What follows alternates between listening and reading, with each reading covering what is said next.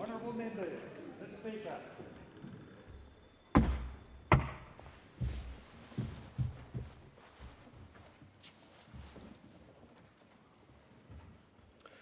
I acknowledge the Ngunnawal and Ngambri peoples who are the traditional custodians of the Canberra area and pay respect to the elders, past and present, of all Australia's Indigenous peoples. Almighty God, we humbly beseech thee to vouchsafe thy blessing upon this Parliament.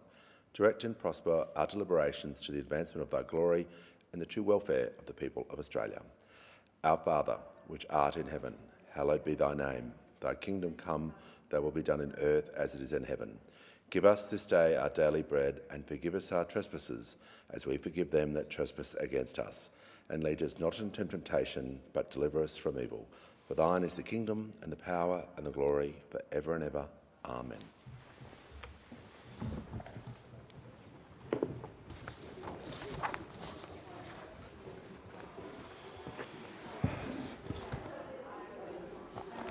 Members can leave the chamber as quickly and as quietly as possible. I'll call the clerk. Government business, notice number 1, statements on the significant matter on the High Seas Treaty. I'll give the call to the Minister for the Environment and Water. Thank you, Mr Speaker. Last week, the Australian Government tabled the High Seas Biodiversity Treaty in Parliament as part of our global commitment to better protect the world's oceans. Each country has responsibility for its own waters, of course, but until now there has been no agreement on how to protect biodiversity beyond national jurisdictions. The new treaty creates stronger protections for our oceans and provides opportunities for international collaboration, including on marine science, traditional knowledge and the establishment of marine protected areas. Through this treaty, the world is agreeing to cooperate and play by the same rules in some of the world's least discovered, wildest, most mysterious places. Signing the treaty, its tabling in our Parliament and the analysis of how it contributes to our national interest brings Australia another step closer to ratifying this landmark treaty to conserve and sustainably manage marine diversity. Australia is leading cooperation to protect and manage our oceans, and this landmark agreement is the culmination of decades of international effort. Australia was a founding signatory of the treaty in September 2023, following its adoption by the United Nations.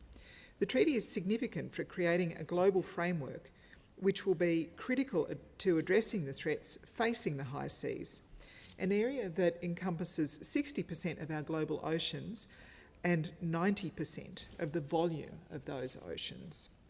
Currently, only about 1% of the high seas are protected.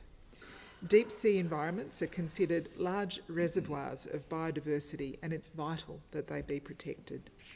As a maritime nation and a nation of ocean lovers, Australia's prosperity relies on a healthy and sustainably managed ocean. The treaty will help to establish high seas marine protected areas, which will complement Australia's own network of domestic marine parks. Together, these protected areas will play an important role in achieving the global target to protect 30% of the world's coastal and marine areas by 2030. This is a commitment that I fought hard for and the world agreed to through the Montreal-Kunming Global Biodiversity Framework. I've since got the agreement of all of the states and territories, Labor and Liberal, to commit to this national target. This commitment is a crucial next step in delivering on our promise to protect and restore nature. Healthy and resilient oceans are crucial to our engagement with our Pacific family and our Indian Ocean neighbours. Oceans connect us to our region and beyond through shipping and trade routes and the tourism that underpins many Indo-Pacific economies. They provide the foraging and travel paths for migratory species, and they regulate the global climate. The ocean produces more than half of the oxygen we breathe. But pollution travels, as do invasive species, and threats to the ocean are transboundary and impact all of us. The Albanese government is working hard to protect the ocean on a number of fronts. I'm continuing to fight for a strong, internationally binding plastics treaty so we can realise our dream of seeing a plastic-free Pacific in our lifetimes. And last year, I tripled the size of the Macquarie Island Marine Park, placing an area the size of Germany in the highly protected no-take zones. This was the largest contribution to ocean conservation anywhere in the world last year, and it won't be our last. As a demonstration of our commitment to this treaty, Australia has committed $3 million through the Office of the Pacific Ocean Commissioner to support Pacific countries to sign and ratify this important work. The treaty will be considered by the Parliamentary Joint Standing Committee on Treaties, which will provide recommendations on ratification. The treaty is a culmination of more than 20 years of international effort, and our commitment continues. We are delivering on our promise to work to ratify the treaty and bring it into force as soon as possible. I want to acknowledge and thank the many committed public servants and environmental groups who have played such a crucial role in getting the treaty to this stage. Thank you. And I give the call to the Honourable Member for O'Connor. Thank you, Mr Speaker, and the Coalition thanks the Government and Minister Plibersek for the opportunity to speak on this issue today. On behalf of our Shadow Environment Minister, Senator Dunham, we also thank them for letting us know late yesterday that this issue would be coming before the House this morning. The Government and the Minister won't be hearing any objections or criticism from us today on the work that has been done and continues to be done on the United Nations Agreement on Biodiversity beyond national jurisdiction, or as is often better known, the BBNJ Agreement. That's because this matter has been for many years the subject of bipartisan agreement. Indeed, there has been a very long history of Australian activity and involvement that dates back more than 2 decades. With no disrespect intended to the current Minister and current Government and the various ministers and governments in between, the Coalition would actually like to pay particular tribute today to the Howard Government and its first Environment Minister, Robert Hill. They first saw the need for Australia to become actively involved in this particular process. Accordingly, they pioneered a considerable range of work in our country and beyond in relation to ocean conservation and protection. More specifically, they also genuinely played a leading role in bringing together governments to better care for the conservation of what is known as the high seas that exist beyond conventional international boundaries. Former Senator Hill later became a Commissioner of the Global Ocean Commission, a role which has allowed him to continue to play a key role in efforts to broker international consensus. It was also during those years of the Howard Government, in particular, that Australia made its biggest strides in addressing and improving marine biodiversity more generally and laid the most important foundations in helping Australia to increase the size of our protected marine areas. Ultimately, by the time the Morrison government left office in 2022, that figure had reached 43%, well in advance of the 30% target for which many nations now strive as part of what is widely known as the 30 by 30 framework. Foremost amongst the reasons for the pursuit of progress under the BBNJ agreement, there have been increasing pressures and competitive demands in relation to human activity in the world's marine areas. Indeed, the task of appropriately balancing environmental imperatives with economic priorities in marine areas have typically become an ever more serious challenge for governments around the world, and very few of them get it right. Accordingly, there is still much to be achieved by governments in an economic sense, especially for commercial fishers around the world who are arguably now facing the biggest range of pressures in their entire history. However, from an environmental standpoint, the work on the BBNJ agreement and the High Seas Treaty more specifically genuinely represents one of the very best blueprints for collaboration on sensible and serious dialogue and solutions. That has been apparent at most stages of the long process towards ratification of the treaty. including the quick embrace by many countries of the opportunity to formally sign it once this became possible in late September 2023. Of course, being in opposition, our side of politics doesn't always have full visibility over everything that the Minister is undertaking in this space. However, we commend her for the role in ensuring that Australia acted very speedily once the opportunity to formally sign the treaty became available, and for helping our country to operate very effectively in its capacity as a member of the High Ambition Coalition of countries. We likewise understand that she is faithfully discharging the many other responsibilities and obligations that are incumbent on her as Australia's Federal Environment Minister in this range of endeavour.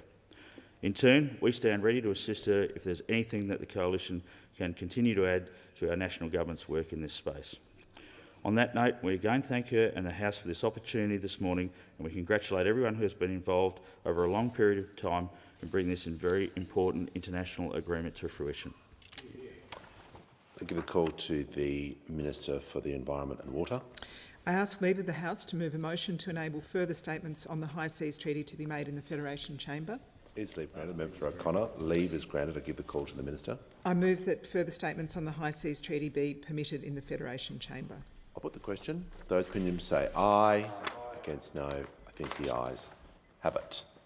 I'll just call the clerk. Government business. Order of the day number 1. Criminal Code Amendment, Deepfake Sexual Material Bill 2024. Further consideration. The member for Warringah is seeking the call. Speaker, I'd seek leave to withdraw the amendment circulated in my name yesterday due to an error that was included in it and obviously the division that was called in respect to it.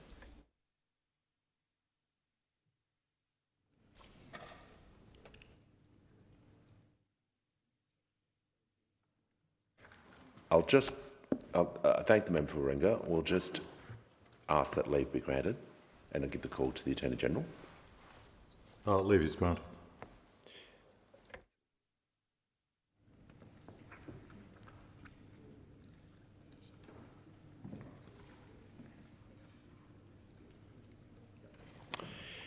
So the question before the House now is that this bill be now read a second time. I'll put the question immediately. Those opinions say aye. Against no. I think the ayes have it, and I call the clerk.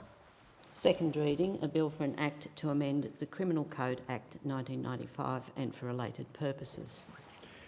Is leave granted for the third reading to be moved immediately? Give the call to member for O'Connor. Leave is granted. And I call the Attorney General. Thank you, Mr Speaker. I move that this bill be now read a third time.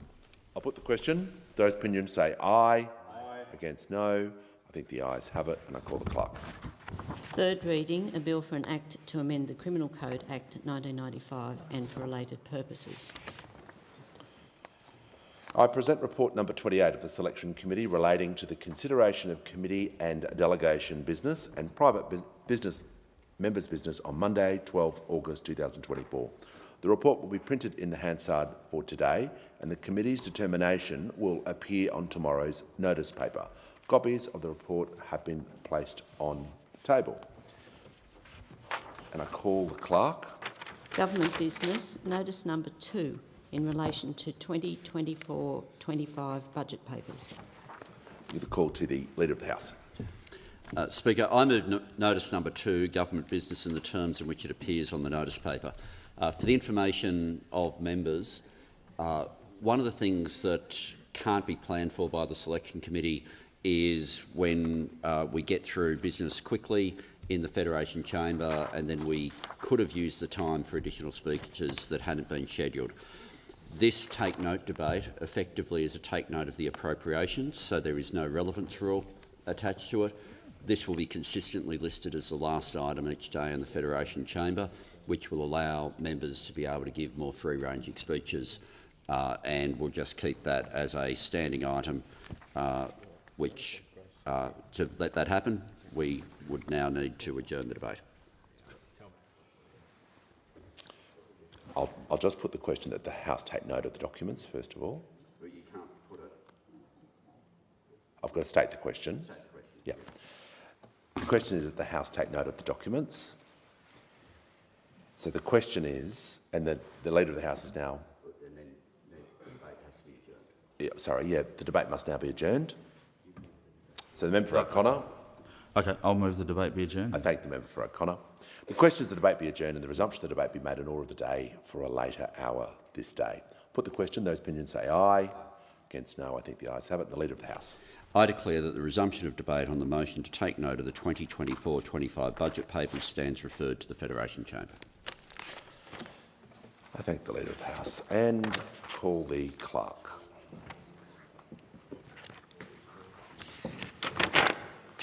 Government business, notice number 3, Future Made in Australia Bill 2024. I call the Treasurer. Thanks, Mr Speaker. I present the Future Made in Australia Bill 2024 and the explanatory memorandum to this bill and the Future Made in Australia Omnibus Amendments number 1 Bill 2024. Thank you. I call the clerk. First reading, a bill for an act to unlock investment in a future made in Australia and for related purposes. The call to the Treasurer. Thank you, Mr Speaker. I move that this bill be now read a second time. Today we are proud to introduce the Future Made in Australia Bill 2024. This bill is a major step in implementing the Albanese Labor government's Future Made in Australia agenda to deliver our country's next generation of prosperity. It brings us closer to our vision for a prosperous future for all Australians, and it helps us secure Australia's place in a shifting global economic and strategic landscape on the back of the global transition to net zero. The world is changing, and the pace of that change is accelerating as the planet moves to a future powered by cheaper and cleaner energy. As the Prime Minister has said, this change means we are in the middle of the biggest transformation in the global economy since the Industrial Revolution. At the same time, geostrategic competition is growing. The international rules-based order is under constant pressure. Population demographics are shifting, and the risk of major supply shocks is rising. Amidst all of this churn and change, our path to prosperity is clear. Australia has been dealt the most incredible set of cards to make ourselves the primary beneficiaries of the global net zero economy. We have a unique combination of geological, meteorological, geographical and geopolitical comparative advantages. And we know it would be an egregious breach of our responsibilities, our generational responsibilities as a government, if we didn't play this winning hand. This bill is all about realising our genuine advantages and recognising that our future growth prospects lie at the intersection of our industrial, resources, skills and energy bases and our attractiveness as an investment destination, so we can grasp the jobs and opportunities of the clean energy transition. The world is moving on and Australia needs to move with it, because if we get stuck in the past, this country will be poorer and it will be more vulnerable, and we won't make the most of the golden opportunity before us. Our Future Made in Australia agenda responds to this.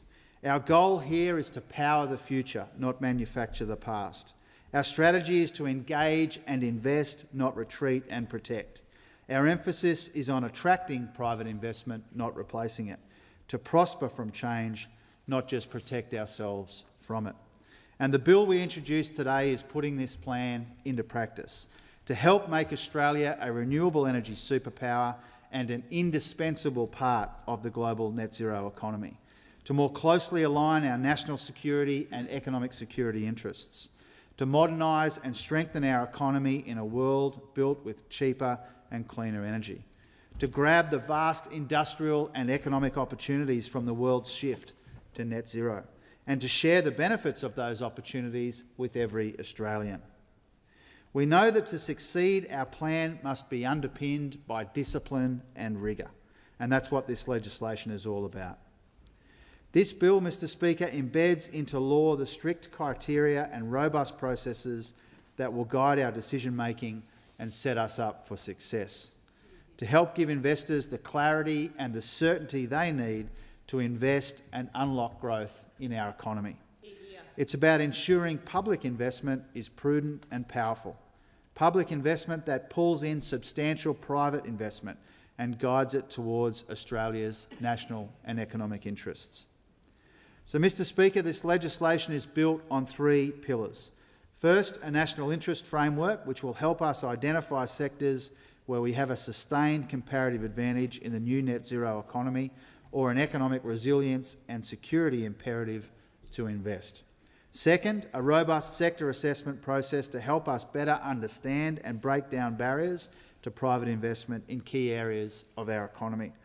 And third, a set of community benefit principles that will ensure public investment and the private investment it generates leads to strong returns, but also leads to stronger communities.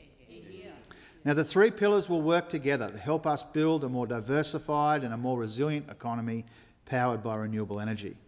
The framework helps determine our investment direction. The Treasury-led sector assessments will help us identify and address the barriers to attracting that private capital that we need. And the principles will make sure the benefits flow to communities and workers and businesses right around our country. Mr Speaker, the National Interest Framework outlines criteria to assess sectors against, to determine where it is in Australia's national interest to unlock private investment at scale. It has an economic security and resilience stream where domestic sovereign capability is necessary to protect our national security interest or ensure our economy is sufficiently resilient to shocks. And a net zero transformation stream where industries support global decarbonisation and there is a reasonable prospect of a sustained comparative advantage. Now, we've already put the framework into action. It informed our Future Made in Australia investment focus in the budget on refining and processing critical minerals, producing renewable hydrogen, exploring production of green metals and low-carbon liquid fuels, and supporting targeted manufacturing of clean energy technologies, including solar, and value adding in the battery supply chain. Now, this bill will enshrine the framework into law. The framework will be supported by transparent, Treasury-led analysis of the extent that sectors align with the national interest framework. And the bill empowers the government to direct Treasury to undertake independent assessments, and these assessments will be tabled in Parliament to support transparency and rigorous decision-making and help deliver value for money. Mr Speaker, public investment will be an important and substantial part of our plan, but it's only a sliver of the private investment that we need to attract to transform our economy. The most important role for public investment will be to unlock the vast amount of private sector capital that we will need to deploy, an additional $225 billion by 2050 by one estimate, to transition the energy system and realise net zero opportunities in heavy industries. And the framework and the sector assessments will be instrumental here, identifying the barriers to private investment and opportunities to address them, informed by Treasury's expert analysis and evidence-based assessments on top of their normal policy advice, helping private investors to make considered decisions confident that they know where the government stands. So, Mr Speaker, the bill will also outline a series of community benefit principles, because we know that just pumping capital into the transformation won't be enough if we don't pay attention to how we deploy it. The principles will ensure that our investments promote safe and secure and well-paid jobs with good conditions, develop skilled and inclusive workforces, take a collaborative approach to engaging local communities, including First Nations communities and communities directly affected by the transition to net zero, strengthen our domestic industrial capabilities and our local supply chains, and also demonstrate transparency and compliance with Australia's tax system. They'll be applied on a program-by-program basis, recognising the different contexts and opportunities of these investments, including through Future Made in Australia plans, a new tool to support broader community benefits so they're delivered in a way that is fit for purpose and project specific. These principles will be our lodestar to help ensure our people and our economy are the primary beneficiaries of change, and we'll consult on the details of how the principles and plans will be put into practice. So, Mr Speaker, our $22.7 billion budget investment demonstrates our commitment to this agenda. But as I said, it's only a fraction of what we will need. Public investment will show us the path to a future made in Australia, but private capital will pave the way. That's why our Future Made in Australia agenda is an investment strategy and it's a growth strategy, to provide investors with the clarity and certainty and the cooperation that they need from government. And this bill embeds the discipline and the rigour to make it succeed. Because the time to act is now. The world is changing with or without Australia. The golden opportunity in front of us will disappear if we don't take these steps. We've already suffered enough through a decade of denial and delay under those opposite. And if they had their way, there'd be another wasted decade ahead, going down a nuclear road to nowhere. We have chosen a better path, Mr Speaker, a path to prosperity, a path that is mainstream and middle of the road, that reflects the new economic orthodoxy of a churning and changing world, a path backed by evidence and supported by science, a path that will be rigorously interrogated and transparently explained to the Australian people, a path that uplifts all Australians and every community, not just some, a path that leads to a future made right here in Australia. Full details of the measure are contained in the explanatory memorandum. The debate must now be adjourned. Give the call to Member O'Connor. I move the debate now be adjourned. The question is the resumption of the debate be made in order of the day for the next sitting. I'll put the question. Those opinions say aye. Against no. I think the ayes have it. And I call the clerk. Government business, notice number 4. Future Made in Australia Omnibus Amendments number 1 Bill 2024. I give the call to the Minister for Climate Change and Energy. Mr Speaker, on behalf of the Treasurer, I present the Future Made in Australia Omnibus Amendments number 1 Bill 2024. I call the clerk. First reading, a bill for an act to amend laws to unlock investment in a future made in Australia and for related purposes. Give a call to the Minister. Mr Speaker, I move that this bill now be read a second time. Today I'm proud to introduce the Future Made in Australia Omnibus Amendments number 1 Bill.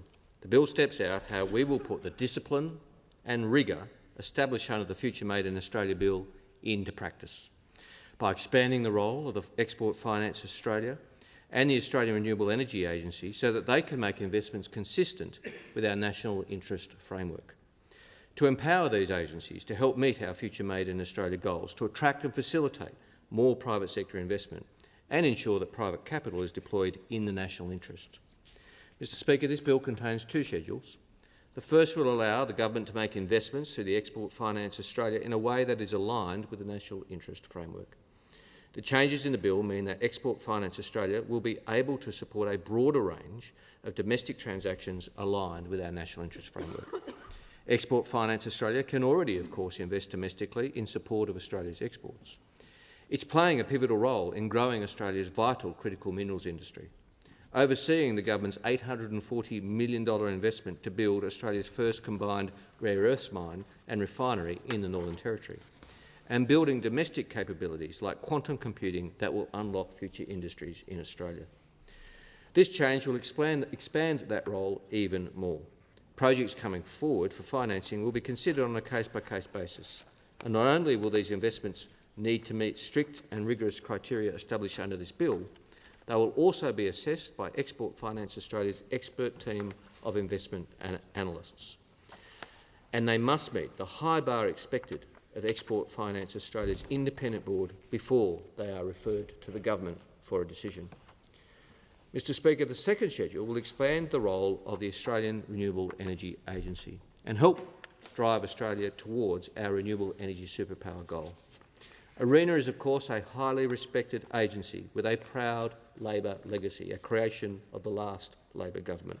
It has a strong track record of supporting the commercialisation of Australian innovation needed not only to address climate change, but to capitalise on the huge economic and jobs opportunities that tackling climate change represents for our renewable-rich nation.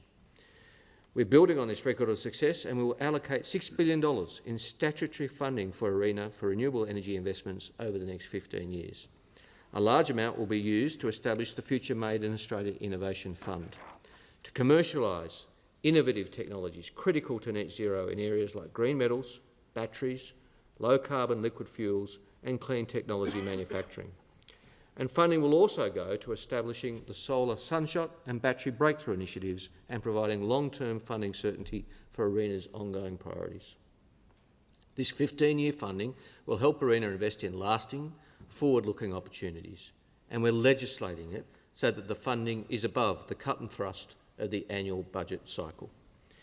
Mr Speaker, these changes enhance governance at Export Finance Australia and at ARENA, making the Minister for Finance a responsible minister for both agencies alongside existing relevant ministers as is appropriate, and allowing ARENA to employ its own staff to make it easier to draw in other expertise when needed, to transform our economy and grasp the vast opportunities of the energy transition. Sizable amounts of public investment will be deployed by both these agencies, and our goal here is for this public investment to catalyse private sector investment of much greater quantity in the national interest.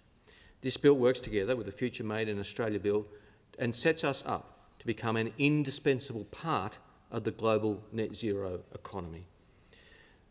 The Future Made in Australia bill lays the foundations upon which our entire agenda will be built, embedding into law the strict criteria and robust processes that will guide our decisions and set us up for success.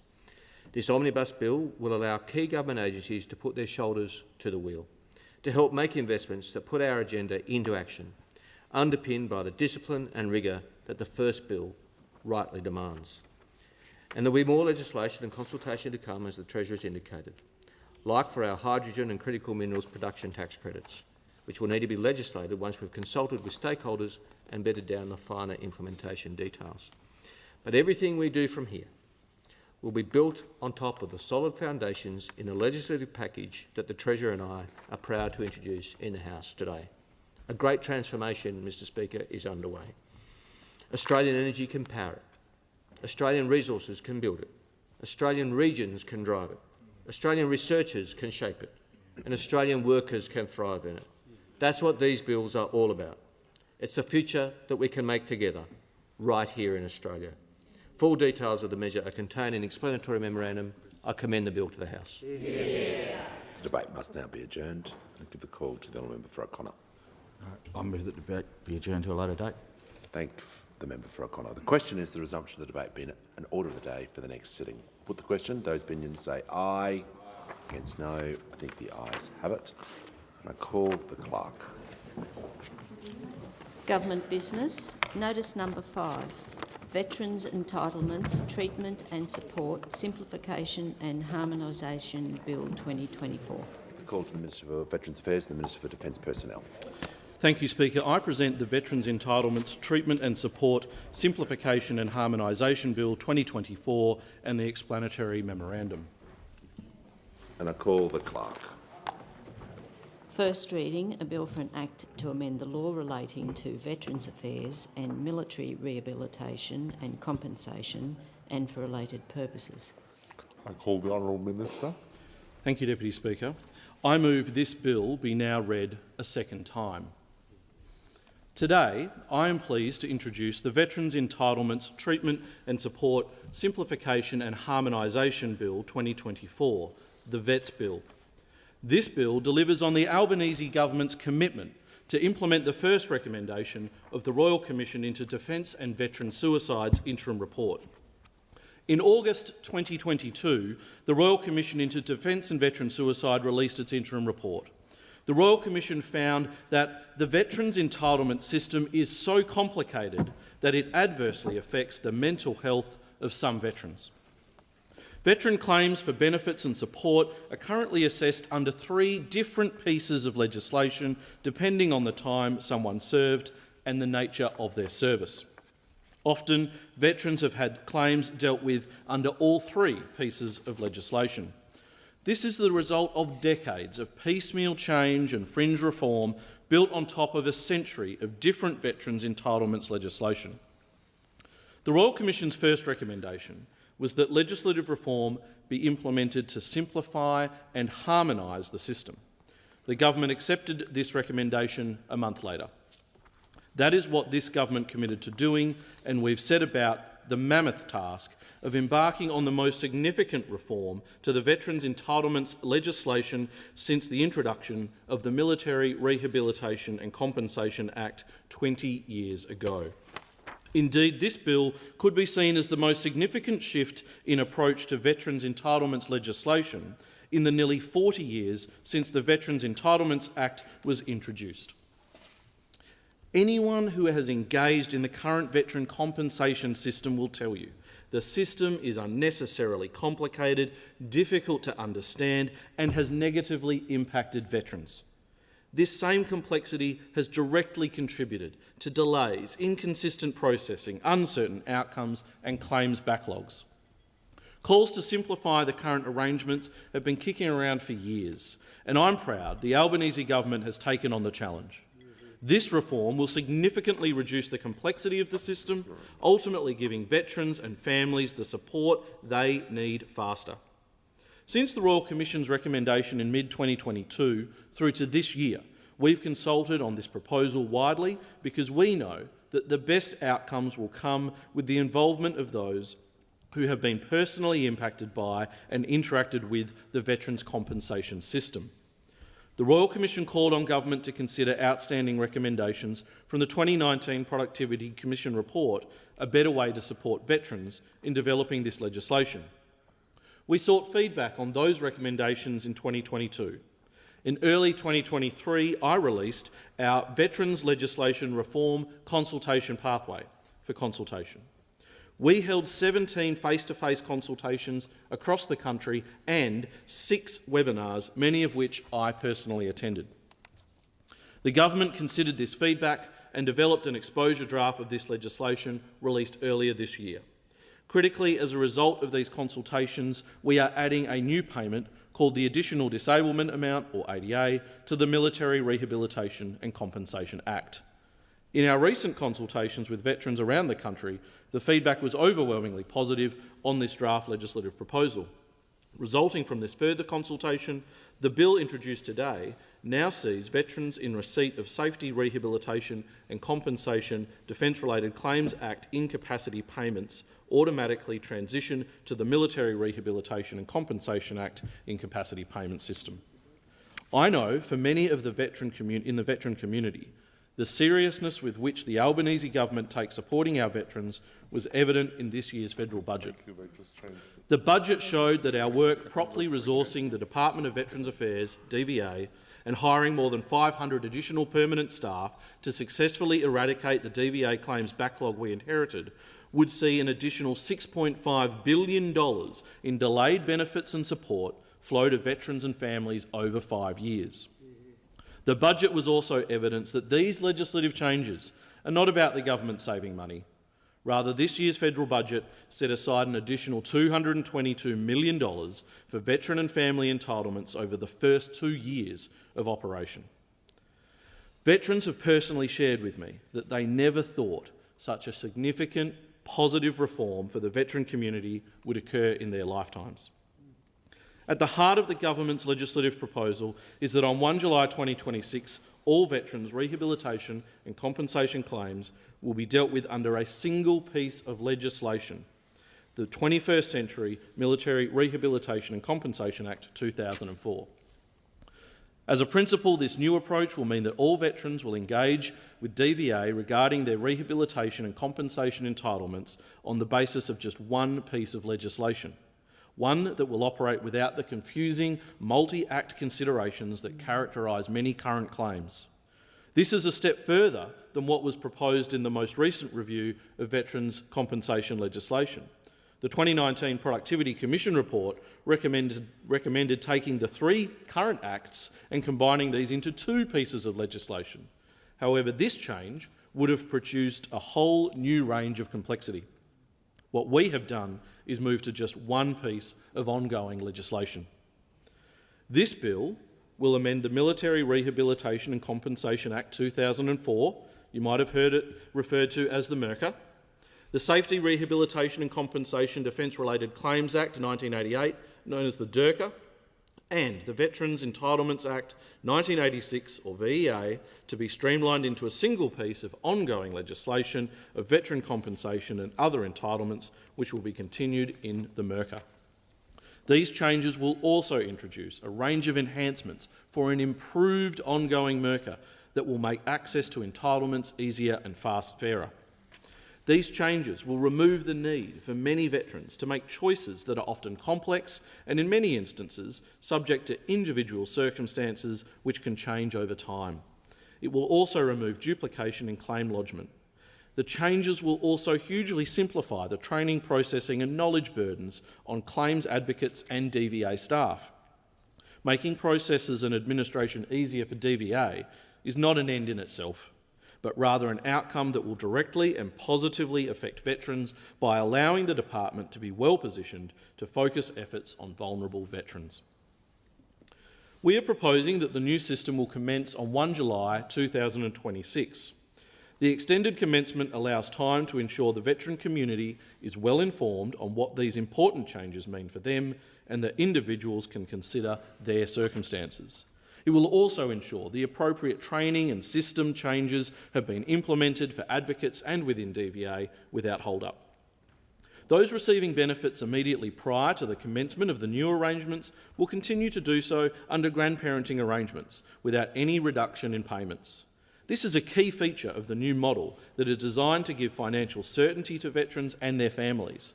The provisions also operate to ensure that any payments being received will continue to be indexed annually.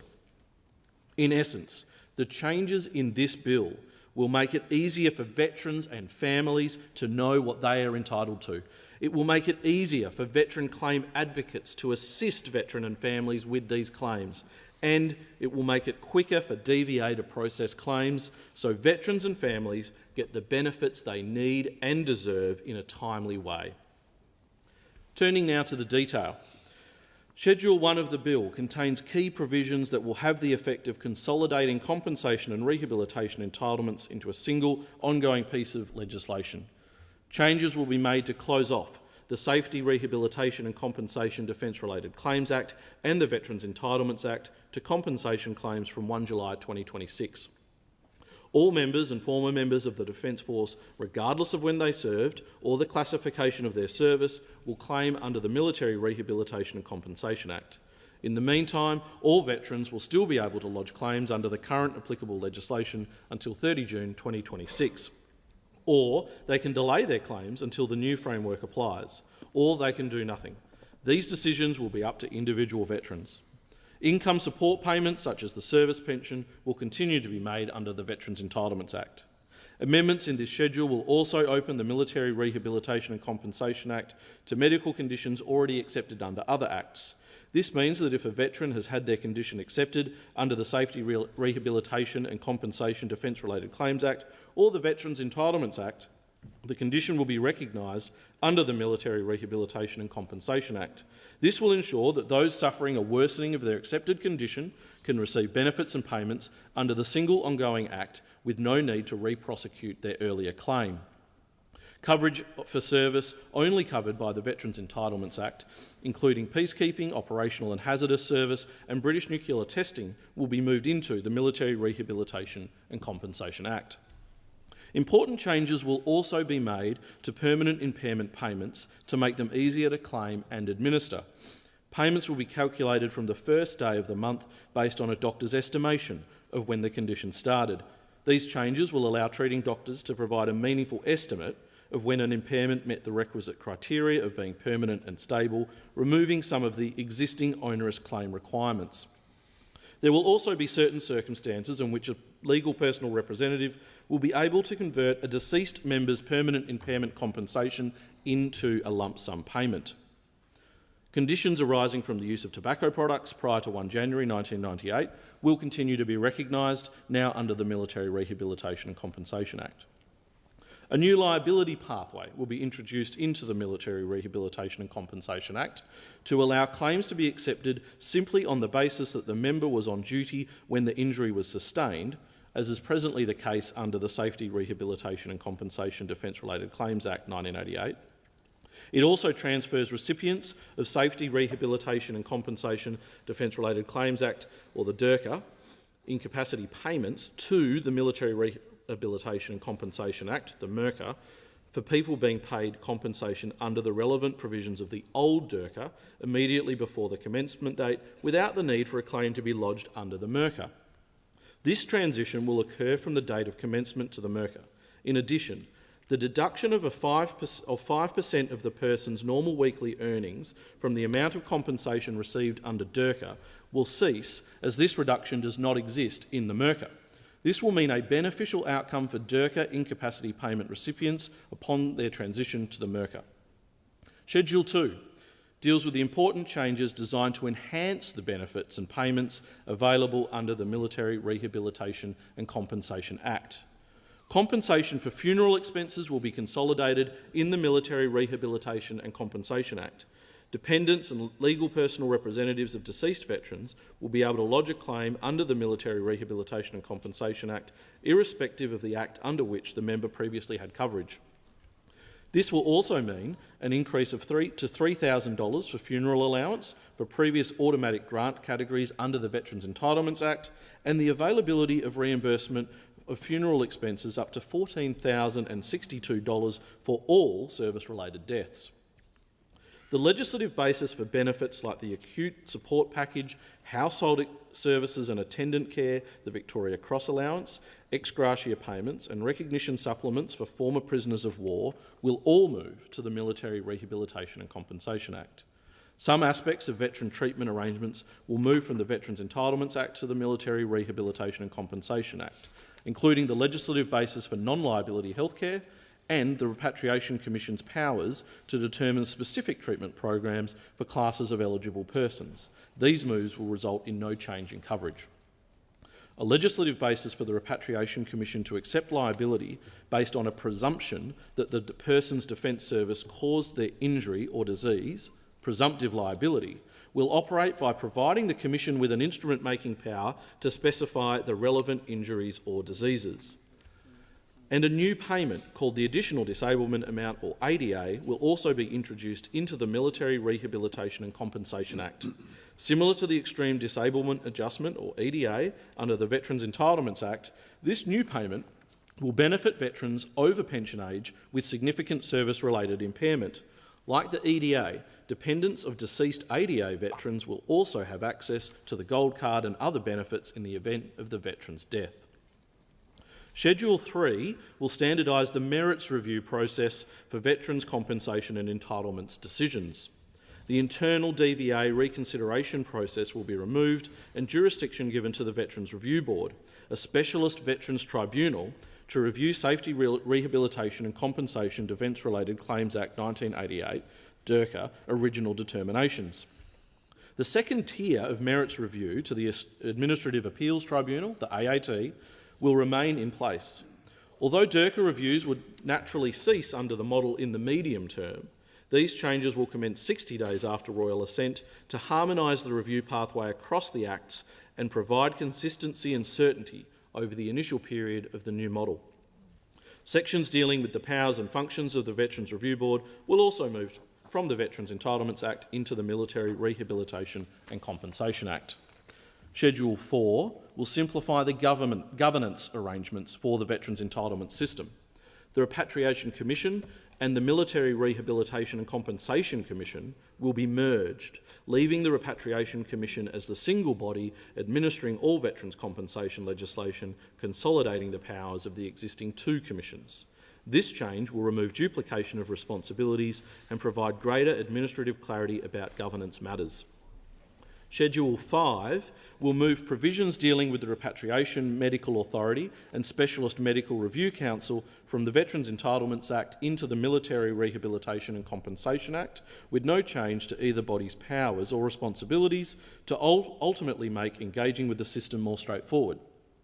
There will now be a change, however, so that where the Repatriation Medical Authority updates a Statement of Principles, or an SOP, between the veteran's primary and reviewable decision, the version of the SOP which is the most beneficial to the veteran's circumstances will now be applied. Schedule 6 makes important changes to to when the disability compensation payment will stop under the Veterans Entitlements Act. Currently, under the Veterans Entitlements Act, the disability compensation payment cannot be paid for the 14-day pension period in which a person dies. This resulted in some horrible situations where grieving families are asked to pay back a debt. This schedule will change the cessation of disability compensation payment to the date of the person's death, harmonising the position in the Veterans Entitlements Act and the Military Rehabilitation and Compensation Act, as well as income support payments.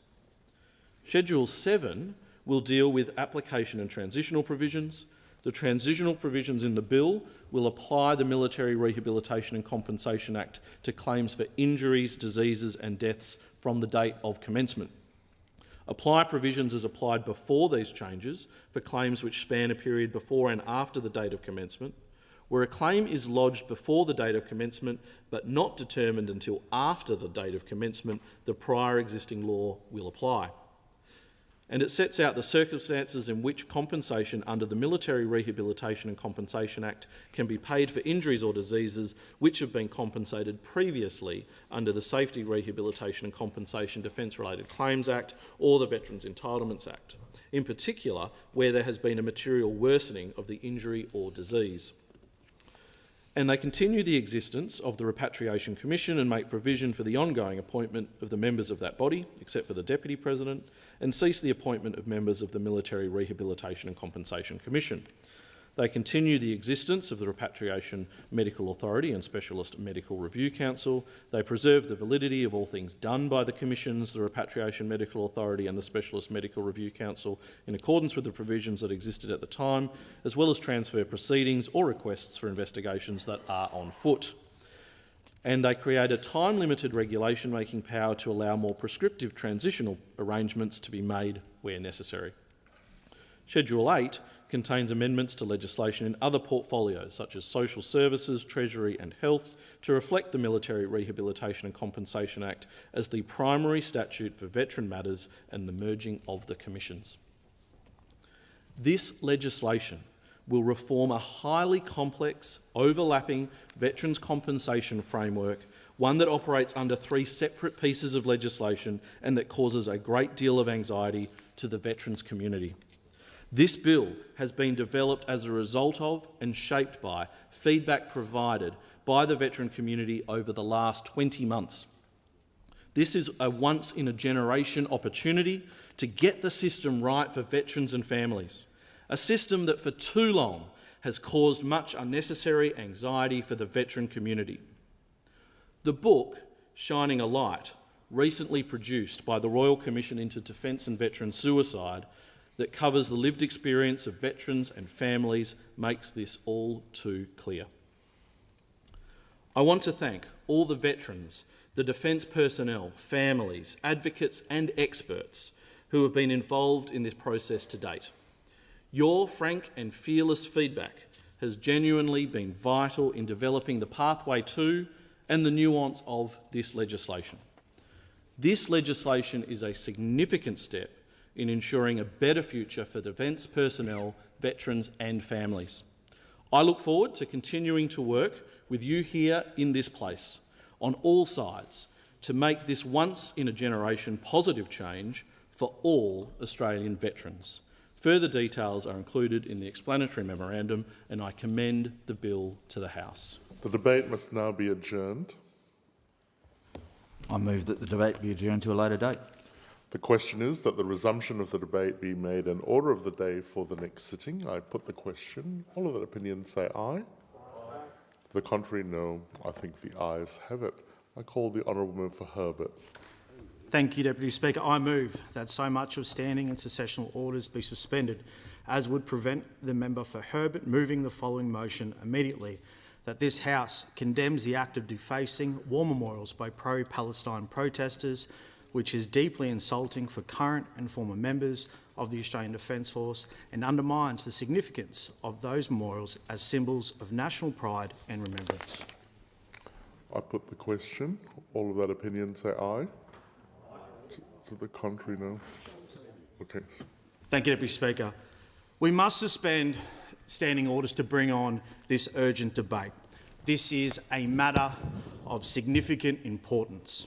It is our responsibility to the community, as a parliament, to debate these serious topics here in this nation's parliament.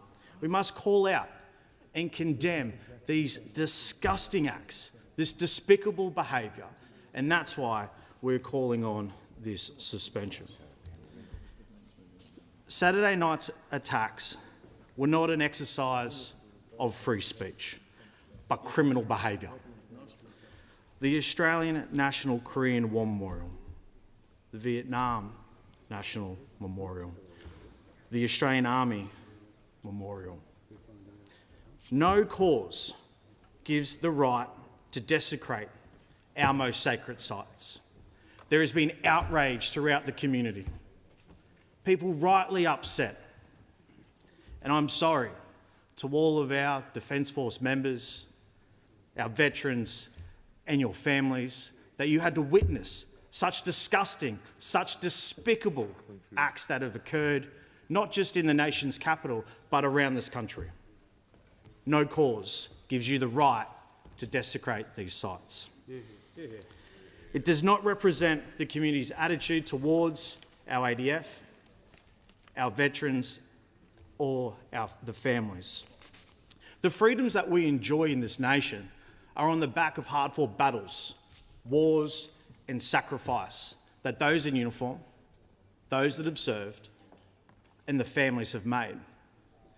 To turn on the TV, to wake up in the morning, to open the paper, to see criminal activity, to see vandalism, spray painting, desecration of the Australian War Memorial and other war memorial sites is not just a kick in the guts to every veteran, it's a slap in the face to the Australian public who believe in the rule of law, freedom of speech. This should never occur in this country or anywhere else around the world. And I don't believe it is being condemned enough in this parliament. I don't believe that we have had time to debate, to call out, and to say we stand as one, because this behaviour needs to stop. The veteran community is rightly angry. From the time the first person would have seen this disgraceful vandalism, my phone, my social media, my door even being knocked on, like many other people in Parliament, from veterans who are angry, who are disgusted, who are sad that this is what's occurred. And here's what a few veterans have had to say. We should be proud of all of our veterans and those who have served. Those who desecrate memorials should be jailed. This does not fall under freedom of speech. Another veteran, a veteran's son, said, as a son of a Kapyong veteran, I'm disappointed that people have no respect for the personnel that put on the uniform in our armed service. Another veteran, it's so sad that these people who have fought, died for our freedom, and this is the thanks that they get. I try not to hate anything, but I do hate the people who desecrate war memorials. This is disgraceful. I do not stand for those who have desecrated these war memorials. People have paid the ultimate sacrifice for our freedom, and they deserve respect. This makes my blood boil.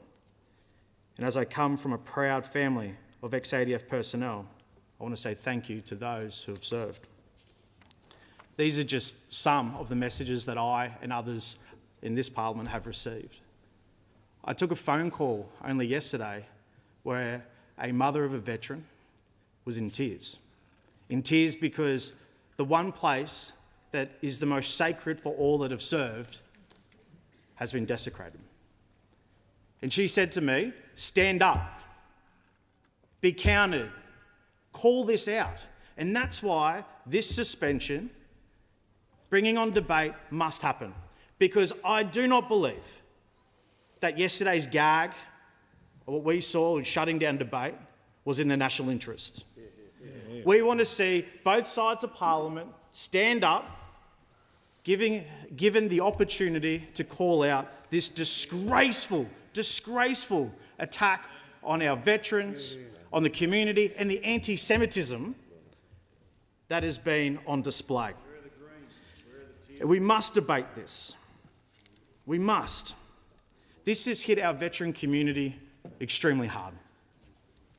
And I think that it's right to say that they expect more from us. We have a responsibility to our communities and the people that we represent. This is the nation's national parliament. We must condemn these disgusting acts. And yesterday's move to gag debate, to shut down the discussion, is abhorrent. To say there was no time, it took 25 minutes from the first mover to when the debate was gagged. You cannot tell me that you have no time to stand up and condemn these disgraceful, despicable acts. In every single speech from a government minister and the Defence Minister should stand up and say, we stand as one in this parliament, because that's not the message that the Australian people saw yesterday. And it shouldn't be concerning for the government, because this is the same wording in this suspension as Senator Lambie's motion in the other place on Monday. We want debate to occur because our veterans, this country, wants to see us standing as one and condemning the disgrace of the Greens, the disgrace of their commentary of late, saying that desecrating the Australian War Memorial is somehow a part of their free speech. Somehow a part of free speech. They are not fit to sit in Parliament, and they are not fit to co-govern with the Labor Party. They are a disgrace. And because you cannot call them out, because you cannot stand up and debate this with us today, that is why a second suspension has been brought on. Because I would have thought that yesterday was the time for when the opposition and the government could stand as one and say that the despicable commentary from the Greens, the kick in the guts to all the veterans from their commentary should be rightly condemned. But that we didn't see that. We saw the debate be gagged, shut down, not discussed. That is disgraceful, absolutely disgrace. These individuals, these people in the Greens movement who are justifying this as a form of expression is despicable, deeply disrespectful to the memories enshrined in those on the War Memorial. More than 100,000 names are etched on the War Memorial. Some of them are my mates. And I can tell you now, every time I hear about the War Memorial being desecrated, vandalised, it makes my blood boil. And then it makes me so angry that I see people that come into Parliament and say, this is a part of free speech. Garbage. It's not a part of free speech. You're a part of the problem. That anti-Semitic disgrace and vandalism that we've seen in war memorials needs to be called out, because I tell you who chants from the river to the sea, Hamas, a terrorist group. And to see the Prime Minister come in here and say, oh, it's okay because Jewish people, as well as people from Palestine, they both say from the river to the sea. Well, that's not what the Jewish community has been telling me, and they are rightly angry. This is a debate that needs to come on.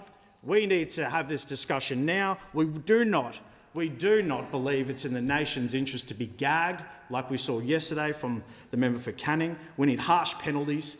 I want to see these scumbags, these criminals who are doing this desecration, be in handcuffs. I want to see them in the street and put in jail. This is not good enough. Bring on debate. Is the motion seconded? That is, I second the motion. The member for Menzies. Thank you, Deputy Speaker. We have patriots on all sides of this chamber. We certainly do. And we have patriots who have served in uniform on all sides of this chamber. And we have heard again and again calls from both sides to lean in to bringing our nation together, because we can all agree it has never been more divided than it is now. Well, here is an opportunity to lean in and focus on the thing that unites us more than any other, our war memorials. Because when you go to our war memorials, you will notice a list of names. There's no rank, there's no race, there's no religion, there's no party political identification. They don't even have honours and medals, because the purity of their name and who they were as humans matters. And on that war memorial are many thousands of people who weren't born in this country. On that war memorial are Christians and Jews and Muslims. And but for the bravery of people of every faith, there would be many more. And I know, as the member for Canning and the member for Herbert know, we saw firsthand the bravery of people of Islamic faith who fought side by side with us.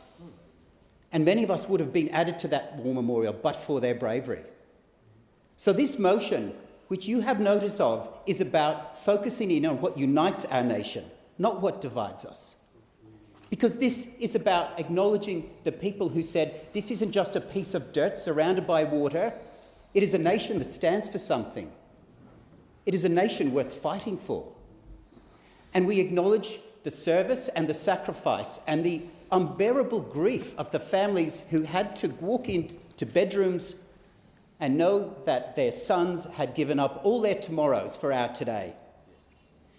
And humans aren't very good at comprehending large numbers. 103,000. Imagine what 103,000 young men looks like. Go to the MCG. Go to the MCG. Stand there and know that in one morning, 640 from Gallipoli took a seat. In 24 hours, less than 2,000, 1,917 from Fromelles took a seat. The most deadliest 24 hours in Australian history. Half the Ponsford stand, 7,000, filled from the Somme. The other half filled from Pozières. Bullecourt saw 2,000. Passchendaele, over 2.5 months, saw 12,000 young Australians pay the ultimate sacrifice. That's 12% of the honour roll in 2.5 months. So by the end of World War I, when our population was a lot less than it is now, 61,000 Australians had died. That's a significant percentage of the MCG for a small population. And in World War II, we saw days where 50 rows were filled from the Montevideo Maru. People from both parties had relatives, including the member for Canning, who went down in that sinking in 7 minutes. We saw 1,054 die, 1% of the honour roll. And then in Korea, 340, Vietnam, 523, Afghanistan, 47, including friends of those on both sides. And what of those left behind? We have an MCG of dead Australians who died for this country, but imagine an MCG full of mums, another MCG of dads, and many, many more of those who were injured and wounded, and those who we have heard from the Royal Commission who took their lives. Because Anzac Day and war memorials are not about glorifying war. They are about acknowledging who we are, who they were, what they did, what they gave up, and what they left behind. But as the sun comes up on Anzac Day and every other day, we don't just acknowledge the grief of what was lost, we acknowledge what they fought for. And we do that with a smile on our face. And we do that thinking of their last memory of home. And all of them had a last memory of home. It would have been a happy one of their family, their friends, their mum and dad, and a place that stood for something. A place that still does. A place worthy of them and a place worth fighting for. So when we stand up at citizenship ceremonies, these war memorials are for every new Australian, every Indigenous Australian, every Jewish Australian, every Islamic Australian, every Christian Australian. It's about what unites us, and we ask you to join us in this motion. The question is that the motion be agreed to, and I call the Honourable Minister. Thank you, Deputy Speaker. We condemn the desecration of this sacred Australian site, and I move that this debate be adjourned. The question is that the debate be adjourned. I put the question. All that opinion say aye. To the contrary, no. No. I think the ayes have it. Division required. Ring the bells for 4 minutes.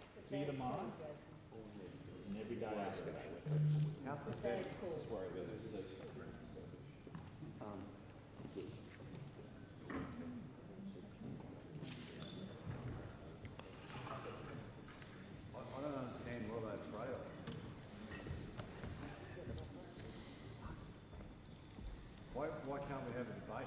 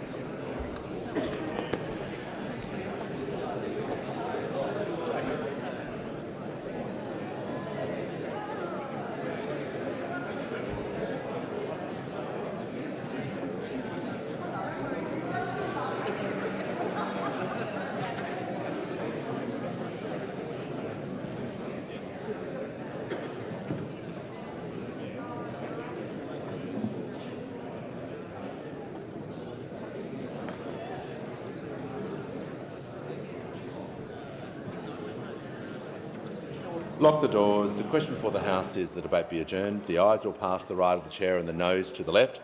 I appoint the honourable members for Werriwa and Bean as tellers for the ayes, and the honourable members for Parkes and Gray as tellers for the noes.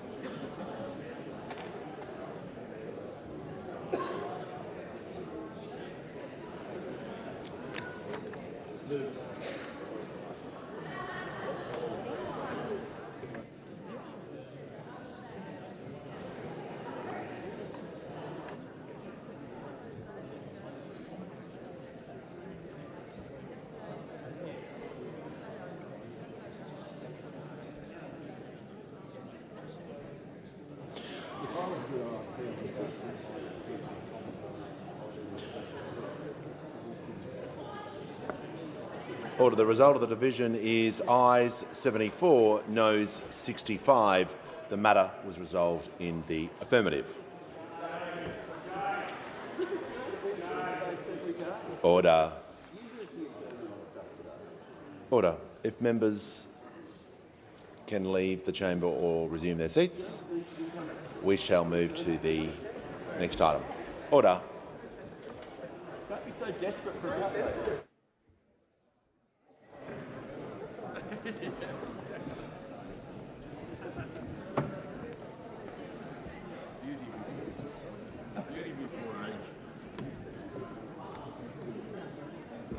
You've got age. Exactly. Why she went first. What fine figures they're keeping us safe.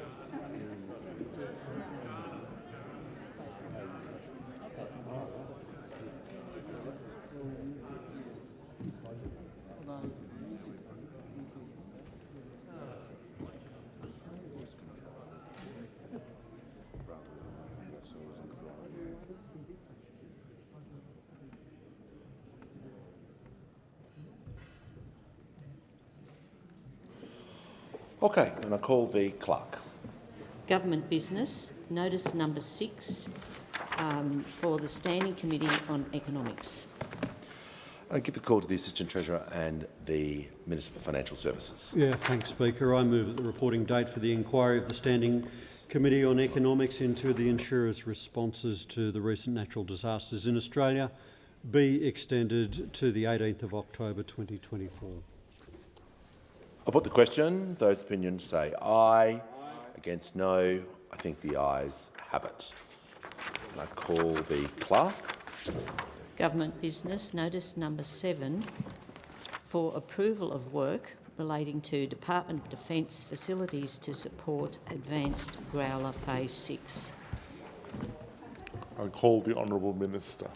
I move that in accordance with provisions of the Public Works Committee Act 1969, it is expedient to carry out the following proposed work, which was referred to the Parliamentary Standing Committee on Public Works and on which the committee has duly reported to Parliament.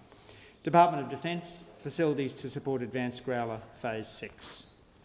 The Department of Defence is proposing works to deliver upgrades to Australia's airborne electronic attack capability, including ongoing advances to the EA-18G Growler aircraft to ensure they remain interoperable with those operated by the United States Navy. The proposed works will provide new and upgraded maintenance, logistics and storage facilities at RAF Base Amberley in Queensland and the Delamere Air Weapons Range in the Northern Territory, and new specialised training facilities at Amberley. The total estimated cost of the works is $228.2 million, excluding GST. The proposed works were referred to the Public Works Committee on 7 February 2024. Following its inquiry, the committee made 2 recommendations. Firstly, the Defence report back to the PwC with the source location of the steel that will be used in the proposed works once identified, and second, the House of Representatives resolved that it is expedient to carry out the proposed works. The issue of the source location of the steel was raised by the member for Macon in the public hearings.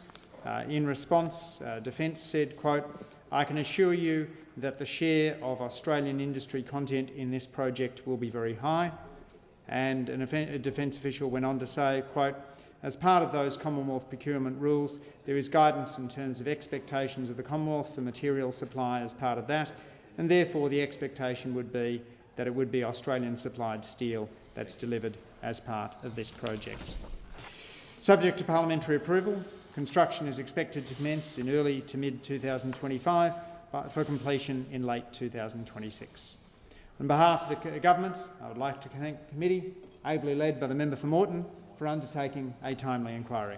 I commend the motion to the House. I put the question. All that opinion say aye. To the contrary, no. I think the ayes have it. I call the clerk. Government business, notice number 8 for approval of work relating to Parks Australia Mutijulu Essential Services Project. I call the Honourable Minister. I move that in accordance with the provisions of the Public Works Committee Act 1969, it is expedient to carry out the following proposed work, which was referred to the Parliamentary Standing Committee on Public Works and on which the committee has duly reported to Parliament. Parks Australia Mutijulu Essential Services Project. Parks Australia is proposing to undertake essential services upgrade works within the township of Mutijulu, which is located within the Uluru-Katajuda National Park in the Northern Territory. The scope of works will include the replacement of essential power, water and sewerage systems across the township. The estimated total cost of the project is $91.87 million, excluding GST. The proposed works were referred to the Public Works Committee on the 27th of February 2024. Following its inquiry, the committee recommended that the House of Representatives resolve that it is expedient to carry out the proposed works. Subject to parliamentary approval, construction is expected to commence in late 2024, with completion in late 2026. On behalf of the government, I'd like to thank the committee, ably led by the member for Moreton, for conducting a timely inquiry. I commend the motion to the House. I put the question. All of that opinion say aye. Aye. To the contrary, no. I think the ayes have it. I call the clerk. Government business, notice number 9. Relating to approval of work, Department of Veterans Affairs proposed fit-out of new leased premises at 18 Marcus Clark Street, Canberra. I call the Honourable Minister. I move that in accordance with the provisions of the Public Works Committee Act 1969, it is expedient to carry out the following proposed work, which was referred to the Parliamentary Standing Committee on Public Works and on which the committee has duly reported to Parliament. Department of Veterans Affairs proposed fit-out of new leased premises at 18 Marcus Clark Street, Canberra. The Department of Veterans Affairs is proposing works to fit out its new national office at 18 Marcus Clark Street, Canberra City. The department expects to relocate to the new office at the expiry of the lease over its current premises in May 2025. The estimated total cost of the works is $29.6 million, excluding GST. The proposed works were referred to the Public Works Committee on the 27th of March 2024. Following its inquiry, the committee recommended that the House of Representatives resolve that it is expedient to carry out the proposed works. Subject to parliamentary approval, construction is expected to commence in August 2024, with completion in April 2025. On behalf of the government, I would like to thank the committee, ably led by the member for Moreton, for undertaking a timely inquiry. I commend the motion to the House. I put the question. All of that opinion say aye. Aye. To the contrary, no. I think the ayes have it. I call the clerk. Government business, notice number 10. For approval of work, Department of Finance proposed fit-out of new Commonwealth Parliament offices, Perth, Western Australia. I call the Honourable Minister. I move that in accordance with the provisions of the Public Works Committee Act 1969, it is expedient to carry out the following proposed work, which was referred to the Parliamentary Standing Committee on Public Works and on which the committee has duly reported to Parliament. Department of Finance proposed fit-out of new Commonwealth Parliamentary offices, Perth, Western Australia. The Department of Finance is proposing works to fit out the new Commonwealth Parliament offices located at 1 The Esplanade, Elizabeth Quay, Perth. The proposed works will provide fit-for-purpose, safe and secure accommodation for ministers, parliamentarians and their staff, together with accommodation for administrative support staff of the Department of Finance. The total budget forecast is $38.2 million, GST exclusive. The proposed works were referred to the Public Works Committee on the 27th of February 2024. Following its inquiry, the committee recommended that the House of Representatives resolve that it is expedient to carry out the proposed works. Subject to parliamentary approval, construction is expected to commence in mid-2024 for completion by February 2025. On behalf of the government, I would like to thank the committee, ably led by the member for Moreton, for undertaking a timely inquiry. I commend the motion to the House. I put the question. All of that opinion say aye. Aye. To the contrary, no. I think the ayes have it. I call the clerk. Government business, notice number 11, relating to approval of work, Department of Defence, Albury-Wodonga Military Area Redevelopment Project. I call the Honourable Minister. I move that in accordance with the provisions of the Public Works Committee Act 1969, it is expedient to carry out the following proposed work, which was referred to the Parliamentary Standing Committee on Public Works and on which the committee has duly reported to Parliament. Department of Defence, Albury-Wodonga Military Area Redevelopment Project. The Department of Defence is proposing works at the Albury-Wodonga Military Area to support career, technical, logistics and trades training of the Australian Defence Force. The proposed works include the upgrade and replacement of site-wide infrastructure, living-in accommodation, messing, training facilities and the demolition of redundant facilities. The estimated total cost of the project is $395.7 million, excluding GST. The proposed works were referred to the committee on the 27th of March 2024. Following its inquiry, the committee recommended that the House of Representatives resolve that it is expedient to carry out the proposed works. Subject to parliamentary approval, construction is expected to commence in late 2024 and be complete by mid-2030. On behalf of the government, I would like to thank the committee, ably chaired by the member for Moreton, for undertaking a timely inquiry. I commend the motion to the House. I put the question. All of that opinion say aye. To the contrary, no. I think the ayes have it. And I call the clerk. Government business, notice number 12 for approval of work, Department of Defence, RAAF Base Wagga Redevelopment Project. I call the Honourable Minister. I move that in accordance with the provisions of the Public Works Committee Act 1969, it is expedient to carry out the following proposed work, which was referred to the Parliamentary Standing Committee on Public Works and on which the committee has duly reported to Parliament. Department of Defence, RAAF Base Wagga Redevelopment Project. The Department of Defence is proposing works at RAAF Base Wagga to support recruitment, technical, logistics and trades training of the Australian Defence Force. The proposed works include the upgrade and replacement of site-wide infrastructure, living-in and working accommodation, messing, training facilities, health and wellbeing and logistics facilities, and the demolition of redundant facilities. The estimated total capital cost of the project is $590 million, excluding GST. The proposed works were referred to the Public Works Committee on the 27th of March 2024. Following its inquiry, the committee recommended that the House of Representatives resolve that it is expedient to carry out the proposed works. Subject to parliamentary approval, construction is expected to commence in late 2024 and be complete by mid-2031. On behalf of the government, I would like to thank the committee, ably chaired by the member for Moreton, for undertaking a timely inquiry. I commend the motion to the House. I put the question. All of that opinion say aye. To the contrary, no. I think the ayes have it. I have received a message from the Senate returning the Health Insurance Legislation Amendment, Assignment of Medicare Benefits Bill 2024 without amendment. I call the clerk. Government business, order of the day number 2, Nature Positive Environment Protection Australia Bill 2024. Resumption of debate on second reading and on the amendment moved by the member for Ryan to the amendment moved by the member for Fairfax.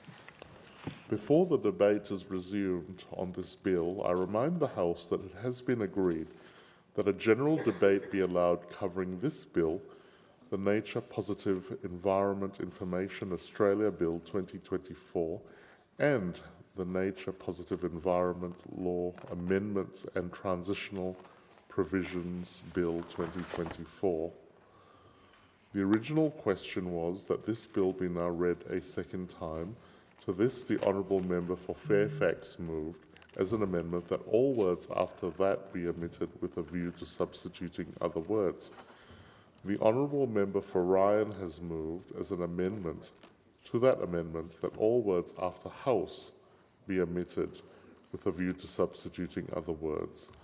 The question is that the amendment moved by the Honourable Member for Ryan to the amendment moved by the Honourable Member for Fairfax be agreed to, and I call the Honourable Member for Fraser.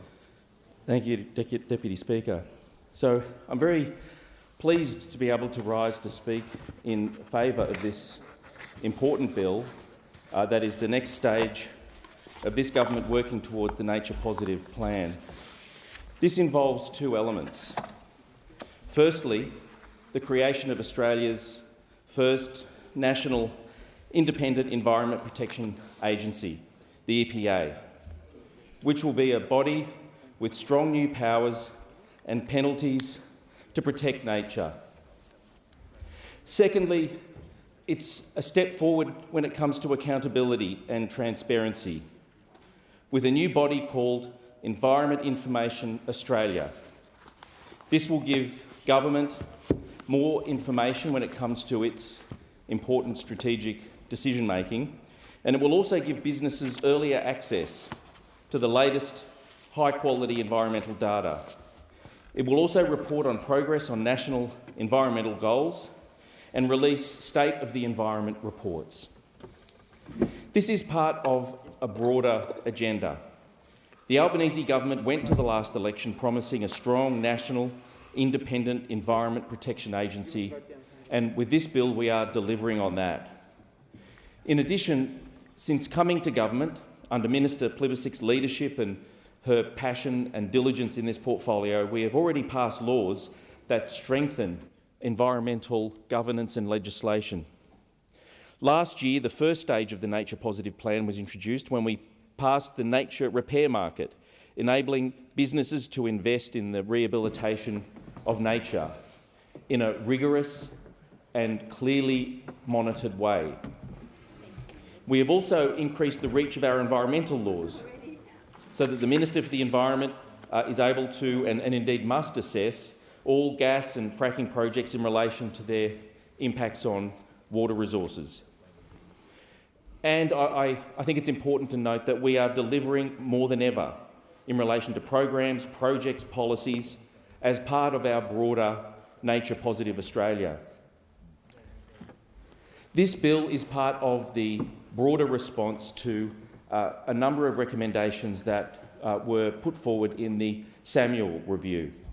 The Samuel Review was an independent review of the Environmental Protection and Biodiversity Act, which is undertaken every 10 years. These are very important reviews that enable government, parliament and broader stakeholders to see if the Act is operating as it should.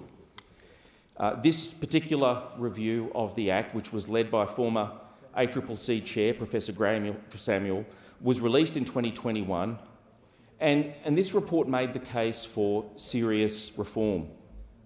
The recommendations contained in the Samuel Review were underpinned in part, and one of its major themes was the need for greater Commonwealth-level involvement in a range of areas of regulation. And some of the key recommendations there were Recommendation 1, which stated that matters of national environmental significance should be dealt with by Commonwealth responsibilities for the environment. Recommendation 3, which was that the EPBC Act should be immediately amended to enable the development and implementation of legally enforceable national environmental standards. And there were also a number of issues that related to compliance. So Recommendation 30, which was that the Commonwealth should immediately increase the independence of and enhance Commonwealth compliance and enforcement. And Recommendation 33, which was to monitor and evaluate the effectiveness of the EPBC Act, and the Commonwealth should immediately, and there was a subpart of that recommendation, establish a national environmental standard for environmental monitoring and evaluation of outcomes to ensure that all parties understand their obligations to monitor, evaluate and report. There were a number of issues identified in relation to audits.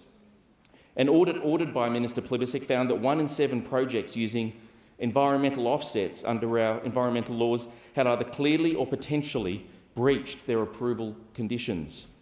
A separate audit found that 1 in 4 had potentially failed to secure enough environmental credits to offset the damage they were doing.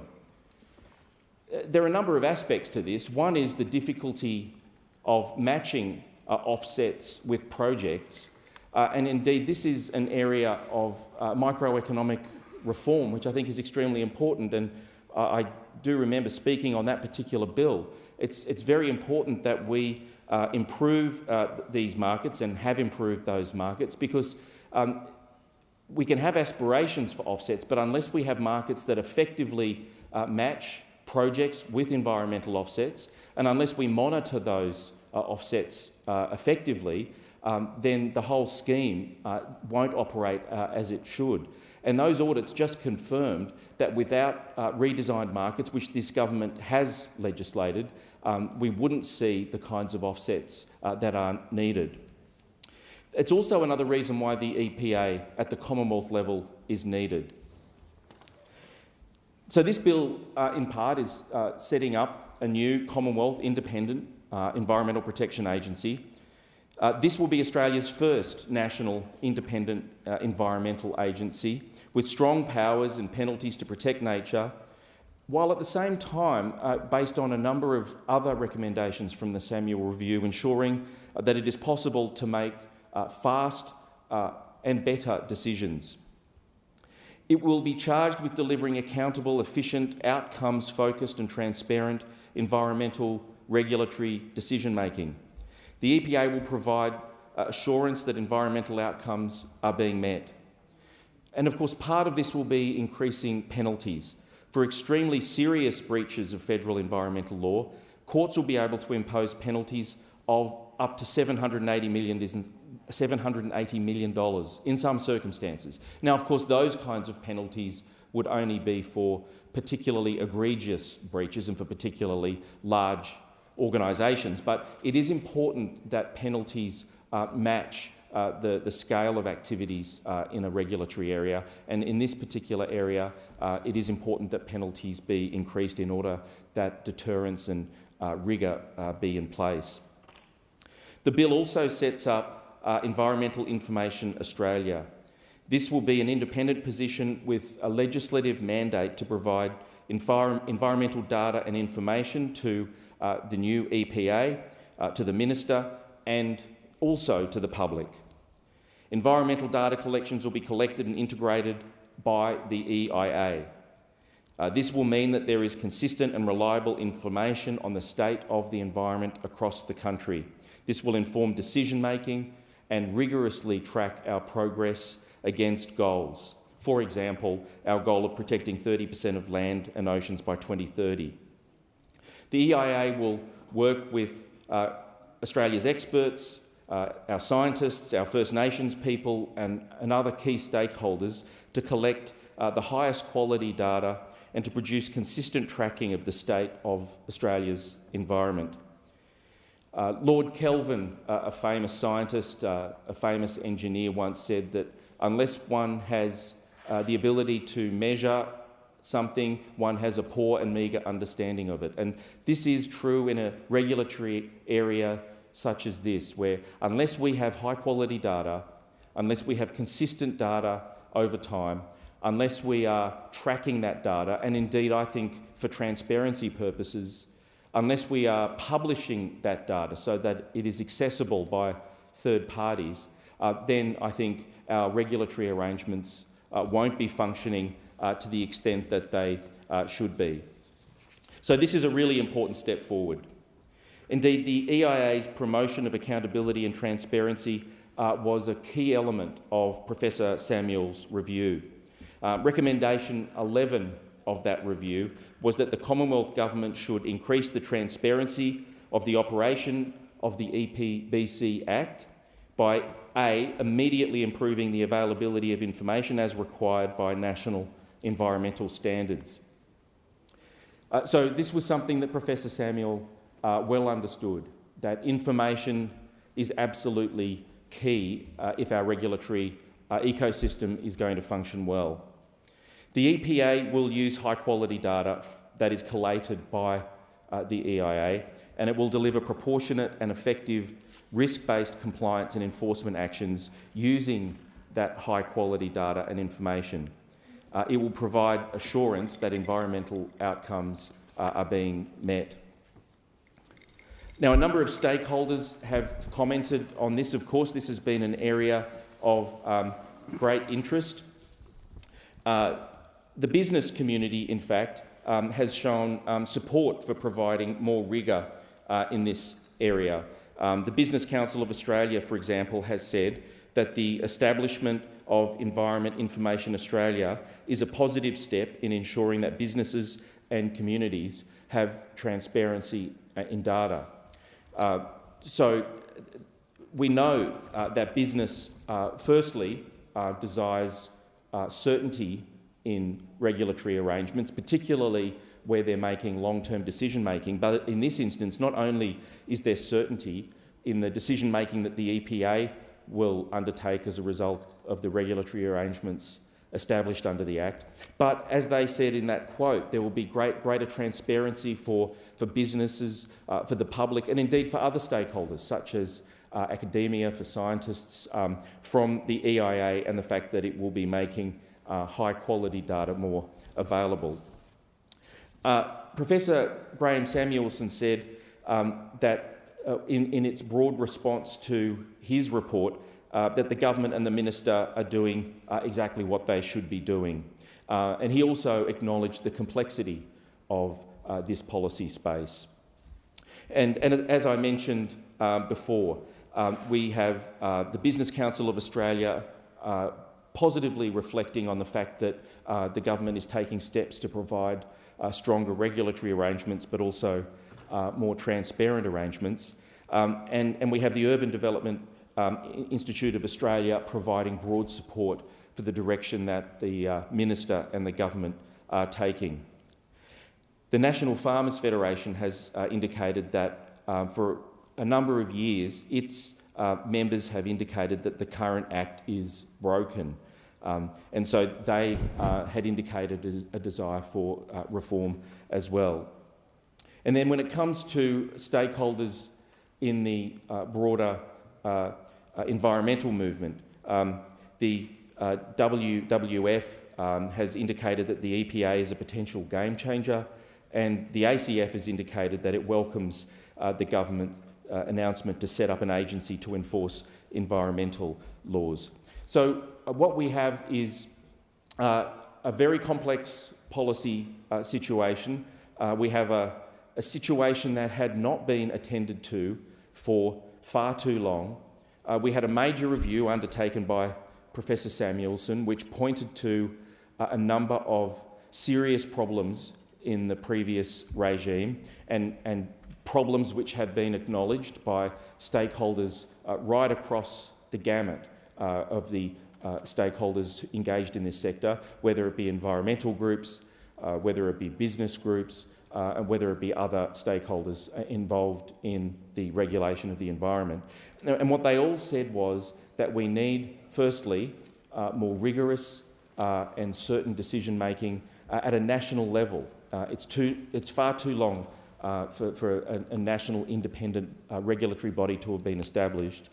But secondly, there is an acknowledgement across that stakeholder community that it is absolutely critical that we have information that is collated from a range of sources that is of the highest quality and that is published. So I can also say that in terms of local stakeholders, I've received many emails and other forms of communication from my electorate indicating that my community wants to see progress in this area, that my community supports the establishment of a national regulator, that my community supports efforts by government to create and publish more rigorous information in this space for there to be greater transparency. And so I think that this is undoubtedly the case for many other members in this place. This is an area where there is a broad groundswell of community support for timely and indeed, one might say, overdue action.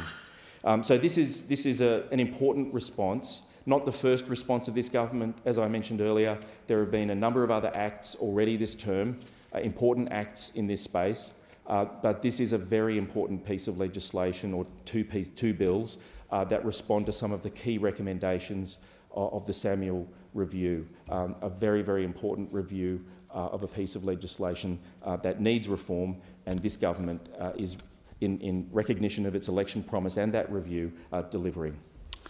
I thank the member for Fraser. The question is the amendment moved by the honourable member for Ryan to the amendment moved by the honourable member for Fairfax be agreed to, and I call the member for Kooyong. Thank you very much, Deputy Speaker.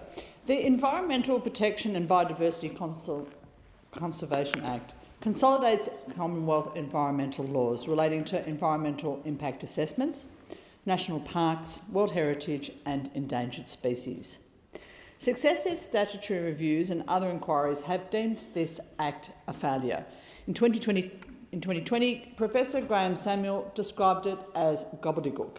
He said that the regulatory framework has been an abysmal failure over the last 25 years. Decision-making under the auspices of the EPPC Act is not based on good science or good data.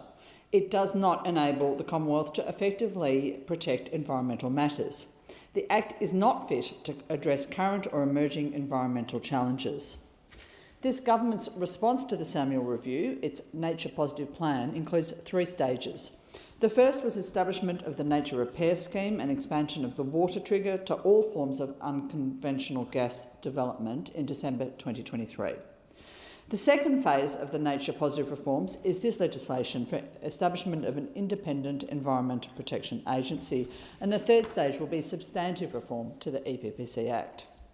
The Minister has told us that the EPA is being established ahead of the broader reforms to avoid teething problems in the establishment of new agencies and to allow a smoother transition of responsibilities from the department to the new agency. This bill establishes Environment Protection Australia as a new Commonwealth entity, with the Chief Executive Officer as its accountable authority. That CEO can establish an advisory group to provide advice regarding performance of the agency, but he or she will not be bound to follow or to publish that advice. The EPA will not have a statutorily appointed board. The Minister will issue the EPA with a statement of expectations, but it will not otherwise direct the agency. The Minister will be able to call in decisions and to approve new developments with negative impacts on matters of national environmental significance where this is felt to be in the national interest. The EPA's proposed powers also include the ability to issue stop work orders and substantially higher penalties. The accompanying bill establishes Environmental Information Australia within the Department of Climate Change, Energy, the Environment and Water. This division will develop and implement a national environmental data strategy and oversee the National Environmental Information Supply Chain, including the Biodiversity Data Registry. Speaker, while new institutions like the EPA and the EIA may be steps in the right direction, they will not, they cannot, protect native species and ecosystems while they act within the existing legal frameworks. It's profoundly disappointing that the government is presenting us with this legislation in June 2024, having been in government for more than 2 years. We have no guarantee of seeing the final tranche of EPPC legislation in this 47th Parliament. These bills fail to provide strong governance structures or clear objects and duties for the EPA. It's my hope that the Minister will accept the amendments proposed by the crossbench to address some of these deficiencies. Firstly, the bill does not provide a definition of nature positive, which is in line with internationally recognised best practice definitions and focused on measurable repair and recovery. Secondly, the EPA should be governed by a skilled and experienced independent board. Its CEO should be appointed by and should report to that board, not to the Minister. Decision-making by the agency has to be based on the best available science and on clear rules. The EPA should be adequately funded and functionally independent. Its independence must not be undermined by call-in and exemption powers. Any call-in powers should be strictly limited and defined in legislation as situations in which the EPA has declared that it has a conflict of interest. For projects with a demonstrable public interest determined by quantifiable criteria, or where projects meet clear criteria regarding national defence, security or other emergencies. It's laudable that the government is committed to community engagement and consultation during development of this new EPPC legislation, but the legislation does not include provisions for merits review, which is key to ensuring public involvement in accountability. Merits review should be introduced for project decisions, and it has to be retained in those areas of the Act that currently provide for it. The EPA should not be able to delegate decision-making on matters of national environmental significance to state and territory governments and to other statutory authorities. We cannot trust states and territories with this decision-making. Look at the Northern Territory Government, which signed a contract for Beetaloo Basin gas with Tamboran without a competitive tendering process, in clear contravention of its commitment to the directives of the Pepper inquiry, and without Beetaloo having approval from the NT EPA. The existing EPPC legislation requires Tamboran to self-notify if it anticipates a potential environmental risk, unless the NT Government does so. Deputy Speaker, we know that the NT Government does not act in the best interest of Territorians on climate or on environmental issues. Given the risk to the Territory's water supplies and to its quality from fracking of the Beetaloo Basin, and in the absence of a self-referral from Tamboran, we're waiting for the Federal Environment Minister to exercise her call-in powers under the water trigger. Until we see her do so, we simply cannot trust this government to enforce the EPPC Act in this country's best interest. Similarly, the EPPC Act's exemption for logging under regional forestry agreements has been disastrous. In Victoria alone, more than 300 breaches of logging codes were reported to the regulator between 2009 and 2017. None were prosecuted. The state government and Vic Forests have frequently acted with impunity and in active contravention of the EPPC Act. The Victorian government now claims to have stopped native forest logging, but it has launched an unsupervised forestry transition program which will clear areas greater than those previously allowed for logging. It is removing trees which have high retention value and which are not hazardous. The VNPA, Watch and Environmental Justice Australia have appealed for ministerial intervention under Section 70 of the EPPC Act for protection of tree dugong, southern greater gliders, yellow-bellied gliders, leadbeater's possum and other threatened species. They've not yet seen action from the Minister. In Tasmania, we've seen the Civil and Administrative Tribunal approve a Filipino-owned wind farm on the migration path of the critically endangered orange-bellied parrot and the endangered Tasmanian wedge-tailed eagle. This was a move which was applauded by both the Labor and Liberal parties at a state level. How can we have faith in our environmental protections when the Federal Minister fails to intervene on such repeated and willful acts of environmental vandalism? Delaying and splitting the EPPC reforms undermines the Albanese government's commitment to addressing the climate and biodiversity crises. It's especially disappointing when we've seen legislation prioritising fossil fuel projects receiving higher priority. We're putting off legislation for Stage 3 of the EPPC legislation, while this government brings bills to this House to facilitate sea dumping and new gas projects. While Woodside acts to secure permission to mine gas from the Browse Basin, putting at risk not only the Scott Reef, but also pygmy blue whales, dolphins, seabirds, green sea turtles and dusky sea snake species which rely on that habitat. A fortnight ago, the Albanese government approved a new gas pipeline. A week later, it approved the Gina Rinehart-backed Atlas Stage 3 gas project. This is a plan for 151 new coal seam gas wells in Queensland, a state in which fracking has contaminated water supplies. Water bores have been drained and cropping country is sinking. Atlas will produce gas up to 2080. The Minister told us last week that the project is permissible under the Albanese government's safeguard mechanism and the existing EPPC Act. If this is permissible under the current legislation, then that legislation is a failure. Australia has a tragically high rate of species extinction, including the first extinction attributable to the effects of climate change in 2009. More than 100 endemic species have been lost from the wild since colonial settlement in 1788. More than 2,200 Australian species and ecological communities are actively threatened. 1 in 6 of our bird species is at risk of extinction. BirdLife Australia tells me that in my own electorate of Kooyong we have 3 threatened bird species: the swift parrot, the Gangang cockatoo and the white-throated needletail. Habitat loss is a huge and continuing problem. Between 2000 and 2017, 7.7 million hectares of habitat for threatened species was cleared. 93% of that was not referred for assessment and approvals under the EPPC Act. Most recently, we've seen the Minister give the green light to clearing of bushland at Lee Point in Darwin. This was bushland which is crucial habitat for the critically endangered Gouldian finch. Again, Speaker, if this is permissible under the current legislation, then the current legislation is a failure. The legislation before the House today will do nothing to prevent even further loss of habitat.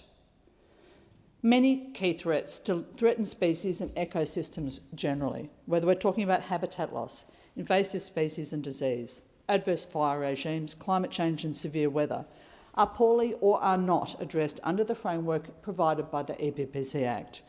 It fails to deal effectively with cumulative impacts, and it over-relies on offsets for biodiversity destruction.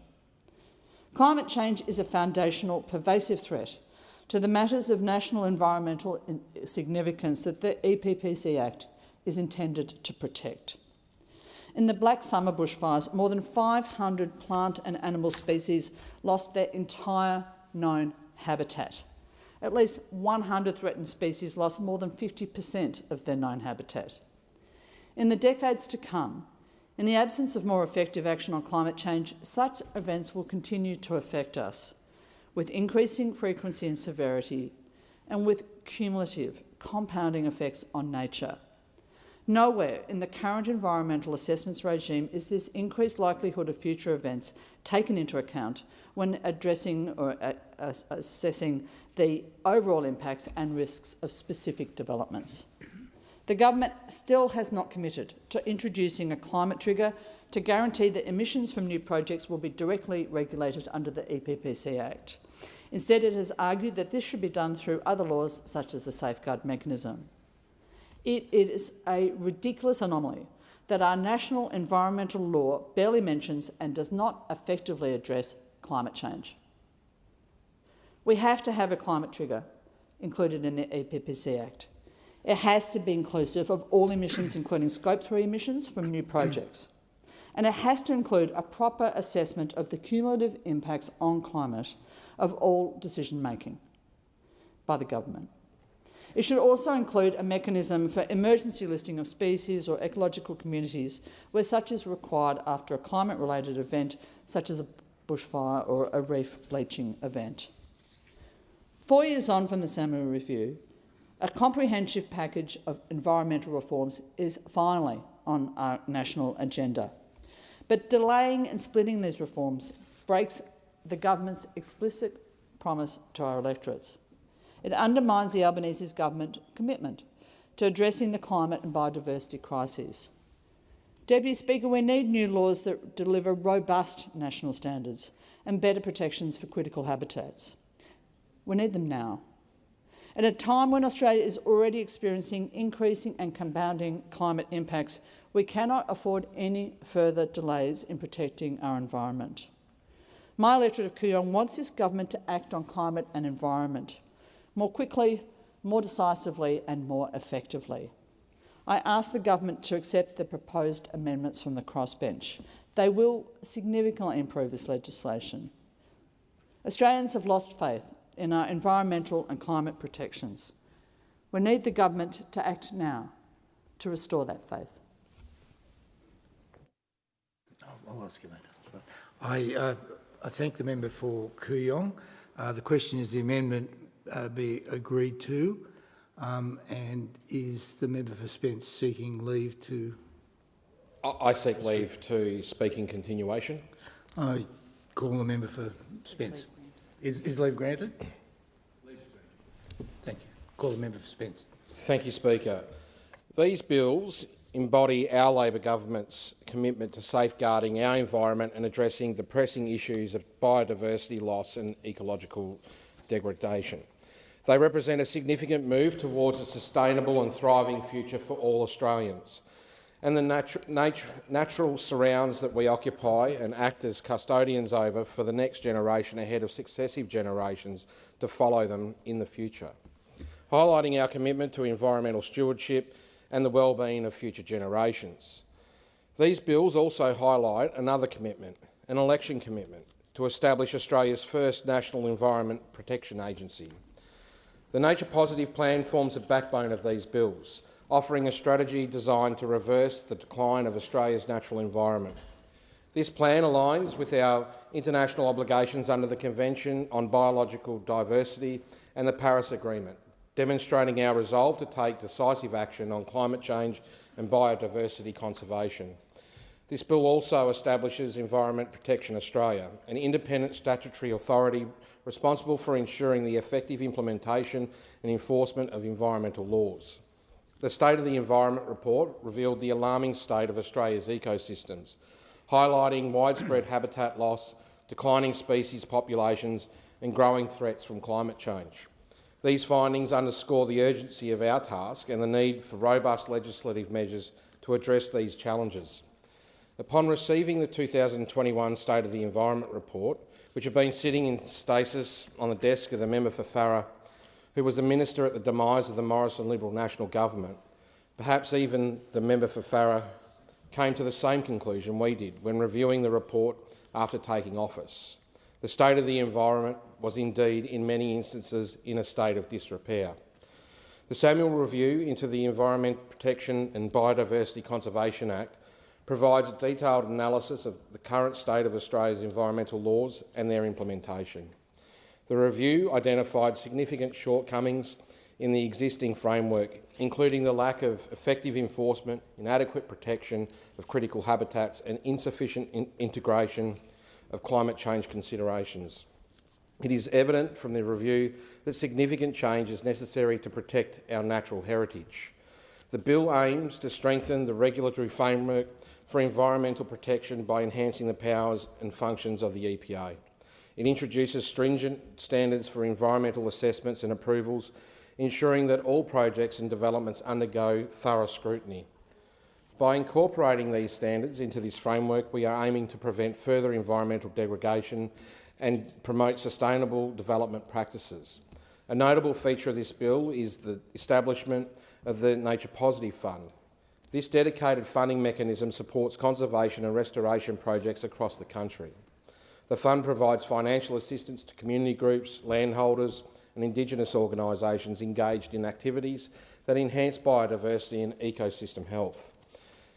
It prioritises projects that deliver measurable environmental outcomes, fostering innovation and collaboration in the conservation sector.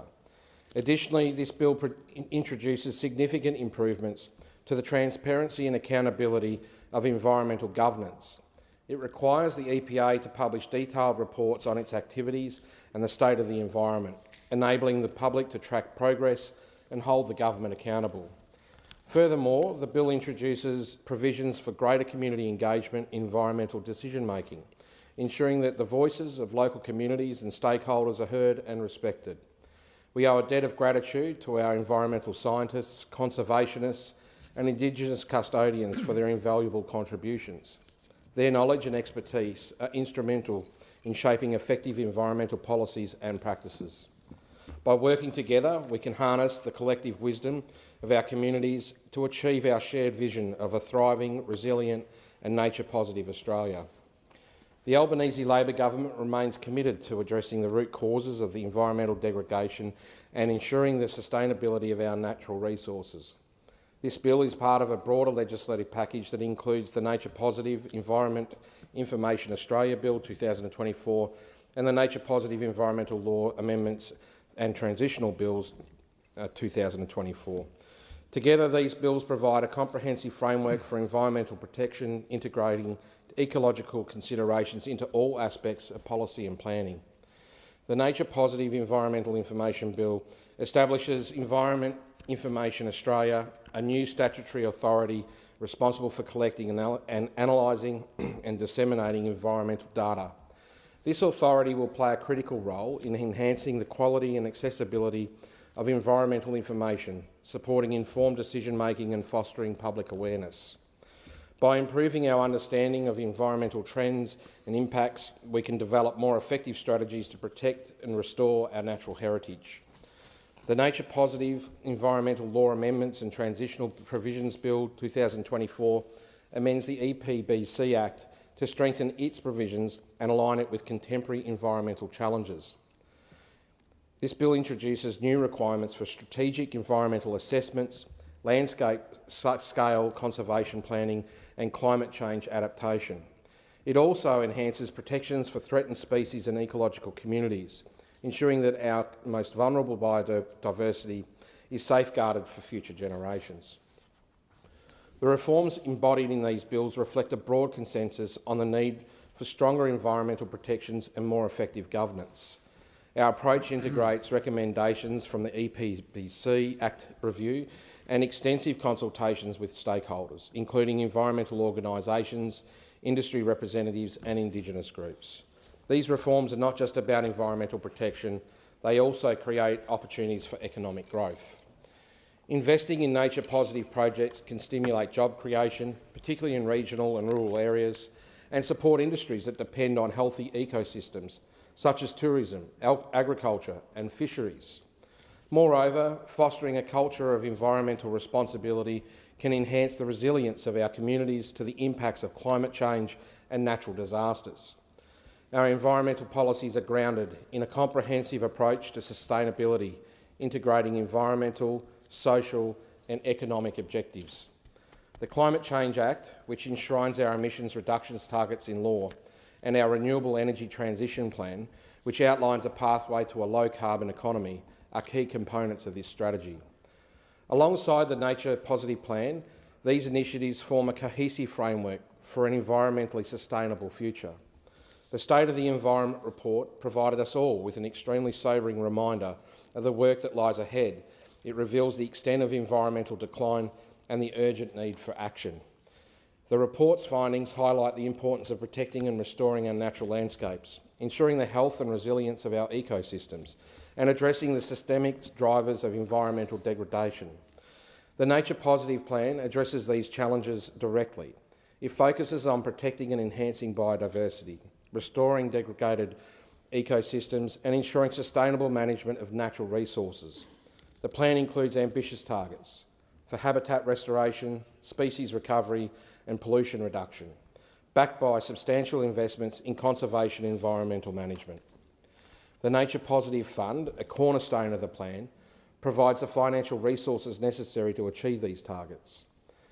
Through a mandate to support a diverse range of conservation and restoration projects, the fund fosters innovation and collaboration, enabling communities and organisations to develop and implement effective solutions.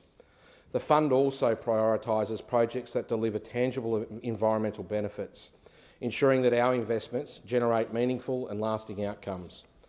The EPA has been designated to perform a central role in implementing the Nature Positive Plan. As an independent statutory authority, the EPA is empowered to enforce environmental laws, conduct assessments and approvals, and monitor compliance. The bill strengthens the EPA's powers, ensuring that it can effectively oversee the protection and management of our natural environment. The EPA is also tasked with integrating traditional ecological knowledge into its operations, recognising the vital contributions of Indigenous custodians to environmental stewardship. Transparency and accountability are crucial to the success of the Nature Positive Plan.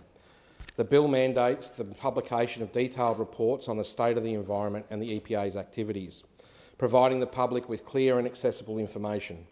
Community engagement is another key aspect of the Nature Positive Plan. The bill includes provisions for public consultation and participation in environmental decision-making, ensuring that the voices of local communities and stakeholders are heard.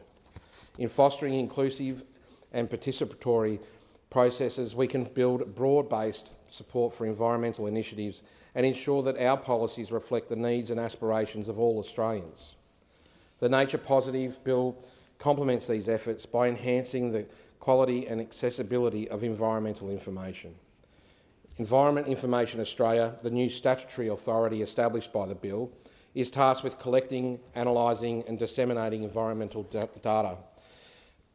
This authority will provide accurate and up-to-date information on environmental trends and impacts, supporting information decision-making and public awareness. High-quality environmental information is essential for effective policy development and implementation. By improving our understanding of environmental conditions and trends, we can identify emerging threats, assess the effectiveness of our actions and adjust our strategies as needed.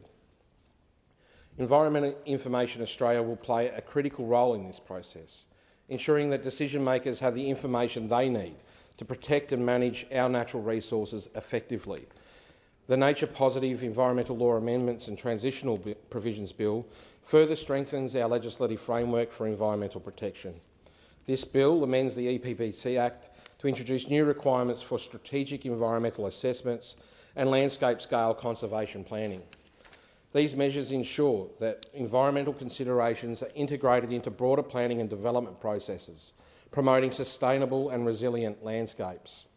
The bill also enhances protections for threatened species and ecological communities, recognising the urgent need to safeguard our most vulnerable biodiversity.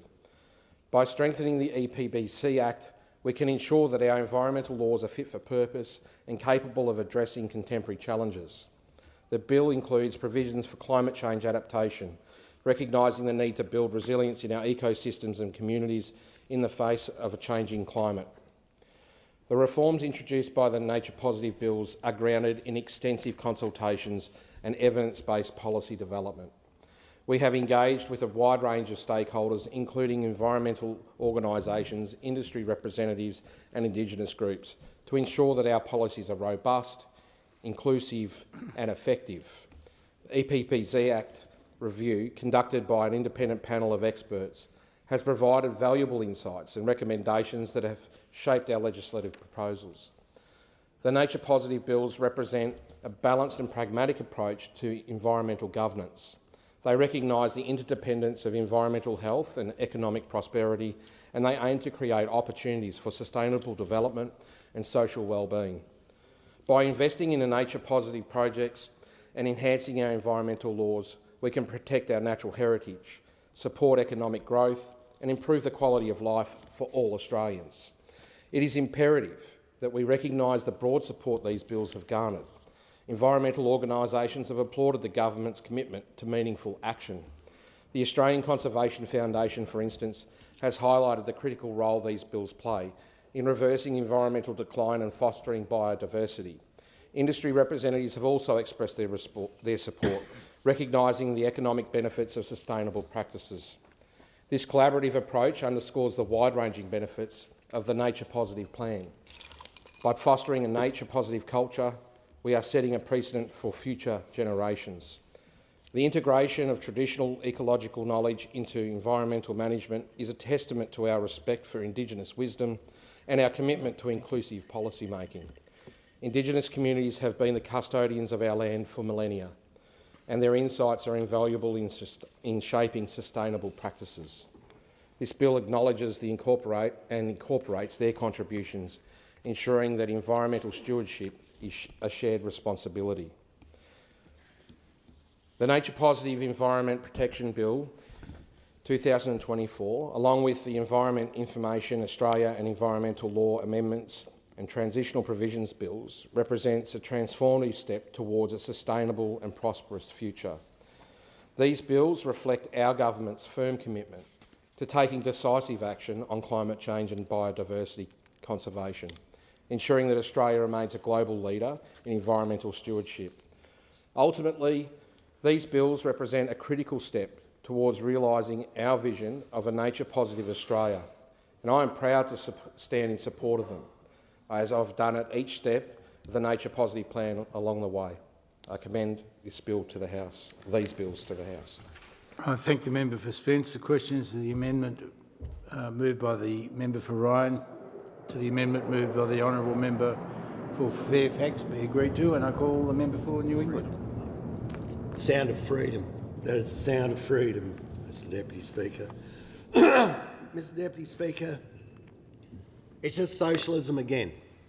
You know, one of the things that drove me into this side of the political fence is the belief of the individual having primacy over the state, that the state is there only for service to the individual and the individual resides above the state.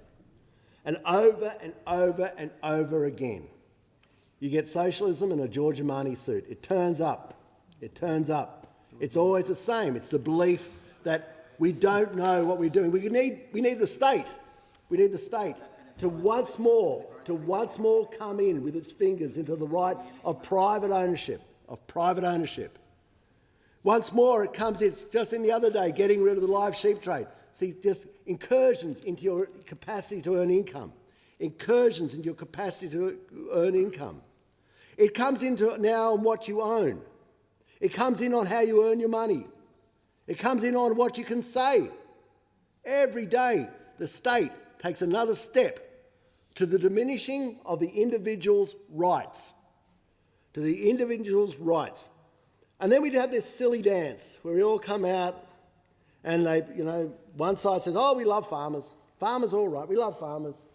And we come out and say, oh, we love the environment. We'd never hurt the environment.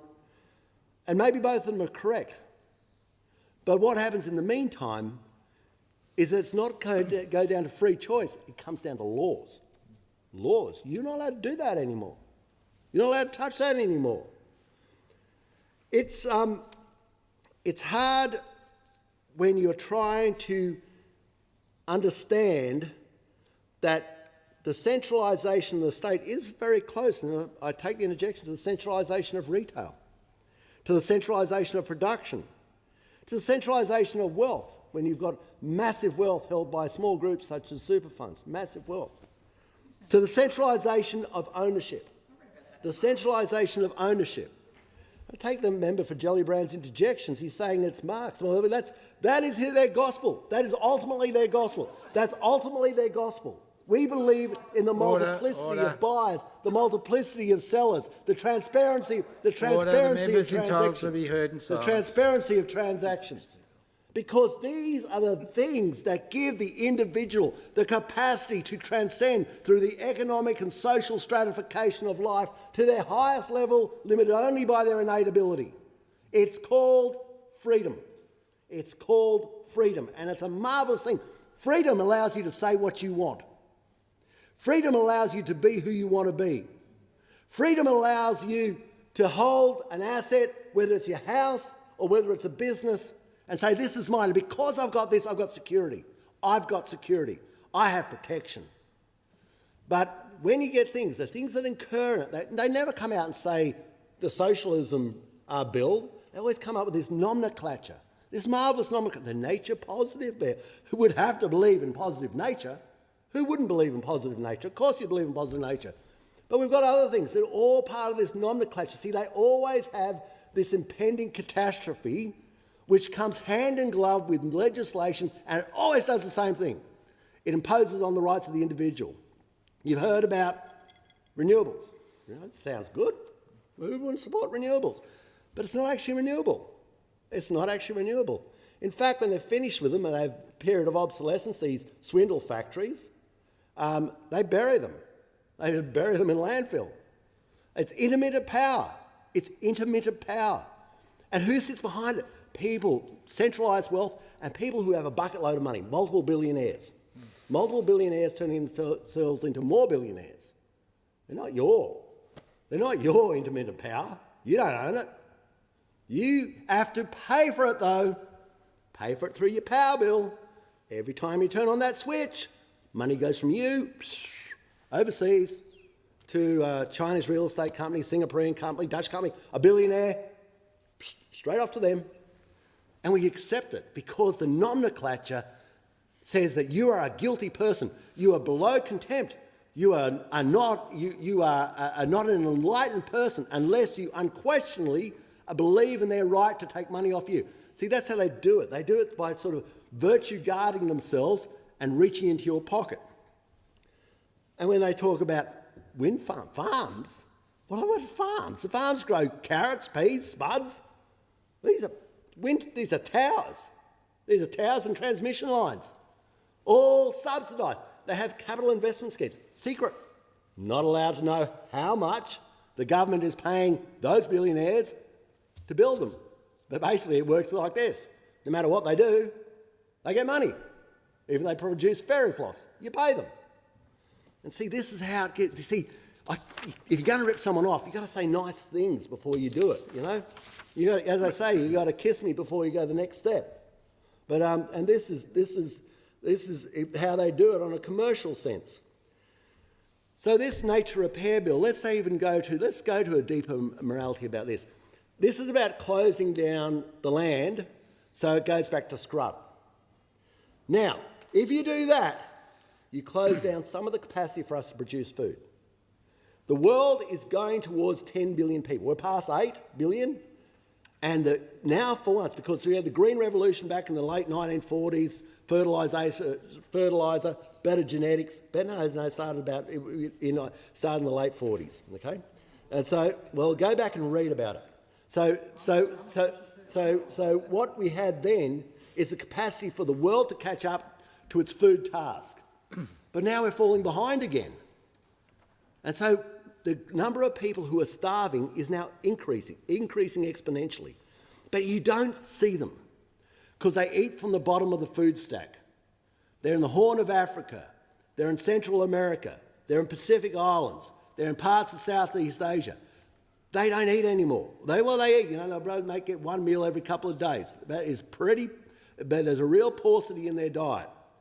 And the more we take food out of that food stack, the more people will starve. Now, they're not going to starve because Australia doesn't produce. We are not the food basket of the world, but we're on the moral positive. We add to that food stack. And what this does, it says, for the purpose of a feeling, you're going to remove food from that food stack. So absolutely you are connected to basically exacerbating the issue of starvation, and it's as pure as that. If you don't think so, well, how are you adding food to the food stack or taking it away? You're taking it away, you're exacerbating the problem. And then even within this sort of moralisation, because it's very connected, this is sort of, paying for the philosophical zeitgeist of socialism. Yeah, we're that far into our term, we're getting close to an election, better fix them up for the live sheep trade, close that down. Better shut down some more country, put it in the hands of the state. You don't even have to buy it, you just put so many caveats on it that ipso facto, the state is the owner. And that's socialism. That's all it is, that's socialism. The social ownership of assets, that's what it is. And, we better pay these people off before we get to an election. Square the accounts for them. And so what we've got to do, and we've also seen the Murray-Darling Basin Plan, we're going to save the Murray River. What happens? We stop producing food. It's really simple. We stop producing food. We remove people's opportunity to get ahead. Who are the people? Overwhelmingly, the people become farmers. You find out they didn't go to university, man. They're just people by the sweat of their brow got ahead. And if it's not them, it's the contractors who work for them. I just got off the phone, another form of socialisation. Up there in the Hunter Valley, there, the protesters are sitting on the railway line, so we can't move coal. There they are. Well, because they believe it's morally proper that somewhere in the world they can't turn on their lights. They can't afford their power. They want to shut down the coal industry because, it's on the moral paradigm. It's, I'm going to save the world. But in saving the world, there's a pensioner somewhere who can't afford their power bill now. The New England gets very cold, very cold. Woolbrook, where I went to primary school in, it cracked a record once, got to minus 17. That's pretty cold. Minus 17, if you leave the window open, you die. Very, very simple equation. People who are poor, and there are a lot of poor people in my area, the only way, you got to stay warm. So you either cut firewood or you turn on a heater. And poor people have poor electrical appliances. That costs a lot of money. They have poor cars. That costs a lot of money to run. They have poor electrical appliances. And us, we moralise about making them poorer. We think it's morally good that poor people become poorer, and that's exactly what happens. Where they just basically, you say someone, and you don't see it. You just, I know it amazes me too. You say we want to look after Indigenous Australians, Aboriginal, they call themselves Aboriginal in my area. A lot of the poor people are Aboriginal, and know them very well. In fact, very well. And they're one of the people who hurt the most. But we don't worry about that because it's not the kind of vision we want. It's not that we've got a different vision of what we want to see, but so this nature repair, this nature positive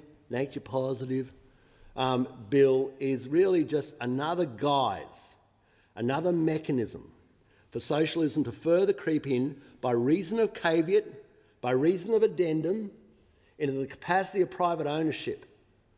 See, the more I put in the end, we've seen this, because we've seen this vegetation management, vegetation management. Once upon a time, Mr. Deputy Speaker, all the hydrocarbonous material that rested below the land was actually owned by the landholder. The gas, the coal, the oil, owned by the landholder. Then, by reason of wars, they said it was proper that we vest this in the state. And they did. But then the war ended, and they never gave it back. They just kept it. And then the last part of that was under Neville Wran, and then, of course, then it became the environmental issue and biodiversity issue, and then they decided to take the vegetation. So the trees you owned, they took them. They didn't pay for them. They just took them. Well, they just made laws that if you touch them, you go to jail, literally go to jail. But not the swindle factories. They don't. They can do whatever they like, because that's the billionaire lobby group, the intermittent power lobby group. Very powerful. Orange lanyards, they get whatever they want. So they're very clever. When you've got big money, you've got big lawyers, you've got big solicitors, and you go a big way in this building. You can basically buy what you want. So, and then they say, don't argue about it, otherwise you're a denier, you don't believe, you're contemptible. So then we lost the vegetation, and now this is the next intrusion. We still pay the rates, we still pay the insurance, we still have to try and employ people, somehow have to produce food, but more and more of our lives is owned by the state or controlled by the state. I say to my side, you've got to get an understanding of, and it's great to see the member for Parks here, who's now in the New England. You've got to understand why you actually come into this building. And if there's nothing else, your belief in private ownership, the liberty of the individual, that you go unmolested through life, that you can live your own life and not be ruled by the state, not have another boss, live by your own corporate manual, not the state's corporate manual. Dress in your own uniform, not the state's uniform. Go to job on your own terms, not the state's terms. Own your own house, not have the state own your house. Not have the state own your property. Get the state out of your life and be free. Be free. Enjoy that freedom. It's a fading concept across the globe. It's a fading concept. And be very sceptical about things such as this, the nature positive bill. Anytime you see that euphemistic nomenclature, start looking very closely at exactly what is going on. Be the cynic. There's nothing wrong with being the cynic. Be the cynic and ask the questions. Don't blindly accept. Don't blindly accept that intermittent power is renewable. Don't blindly accept that wind farms are farms. Don't blindly accept that a whole heap of private overseas companies, billionaires, are actually trying to look after you when they put in intermittent power. Don't go without question. Ask the questions. Who are you? Well, how much money are we paying you? What are you actually doing? Are you really looking after the environment, or are you making yourselves a bundle of money? And if you come to the conclusion that, call it for what it is, say this is a swindle. It's nothing that bad. It's not environmental, it's swindle. You're swindling me out of my dough. That's what you're doing. And when you see this that goes hand in glove with that, just be cautious. So I don't support this because I've been around here too long. I've seen this game too long. And I'm telling you, when you fall down this trap, you become the endorser of socialism at the expense of private enterprise and freedom. Thank the member for New England. The question is the amendment be agreed to, and I call the member for Werriwa. Thank you, Deputy Speaker. I rise to make my contribution to the Nature Positive Environmental Protection Australia Bill 2024 and the Environmental Information Bill 2024. Speaker, the introduction of these bills marks another more important milestone in the protection of Australia's unique ecosystems. Another milestone that builds on the Albanese government's strong action on climate change and environmental protection since coming into office in 2022. On climate change, the government has already increased Australia's woefully inadequate emissions reduction targets, bringing us into line with the rest of the world and enshrining them in legislation. It has passed changes to the safeguard mechanism to ensure Australia's highest emitters reduce their emissions in line with our emission reduction targets. It has introduced and then tripled the capacity investment scheme, set a target of 82% renewables in the NEM by 2030. And only recently I spoke on the bill to permanently introduce Net Zero Economy Authority to help manage the transitions to net zero, another critical step in climate action. On the environment, the Albanese government has expanded the water trigger to ensure all new gas developments to consider their impact on water, protected an extra 40 million hectares of the Australian ocean and bush, an area which is the size of Germany, and invested $500 million to better protect Australia's threatened plants and animals, tackling invasive species. It has doubled funding for national parks, introduced the world's first nature repair market, rescued the Murray-Darling Basin Plan after a decade of neglect under those opposite, and delivered $1.2 billion to protect the Great Barrier Reef. And the list is not finished there. In 2 years, this government has done more for the environment and climate action than the previous government did in the decade they were in power. Because this government understands the importance of protecting Australia's unique and fragile ecosystems, and we recognise that there is much more to be done. It is no longer good enough to protect nature, it is vital that we also restore it, which is why the Albanese government released the Nature Positive Plan at the end of 2022, committing to not only protect nature but leave it in a better state than what we found it. Deputy Speaker, Nature Positive is not just a slogan, and these bills properly define what it means. Simply, it will be the improvement of our ecosystems as well as the species that rely on them. And that is important because it will mean that there is legislated definition and baseline that the environment can be measured against. It will be the first time a country has defined and legislated nature positive. And Deputy Speaker, this is the building blocks to the government's approach to environmental protection and is fundamental to the other measures that are established in these bills. The first of which is the Environment Protection Australia, or the EPA. The establishment of an EPA, the Albanese government delivers on another election commitment. It is an important step in environmental protection. The EPA, once fully established, will play an important role in delivering on the Albanese government's Nature Positive Plan and will reinforce Australia's environmental laws. It will be independent, have strong new monitoring and compliance and enforcement powers. This follows a recent audit by the Minister for the Environment, which found 1 in 7 developments may be breaching their offset conditions. Additionally, the Samuel Review found that the regulator failed to fulfil the necessary functions of enforcing development conditions. It found enforcement was rare and that penalties must be more than simply the cost of doing business. The government has also commissioned and released the audit into environmental offsets, which highlighted further failings in the current system. These bills form part of the Albanese government's response to the audits and the Samuel Review, whilst the work on the next stage of our environmental reforms continue. The EPA will have a wide range of powers, including the ability to issue environmental protection orders or stop-walk orders to those breaking the laws, and will be able to audit businesses to ensure compliance. The body will also advise the Minister and the government on how Australia's environmental laws can be improved. Importantly, the government will be increasing penalties to ensure that they act as a genuine deterrent. The new civil penalty formula will be in line with those applied to financial crime, and for the most extreme and serious breaches of the law, courts will be able to impose penalties of up to $780 million. These bills will also establish the Environment Information Australia.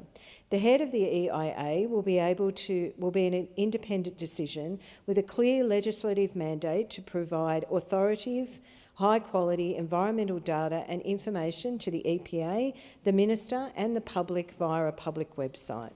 It will track and report on the progress of Australia's environmental goals, such as the Albanese government's commitment to protecting 30% of Australia's land and seas by 2030. And it will publish the State of the Environment report every 2 years instead of 5 to encourage greater transparency on the health of Australia's environment and allow more for responsive action. The bills will also make it a requirement that government of the day commit publicly to the national environmental goals in response to the report, and the government will be required to report on that progress. The EIA will develop a database that can be easily accessed by business to make federal environmental approvals smoother and help avoid duplication in scientific studies. The EIA will work in collaboration with the EPA to ensure that the EPA is acting on the best available data alongside state and territory governments to enable better availability and use of that data, both in planning and decision making. Currently, environmental information is fragmented, unknown quality, and is often difficult to access.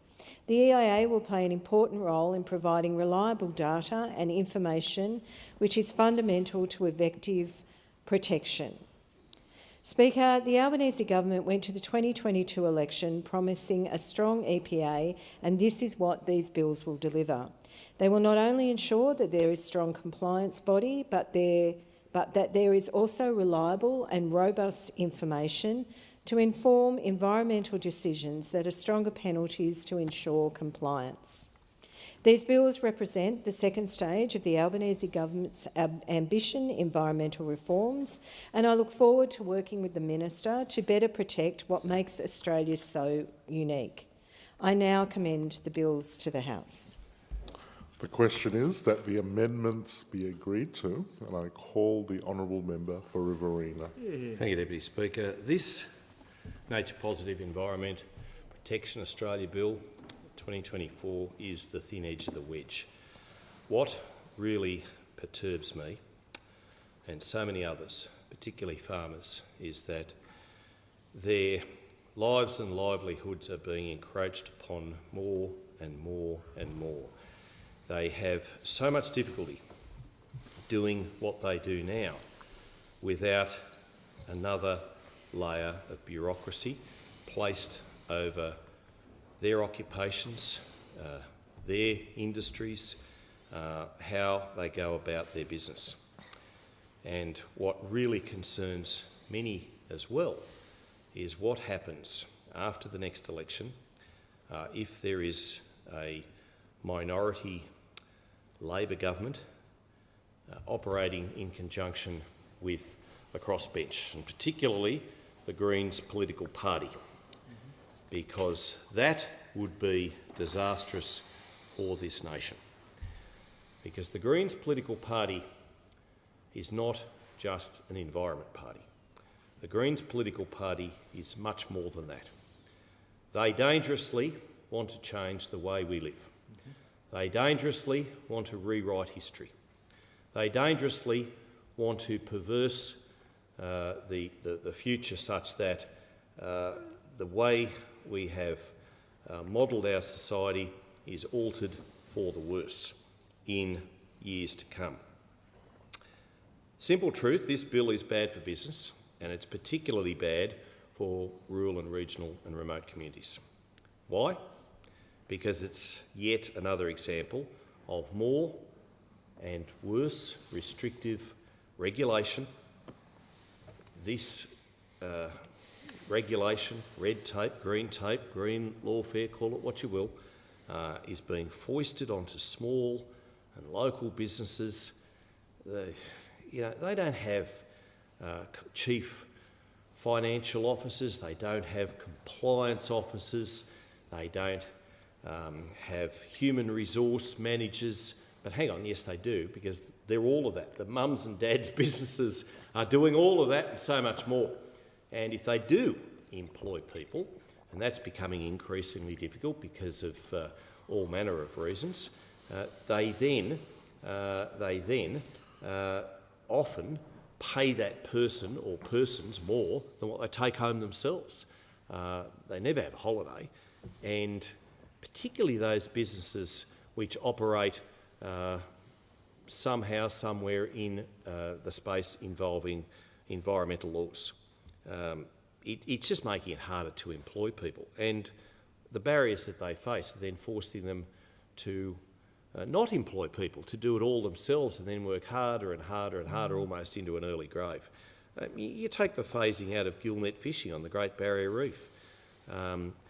Provisions under the Environment Protection and Biodiversity Conservation Act, the EPBC, it is just becoming increasingly difficult. Now, I know some of what we face here is state compliance, state law, but come on, do we really need another environmental protection authority overseeing everything? And then it becomes so difficult when people come to your electorate office and complain about this, that and everything else under environmental law, to know whether it's going to be state EPA or Commonwealth jurisdiction, and it all gets caught up. And I think sometimes that's what government wants. That's what the bureaucracy wants. They want these things to be tied up for years and years and years, and it's no wonder nothing ever gets done. It's no wonder nothing ever gets delivered. It's no wonder it's so hard to build infrastructure, because every time you do, you've got another layer of cultural law and green lawfare and minority groups that just want to stop everything. I mean, we had a policy that we wanted to build dams. And it was so difficult because the Commonwealth can't build dams without the say-so of the states. And it wasn't just the Labor states, sometimes it was those states that were under our own political colours, stripes, that also made it so difficult to get on and build water infrastructure for flood regulation, to stop communities being flooded, but also to store water for valuable food and fibre production. And it shouldn't be so. I mean, we're smarter than that. Well, should be, but it is becoming so onerous on businesses, on ministers, just to get something done. And I do feel as though there is this insidious creep of more and more compliance, and all too often ministers are being made to just comply with what the bureaucrats tell them is necessary, tell them is so. And look out if they don't, because they could potentially end up in the Federal National Anti-Corruption Commission if they don't follow what indeed the public servants, the bureaucracy, has told them that this must be so. We need to protect the environment. There's absolutely no question about that. We haven't got a planet B at the moment, and I get the fact that we need to protect the planet, but we also need to protect people in jobs. We need to protect people who want to build things. We need to protect people who want to just live a common sense life. And heaven help us. Heaven help us if the Greens political party forms a power sharing agreement with Labor after the next election. We've seen just this week the move to ban live sheep exports. We know that this is not an animal welfare thing. We know that this is not good for the environment. It's just bad for business, bad for Western Australia, bad for the agriculture industry, full stop. And, sad to say that the biggest budget expense for agriculture, for farming, in the federal budget handed down on the 14th of May was $107 million to stop farmers farming. I mean, that's a fact. So heaven forbid what is going to happen if the Greens are in a power sharing arrangement. They have a horse racing transition task force that's going to coordinate and shut down the horse racing industry. I mean, yeah, let's go do it. Let's go do that. No, it only employs 70,000 people. Only engages with hundreds of millions of dollars back to state, mainly coffers, but also in the form of federal taxes, and one of our biggest industries. But if the Greens get their opportunity, they'll shut it down. I mean, it just doesn't make sense. And this is where all this over-regulation is headed. and I was being facetious when I said, yeah, let's do that. I mean, it is just getting too much. And then, of course, we have the Labor Greens loving with their agreement to strip water for irrigation in the Murray-Darling Basin. We had the budget come down with an NFP next to the amount that the government will pay to buy back water. And buying back water is code for those river communities which rely on irrigation for their communities to almost cease existence. So they were sent out there. Many of those communities formed as part of a soldier settlement plan, certainly in the Marul district, the Griffith district, in the southern and western Riverina areas. But they've been told that what they do is environmentally unsustainable, just like our farmers, best stewards for the environment in the nation, get told to stop farming, get paid and incentivised to do so. I mean, this is just a nonsense. And the NFP I referred to in the budget papers is not for publication, so we don't know how much money the government is going to spend on stopping irrigation farmers from growing the food and fibre that is the best in the world. Best in the world, and we need it here for domestic purposes, we need it for our exports. And yet, according to the government, certainly to the Greens, and the government should realise this and put the Greens political party last on their how to vote cards. This legislation is overreach. It is absolute overreach. You wonder where it will all stop. We don't know, because Labor and the Greens are always plotting against their natural enemies. That's our farmers. That's our farmers. And, you know, what we see in this place, I know the member for Parkes has often said it, we just get tired, and I know the member for Herbert would agree with me here too, we get tired of being lectured to by MPs who come in here and their electorates are about as big as that. It's my handkerchief for those who can't see this. And, you know, they represent these all holy, pure and pious people who don't understand that their food just doesn't come from the supermarket. It actually gets to the supermarket via trucks, and they're against them, against the drivers who drive them. It comes originally from a paddock, but they don't understand that. They just think it comes from the fridge at the supermarket. And they put everything in place, this legislation included, to stop farmers doing what they do best. Best in the world.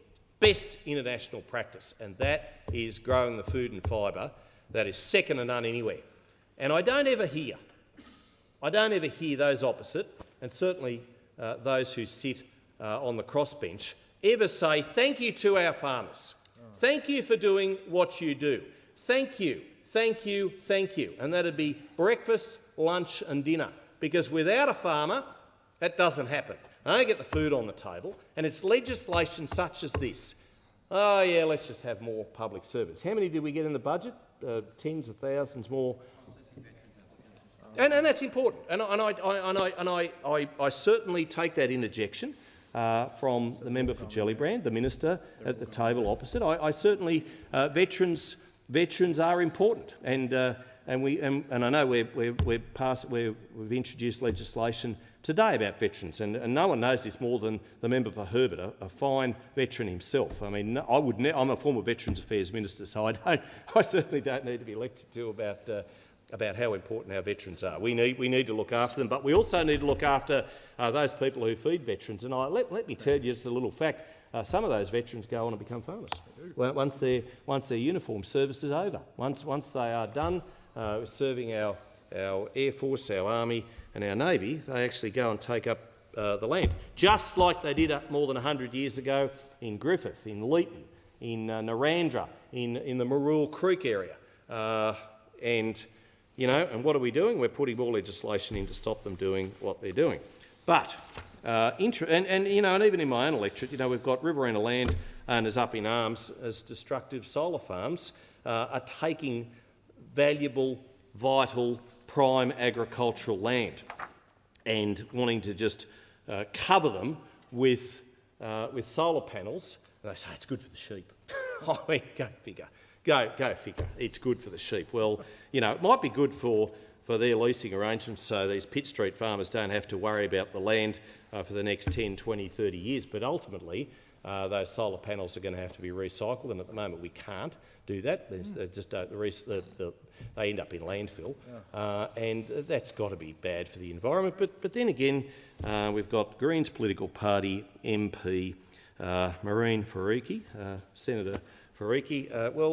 The environment's all well and good until it comes to her own Port Macquarie property, and she's planning to bulldoze dozens of trees to subdivide a Port Macquarie investment property into 3 luxury rentals. Yeah, what? I hear the member for Herbert say. I mean, they're all well and good to come in here and lecture us about what's good for the environment, biodiversity, shutting down those terrible farmers who feed us 3 times a day, closing down the Murray-Darling Basin. But when there's a few trees, a few dozen trees, I shouldn't say a few, it's more than a few, it's dozens of trees, that's okay. That's okay, let's just get the bulldozers in.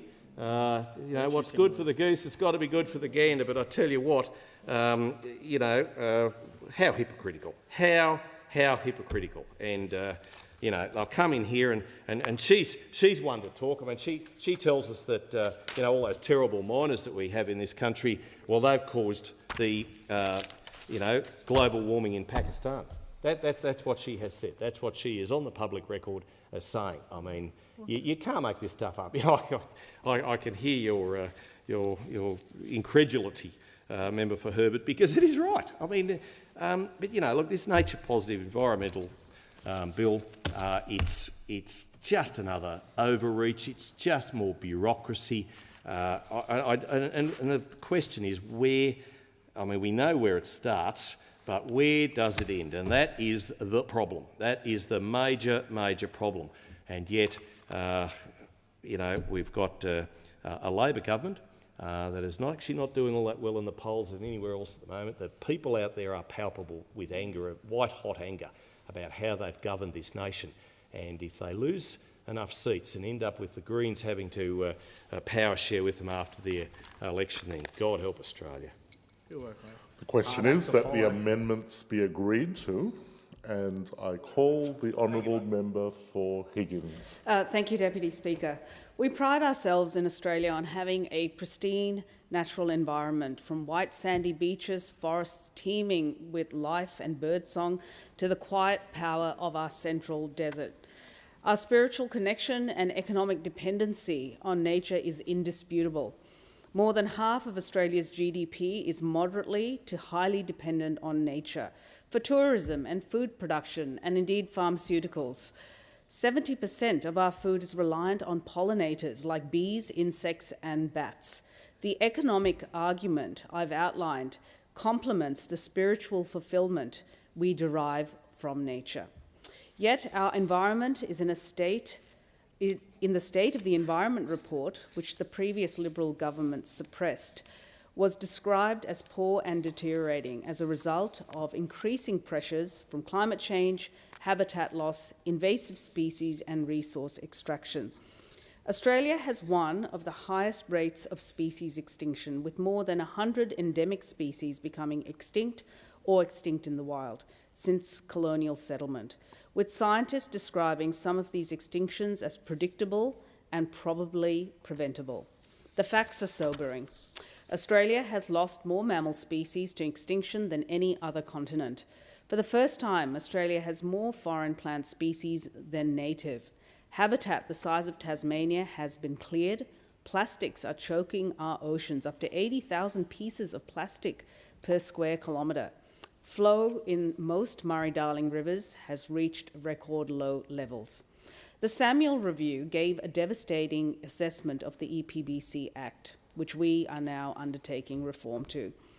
In April 2024, Professor Samuel described this Act and its associated regulations as gobbledygook, and said the regulatory framework had been an abysmal failure at protecting our environment over the past 25 years. In response, our Nature Repair Market Bill, a world first, was passed at the end of last year, and it also included expanding the water trigger to include unconventional gas.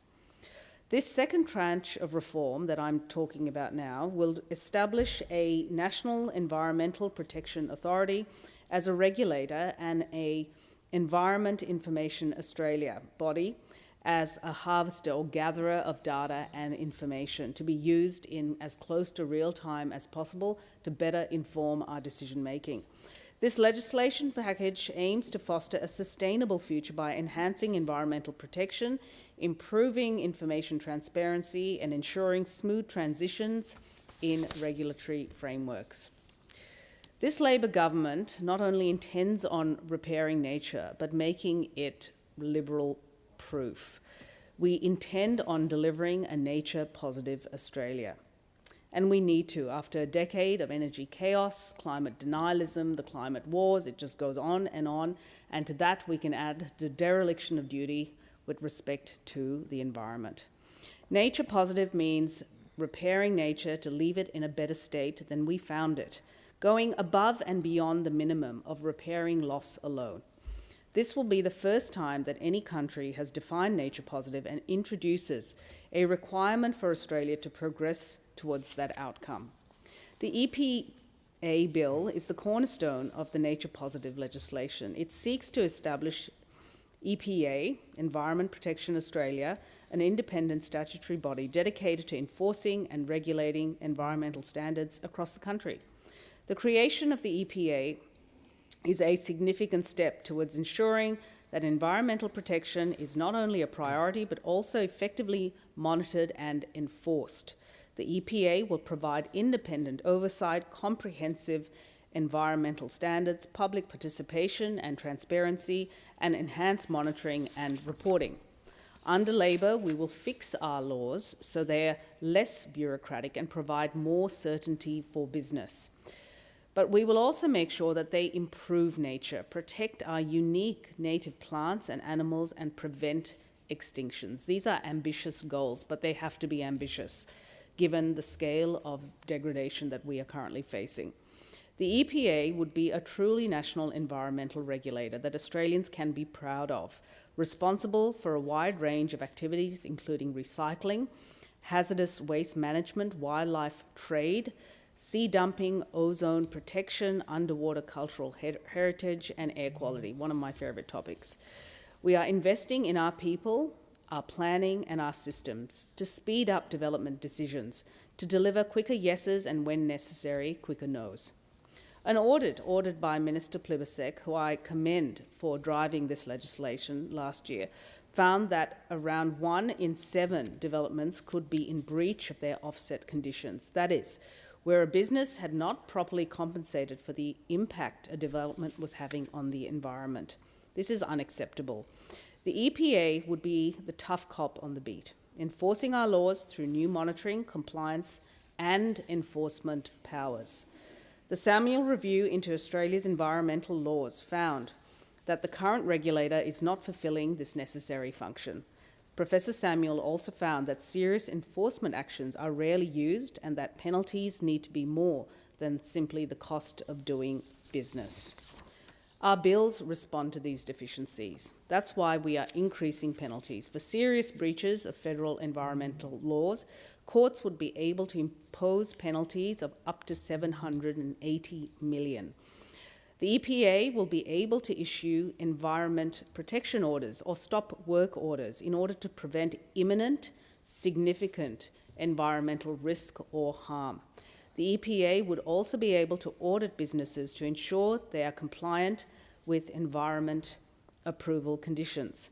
The Minister will retain the power to make decisions where they wish to do so, and in practice will make decisions based on advice of the EPA. The EPA would work hand in glove with Environment Information Australia, or the EIA, as well as state and territory governments to enable better use of environmental data, both in planning and decision-making. We recognise that informed decisions require reliable data. Centralised environmental information will help facilitate better decision-making. Achieving a nature-positive Australia relies on good data and useful environmental information. This information will inform investment, policy and regulatory decisions, by government, the private sector, community groups, academics, scientists, and philanthropic groups. In other words, it's available for everyone. We know that national environment information and data is fragmented. Its quality is uncertain, and what is available is not readily accessible and usable. When businesses are more easily able to select sites which minimize impacts on nature, projects can be approved more easily and completed more quickly and save money, both for the taxpayer as well as business.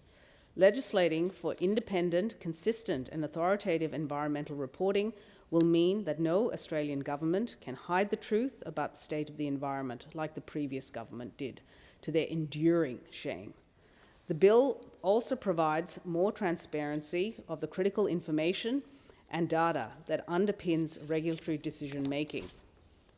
This was a key recommendation of the Samuel Review. It delivers on our promise at the last election to provide consistent and reliable information on the state of the environment across the country. This bill will require reports to be published online every 2 years instead of every 5 years. It will allow us to get on the front foot and better apply and track protections where they are most needed. Australia's environment is a national asset and responsibility. We are the stewards of our environment.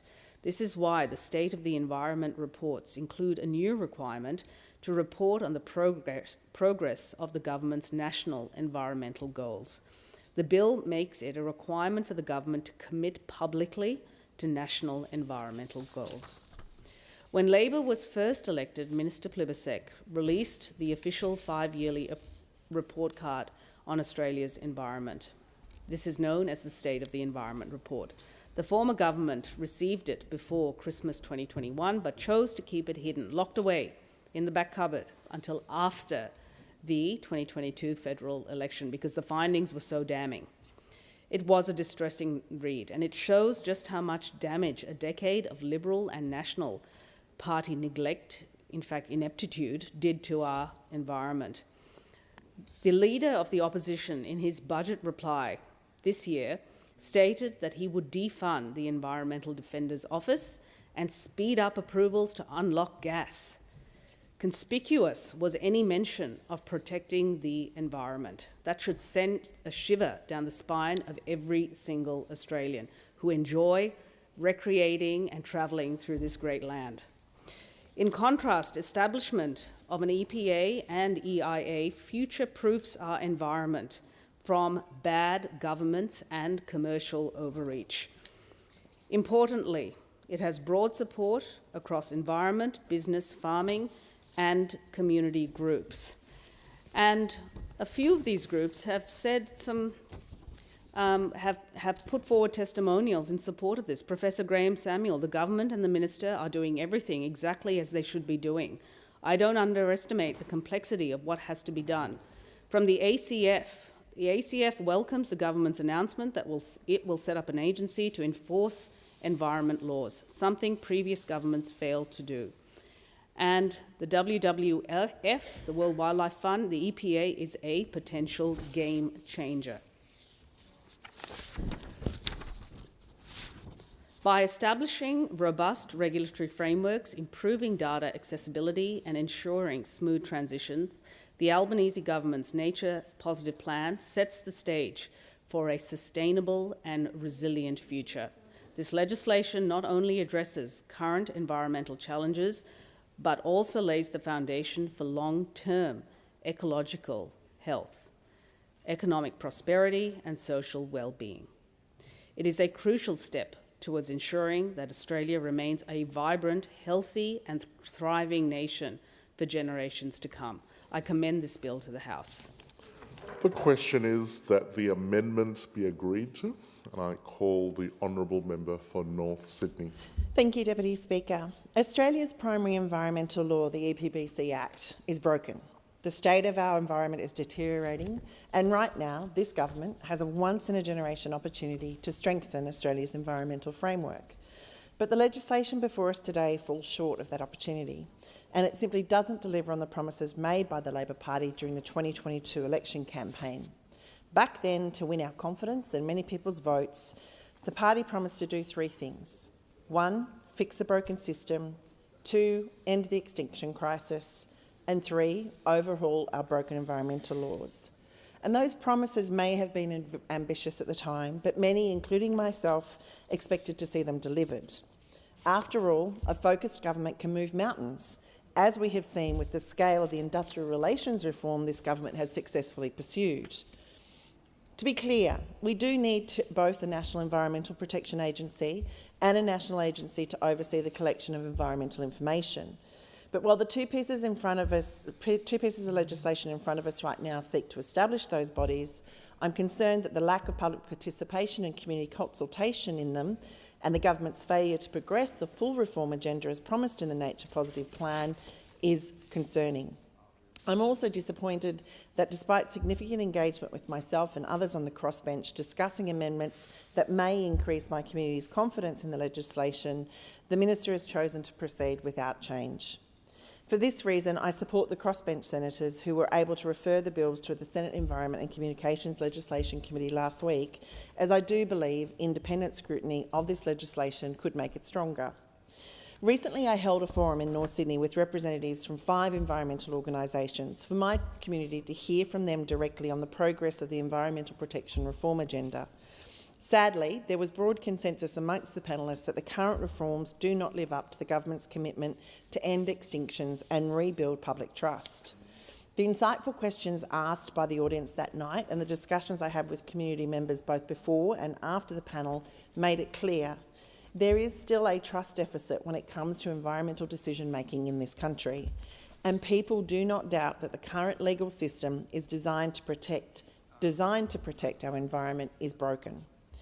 This government has made much of the 2021 State of the Environment report, which told us of the condition of rivers, reefs, wetlands, soil, native vegetation and biodiversity, and its continued decline at a terrifying rate, whilst the list of plant and animal species identified as threatened or endangered has been lengthening. Australia has lost more mammal species than any other continent, has one of the highest rates of species decline in the developed world, and is the only developed country that is a deforestation hotspot. Meanwhile, climate change is compounding damage from deforestation, invasive species, pollution and urban expansion. And this poor environmental scorecard is arguably only being enabled by our broken Commonwealth environmental law. Professor Samuel's scathing review of the Howard-era EPBC Act painted a dire picture of a dysfunctional legal framework lacking integrity and in need of fundamental reform. Professor Samuels found a lack of public trust in the Act's ability to protect nature stems from poor transparency, inadequate opportunities for community participation in decision-making and approval processes, limited pathways for legal review, and perceptions of poor accountability for government decisions. Yet 2 years into a 3-year term, we have seen no significant improvements in any of those areas from this government. In 2022, the Albanese government released the Nature Positive Plan, articulating its commitment to reform Australia's environmental laws. The plan was ambitious, but nothing more than what was necessary. Late last year, then, the government introduced the first stage of reform, legislating the nature repair market and expanding the water trigger in the EPBC Act. At that time, I expressed concerns we were putting the cart before the horse, building a mechanism that allowed those that wish to destroy to simply pay their way out of it. The Minister assured my community that my concern was not warranted, that the national protection standards would be in place before the market came into effect. Then, in April this year, the Environment Minister announced the Nature Positive reforms would not proceed as planned, but rather would move forward at a slower, staged manner. Concerningly, we now don't have a definitive timeline for the delivery of the one thing that absolutely underpins all of this reform, the new national standards. And it seems this government has overpromised and will now underdeliver. Establishing the EPA and the EIA were identified as 2 priorities within the government's nature positive reforms. But as they exist in the current legislation, many, including myself, are concerned they do not meet the ambition originally promised. Many of the objects, functions and duties of the EPA in relation to public participation, transparency of decisions and accountability in government's mechanisms are not included in this overriding governing legislation. As a result, with an election due in the next 10 months, my community is concerned the next critical stage of the nature-positive reforms will not be delivered. That would leave us with flaccid agencies that are as impotent as the laws they are tasked with enforcing. With significant aspects of the nature reform package relegated to stage 3, with no due date, the new tough cop on the beat, the EPA, will actually be a rookie cop, enforcing the same weak, out-of-date laws. I acknowledge the Samuel's report recommended a stage approach to the nature-positive reforms and that Professor Samuel has himself supported the Minister in the approach the government's taking. But even so, I remain concerned that if this government fails to deliver all 3 stages in this parliamentary term, the reform to date could be wasted. 2 years was long enough for this government to deliver the most significant industrial relations reform this country has seen in decades. 2 years should have been long enough to also get this work done if it had been prioritised to the same extent. Speaking now to the specifics of the bills. The Nature Positive Environment Information Australia Bill establishes the head of Environment Information Australia, setting out their functions, including preparing a reporting framework and state of the environment reports, maintaining environmental economic accounts and identifying national environmental information assets. Looking at it in isolation, I'm broadly comfortable with it. The second piece of legislation, the Nature Positive Environment Protection Australia Bill, establishes a statutory agency to be known as Environment Protection Australia, and it's that bill and the Transitional Provisions Bill that I want to focus on. The Nature Positive Plan promised an independent EPA, established to undertake regulatory and implementation functions under the EPBC Act and other relevant Commonwealth laws. Within that context, it's arguable that independence and trust will be predicated on access to information and meaningful consultation to ensure transparency, accountability and integrity in environmental decision-making. And therefore, these principles should be at the heart of the EPA and be present in the primary legislation. Yet currently, they are not there, with the recent Narrabri gas project in the Pilliga Forest providing a great example of what can and will go wrong when meaningful consultation is not at the centre of project development. This project, which involves drilling 850 gas wells over 1,000 hectares of land in a project site that covers 2/3 of the Pilliga Forest and overlies part of the Great Artesian Basin, is close to my hometown of Coonabarabran. Given this, I can attest to the fact that as the largest native forest west of the Great Dividing Range, the Pilliga is a beautiful place to visit. Importantly, it's home to several threatened species, including the koala, Pilliga mouse, regent honeyeater, superb parrot, spotted-tailed quoll, southeastern long-eared bat and the swift parrot. When this project was proposed, Mr Deputy Speaker, a phenomenal 23,000 submissions were made, with 98% opposing the project. However, the then Environment Minister's statement of reasons for approving the project only addressed public submissions in 5 of 670 paragraphs, and the community got no explanation of how their submissions had been considered in coming to the final decision. And that says everything that needs to be said about how broken this current system is. Under it, ministers can tick the consultation box, but that doesn't mean they have meaningfully engaged with the community. Rather, meaningful public participation occurs when a decision maker engages genuinely with public feedback, uses it when coming to their decision, and explains to the public with full transparency how they got to the final decision. To not have those requirements in this primary piece of legislation seems to make it fundamentally flawed. Genuine consultation should be understood as, at a minimum, the decision-maker's duty to respond to the substantive concerns and arguments put forward in the public submissions process. As Professor Samuel said himself, effective outcomes-based decision-making where the community can engage with the process and understand the reasons for decisions is the primary way to improve trust. Leaving consultations to matters of policy and giving proponents the power to control if, how and when that consultation happens is not in the spirit of the recommendation, observations or calls to date. The regulator should have the responsibility to ensure access to information and meaningful consultation, and the time to ensure that responsibility is now, when the legislation is before us to establish the EPA. And that's why I will be proposing amendments to bring this level of responsibility, integrity and accountability into the EPA through this bill before us.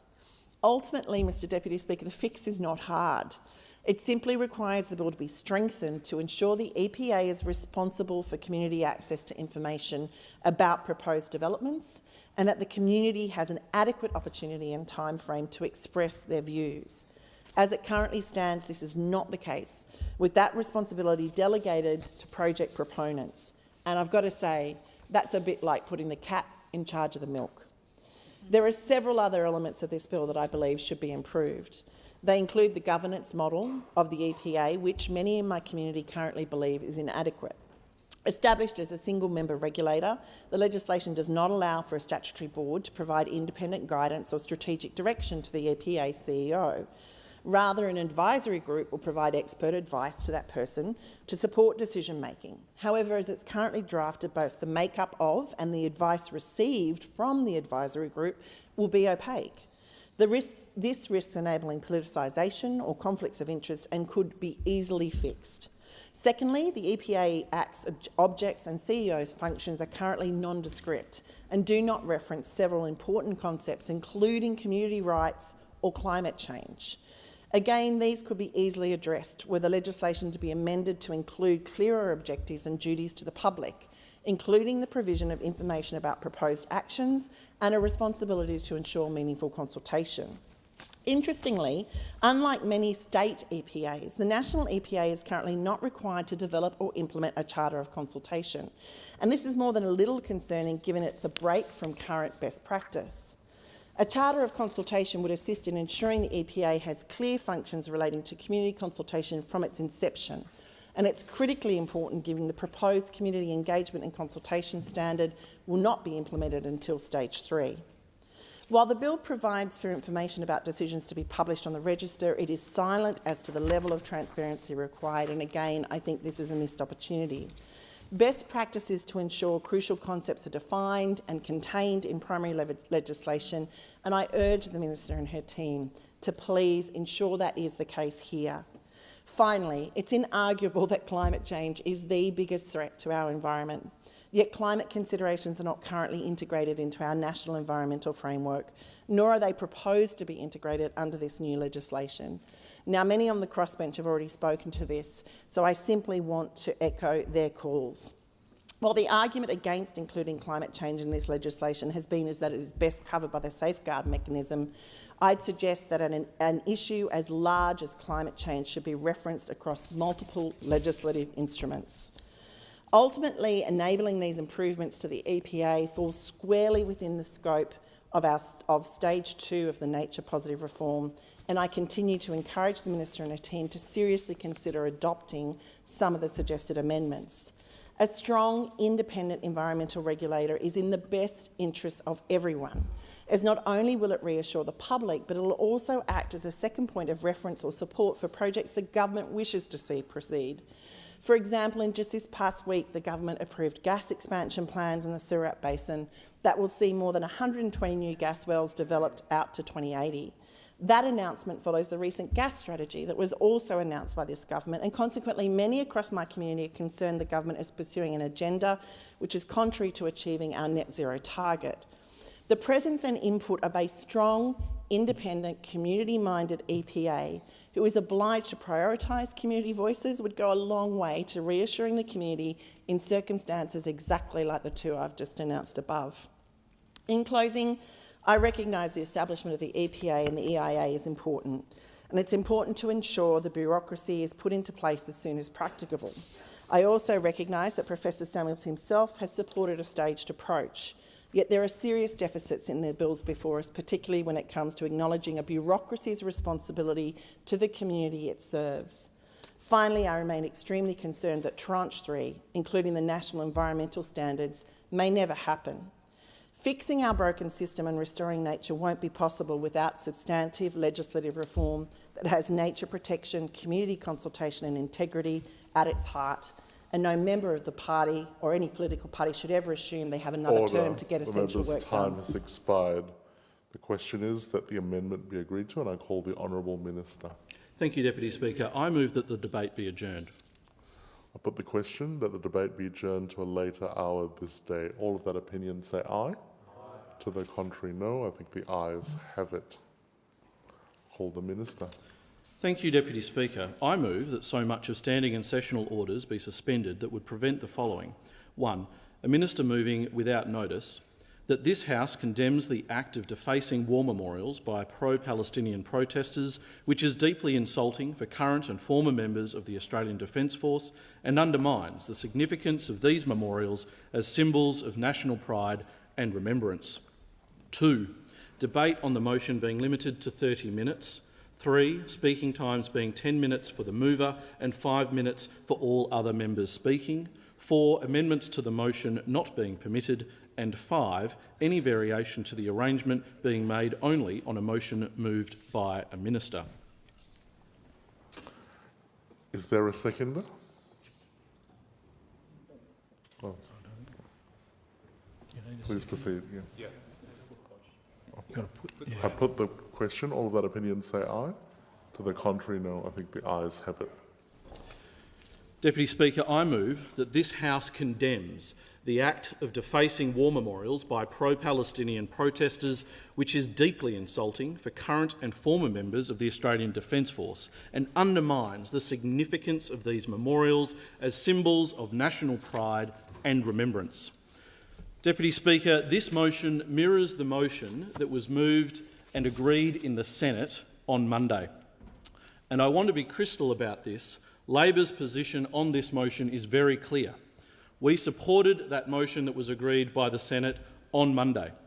On Tuesday, the Prime Minister spoke about this very issue, condemning these acts in question time, and his comments were endorsed by the Leader of the Opposition at that time. The member for Spence also spoke in this place yesterday, condemning this vandalism, and I spoke in relation to an attempt to suspend standing orders by the Opposition, also condemning these acts. It is unfortunate, however, that the Opposition attempted to politicise this matter by trying to proceed without notice to the government in relation to trying to bring on this motion, which if they had proceeded as would normally be the form of this House, we could have dealt with these matters without adjournments earlier. I will say also that I would have thought that the motion before the House today, as it was before the Senate on Monday, is a position that would have been agreeable not only by all members of the House, but by all members and parties in the Senate. And I think it is grossly unfortunate and in fact abhorrent that the Greens political party decided to vote against this motion in the Senate. Because as the motion says, what has occurred here undermines the significance of these memorials as symbols of national pride and remembrance. The starting place has to be, what are these memorials? These memorials, whether they are the Australian War Memorial in Canberra, the centre of our commemorative activity as a nation, whether they are the memorials to particular conflicts and service that line Anzac parades, such as the Korean War Memorial and the Vietnam War Memorial, or whether they are the memorials that are dotted around our country in communities, in cities, in towns, in rural and regional areas, whether they are commemorative gates, plaques at schools. Our country is covered in memorials. Why is that? It's because we as a nation respect and honour those people that have put on our nation's uniform, those that have made the ultimate sacrifice and those that have fought on our behalf. The names of members of our community are on these memorials, as they are on the Australian War Memorial. They are the names of the sons that went off to war. They are the names of families so prominent in those communities that suffered such great loss, whether they be the children, the partners, the brothers, the sisters of those people left in those communities to mourn. And when we think about what it is that's being commemorated in that service, it's a dedication to our nation, and it is a dedication to the ideals and values of our nation. Ideals and values that these people have fought to protect. Core to that is the concept and the actuality that is our democracy.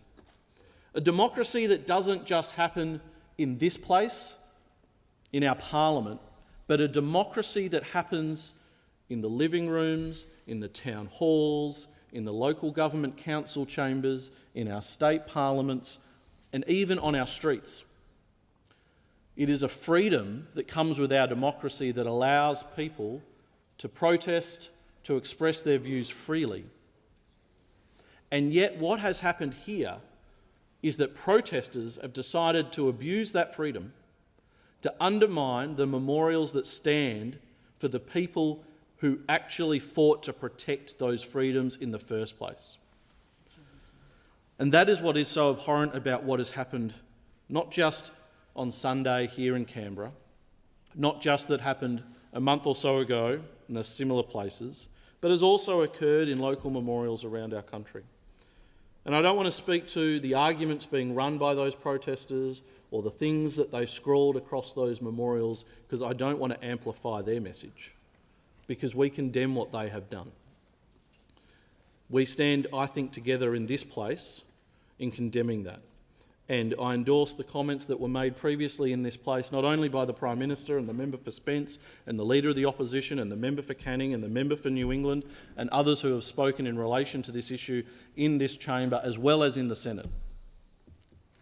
And that is what is really important here, is that in coming together today in this House of Representatives to debate this motion, we have an opportunity to be very clear, not just to the Australian people at large, but especially to those people who think that in any way what they have done is appropriate, that we as a nation regard these places as sacred, as special, because of the values that they represent for us as a nation.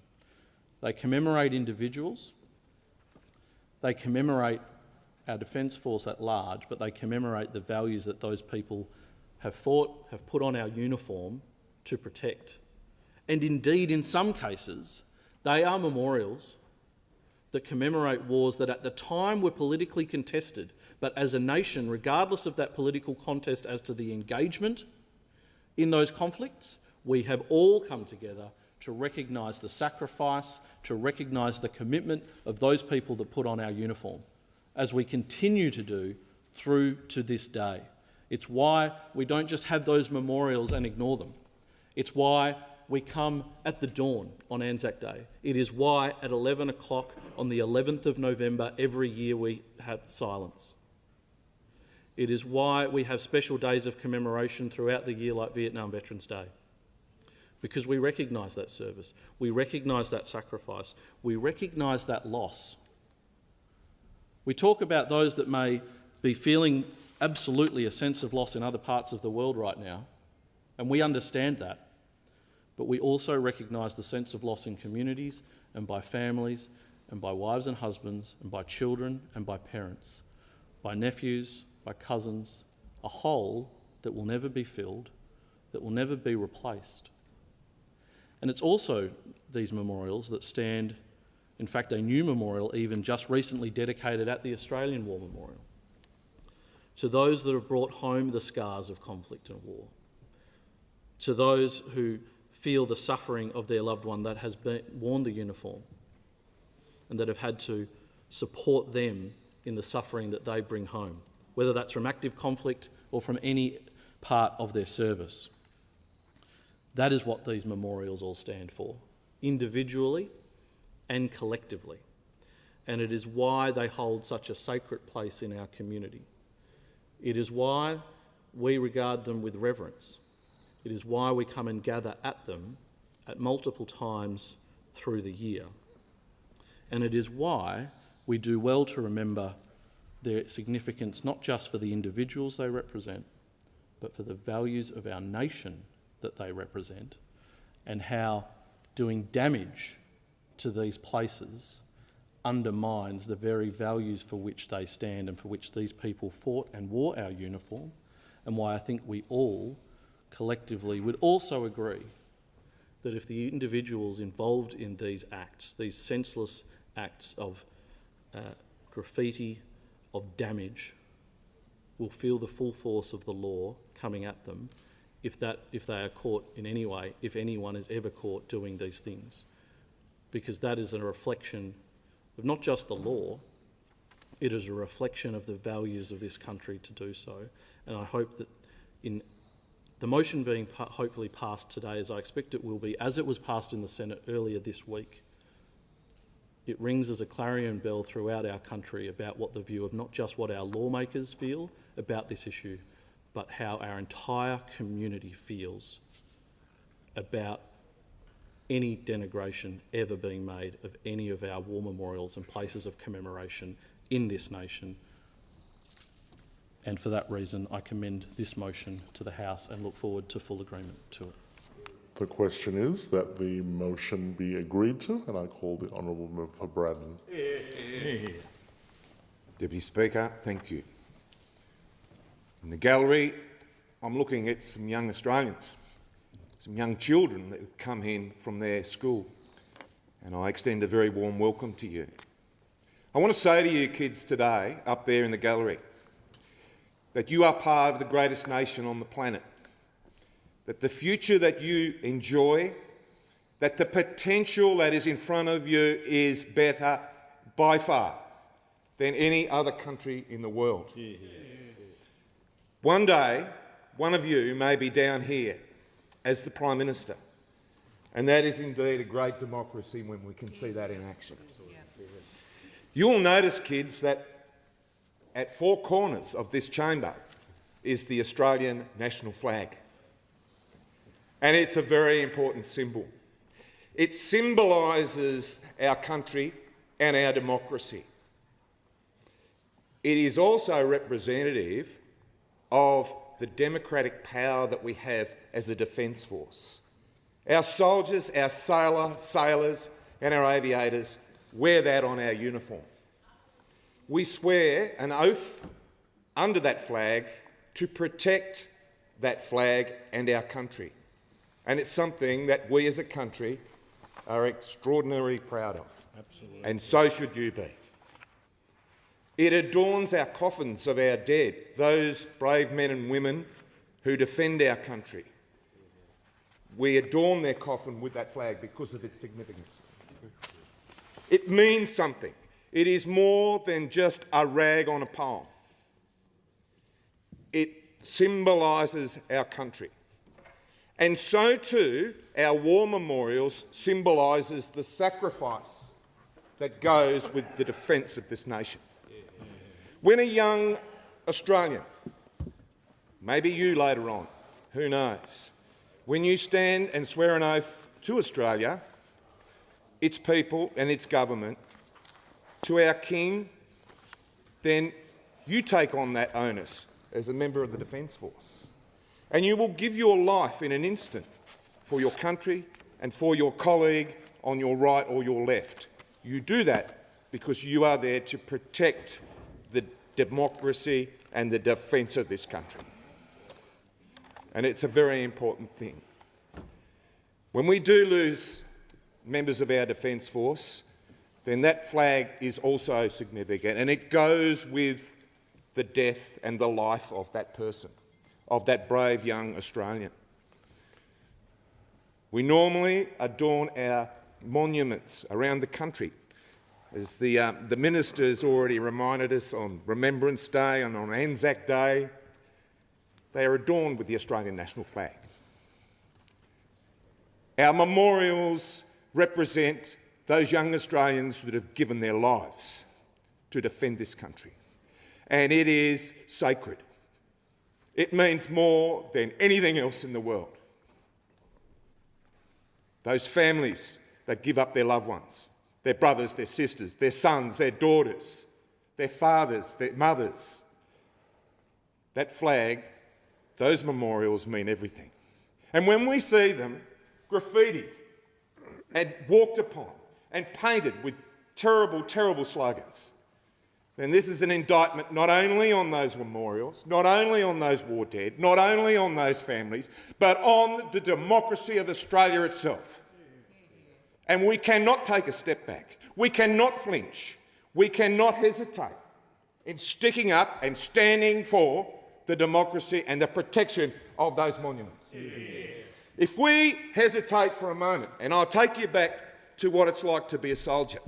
If we hesitate on the battlefield for one split second, then that will mean not only a death, maybe my death, but also the death of my colleague on my right or my left. We do not hesitate. We remain clear-eyed, we remain mission-focused, and we remain absolutely steadfast in the defence of this country. I cannot condemn enough, and I have been to Israel, and I have been to Gaza, and I have been in the Middle East, and I have been on operations, and I cannot stress enough how important this is, not only for our generation, for that beautiful generation that I see up there in the gallery. You be proud to be Australians, and you be proud of our flag, and you be proud of all those that defend it. Thank you.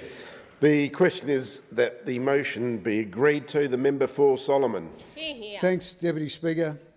I hope that this House condemns in the strongest terms the acts of defacing our war memorials, both here in Canberra and anywhere, by pro-Palestinian protesters, which is deeply insulting for veterans, for current and former members of the Australian Defence Force, and for others that have put their life on the line, Australian Federal Police and others, those that do the important work that must be done to protect the sovereignty of our nation and our democracy.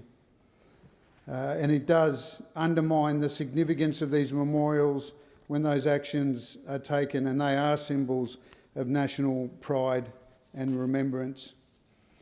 I heard on the weekend that, I think it was on Sunday, that there had been some defacing of war memorials, in particular the Vietnam and Korea war memorials. And on the way in here to this place on Monday morning, very early, I stopped by there to see it with my own eyes. I could not believe that it had happened. But it had, and I, like other speakers, won't give it any more oxygen, some of those messages, but it was an abhorrent thing to see, knowing the sacrifices of those that have given so much for our nation, their lives, certainly, but also the effects that had on their families.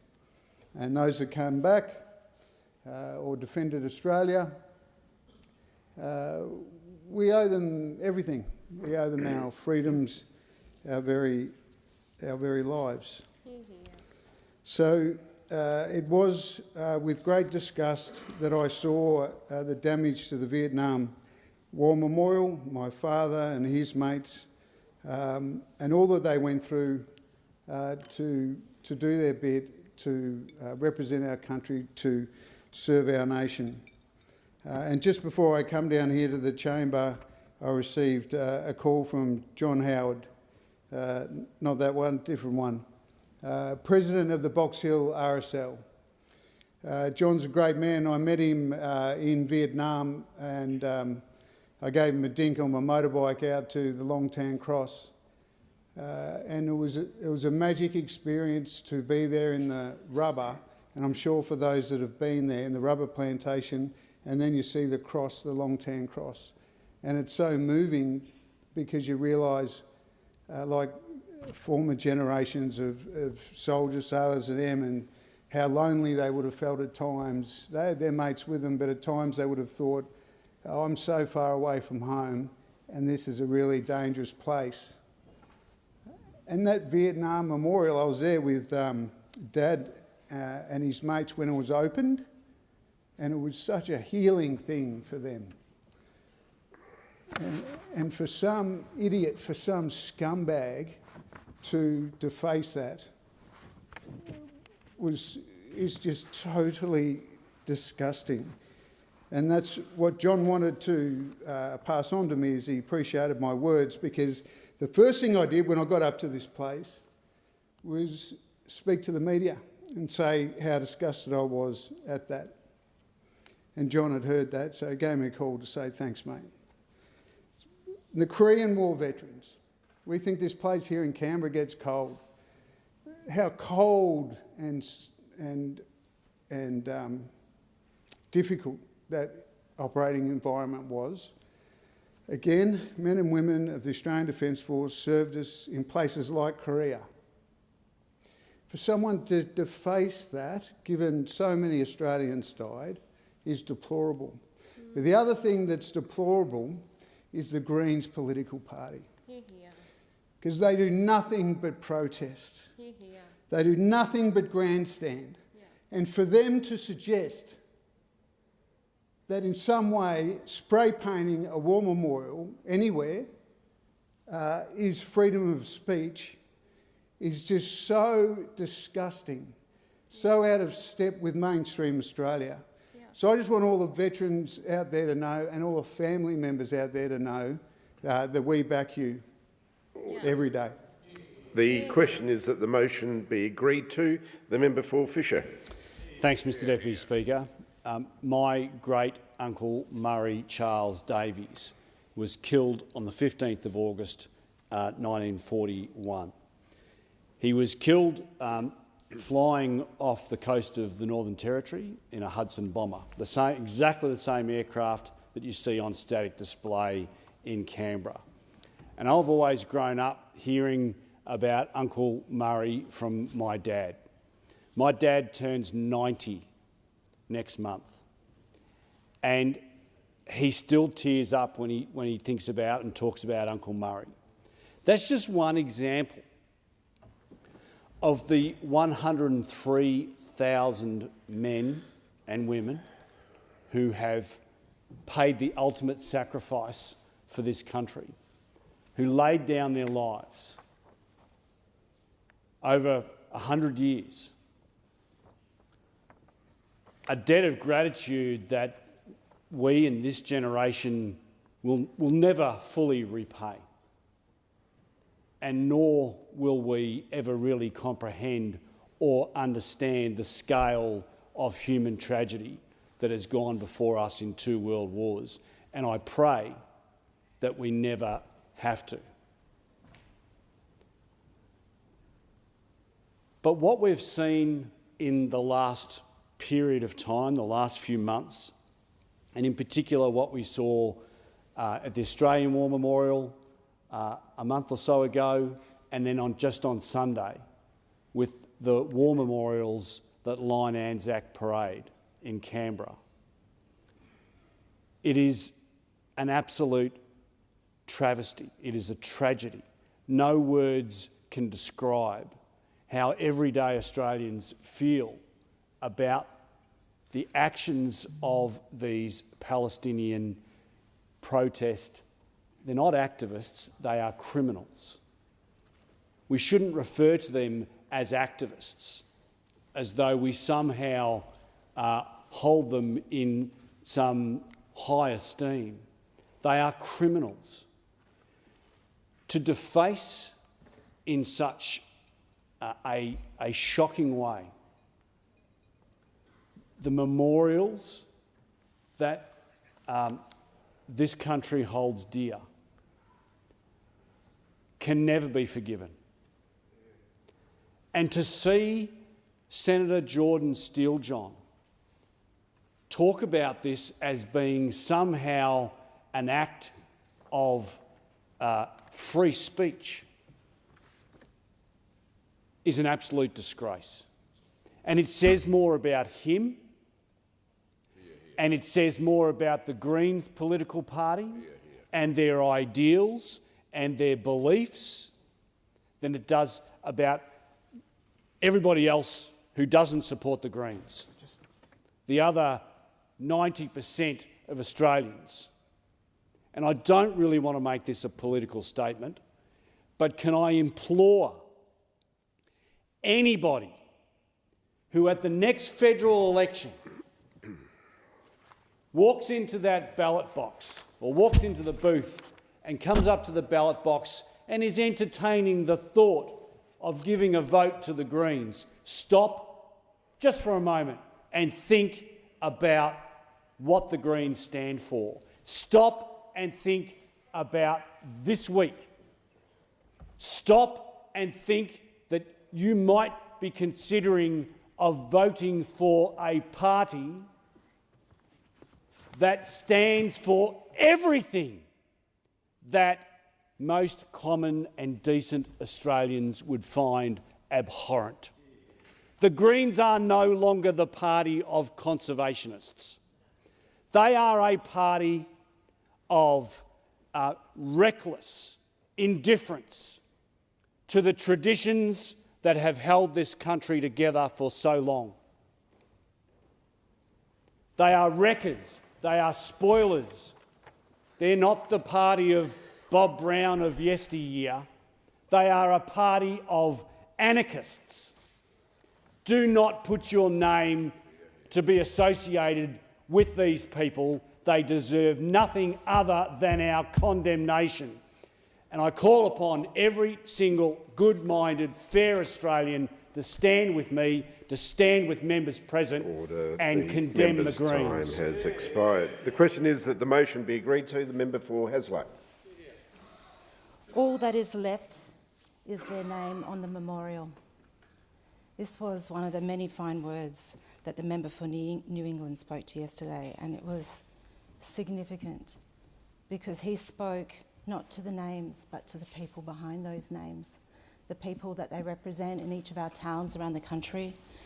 There's some 4,000 to 5,000 memorials that the member for Canning spoke to, 103,000 people on the roll call that died. And the reasons for which they died were for different conflicts, and this is not the time to ponder why they went. Instead, it's to consider the reality that they did, and then they died for it. And what we have left is memorials around the country. I've got so many in my own, and they represent just ordinary people who came off the farms to go and fight. And I've also got VC awarded soldiers from Chidlow to Guildford. We make the most to recognise that, because for many of these families, they never even had the body returned. The name, as the member for New England spoke to, that brass name is all that's left for family to walk to reflect upon and to remember. So for the Senator, the Greens Western Australian Senator Steele John, to talk about that these are not politically neutral spaces is wrong. These are the equivalents of grave sites. This is not a place to get political. This is purely to remember the individuals that gave their lives in our name.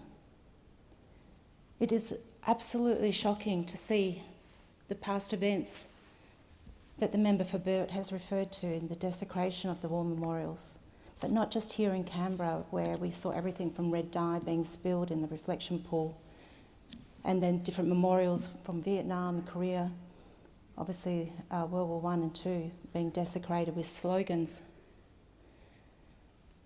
But it's also absolutely shocking on the terms of which that's been done.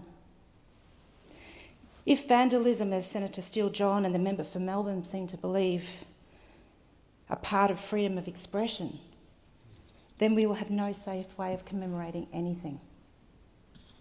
No safe way to respect the fallen, no safe way to pay homage to those whose sacrifices have in fact enabled the Greens to stand here in this parliament and spout those ugly sentiments. We often talk about in this place about the standard we walk past as the standard we accept. And the vandalism that a member of parliament won't call out is the vandalism that that member, by omission or otherwise, actually endorses. I don't see Senator John Steele out there with a paintbrush, and nor do I see the member for Melbourne. But the fact that they are not out there with a spray can is inconsequential.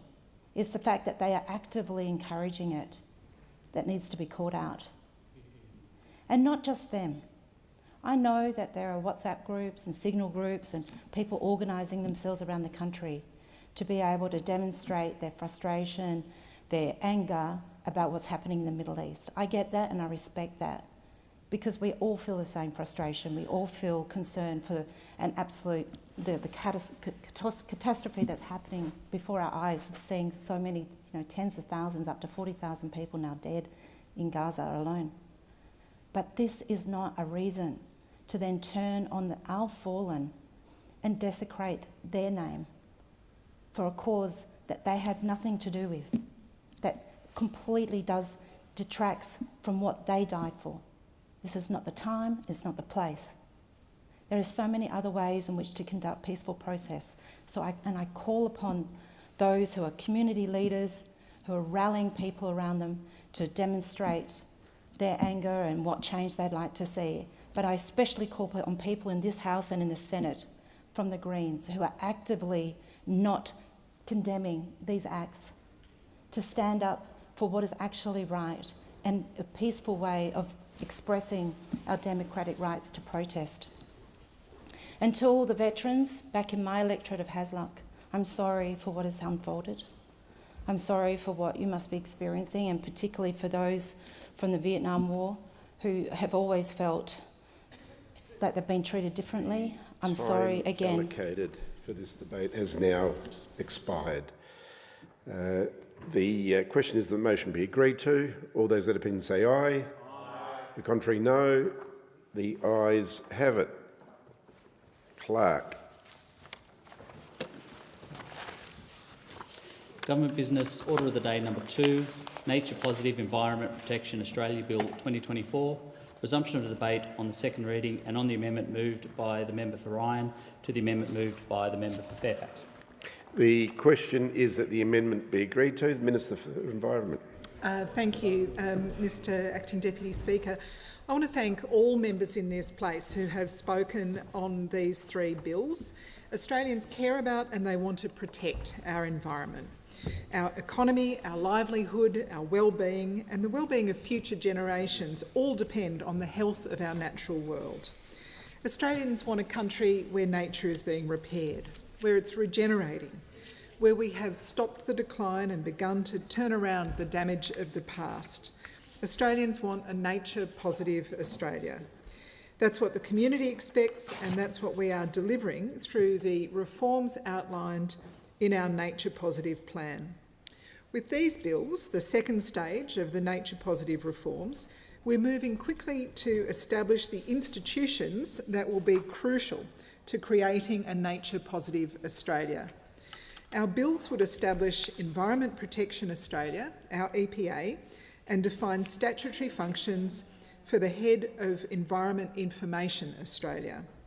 We're creating Australia's first national independent environment protection agency with strong new powers and penalties to better protect nature. EPA will deliver proportionate and effective risk-based compliance and enforcement actions using high-quality data and information. It'll provide assurance that environmental outcomes are being met. Promoting public trust in environmental decision-making through the publication of information and transparency of decisions will be core to EPA's business. The head of Environment Information Australia will be an independent position with a legislative mandate to transparently report on trends in the environment and report on the state of the environment every 2 years. The head of Environment Information Australia will work in collaboration with Australia's experts, scientists and First Nations people to collect more high-quality information and make that information easier to access. This will support actions and decisions to halt and reverse the decline and in turn protect and restore nature.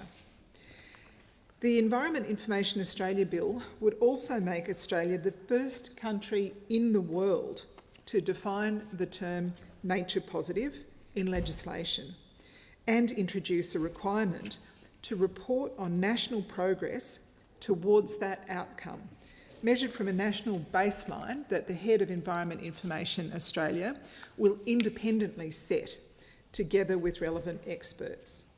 This will create accountability for our collective national efforts to halt and reverse biodiversity loss by 2030, as we've committed to under the Convention on Biological Diversity's Global Biodiversity Framework. This stage of the reform, together with significant additional government investment, will deliver stronger environmental powers, faster environmental approvals, more environmental information and greater transparency.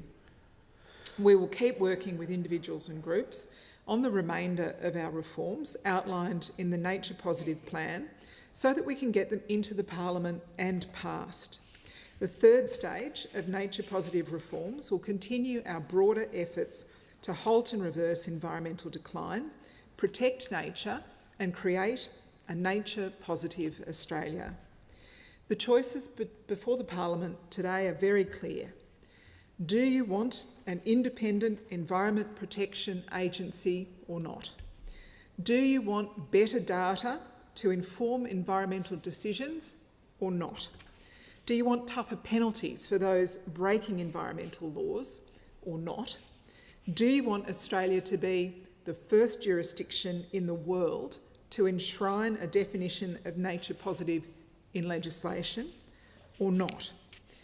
And Mr Deputy Speaker, I note that we are shortly to move to the consideration in detail stage of this legislative package. I know that a number of members on the crossbench will be moving amendments. It's not our proposal to accept those amendments today, and I'll speak in consideration in detail about the specific reasons for that. But I also look forward to the inquiry that the Senate Environment and Communications Committee will undertake on this legislation. I'll certainly consider the recommendations of that committee and continue to engage with the crossbench as these bills continue their work through the Parliament. Thank you. The original question was that the bill be now read a second time, to which the honourable member for Fairfax moved as an amendment that all words after that be omitted with a view to substituting other words. The honourable member for Ryan has moved as an amendment to that amendment that all words after House be omitted with a view to substituting other words. The immediate question is that the amendment moved by the honourable member for Ryan be agreed to. All those that opinion say aye. To the contrary, no. I think the noes have it. Division required. Ring the bells for 4 minutes.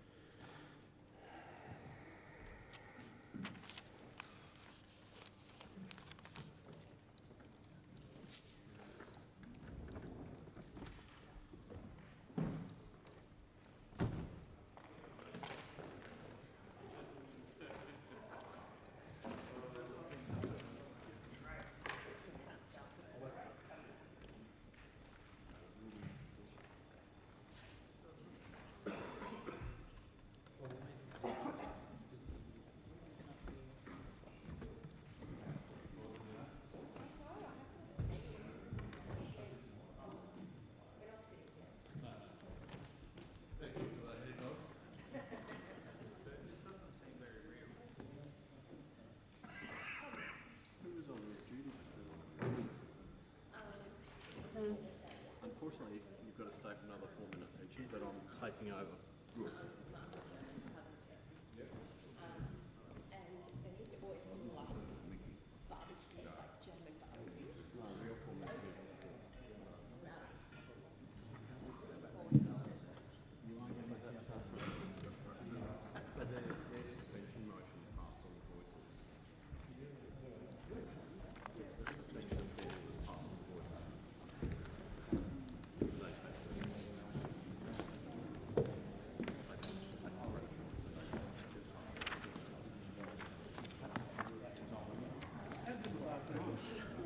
I wrote him a letter this morning. Just you tell me about how you write your letters. to acknowledge his celebrity chef and his family. Congratulations.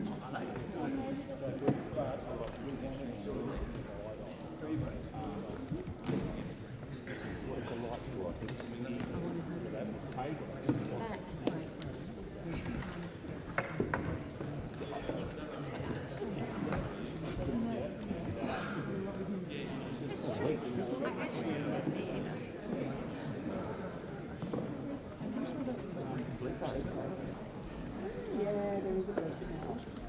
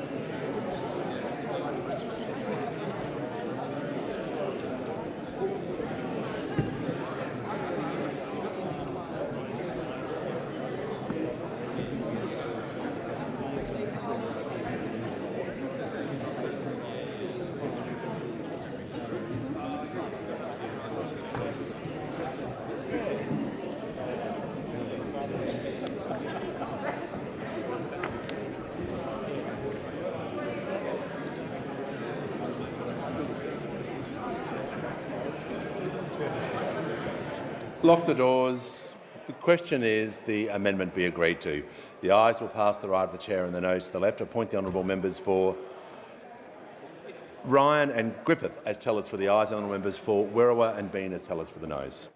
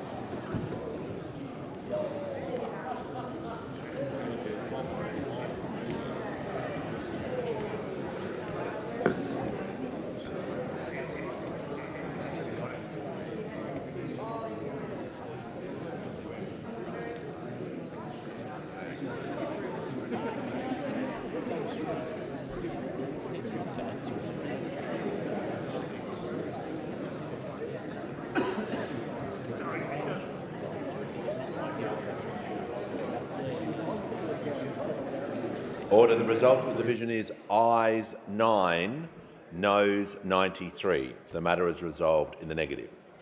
The question now is the amendment moved by the honourable member for Fairfax be agreed to. I'll put the question. Those opinions say aye. Against no. I think the noes have it. Ayes have it. Division required. Ring the bells for 4 minutes.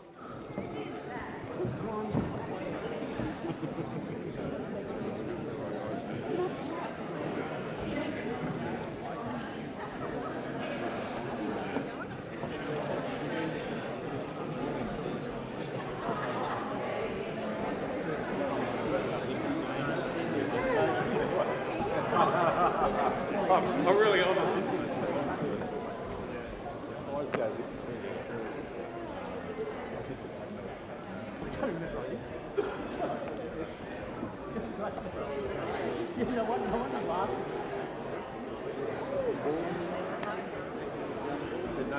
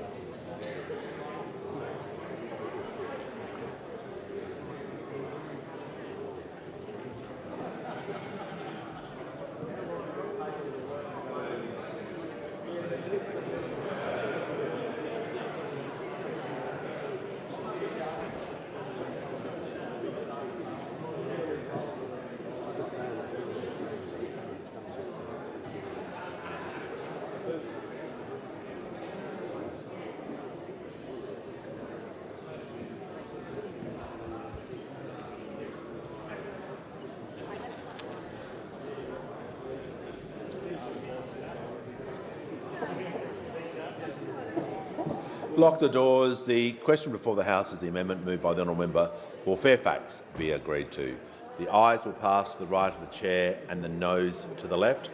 I point the honourable members for Parkes and Gray as tellers for the ayes, and the honourable members for Werriwa and Bean as tellers for the noes.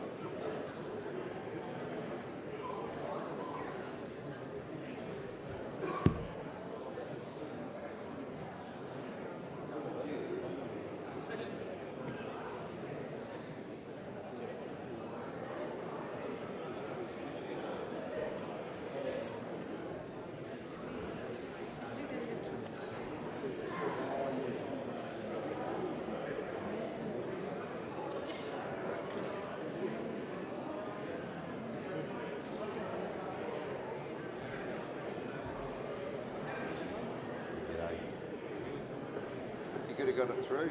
Well, we nearly did till March.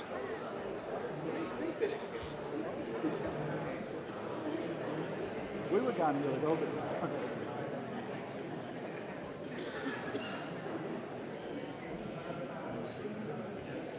we look really good. Still got a mistake this one.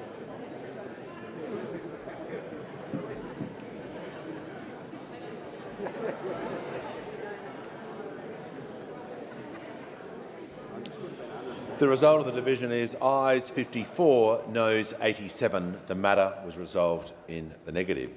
The question now is that this bill be now read a second time. I'll put the question. Those opinions say aye. Against no. I think the ayes have it. Noes have it. Division required. Ring the bells for 1 minute. Ring the bells for 1 minute.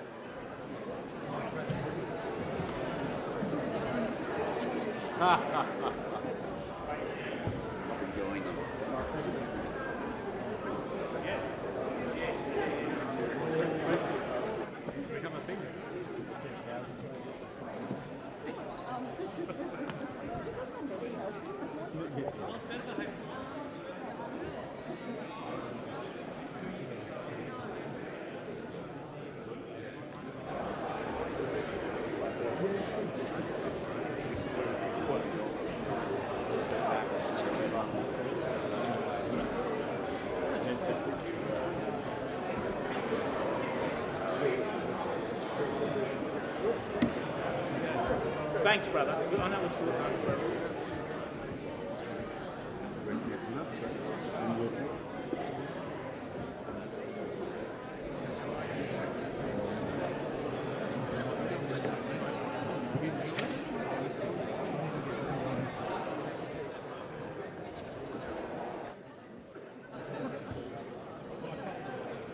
Lock the doors. The question before the House is that the bill be now read a second time.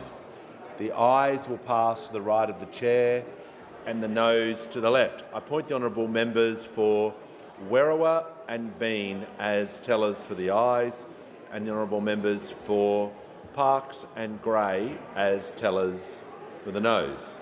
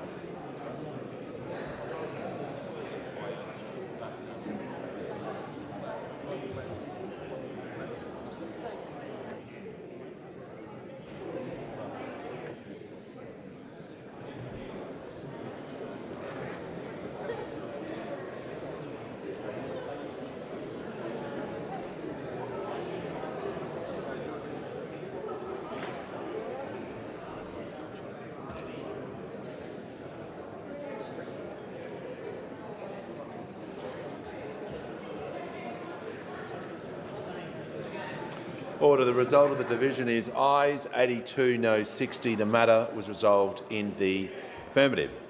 I've received a message from His Excellency the I'll call the clerk.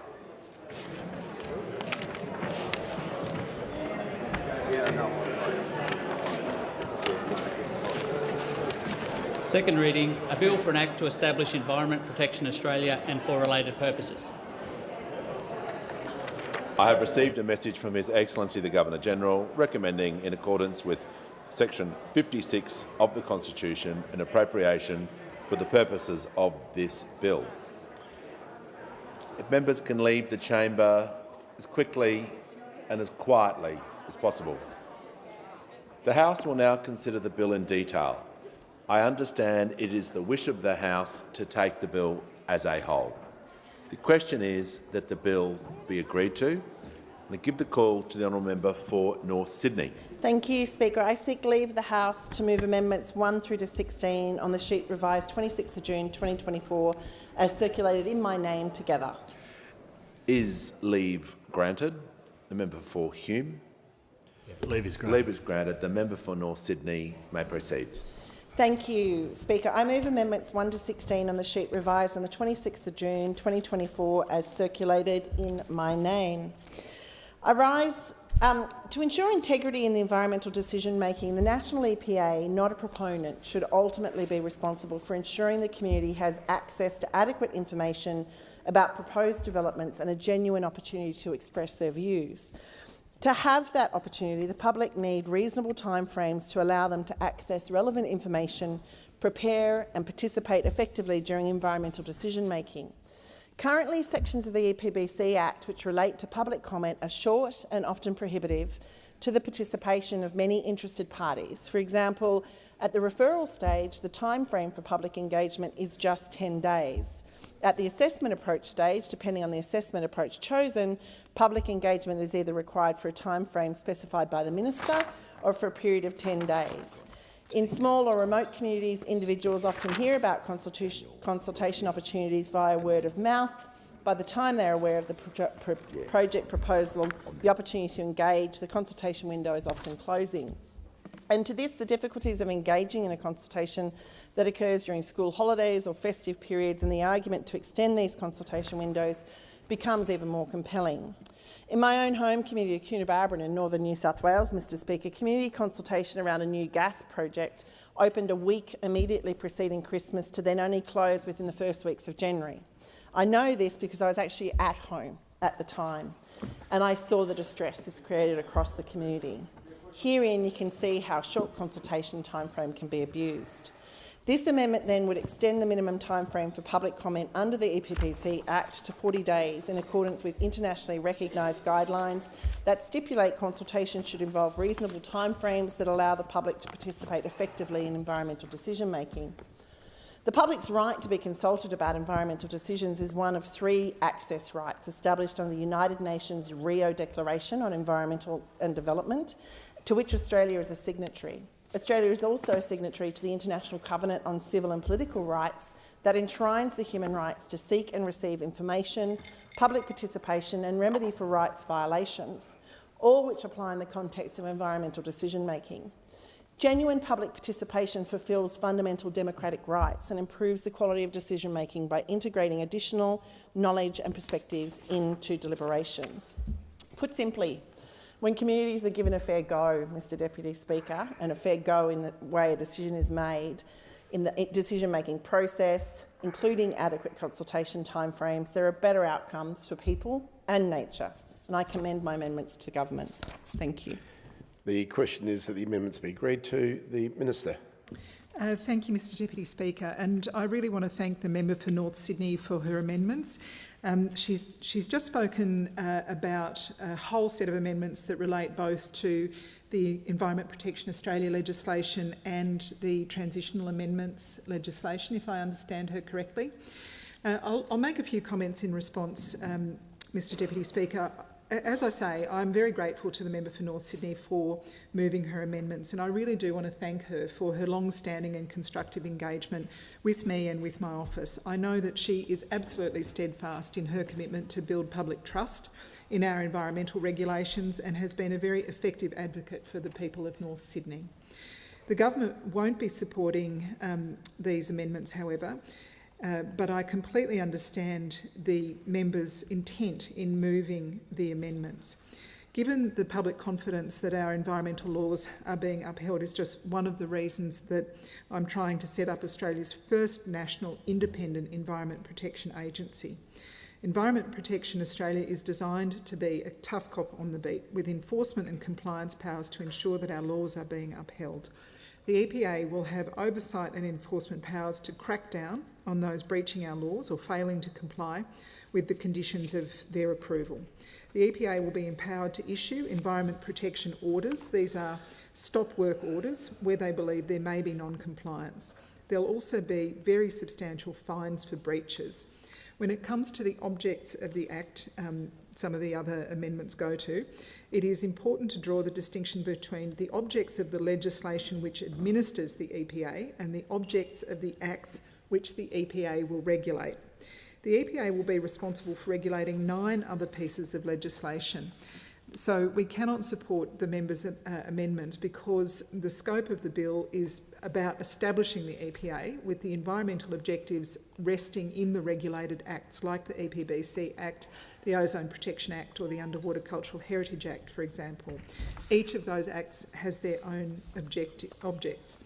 We don't believe that the agency which administers these acts with their own objectives should have an additional layer of objectives beyond those already included.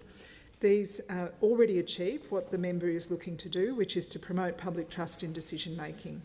The objects of the EPA bill is to, and I'm quoting this now, to establish Environment Protection Australia to support the delivery of accountable, efficient, outcome-focused and transparent environmental regulatory decision-making. But again, I want to thank the member for moving this amendment and acknowledge her dedication to her community. Just on the issues relating to extending the public comment period to 40 business days that the member has also alluded to, I think I particularly agree with her that it is important that the public has enough time to properly engage in consultation processes on environmental matters that affect them. That's why one of the national environmental standards that I'm currently consulting on will be on community engagement and consultation, a specific standard addressing community consultation and engagement. One of the main objectives will be to make sure that communities are properly consulted and consulted early, so if they do have genuine opportunity to influence the location and the design of projects. I really look forward to continuing to discuss this with the member for North Sydney. It's crucial that the public get the information that they need and the time they need, but I won't be supporting this amendment because the amendment is so very broad. The proposal to change the timeframes, including for things like wildlife permits, proclamations, management plans and environmental assessments, would lead to some perverse outcomes. For example, the risk of extending all of these to 40 days would have had a consequence. Just in one example that has been on my desk recently, there was a captive bred cheetah called Edie that was being returned to the wild in Africa. If we hadn't been able to quickly tick off on the export permit for that, Edie would have missed her spot on the Qantas jet that had been booked to take her back to where she was being released into the wild. So I do want to avoid any unintended consequences. Can I finalise my comments on this by saying that the publishing of advice of the advisory group, the CEO already may publish the advice from the advisory group. I think that strikes a balance between allowing... The debate is interrupted in accordance with Standing Order 43. The debate may be resumed at a later hour. The Minister will have leave to continue speaking when the debate is resumed. Are there any statements by honourable members? The member for Hughes. Thank you, Deputy Speaker. I rise to speak on behalf of residents of Bundeena and Mainbar about the woeful telecommunications infrastructure in these areas. These are beautiful beachside villages bound by the Royal National Park and the Port Hacking River and home to around 2,500 local residents. And I mention the work particularly of the Bundeena Progress Association in advocating for these residents. This area is also frequented by tourists, budding artists and thousands of bushwalkers. Deputy Speaker, it is very disappointing to see that the Bundeena and Mainbar communities continue to be ignored by this Labor government, particularly in relation to mobile phone coverage. Service is provided by towers in Cronulla. These towers are approximately 3 kilometres away over the Port Hacking River. This is a major problem for a community that is geographically isolated, prone to natural disasters such as bushfires and flooding. Disappointingly, Bundeena was again overlooked in the latest round of funding from the government's Mobile Black Spot program. Similarly with the internet connection, I have been writing to the Minister about the need to upgrade the fibre to the curb connection, which Bundeena residents have been waiting for now for more than 6 years. I still have not heard from the Minister for Communications on this. Deputy Speaker, this is a community that desperately needs the same level of mobile and internet service enjoyed by most other Australians. The Labor government needs to do better for the residents of Bundeena and Mainbar. I, though, will remain committed to fight for better mobile and internet coverage services in Bundeena and Mainbar. The member for Macquarie. Thank you, Deputy Speaker. The latest data shows that residents in Macquarie are saving money when they get their scripts filled at the chemist. Since we made the largest cut to the co-payment on scripts in Australia's history, Blue Mountains and Hawkesbury residents have saved more than $2 million on their scripts. That's 170,000 cheaper prescriptions. Our freeze on the cost of PBS medications means those savings will continue for the next year, and for pensioners, the savings continue for the next 5 years.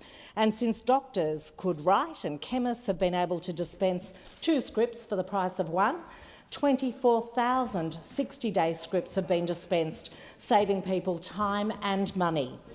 across the country, 5 million Australians have saved more than $414 million on the cost of their medicines, thanks to the Albanese Labor government. We're also seeing an increase in GP bulk billing in Macquarie, with the decline in bulk billing turning around and an increase happening with more than 84% of GP visits bulk billed. That's above the state and national average. The Albanese Labor government is the party of Medicare, and we're strengthening Medicare, making it easier for Macquarie residents to get the care they need and saving them millions of dollars on cheaper medicines and free bulk billed visits to the GP. The member for Casey. Deputy Speaker, I believe it is important to involve community in community decisions. And to this end, I am thrilled to be working alongside independent organisations Democracy Co and Hattrick & Co, who specialise in deliberative engagement processes and collaboration. Last week, I hosted the first of a two-part Community Leaders Forum, bringing together community leaders from right across the electorate of Casey to share their vision for our future community. The first event was an online forum where local leaders discussed what they would like to see in our future community, while building connections and exploring opportunities to strengthen our region. We broke out into online groups with each group brainstorming ideas for the future. Each group was tasked with being the commissioner for a certain period of time. One group was tasked with being the commissioner for urgency, envisaging ways to improve our community in the immediate future. Next, we had the commissioner for the Senate, where the group brainstormed ideas for the next 6 years. We then moved into the future, with the last two groups sharing ideas for the next 20 years and the next 100 years as commissioners for children and commissioners for generations. The first event set the tone for our second event, which is an in-person forum being held this Sunday in Mount Evelyn. I'm looking forward to hearing from what comes from the forum and updating the House on the views of leaders in my local community. It is so important that we give local leaders a space to shape our future, to build an even stronger community in the Yarra Ranges. Member for Fraser. The government is prioritising the delivery of cost of living relief. This is reflected in the measures that came into effect on 1 July, including tax cuts, cheaper medicines, rent relief and the energy rebate. One of the key elements is reversing a decade of anaemic wages growth, indeed one of the worst decades on record. Minimum wages grew 3.75% on 1 July. This will benefit 2.6 million people, and when you combine the wage rise with the tax cuts, a minimum wage earner will receive at least $38 more in their bank account per week. This is material and meaningful and much-needed relief. If you're a cleaner or a retail worker, $40 more will be going into your account every week because of the pay rise coupled with the tax cut. After a decade of wages being kept deliberately low by those opposite, workers who often perform important, difficult and unrecognised jobs in our society are finally getting some recognition and finally getting a fairer share. During the election campaign, those opposite acted as if the economy was going to crash if there was reasonable wages growth. Minimum wage workers aren't the only ones seeing a pay rise. The 360,000 truck drivers and transport workers on enterprise agreements will see $75 extra in their account. What all of this means is that those in Australia, those workers on minimum wages and more broadly across our economy will earn more, and that they will also keep more of what they earn. Member for Clark. Deputy Speaker, with millions of Australians struggling to keep a secure and affordable roof over their heads, there's no doubt we're in a housing crisis. And nowhere is this more apparent than in a Tasmanian winter. Indeed, with winter temperatures in Tasmanian homes averaging as low as 10 degrees, according to one study, it can be even worse for the tens of thousands of Tasmanians shivering through winter in poorly maintained social and private rentals. And let's not forget, of course, the more than 2,300 Tasmanians experiencing homelessness who all too often only have a tent flap between them and the cold. Yes, there's lots of noise from the federal government about doubling housing and homelessness funding in the budget, but the reality is that the funding for Tasmania will in fact decline this year under the National Agreement on Social Housing and Homelessness from $38.1 million to $37.4 million, which is shocking in itself, but all the more worrisome considering the Minister for Housing and Homelessness is a Tasmanian. Surely the Minister must have seen the desperate need in our state. Surely her office has been continually contacted by constituents desperate for a place to live. Mine sure is, Deputy Speaker. No wonder the community is looking to the government to do more, much more, especially in Tasmania, where the housing crisis is staring us in the face every day. Thank you, Deputy Speaker. Member for Chisholm. So much, Deputy Speaker. The Albanese Labor government is strengthening Medicare and saving people in my community of Chisholm millions of dollars on cheaper medicines and free bulk billed visits to the GP. People in Chisholm have saved more than $2.68 million on their scripts thanks to our government's cheaper medicines policy. Chisholm is the #1 electorate in Victoria and #2 electorate in the nation for 60-day dispensing. That means more than 84,000 60-day scripts have been filled in Chisholm. This is delivering real cost of living relief for people in my community. In addition, we're opening a further 29 Medicare urgent care clinics. This will bring the total number of Medicare urgent care clinics up to 87. This means that there will be more locations for people to walk in 7 days a week over extended hours and get the free urgent care they need without waiting hours in busy hospital emergency departments. Our government is committed to listing new life-changing medicines on the PBS to ensure all Australians have early, safe access to the medications that they need. Labor is the party of Medicare. We created Medicare and bulk billing, and we will always work to strengthen it. Thank you, Deputy Speaker. Member for Kennedy. Madam Speaker, Australia has only 3 exports, really: iron ore, coal and gas. They account for nearly 400,000 million of our 500,000 million. But on the next line is aluminium, beef and gold.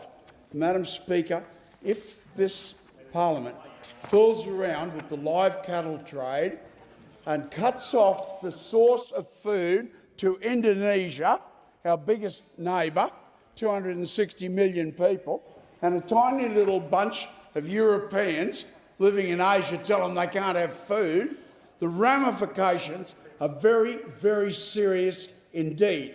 So whilst there may be some wokies in here who indulge their weird ideologies, this is an issue of food. Food to people where a lot of people go to bed hungry every night. Now, all I can say is when we treated them by cutting off the live cattle exports to Indonesia, they can't afford to buy processed meat. They've got to process it themselves. When that was cut off by Julia Gillard, within 2 months she was gone. And she was gone as a result of that decision. Now, Indonesia cut off all trade with Australia. Now, this is very serious indeed. They were justified in their aggression towards Australia. More than Member for Ben has the call. Thank you, Deputy Speaker. This week, a primary school teacher in Bean, going to work at Theodore Primary School in Tuggeranong, is coming home with more money in their back pocket. All up, they'll save some $1,800 across this year. An electrician working on construction sites in Phillip, earning $110,000, will save more than $2,400 a year. That's because this week every Australian taxpayer is getting a tax cut. But, Deputy Speaker, it's not the only change that's occurred this week. This week, full-time national minimum wage earners in Australia will see their base pay increase by over $1,700 this year. Some 2.6 million workers across the country will directly benefit from this increase. Deputy Speaker, as someone that used to be involved in wage case submissions and enterprise bargaining, I know the difference it makes when you have a government that supports fair pay rather than one that deliberately undermines paying conditions for Australian workers and their families. Deputy Speaker, under this Albanese Labor government, more people are working, more people are earning more, and more people will keep more of what they earn. Member for Banks. Thank you, Deputy Speaker. Deputy Speaker, the Herald Sun front page yesterday told a shocking tale of the massive impost that this government is placing on Australian families who just want to use the internet. Massive price increases on the NBN, and they have happened, Deputy Speaker, with 2 price increases in just 8 months. In just 8 months. And the Minister for Communications described the decision to allow these price increases as great news for consumers. Yeah. That's what she said, great news for consumers. And in 8 months, and how much have they gone up in those 8 months, Deputy Speaker? 10%, 11%, 12%, 13%, as much as 14% in just 8 months. And you know who is hit hardest by these price rises that the minister described as great news for consumers, Deputy Speaker? You know who that is? It is the people who can afford it the least. It is the people on the lower speed, more affordable plans who are suffering the greatest price increases. If you're on the 25 meg plan or the 50 meg plan, which is no less than 6 million Australian families, you have faced price increases of 10 to 14% in just 8 months. It is a shameful indictment on this government in the middle of the Albanese government's cost of living crisis. Senator from McNamara. Thank you very much, Deputy Speaker. And we on this side of the House know that it has been a rough period for Australians, that they just want to be able to pay for the things that they need, and they just want to be able to go to the grocery store, buy the food for their family, pay the rent, pay the mortgage and get on with things. And it has been difficult, and we recognise that. That is why there has been a suite of policies that we have brought in to take the pressure off and to make sure that people can keep more of what they earn. Things like a tax cut for every single Australian taxpayer, especially those in the lower and middle income earners. We know that the Morrison tax cuts were going to exclude many people in Australia, and we have changed them to ensure that every single taxpayer gets more tax, lower tax from 1 July, 2 days ago. We've given every single household and businesses $300 at least off their energy bills. We know that this is important because energy prices are pressure for families and for businesses, and that's why we've given $300. We also capped coal and gas prices, something that those opposite opposed here in this place on multiple occasions. We extended paid parental leave by 2 weeks. We made medicines cheaper by freezing the cost of PBS, and we've also delivered a wage increase to 2.6 million Australians. And you compare that with those opposite, where they made low wages a deliberate design feature of their economic management. They increased HECS, they didn't deliver a single surplus, they didn't build social and affordable homes, they cut funding from TAFE. We on this side are going to ease the cost of living pressures, while those opposite will just remain in opposition. Member for McPherson. Thank you, Deputy Speaker. Today I'll be speaking about transport infrastructure on the southern Gold Coast and specifically the upgrades to the M1. There is quite a long history to this particular upgrade. Back in the lead up to the 2007 election, there was a commitment that was made by the coalition government to upgrade the M1 from the south of Brisbane through to Tugun on the Gold Coast, with the priority area to be the upgrade from Tugun to Nerang. Now, the Labor opposition at the time also matched that commitment, so even though there was a change of government, the funding still came through and the upgrades went ahead.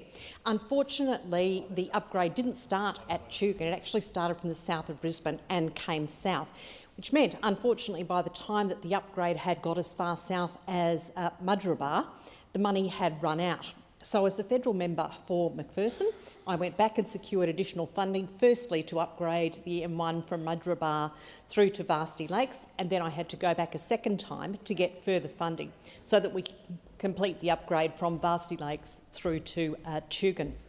That work is currently underway. It has been a mammoth exercise that started in 2007, and here we are in 2024 without that upgrade completed.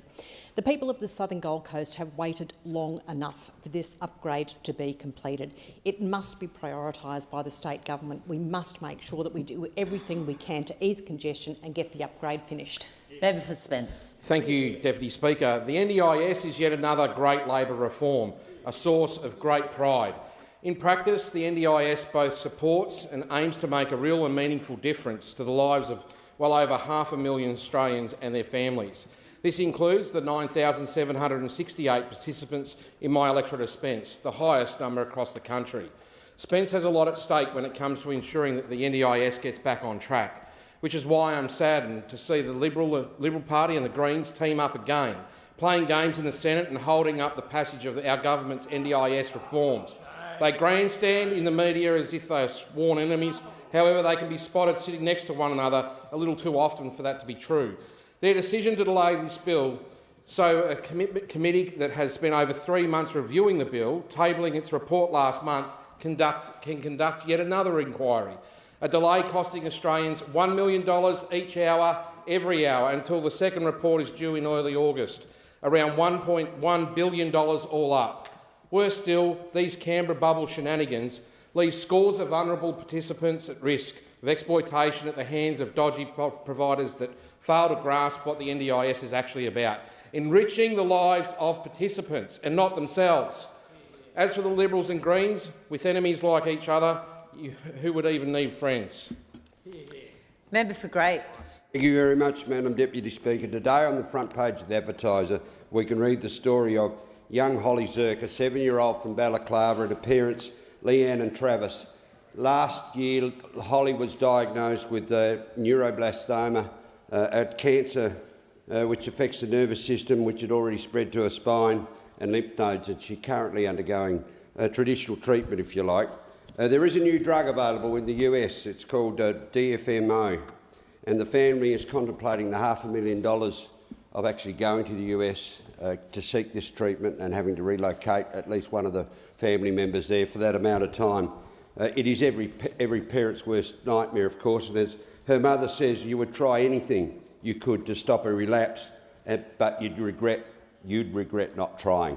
So they're doing everything they possibly can. But of course, DFMO is not available in Australia. It is currently with the TGA for approval, and of course the next step would be to get it onto the pharmaceutical benefit scheme. But I know, ministers are at arm's length from the TGA, but I'm just asking Mark Butler and the team in his department to lean on the TGA to get this approval done as quickly as possible, so parents, so Holly Zirk and her parents don't have to relocate to the US, or the other 39 children a year that are diagnosed in Australia with this condition. Member for Reid. Waiters, retail assistants, cleaners, receptionists, hairdressers. What do these professions have in common? Under the Coalition's tax plan, they would have got next to nothing in cost of living relief. Let that sink in. Workers on the minimum wage would have got almost nothing to help with cost of living under the tax plan devised by those opposite. Contrast that with the Labor government's plan. We are providing a tax cut for all Australian taxpayers. We also advocated for 3 minimum wage rises with the Fair Work Commission. Put yourself in the shoes of that cleaner working full-time on minimum wage, earning about $45,000 a year. Because of the Albanese Labor government's advocacy, their wage has now gone up by $143 a week. That is more than $7,000 a year in pay rises in just over 2 years for that worker. And as of 1 July, they will now get an $800 a year tax cut. Under those opposite, that cleaner would have gotten nothing. Because we on this side of the House know that aspiration doesn't start at $80,000 or $100,000 a year. So while those opposite like to go on about helping people, we on this side of the House are actually getting on and doing it. Member for Nichols.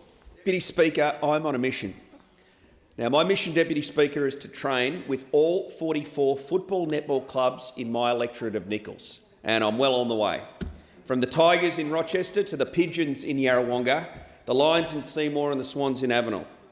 Football and netball clubs bring communities together. They put their arms around families when tragedy strikes, and they pitch in when disasters happen. They also tackle issues together, like the scourge of violence against women, mental health and suicide. And why am I training with these clubs? Well, Deputy Speaker, it's an opportunity to connect with and hear from hard-working regional Australians and talk about the industries that sustain them and the government policies that either support them or that threaten them. I also want to draw attention to the need for all levels of government to assist with change room facilities that are appropriate for all abilities, ages and genders. Too often, young women are changing in car parks or substandard facilities. Football netball clubs are playing an amazing role in bringing families and communities together, and we have an obligation to help make them places where people want to come and play. In recent weeks, I've trained with Yarrawonga, Strathmerton and Katunga, and if anyone in Australia wants to be inspired, you need to look no further than these fine communities and their amazingly supportive football and netball clubs. Thank you. Member for Robertson. Thank you, Deputy Speaker. And today I rise to thank all of those who participated in the Salvation Army Red Shield appeal on the 25th and 26th of May of this year. I particularly wish to thank Captain Leslie Newton of the Umina Beach Corps for her and her team's great efforts over that weekend.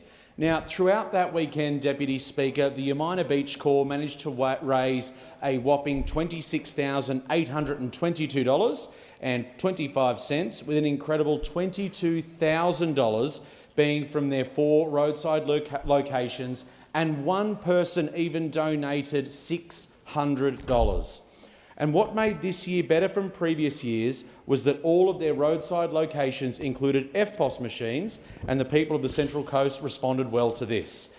Thank you to the Umina Beach Rotary Club as well, who rolled up their sleeves and gave their time generously to the cause. I also, Deputy Speaker, want to thank Tammy Newton, who devoted the weekend to manning the counting house and ensuring that the count was completed accurately.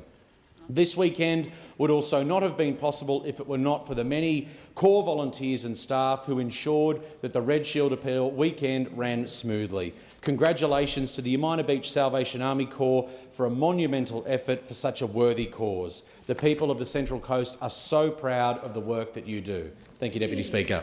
Member for Moncrieff. Well, Australians are being conned by this incompetent Labor government. That's right. $40 million is being spent on an advertising campaign to tell all of you that you're better off with their tax cuts. But Australians aren't mugs. No, they are not. The bills are up, their costs are skyrocketing, and their living standard has collapsed by 8%. Families are struggling to make ends meet. And for this government to say they're delivering real cost of living relief to households is a complete and utter farce. Not even close. This government promised cheaper childcare, but out-of-pocket costs are higher than they were 2 years ago. Childcare costs have increased by a whopping 7.2% in just 6 months, and many families are facing further increases they simply cannot afford. At this rate, the government was doing exactly what their Labor predecessors did, where fees skyrocketed 53% in just 6 years. And yet they still promise that life will be easy under Albanese. When will life be easier, Prime Minister? Use the titles. I withdraw. Member for Moncrieff, stop. Proper titles. Member for Moncrieff, use the correct titles when referring to somebody in this chamber. Lead from those opposite. So you can go back to it and put in your correct title. When will life be easier, Prime Minister? When? Australians aren't stupid. They see right through the Labor spin. They know that they're paying more now for everything than they were under the coalition. It's just broken promise after broken promise after broken promise. Time Another has Labor expired. con Member job. for Boothby.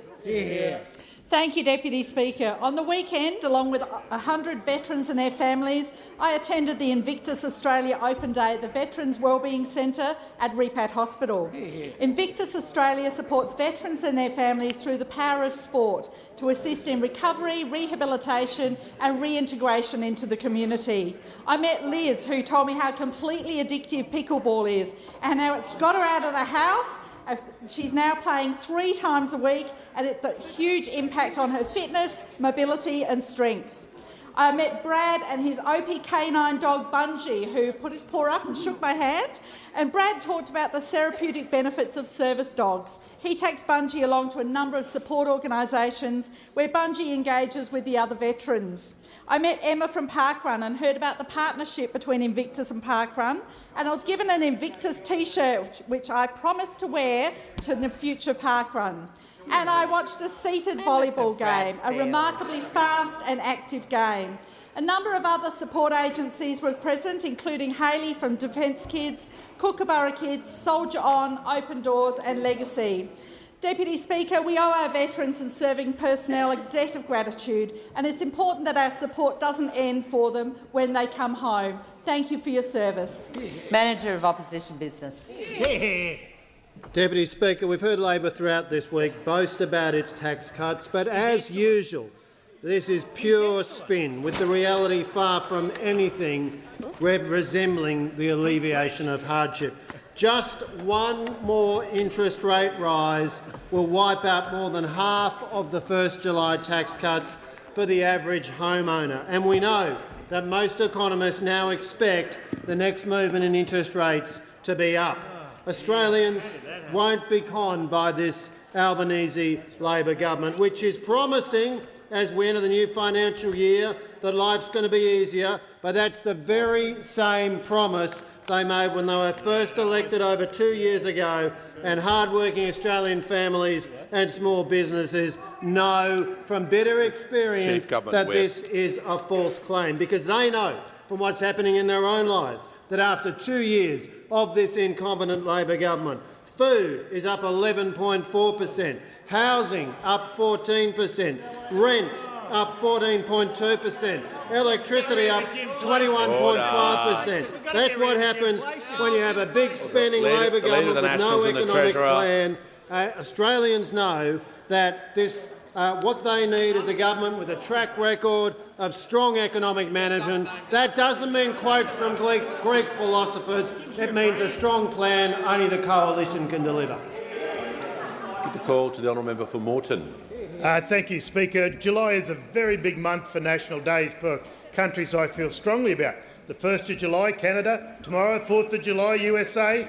14th of July, France. But this year, the 1st of July was a big day for Australians.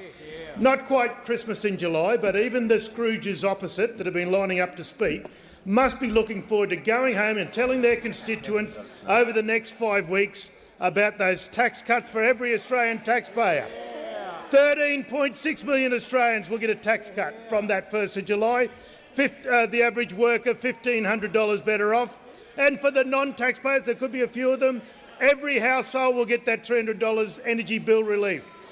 1 million small businesses, I think you remember small businesses, will get $325. 2.6 million low-paid workers getting their third consecutive pay rise. Surely the Scrooges opposite want to tell people about this. Or the 880,000 jobs created since Labor came to government, or the cheaper medicines, the stronger Medicare, the bulk billing incentives, or the 2 weeks extra paid parental leave, the cheaper childcare, or the student debt being wiped off, the fee-free TAFE, or the over 400,000 Australians who've been investing in themselves. Look, I know you don't have time for a lot of things, but take my speech and send it to your constituents. It gives all of the topics. It'll save you a lot of time. Save you a lot of time. Order. In accordance with Standing Order 43, the time for member statements has concluded. Before we move to questions, I'm also pleased to inform the House that again today, that present in the gallery today are more hard-working local councillors and mayors from across Australia.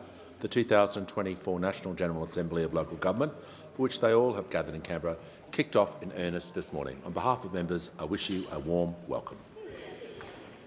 We'll move to questions without notice, and I give the call to the Honourable, the Leader of the Opposition. Thank you very much, Mr Speaker. My question is to the Prime Minister. Before the Prime Minister was elected, under a coalition government, a typical Australian family could secure a new variable rate home loan at 2.4%, paying $35,000 a year. After 2 years of the Albanese government decisions driving up inflation, the new loan variable interest rate is 6.3%, costing Australian families an extra $21,000 in after-tax dollars. Why won't the Prime Minister admit that his $315 billion spending spree is driving homegrown inflation and threatening further interest rate increases into the future? Give the call to the Prime Minister. Thanks very much, Mr Speaker.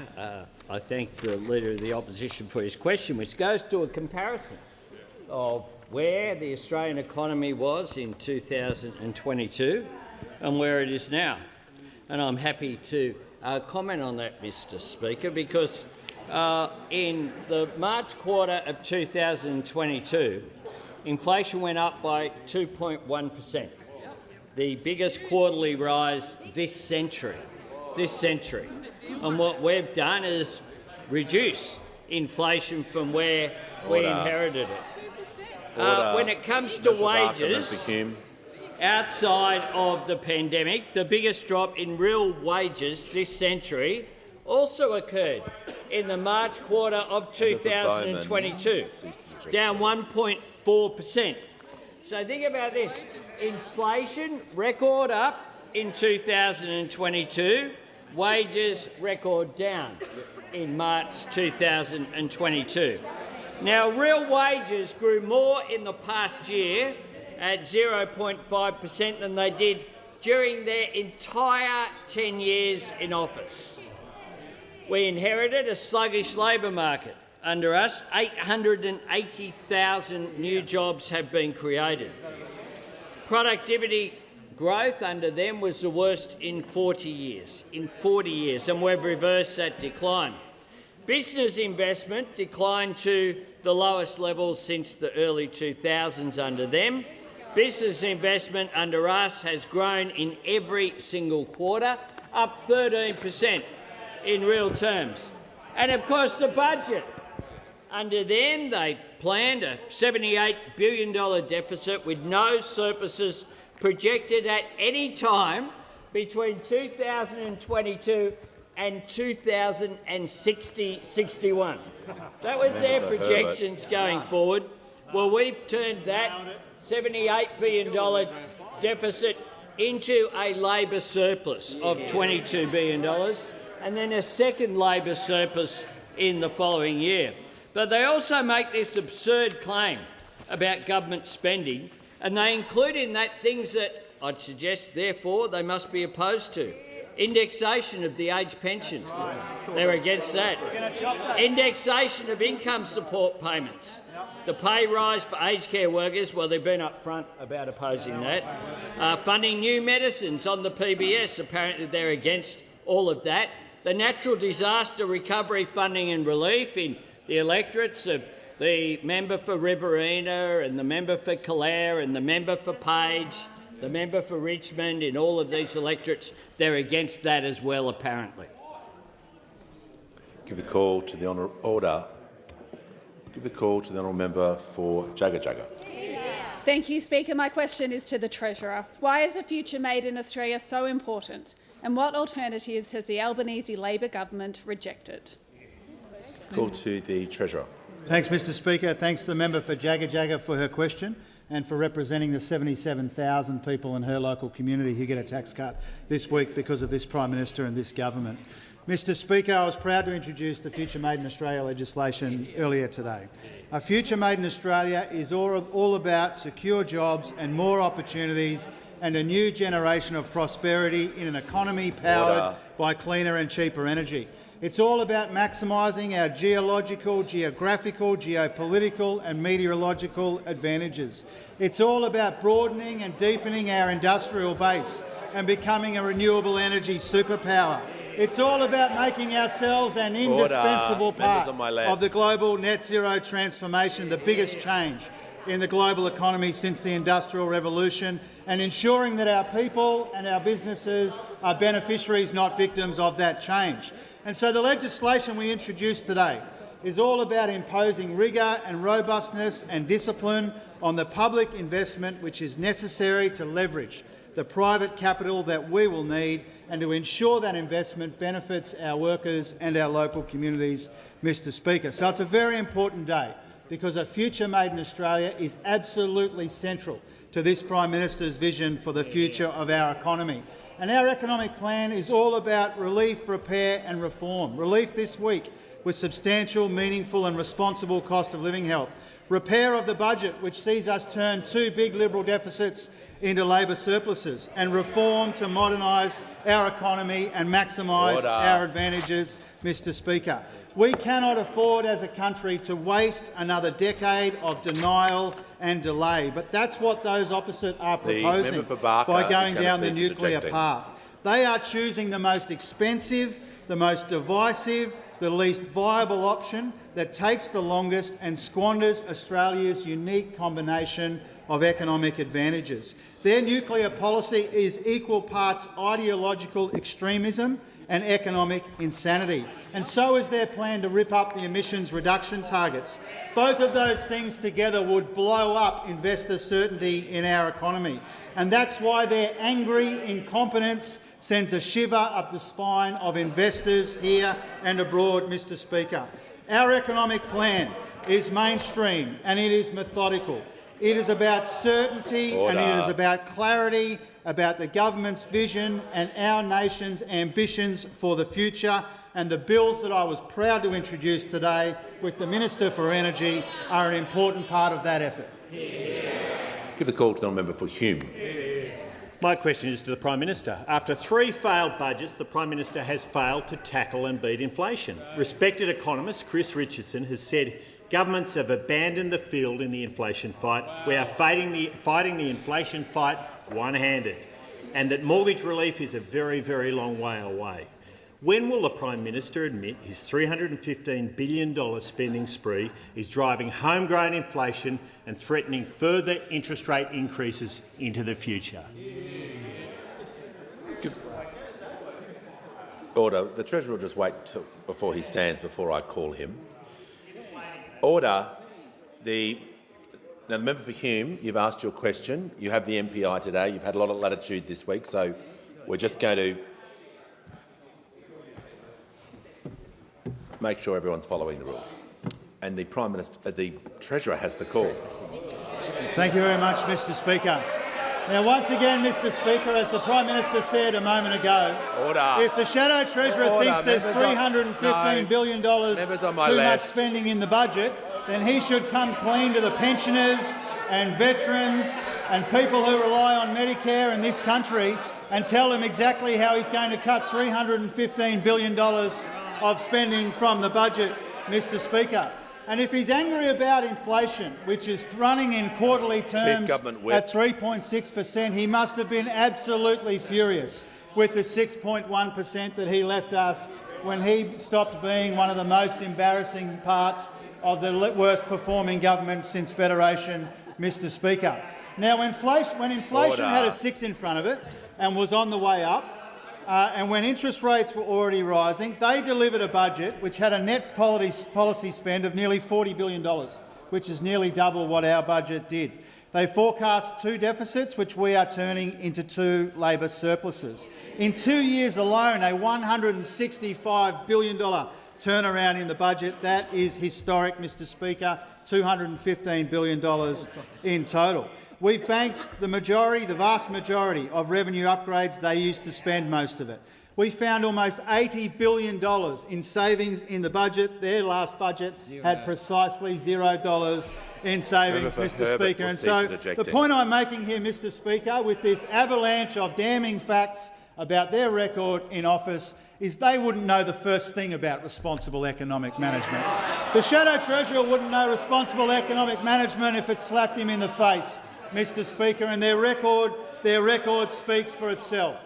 As the Prime Minister pointed out rightly a moment ago, when we came to office there were deficits as far as the eye can see. There was $1 trillion in Liberal Party debt and almost nothing to show for it, and the budget was being consumed by the interest costs on that debt.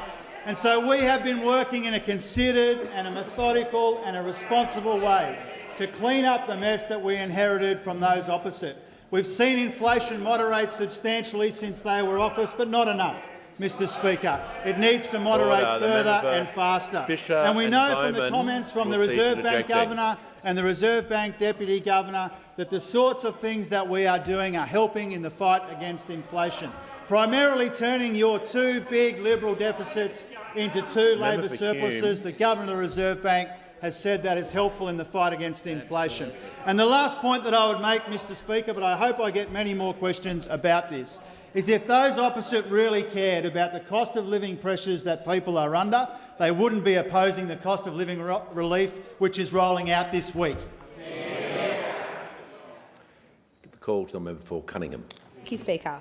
My question is to the Minister for Industry and Science. How is the Albanese Labor government delivering more secure jobs and investing in our manufacturers through the Future Made in Australia plan?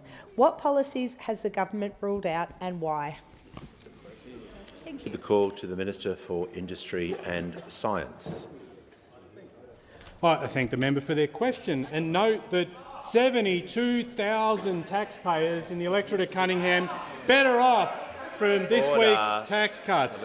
Now, Speaker, strong economies possess strong manufacturing capabilities, and our Future Made in Australia plans are about mobilising Australian manufacturing to make the things that reduce emissions and create strong, secure jobs in the process, delivering sovereign capability, allowing us to stand on our own 2 feet, reducing our dependency on concentrated supply chains, building economic resilience. Jobs up, emissions down, stronger economy. That's what our Future Made in Australia legislation all about. And we've got this once-in-a-generation opportunity to leverage off our deep reserves of critical minerals and resources. We've got a constant supply of sun and wind that bless our continent, and an army of skilled Australian workers who can get the job done to take our economy forward. And the Future Made in Australia legislation introduced today by the Treasurer is about locking in our advantages and investing in our strengths, and importantly, doing so without pushing up energy prices for manufacturers with risky, expensive nuclear reactors. And, Speaker, you could fit their nuclear plans on a post-it note with space left over.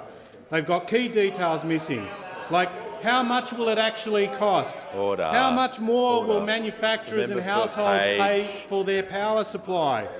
An idea so staggeringly uninvestable, they didn't even commit to work with the private sector to finance their power plants. And breathtakingly, we've got a Leader of the Opposition trying to dress this sham up as some sort of help for Australian manufacturing. Because remember, the Liberal and National parties only ever talk about manufacturing to talk it down. In government, they chased out our car manufacturers. They oversaw the destruction of 100,000 manufacturing jobs. In opposition, wouldn't vote for the National Reconstruction Fund. They wouldn't back energy price relief for manufacturers, and they wanted to call an early election to stop tax cuts for manufacturing workers.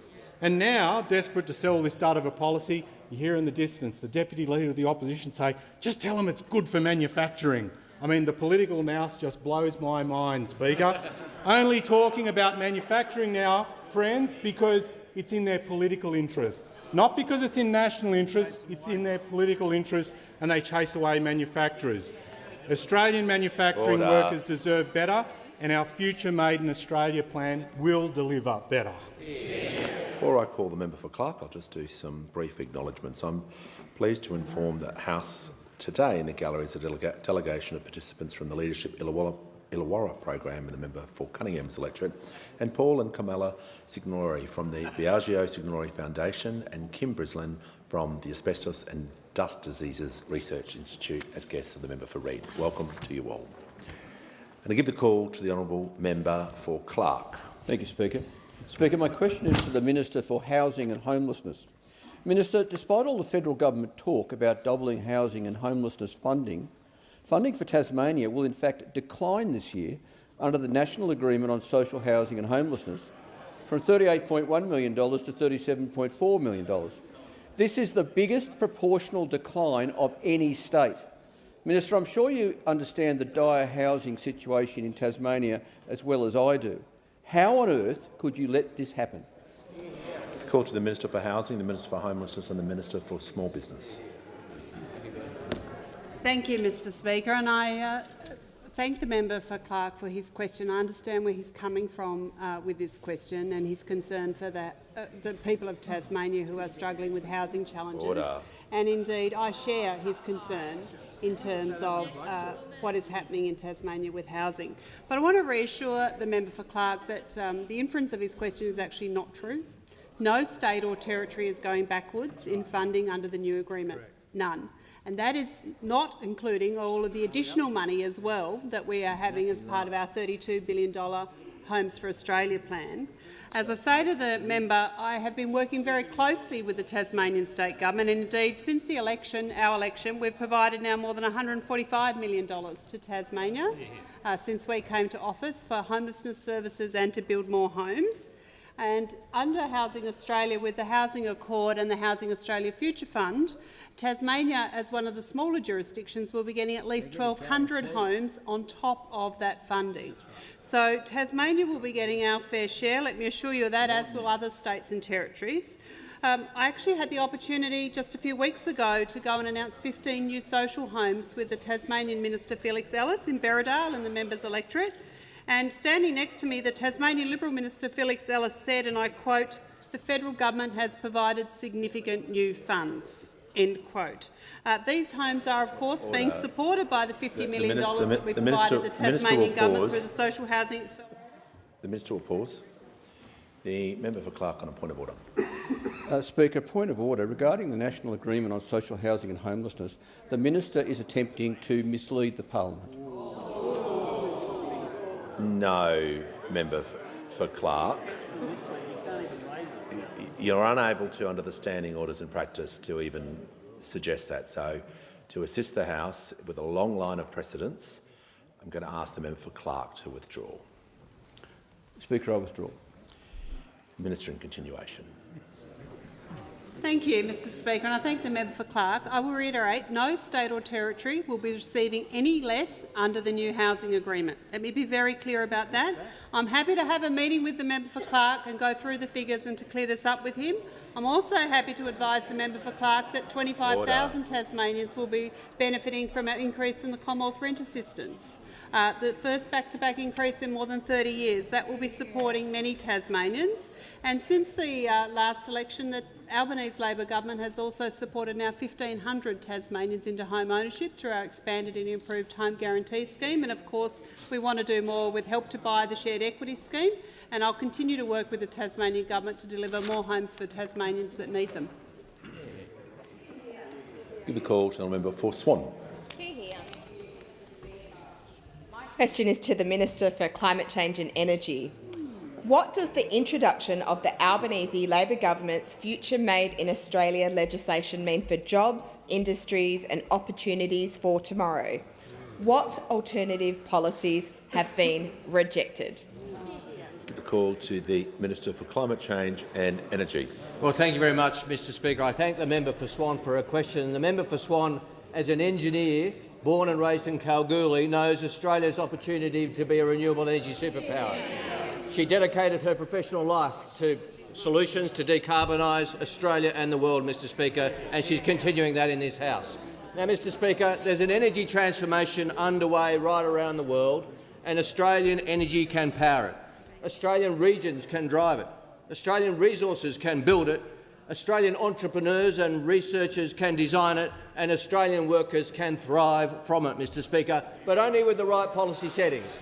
And the right policy settings are the ones that the Treasurer and I introduced into the parliament today. They've been worked on by the Minister for Industry, the Minister for Resources and the entire Cabinet to seize the opportunities for our country.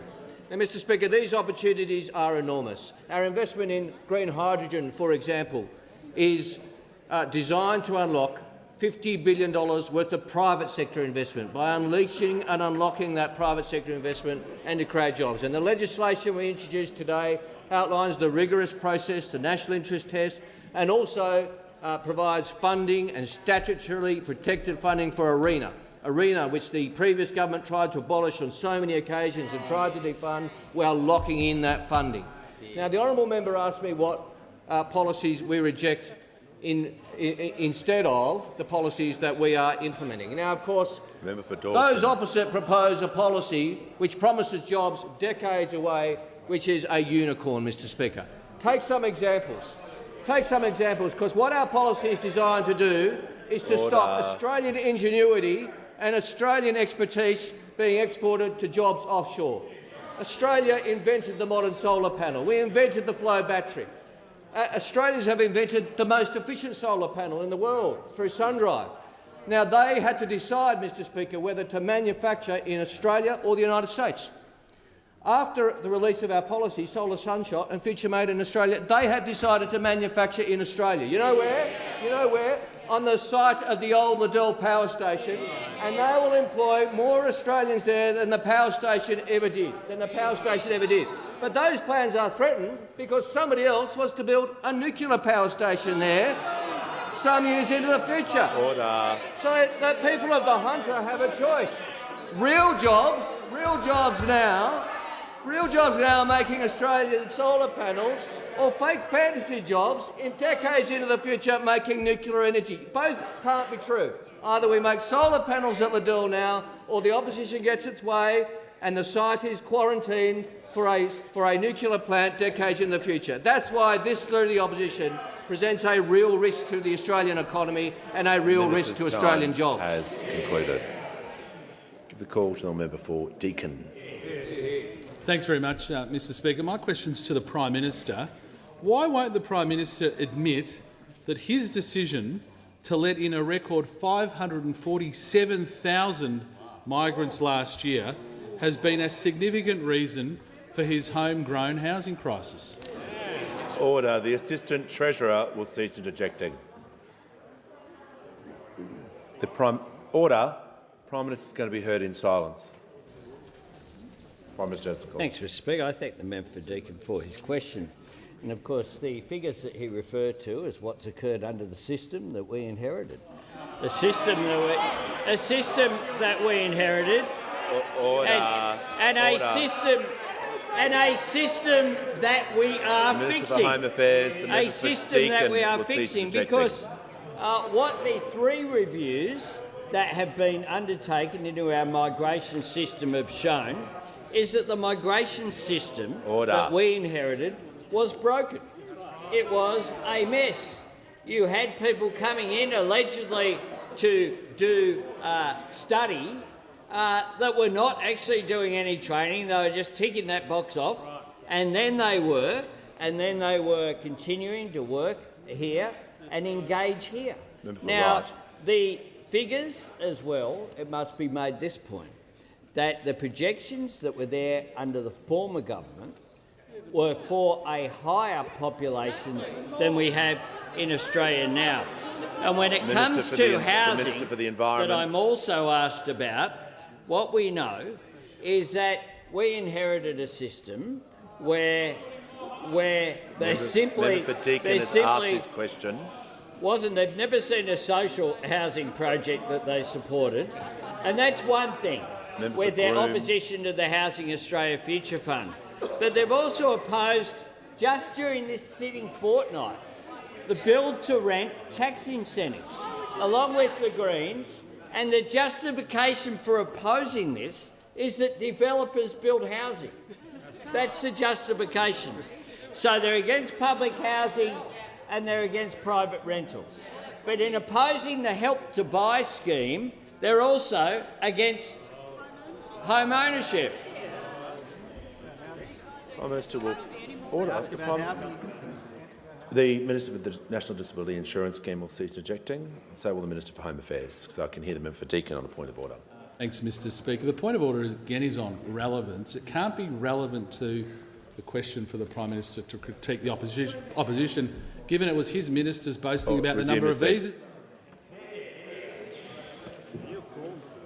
The question was about the Prime Minister's decision regarding a migration number, and was that a reason to deal with the housing crisis? Now, the Prime Minister is obviously not agreeing with that proposition put forward, so he's outlining his reasons why that is the case, and he'll just need to make sure his comments are directly relevant to the question. He can't stray into other areas of policy topics because it was specific around housing. So I'll just ask the Prime Minister to return to the question. Thanks, Mr Speaker. I'm certainly talking about housing because we want more social homes. That was deferred by those opposite. We want more private rentals. That's currently blocked over in the Senate, and we want more home ownership, and that's still being blocked by those opposite as well. So I'm not sure what form of housing they want, because they don't want public housing, they don't want private rentals, and they don't want home ownership. All 3 have they opposed. But I'm interested to note, Mr Speaker, that the Queensland LNP have come out with an election policy. You know what it is? Shared equity. Shared equity. David Crisafulli has come out with a policy saying that he will have a shared equity scheme if he's elected in Queensland. Prime Minister's here they're against it, up there they're for it. Give the call to the Chief Government Whip. Thank you, Speaker. My question is to the Prime Minister. How will the Albanese Labor government's Future Made in Australia plan create jobs and opportunities in every part of our country, and what opposition is there to making more things here? Give the call to the Prime Minister. I thank the member for Lawler for her question. I note that 95,000 of her constituents got a tax cut this week. 95,000. As well as, of course, many tens of thousands got a wage increase. Every single household got $300 energy bill relief. And I visited a chemist in the electorate of Lawler just a couple of weeks ago with the member. And there, of course, the pharmacists were talking about the real benefit, as well as constituents, that our cheaper medicines policy has had. So we're dealing with the immediate, but we're also setting Australia up for the future. And that's what the Future Made in Australia Act is all about. The next step in building a more prosperous future for every Australian, making more things here in Australia, making our economy more resilient, creating secure, well-paid jobs for Australians, and making sure that workers and communities benefit from those jobs. And that is what our Future Made in Australia Act that was introduced today is all about. Engaging and investing, not retreating and protecting, attracting private investment, not replacing it, aligning our national security and our economic security interests. Now, the national interest framework that is at the heart of this legislation also speaks about identifying sectors where we have a comparative advantage in the world economy. In areas like green hydrogen, we have a comparative advantage going forward. And indeed, as well, as the world moves to a net zero economy, there is nowhere you'd rather be than Australia. But it'll also examine the national interest on the basis of economic resilience, but also our national security. Public investment will be an important part of the plan, but the most important role for public investment will be to unlock private sector investment, because we on this side of the House haven't abandoned the private sector. We on this side of the House understand the importance of backing business. Now, our public investment will show us the path to a future made in Australia, but private capital is essential. And that's why our Future Made in Australia agenda is an investment strategy and it's a growth strategy, to provide investors with the clarity and certainty that they need going forward so they can invest in Australia's future and take the Australian population with them to deliver good, secure, well-paid jobs. Before I call the member for Cowper, I'm pleased to inform the House that joined us on the floor of the Parliament today is a parliamentary delegation from the Republic of Vanuatu, led by the Speaker, the Honourable Simeon Seule. On behalf of all members, we welcome you to question time today. Give the call to the Honourable Member for Cowper. My question is to the Prime Minister. AMP's Deputy Chief Economist Diana Messina has said the high pace of immigration is not compatible with the level of housing supply that we have in this country. We're just not building enough homes to keep up with our population growth. Why won't the Prime Minister admit that his decision to let in a record 547,000 migrants last year has been a significant reason for his homegrown housing crisis? Call to the Prime Minister. I thank the member for Cowper for his question. He speaks about migration during the period in which we've been in office, and I suggest he should join those who stand up in the coalition party room and question the leadership of this bloke. Because on the Leader of the Opposition had this to say in September 2022. We do need an increase in the migration numbers. It's clear the number needs to be higher. He went on to say later that year, just in case that you think that was a one-off, in addition to a domestic workforce, of course we need migration, we need migration. In his first budget reply, the Leader of the Opposition boasted, "I brought in record numbers of people." That's what he had to say in his first budget reply. Well, what we've done is we're cutting the numbers. Order. We're cutting the numbers in half. We are cutting the numbers in half. That's just a fact. And we know that Dr. Martin Parkinson, who served under those opposite as the head of the Department of Prime Minister and Cabinet, had this to say after his review. This is a 10-year rebuild. This is not something you can do quickly because it is so badly broken. It was a deliberate decision to neglect the system. Christine Nixon, who did an examination as well, said, "I was surprised at the breadth, the sort of various areas where visas was used to then exploit people or for people to exploit the system." And of course, Dennis Richardson said a lack of proper due diligence resulted in public money being handed to individuals and businesses suspected of seeking to circumvent US sanctions against Iran, money laundering, bribery, drugs and arms smuggling into Australia and corruption. The Prime Minister will pause and I will hear from the member for one on a point of order. Just relevant, Speaker. It's about the 547,000 visas that were...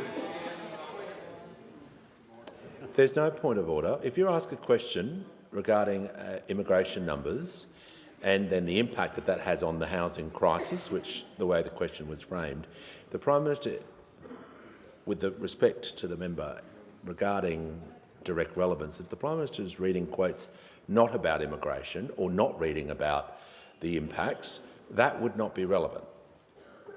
So I'm listening carefully, he's reading, he's contesting the figures that were in the question, which he's entitled to do under the standing orders. He's just got to make sure his quotes and his references are regarding the topic, particularly on the numbers that he was asked about. And at this point he's doing that, so he is being directly relevant, and he has 1 minute to go for the remainder of his answer, and he has the call. Thanks, Mr Speaker. What we've done is we've restored the immigration compliance function that was cut by the Leader of the Opposition by nearly 50%. We've increased the temporary skilled migration income threshold up to $70,000. We've ended the pandemic event visa, something that they left in place. We've cracked down on rorts in international education. We've implemented a $160 million reform package. We've imposed no further stay conditions on visitor visas. We're ending migration system settings that drove temporary visa holders to stay long-term, and we're introducing limits on international student numbers. We're taking action, as opposed to the mess that we inherited from those opposite. Order. Give the call to the honourable member for order. Order. I do not want any interjections during this question being asked. Anyone who does so will leave the chamber immediately. The member for Werriwa has the call. Thank you, Mr Speaker. My question is to the Treasurer. Why is a considered and methodical approach to our economic challenges so important? What approaches to the economy has the Albanese Labor government ruled out? Call to the Treasurer.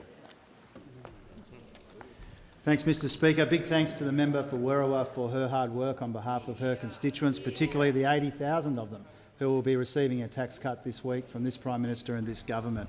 Mr Speaker, in the last week alone, we are rolling out cost of living help for every taxpayer and every household. We have introduced the Future Made in Australia legislation earlier today, and we got confirmation on Friday that we are on track for a second surplus, the first time there have been back-to-back surpluses in our budgets for almost 2 decades, Mr Speaker. And this is the fruits of responsible economic policy made in a considered and a methodical and a consultative way, Mr Speaker. It's all about understanding the challenges and chances in our economy and managing them and modernising our economy and maximising our advantages so that our people benefit, Mr Speaker. And that's because we understand that you ease cost of living pressures with tax cuts and energy bill relief, not with expensive nuclear reactors which will push up energy prices. We understand that the best way to invest in the future is with clarity and ambition, not with the kind of extreme ideology that creates investor uncertainty, which is what we hear from those opposite, Mr Speaker. Now, the shambolic announcement that we heard yesterday makes this contrast between this side of the House and that side of the House even clearer. Their announcement on divestiture has exactly the same shambolic features as the nuclear announcement, the tax announcement and the migration announcement. Every announcement that they make is a new bin fire of angry incompetence which puts the future of our economy at risk.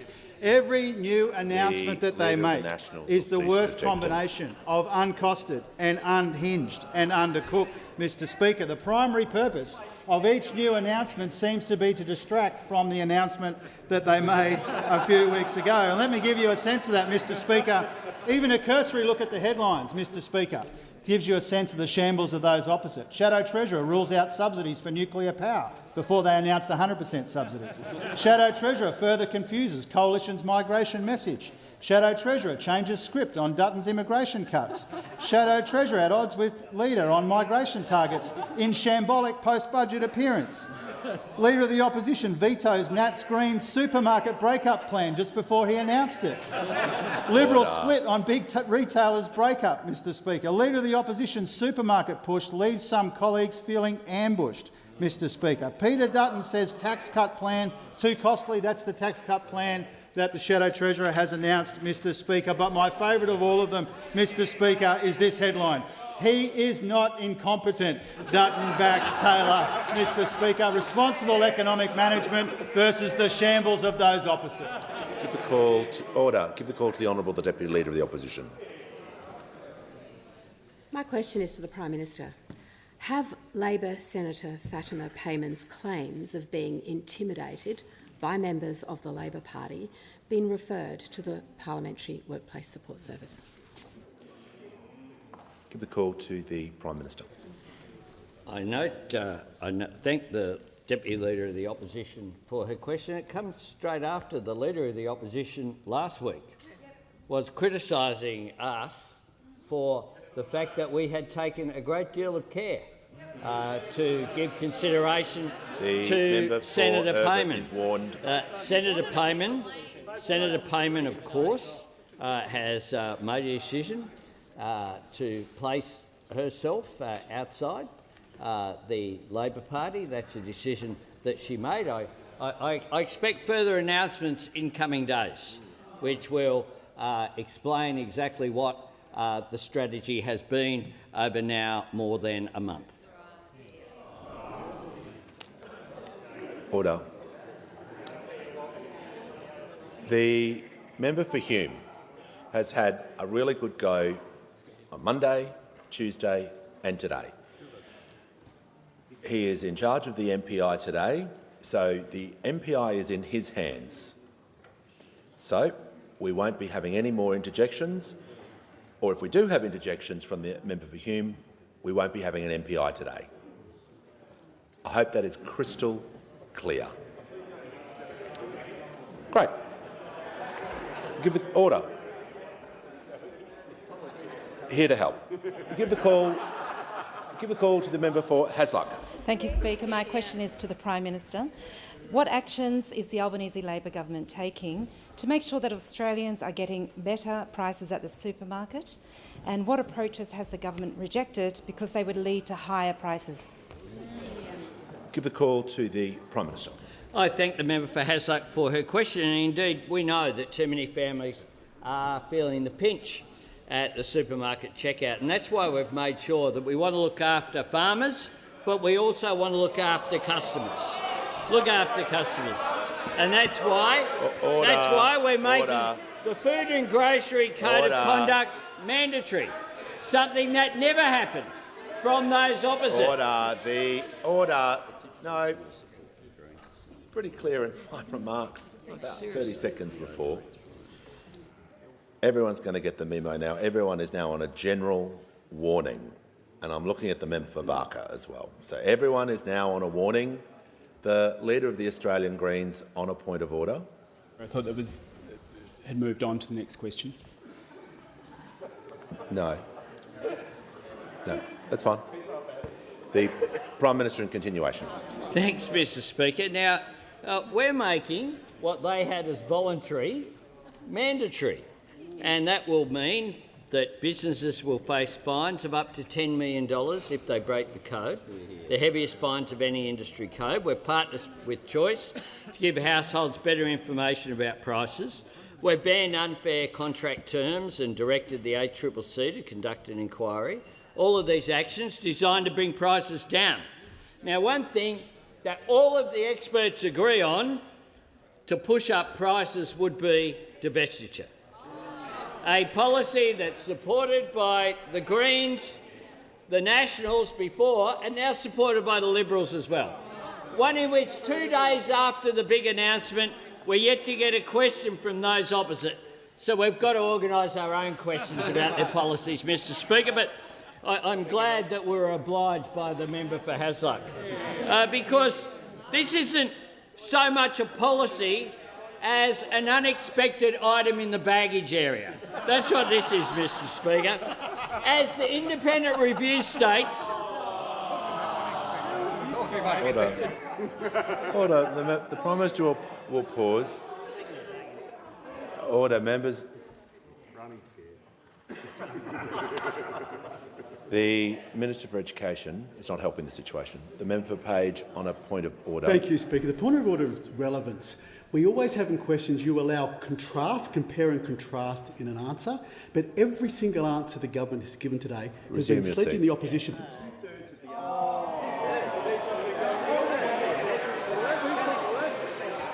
answer. Yep.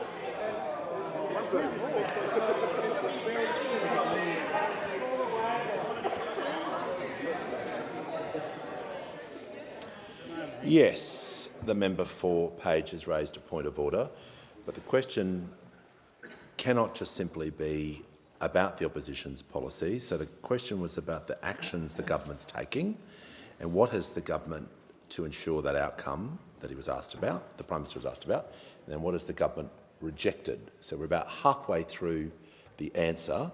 So it's about a 50... Yes, so the Prime Minister is obviously outlining what the government is rejecting, but he can't have his whole answer about it, and he hasn't done that so far. So he's being directly relevant. Here's the call. Don't worry, Hogs, I'll bring it home. The fact is that the independent review that we undertook said the result could easily be greater market concentration, less competition... No. Oh, Princess. The order. The member for Wannon on a point of order. The Prime Minister has to refer to members by their correct title.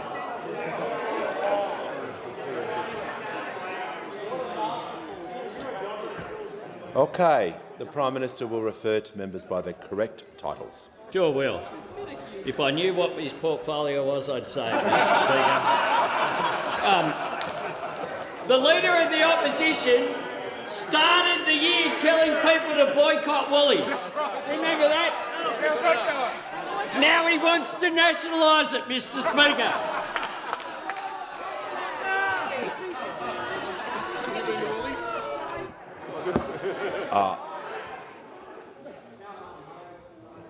Order. The member for Page, and this better be a decent point of order because we're disrupting.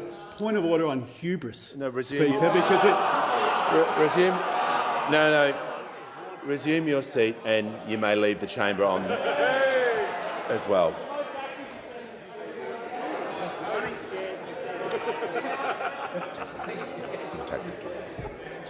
The Prime Minister in continuation. Mr Speaker, it's been quite a journey for the Liberal Party.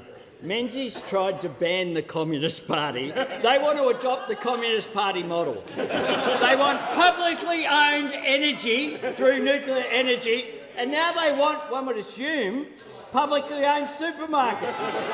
Because if Coles has to sell, guess who'll buy it? Maybe Woolworths, just maybe.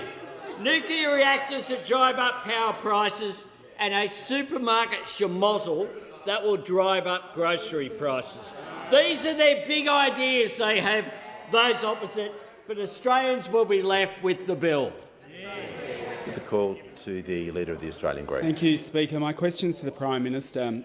Your Labor government has over 1,300 autonomous sanctions on Russia because of their violation of international law. Yet even with the UN confirming the Israeli government has committed war crimes in Palestine, you failed to impose any sanctions at all. Will you impose any sanctions on the government of Israel? Why have you put more sanctions on a senator for speaking out about Palestine than on the extremist Netanyahu government for invading Palestine?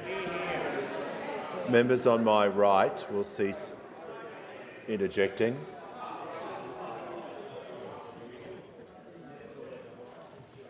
The member for Spence will leave the chamber under 94A. The Prime Minister has the call. I thank the member for Melbourne for his question. I inform him that 101,000 of his constituents got a tax cut this week. 101,000 of them. And I'm asked about the political party that I belong to and I've been loyal to my whole life, and people making a decision to distance themselves from their former party. And he's full of people in that cross-section who used to be members of the National Party or members of the Liberal Party. And Senator Thorpe, of course, was elected earlier in the last election as a member of the Greens political party and chose to depart from that. From time to time, that happens, and that has happened in terms of the senator making a decision that she wished to be able to take an independent position when it comes to the Middle East. I'm asked about also... Order. The Leader of the Opposition and members on my left will cease interjecting. I'm also asked about events in the Middle East and our position has been very consistent. Our position has been consistent with the motion that was moved by Senator Wong in the Senate, and one in which people need to explain why it is that they objected to such a motion. It was the need for the Senate to recognise the state of Palestine as a part of a peace process in support of a two-state solution and a just and enduring peace. That's the position of those of us on this side of the House, that those in the Greens political party in the Senate and the coalition voted against. I don't understand what is objectionable about that. The key to what needs to happen in the Middle East is that there needs to be support for President Biden's peace plan. There needs to be a ceasefire and an end to what has occurred in Gaza. There needs to be, therefore, a release of hostages. There needs to be increased humanitarian support for the people of Gaza. And there needs to be a lasting and enduring peace that means the people of Palestine and Israel living side by side in peace and security. That is our position. That is something that we work towards. It won't be achieved by resolutions in the Senate and stunts by the Greens. It won't be achieved. It won't be achieved by those people who choose to desecrate war memorials. The member for Moreton will leave the chamber under 94A. There is a general warning in the House that applies literally to everyone in the House. The Leader of the Australian Greens on point of order on relevance. Every part of that question referred to sanctions on the Israeli government, and there's 10 seconds left, and the Prime Minister might choose to respond to that.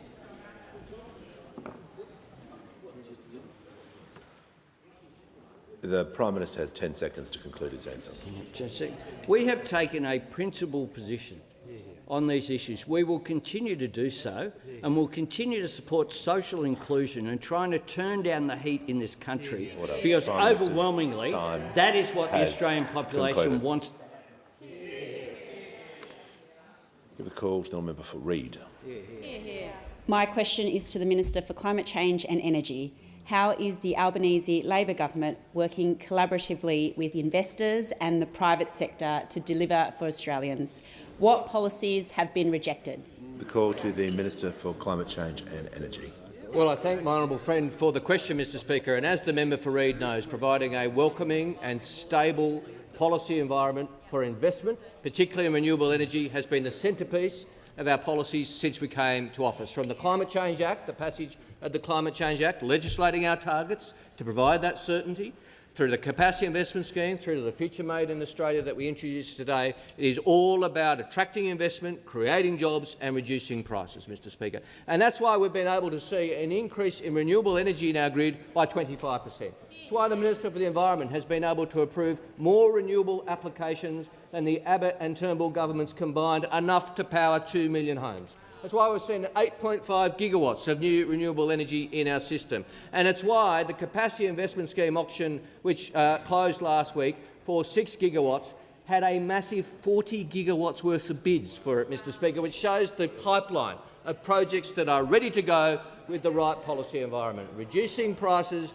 and creating jobs. And the honourable member asked me what policies we reject. Well, we reject policies to rip up contracts and break up companies, Mr Speaker. That's what the alternative economic policy of this country is, to rip up existing contracts and to break up companies. The Leader of the National Party said he was going to cancel all the offshore wind zones, and then he was asked, well, are you going to cancel Gippsland? And he said, oh no, because that's smaller than the Illawarra zone. It's 15 times bigger, actually, but that's the level of analysis we get from the Leader of the National Party. Now, the Leader of the National Party, Mr Speaker, the one thing that combines these two policies, to rip up contracts for renewable energy and break up companies, is that they were designed by the National Party. And I want to give credit where it's due. I mean, the current Leader of the National Party, his ideas are just as dangerous as the member for New England's. He's just much more effective at getting them implemented than the member for New England was, Mr Speaker. He's actually writing the policies of the alternative government. The once great Liberal Party of Australia has vacated the field for the National Party. And when you hear the National Party's writing economic policy, you should be very worried. The only thing that should worry you more is when that policy's been written by a coalition of the Greens and the National Party together, Mr Speaker. Putting the National Party in charge of economic policy is like putting the member for Hume in charge of a Facebook page. There's lots of things that can go wrong, Mr Speaker. There's lots of things that can go wrong, and we've seen the shadow treasurer rolled more often than a pair of dice, Mr Speaker, at a games party. He's completely abrogated the field. He's completely abrogated the field of good economic policy. And what the Leader of the National Party is doing, to his credit, I always like to give credit where it's due, as a post-partisan figure at the dispatch box, Mr Speaker, I like to give credit where it's due. The Leader of the National Party smells weakness in the Leader of the Opposition. He smells policy weakness. He sees a vacuum and he wants to fill it. Well, that means a big risk for Australian business. It means a big risk for Australian investment, and it means a big risk for Australian jobs from the little proud Dutton government. The call to the Honourable the Minister for Industry and Science. Member for Groom has the call. Speaker, my question is to the Prime Minister. The Coalition is standing up for small businesses, farmers and consumers by ensuring stronger penalties for anti-competitive behaviour in our supermarket sector, including divestiture powers for our worst misconduct. Prime Minister, these actions are in line with comments made earlier this year by the Chair of the ACCC, Gina Cass-Gottlieb, who said divestiture powers would be useful to have in the toolkit. When will the Prime Minister show leadership and join the Coalition in supporting a fairer deal for families and farmers at the checkout? Good call to the Prime Minister.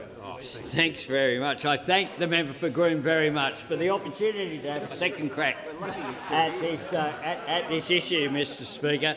And there are 70,000 of the member for Groom's constituents will benefit from a tax cut this Monday. As a result. And I hope that the member for Groom has told them that they oppose it, and I hope as well that he goes out there and spruiks this divestiture policy.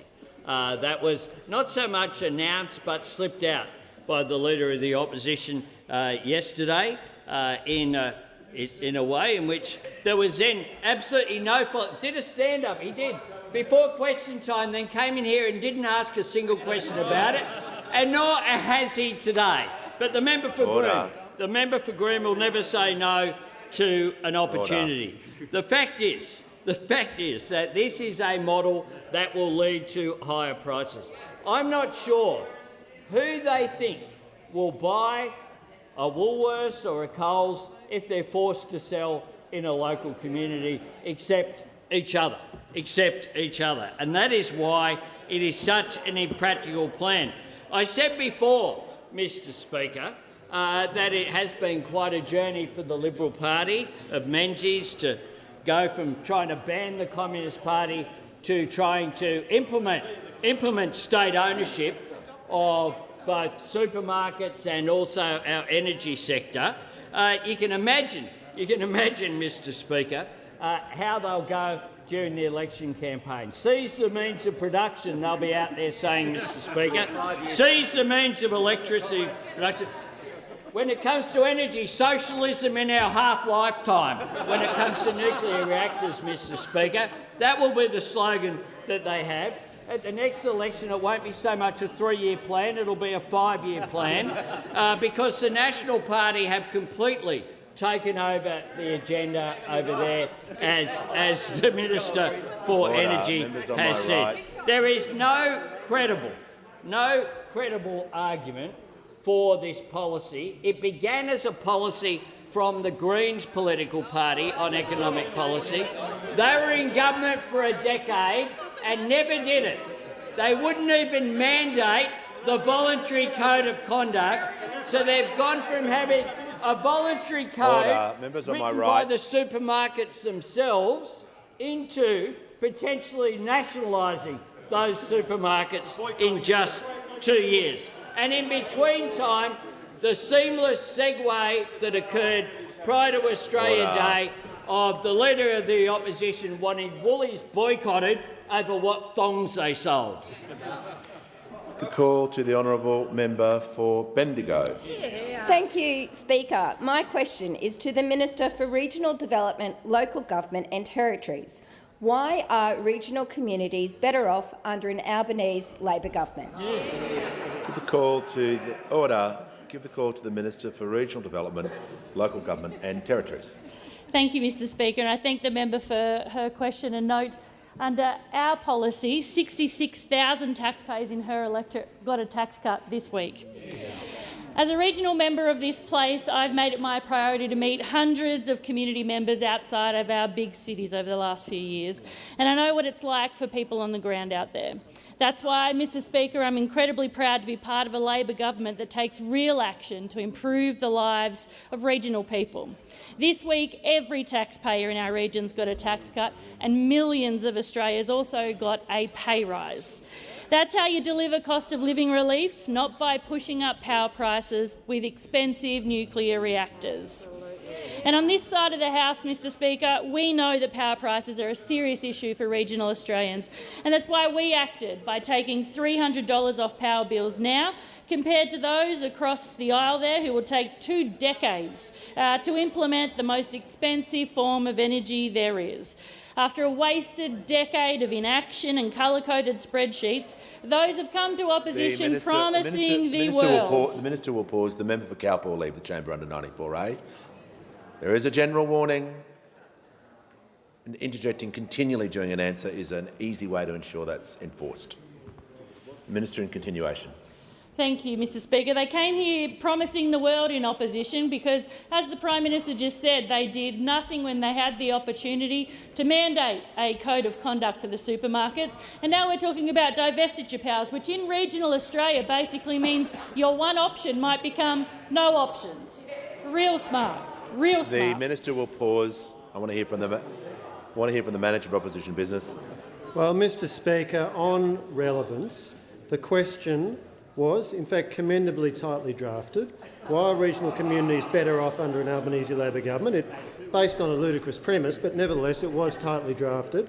There is no scope for the Minister to be doing as she's doing, trawling through a series of unsubstantiated allegations about the opposition. Yeah, the minister is on a long bow here in talking about opposition policy or government's record. She wasn't former government's record. She wasn't asked about that. She needs to include where she believes the regional communities are better off, not simply why you believe they're better off. You need to explain that to the House, and she has the call. Absolutely, Mr Speaker, and they're better off with an Albanese Labor government than they ever were under those opposite. But we won't stop at tax cuts, Mr Speaker. We have implemented and today introduced the Future Made in Australia bill, a bill That is $22.7 billion injection of funds to make sure that we can make more things in this country and be at the forefront of an energy evolution happening across the world.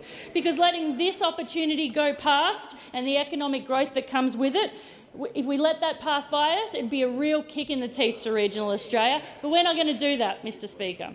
This fund will be an absolute game changer, the biggest manufacturing package ever seen in Australia's history. We're not prepared to tell car manufacturers to go offshore. We're going to make sure manufacturers set up onshore. We want to make sure that there's an unprecedented level of funding bringing skilled jobs into our regions to boost local economies. And while we're talking to regional communities about the benefits of an energy evolution, about the manufacturing jobs that come from it, those opposite are talking to themselves. We are supporting people to stay local, to train local, because we don't want people to have to pack their bags to get an opportunity in a big city. We want them to build a career in regional Australia. We are making our economy more resilient, creating jobs and a better future for regional and rural Australia. That's how you deliver growth for regional communities. We don't want another decade to tick by because under those opposite, it was delays and excuses. Under us, it's act. Call to the honourable member for Mayo. Thank you, Mr Speaker. My question is to the Minister for Financial Services. Not-for-profits with an ABN are required to lodge annual self-review returns to the ATO. Many organisations are run by retired volunteers who tell me it's an overwhelming process involving a MyGov ID, online lodgement system or waiting on the ATO line waiting to be answered. Why won't the Minister make it easier for such organisations by allowing them to lodge a paper form? Give the call to the Assistant Treasurer and Minister for Financial Services. I thank the member for Mayo for a question, and note that there are 76,000 constituents in her electorate who are getting a tax cut this week. Happy to engage with the member on the issues she raises, and I'm sure the Assistant Minister for Charities would also be happy to engage with the Minister on ways that we can ensure that not-for-profits, charities and not-for-profits are able to meet their legal obligations, whether it's to tax office to other compliance means as well.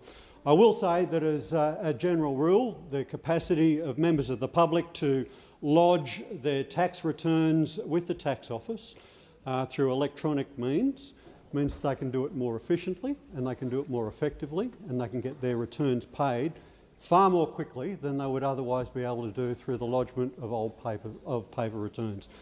This is true in relation to individual taxpayers, and it's also true in relation to not-for-profits and other organisations as well. But to the specific issues that you raise, the member for Mayo, I'd be happy to engage with you and other members of this House to ensure that we can help not-for-profit and small businesses meet these obligations. Good answer. Give the call to the member for Boothby. Thank you, Mr Speaker. My question is to the Minister for Skills and Training. How is the Albanese Labor government skilling a workforce to support a future made in Australia? How does the government's support for apprentices and vocational education and training compare to alternative policy settings? Give the call to the Minister for Skills and Training. Thanks very much, Speaker. Can I thank the member for Boothby for her question? It was great to be with her at Tonsley TAFE, meeting with Fee Free TAFE students pretty recently. Speaker, of all the things that we've learned through the enduring a global pandemic, perhaps the most important was the need to be more self-reliant as a nation, to stand on our own 2 feet, to build greater sovereign capability. And the Albanese government understands that supporting a future made in Australia is essential to achieving that goal, to rebuild our manufacturing sector. Now, of course, those opposite have historically failed to support the manufacturing sector. In fact, very interesting interjection, because who could forget the former Liberal National Government goading a car company to leave our shores? And that's exactly what happened because of the efforts of the previous Liberal government. Of course, they've never supported the car industry, and they actually said that government shouldn't support the industry, which makes it rather bizarre. Mr Speaker, that it wants to tip hundreds of billions of dollars into a risky, expensive, state-owned nuclear reactor situation. That's effectively what the opposition is saying.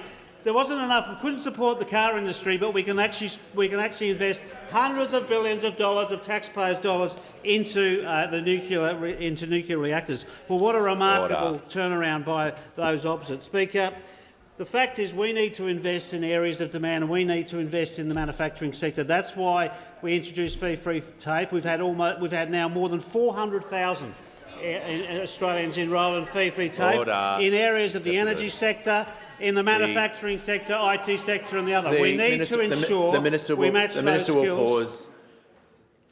Applies to everyone across the chamber. The Deputy Leader of the Opposition will now leave the chamber under 94A.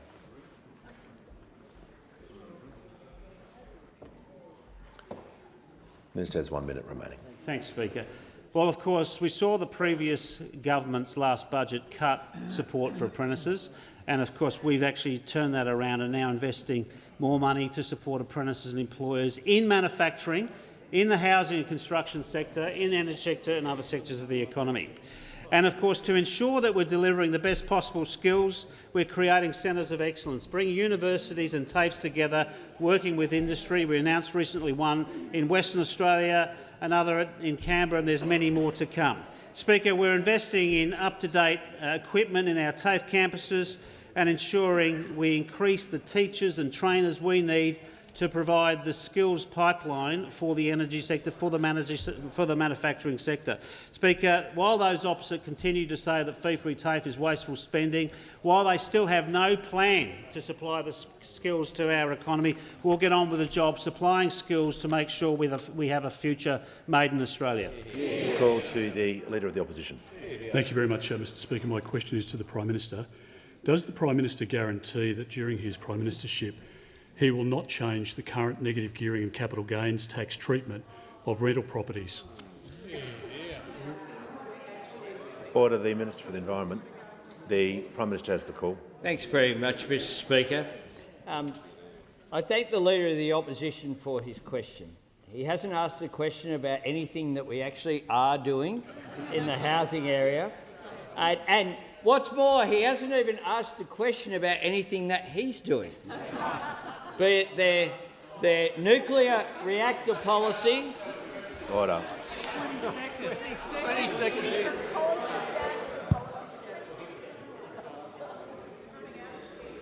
The Leader of the Opposition on a point of order. Well, Mr Speaker, on relevance, and I seek your ruling as to whether the Prime Minister is in order, because the question was specific.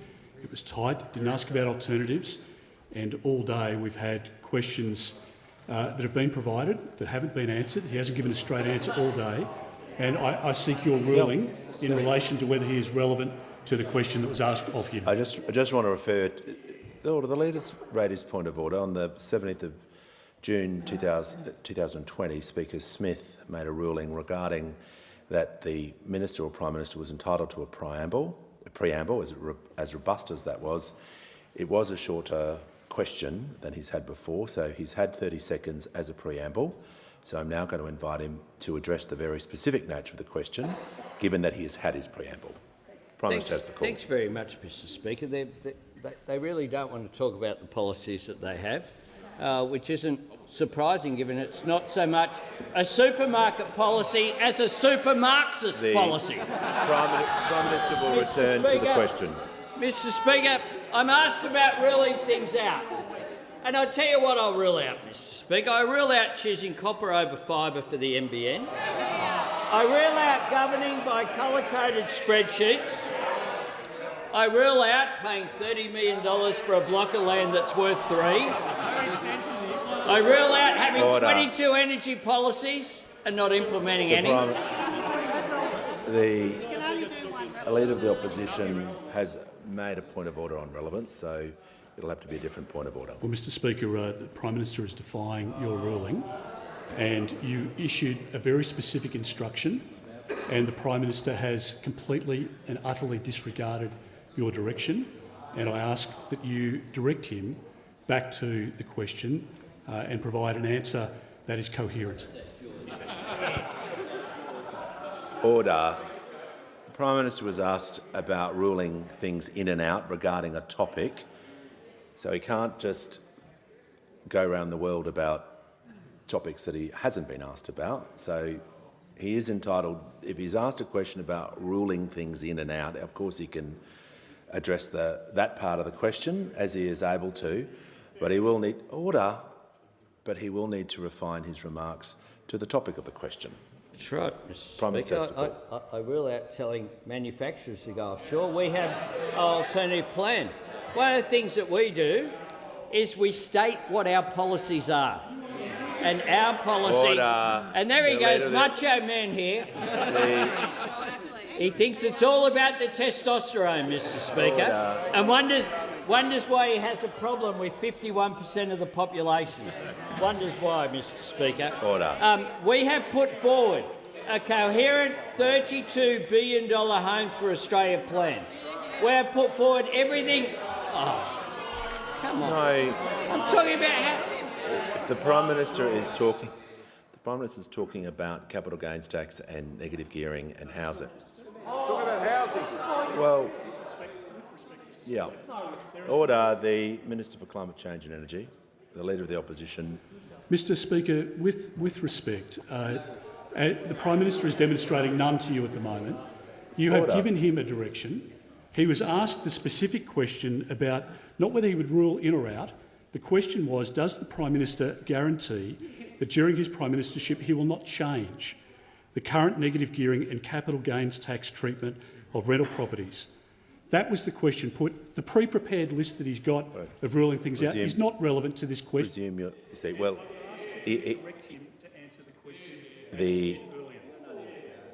the Leader of the Opposition can't... Order. Order. Order. No, we're just going... We're just... The order. The Leader of the Opposition is in. Wait, the Leader of the Opposition has asked his question. He's entitled to ask. No, order.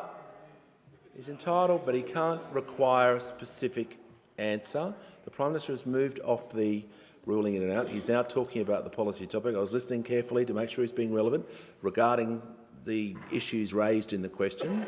So he's just going to continue down that line, and if he veers off, I can reassure the Leader of the Opposition we'll make sure that we follow the standing orders, and he has the call. Thanks, Mr. Speaker. He's gone from nuclear to meltdown.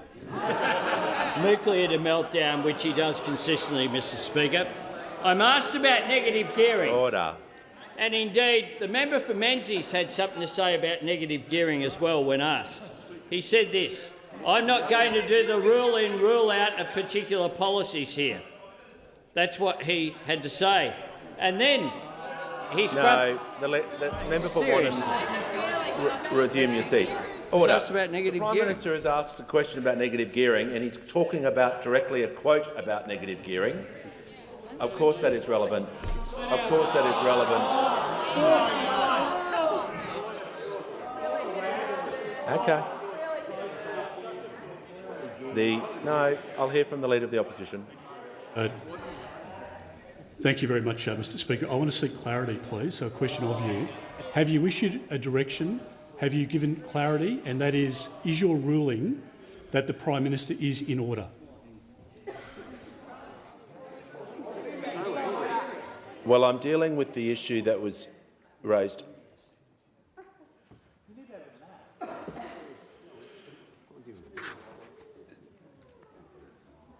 So the Prime Minister was asked the question is...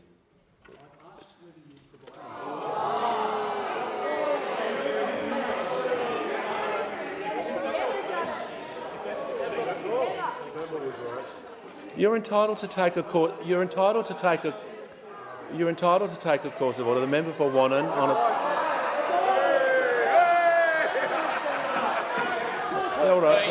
Order. Member for Wannon on a point of order. Yeah, I'd ask the Minister for Environment to withdraw that comment, please. I didn't hear the Minister for the Environment, but to assist the House, if she could assist the House. Of course, to assist you, Mr. Speaker, I withdraw. Prime Minister, if you can directly answer the question. Thanks. Sorry, make your answer directly relevant. We are doing everything in our housing policy that we said we would. Our Homes for Australia plan, $32 billion. That is all we are considering doing. I ask they vote for it. Give the call to the member for Aston. Thank you, Speaker. My question is to the Minister for Health. What action is the Albanese Labor government taking to ensure that Australians have affordable access to life-changing medicines? Why is the government determined to deliver cheaper medicines, and how is this different from other approaches? Give a call to the Minister for Health and Aged Care. Thank you, Speaker. I thank the terrific member for Aston for that question, because she knows and is proud of the fact that Australia has one of the best medicine systems in the world, underpinned by the PBS, which is a great Labor legacy that was opposed tooth and nail, just like Medicare, by the Liberal Party when we went to introduce it. The PBS ensures, Mr Speaker, that Australian patients get access to the best cutting-edge treatments that are developed anywhere in the world at affordable prices. And in just 2 years in government, Mr Speaker, we've already made more than 200 new or expanded listings on the PBS. This week, for example, we listed a brand new treatment for an extreme form of lupus, an autoimmune disease that causes inflammation and sometimes very serious organ damage. Lupus affects around 20,000 people in Australia, 90% of whom are women. And the new treatment, Safnello, is the first new treatment for this extreme form of lupus in literally decades. I'm advised it will benefit around 1,400 patients each and every year, and without the listing they'd be paying around $19,000 a year. But we know, Mr Speaker, that even at PBS prices, too many Australians have difficulty still affording the medicines that their doctors have prescribed for them, around 1 million every year according to the ABS. And that is why, Mr Speaker, we promised the Australian people that we would make medicines cheaper. And we've spent the last 2 years being busy delivering on that promise. In just the first 3 months of government, we slashed the maximum amount that millions of pensioners would pay for their medicines each year by 25%. In the first 12 months, we delivered the biggest cut to the price of medicines in the 75-year history of the PBS. And in the first 18 months, we finally allowed doctors to prescribe common medicines for chronic conditions for 60 days' supply, not just 30 days' supply, Mr Speaker. And in the May budget, just a few weeks ago, we added another measure, which was to freeze the price of PBS medicines for up to 5 years. That measure alone, Mr Speaker, will save Australian patients as much as $500 million, on top of the more than $400 million we've already saved them in just under 2 years.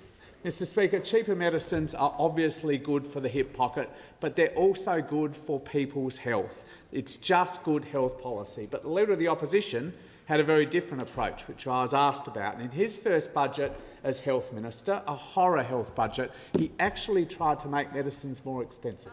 He tried to jack up the price of medicines by up to $5 a script. And that is what you get from this guy. You get higher doctors' fees, you get high medicines prices, you get higher grocery prices through his shambles of a supermarket policy, and of course you'd get higher power prices through nuclear reactors. Call to the Prime Minister. Ask further questions be placed on the notice paper.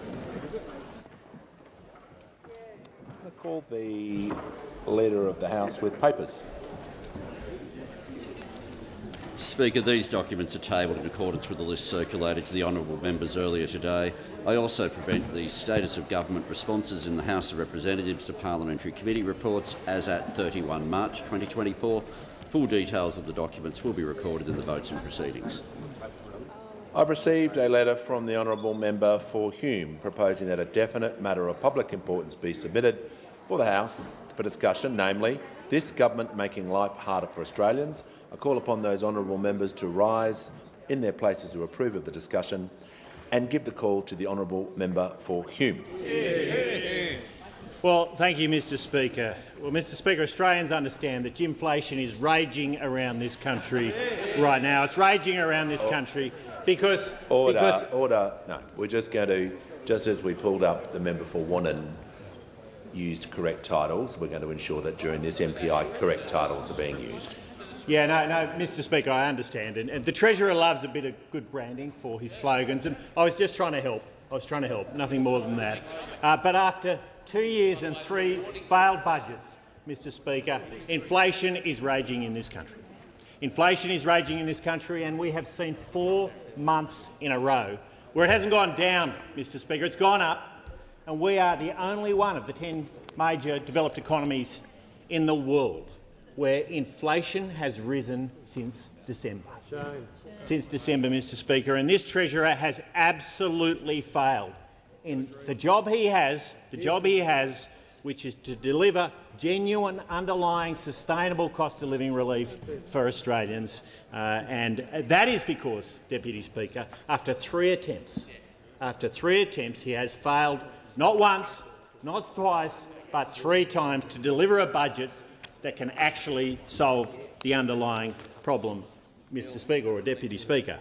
Now, Deputy Speaker, we are about to go off on a 5-week winter break, about 5.5-week winter break.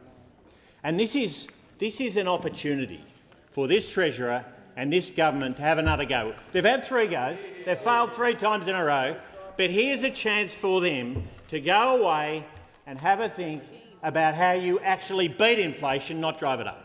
Not drive it up, as we've seen from this government and from this Treasurer 3 times in a row. Now, traditionally, when the Treasurer has taken breaks, he's gone away and he's done things like writing 6,000-word essays on remaking capitalism, Deputy Speaker. Well, he's remaking capitalism right now, let me tell you. He's remaking capitalism right now because inflation is going up in this country, and it's going down in every other major advanced country in the world. Now, during that time period, we're also going to see the Reserve Bank meet again. We're going to see the Reserve Bank meet again. And they will be making an incredibly important decision.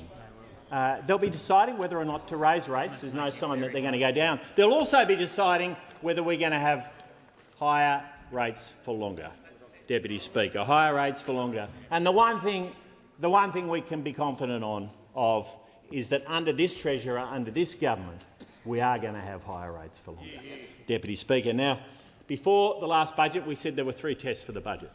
And that means there are 3 tests for the winter break because they didn't pass any of those tests with their failed budget. The first is restore Australians' standard of living back to where it was before they came to government. Before they came, I'm sorry to say that since Labor has been in power, we've seen an 8% reduction in the standard of living of Australians. 8%. We've seen a 9% cut in real wages, Deputy Speaker. 9% cut in real wages.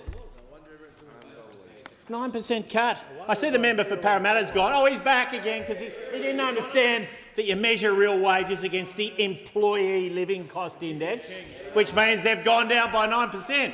I'm going to come to reshuffles in a moment, member for Parramatta. I'm going to come to reshuffles in a moment. I notice you're behaving today. You're behaving very well. Good on you. He's in the running. He's in the running. The second test for the budget was to restore our way of life, Deputy Speaker, because under those opposite, we are seeing less young Australians holding out hope that they can own a home. Holding out hope that they can own a home. And thirdly, to restore the budget discipline and transparency that was in place before those came to power. Now, Mr Speaker, or Deputy Speaker, we had a sneak preview in the newspapers over the last 24 hours about how the Prime Minister intends to spend his break. And Phil Curry of the AFR said that the Prime Minister has taken over the reins of policy development. The Prime Minister's new edict, and I quote, is he requires ministers to run all new proposals directly through the Prime Minister's office for approval. So if we want to get more gas into the network, the minister here is going to have a chat to the Prime Minister, who we know doesn't love gas. We know he doesn't like it. It is also clear from this. That the Treasurer has lost control of his role, which is to get inflation down, because he's failed, Deputy Speaker. Now, we also know during the break there's more homework that's being done by the Prime Minister. He's going to do a reshuffle. And it is time to move out some of these ministers who have absolutely failed, because we have seen immigration rise at a rate which is completely unsustainable for the housing supply in this country. We've seen population growth in 2 years of over 1.2 million, Deputy Speaker, the vast majority of which is immigration. And housing supply in that time has been going down, not up, of closer to 250,000. Now, that simply doesn't work out. When you have 4 or 5 or 6 or 7 houses, Deputy Speaker, as the member from Parramatta does, how do those numbers work, Deputy Speaker? How do those numbers work? But there is a reshuffle coming up. There's a reshuffle coming up, and I think it's time to give the member for Parramatta a go. What do you think? We'll give him a go. We think he needs a bit of a go. He's been auditioning regularly. I'm sure he's going to give a riveting speech here in a moment. But it is time to give him a go. Now, there is an alternative for how the Prime Minister and the Treasurer could spend this winter break. And that is, Deputy Speaker, to restore Australians' standard of living. Because as I said earlier, living standards have collapsed by 8% under Labor. In the last 2 years, how can you achieve that in 2 years? Only a Treasurer that is completely inept, that wrote a thesis that was a love letter to Paul Keating, could possibly deliver that kind of outcome. And at the same time, Labor promised to get real wages moving. Well, they're moving, all right. They went down 9%, Deputy Speaker. They went down 9%. They also promised to address the cost of living. Well, they're certainly adding to the cost of living, Deputy Speaker, and prices on average have gone up 10%, substantially more for gas, for electricity, for insurance, you name it, Deputy Speaker, for rentals. We have seen Australians suffering under serious pressure. And we hear economists giving their views on what's been going on and obviously then what needs to be done during the winter break. Chris Richardson, highly respected economist, governments have abandoned the field in the inflation fight. We are fighting the inflation fight one-handed, Deputy Speaker. I think that's generous. But the truth is, he goes on to say, mortgage relief is a very, very long way away. Deutsche Bank economist Phil O'Donoghue, underlying inflation is intolerably high in Australia. Now, Deputy Speaker, we got another sneak preview as to how the Prime Minister is going to spend this winter break a moment ago. Because we know he has always wanted to impose a tax on the family home. We know he has always wanted to get rid of negative gearing, and in fact, it was the Minister for Energy who many years ago belled the cat on this and said, if you don't like it, don't vote for it. And it was on exactly these policies, Deputy Speaker, because their vision for housing is not a vision where Australians own their home. Their vision for housing is homes owned by industry super funds, built by the CFMEU, Deputy Speaker, apartments for everybody. The standalone home is coming to an end. They're not being built anymore under this government, Deputy Speaker, and it's a dystopian vision that those opposite have always wanted for housing in this country. Well, I'll tell you what we believe in, Deputy Speaker.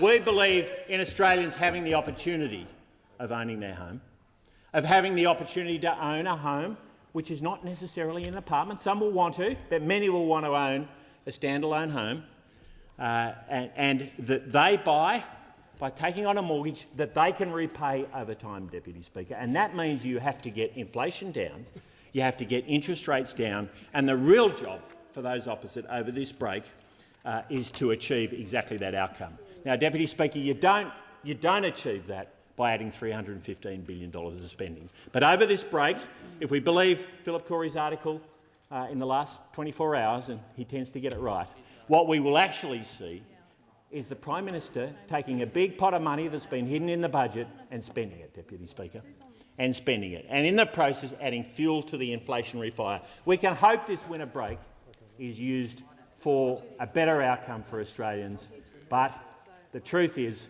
that has not been achieved by this government in the past, and there is little hope that it will be achieved in the future. And I give the call to the Assistant Minister for Mental Health, Suicide Prevention, Rural and Regional Health. Thank you, Deputy Speaker. And I thank the member for Hume for another enlightened contribution to economic policy debate in Australia. I was just reading that he did his Masters at Oxford. He got an interest in game theory.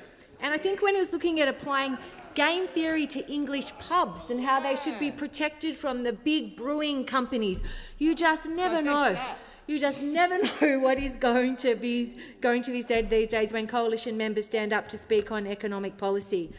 They now straddle the full spectrum, from free market ideologues who would privatise the health system and make free doctors' visits a thing of the past, to hardcore interventionists who are going to roll over the top of the energy market with a state-owned nuclear power company. This is what a state-owned nuclear power company. No regard to cost, no regard to timing, no regard to communities, no regard to the fact that under this Labor government, we're finally starting to see the true opportunities which come with renewable energy superpower. There is no doubting that the National Party is in control at the moment, no doubt. The National Party wagging the Liberal Party dog.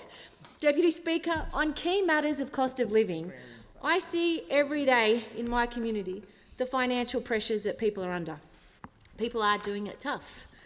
They are under the pump. Just last Friday, I joined the opening of Tukley Neighbourhood Centre at its new location in Summerside Street, and I recognise the work they're doing alongside Orange Sky, Oz Harvest, We Care Connect and others to support locals. And we have a responsibility as a government to respond in these times, and our government has a clear plan for relief of cost of living pressure in ways that don't add to inflation, that repair our budget and supply chains, and reform which lays the foundations for future growth. From Monday of this week, we are rolling out cost of living relief in the most responsible way to thousands of Australians. This includes a tax cut for every Australian, including $69,000 in my electorate of Dobell on the New South Wales Central Coast, new energy bill relief to every household and 1 million small businesses, tackling inflation through responsible economic management, and a second budget surplus in 2 years. But a surplus not as an end in itself, but to provide cost of living relief for Australians. We know there's more to do. But why would you vote against these measures? Why would you get in the way of responsible cost of living relief for millions of Australians? Deputy Speaker, our policies in this year's budget will take 3/4 percentage point off inflation this year and 0.5 percentage point next year, which Treasury are forecasting could now get back to the inflation target sooner. The ABS has also confirmed that inflation would be even higher if it wasn't for our cost of living policies. Deputy Speaker, I now want to turn to my areas of responsibility in health. We're working to improve access to care while reducing the cost to households. As the Health Minister said today, what is good for your health and is also good for your hip pocket. There are significant investments rolling out to ease the cost of healthcare and make it easier for Australians wherever they live to get the care that they need. At the same time, we are making permanent structural changes to the health system so that Australians can have confidence that this system will be there for them and their families in the future. This is in sharp contrast to what we inherited from those opposite. After a decade of neglect, bulk billing was in freefall. It was never harder or more expensive to visit a GP. But our record investment in tripling the bulk billing incentive has begun to turn it around in just a few short months. Since we tripled the investment, which started to come into effect last November, we have seen strong data on bulk billing. A national increase of 3.4%. Across the country, an increase of 3.4% in bulk billing. Growth from 75.6% of all GP visits bulk billed last October to 69% in May this year. Significant and steady growth in bulk billing. This means around 2 million additional estimated free visits to see the doctor. I know what that means as a pharmacist. I know what that means as a local MP and as Assistant Health Minister. A really big change in access and affordability of care. Increasing access to health whilst reducing the cost to households. This investment has also strengthened general practice, made general practice much more viable for the future, particularly in rural and regional communities, whose outlook was bleak under those opposite. We should never have Australians delaying or avoiding visiting their doctor or filling a prescription because they simply can't afford to go. The same applies, Deputy Speaker, to the cost of medicines. I've been a pharmacist now for more than 25 years. I've worked in community pharmacy, I've worked in regional hospitals, and I remember working in an after-hours pharmacy on the main road of Wyong, just opposite the train station. We'd have many people come in late at night, and I remember a mother coming in to speak to me. She had, I think, 4 children, and I think 3 of them had asthma. And she came in with a asthma treatment plans and a bundle of prescriptions and just asking me which medicines she could avoid filling or delay. I also remember another occasion when I had a mother come in to me and she had a shopping trolley full of groceries for her family, and she'd been in to see the GP and then come across to the pharmacy. And she had, both of her 2 children were unwell at the time, and she had prescriptions for antibiotic mixtures for both of them, and she said, can I just get one filled and share it between the 2 and see if after a couple of days they're doing better and I don't need to get the other prescription filled? No parent, no person should be in the situation where they're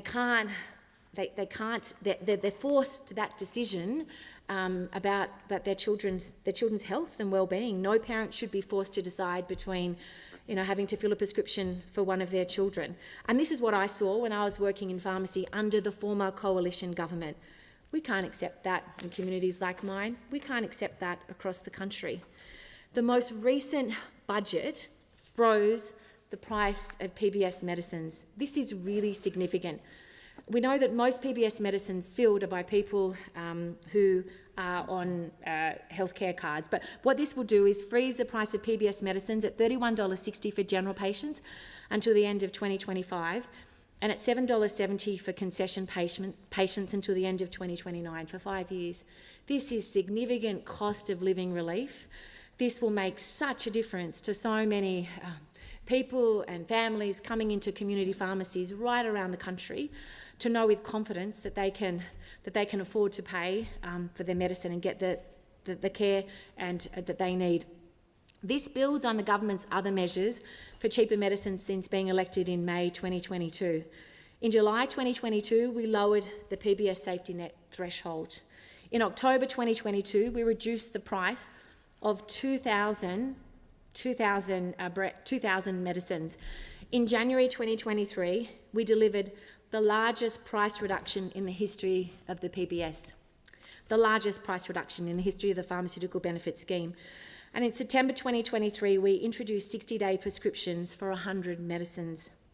In March 2024, we expanded 60-day prescriptions to a total of 184 medicines. The third tranche will come into effect in September of this year and take the total to some 300 medicines.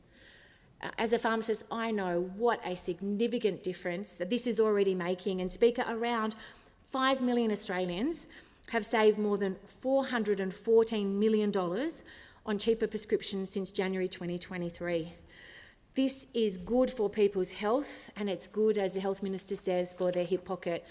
Deputy Speaker, in addition to bulk billed GP appointments, Australians are also benefiting from quality free healthcare at a national network of Medicare urgent care clinics. And I've visited many of the 58 opened around the country and now on its way up to 87.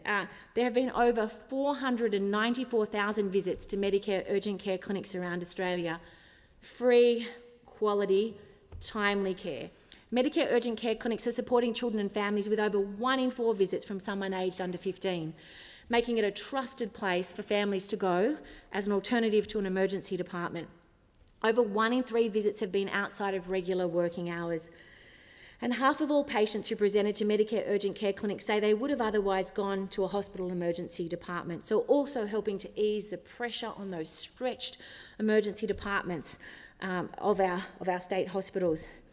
These are everyday Australians putting their trust in Medicare and using services which make their lives just that little bit easier. Once again, easing cost pressures now and making sure the system is stronger into the future.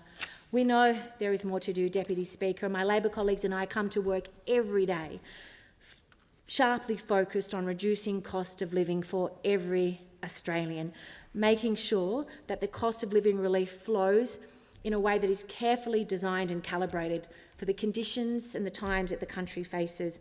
Those opposite could play a constructive role. I invite them to do so. Member for Cook. Thank you, Madam Deputy Speaker. Look, the member for Dobell, look, she's right, they're trying, but they're not trying hard enough.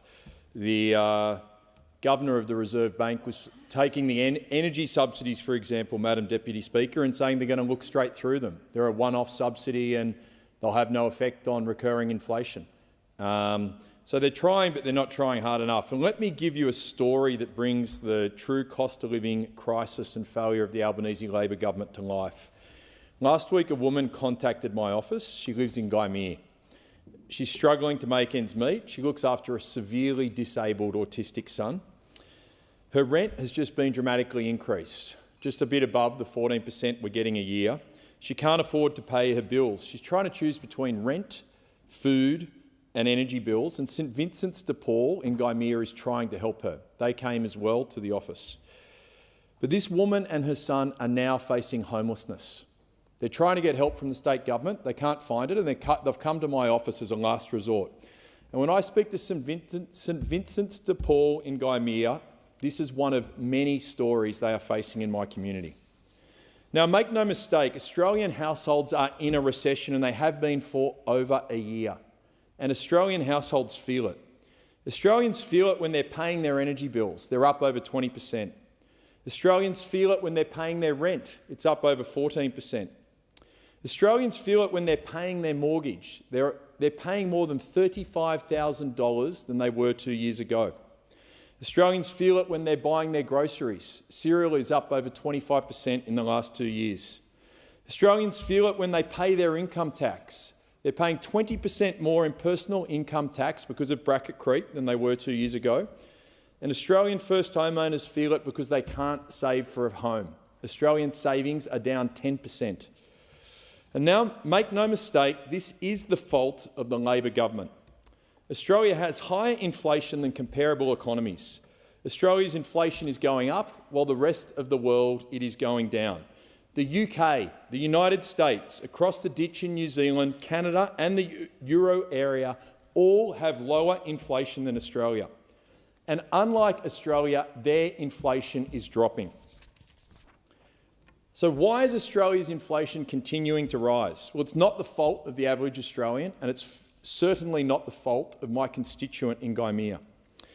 The Labor Party's spending addiction is driving up the cost of living for average Australians. Since coming to government, the Labor government has passed expansionary budgets, $315 billion in extra government spending.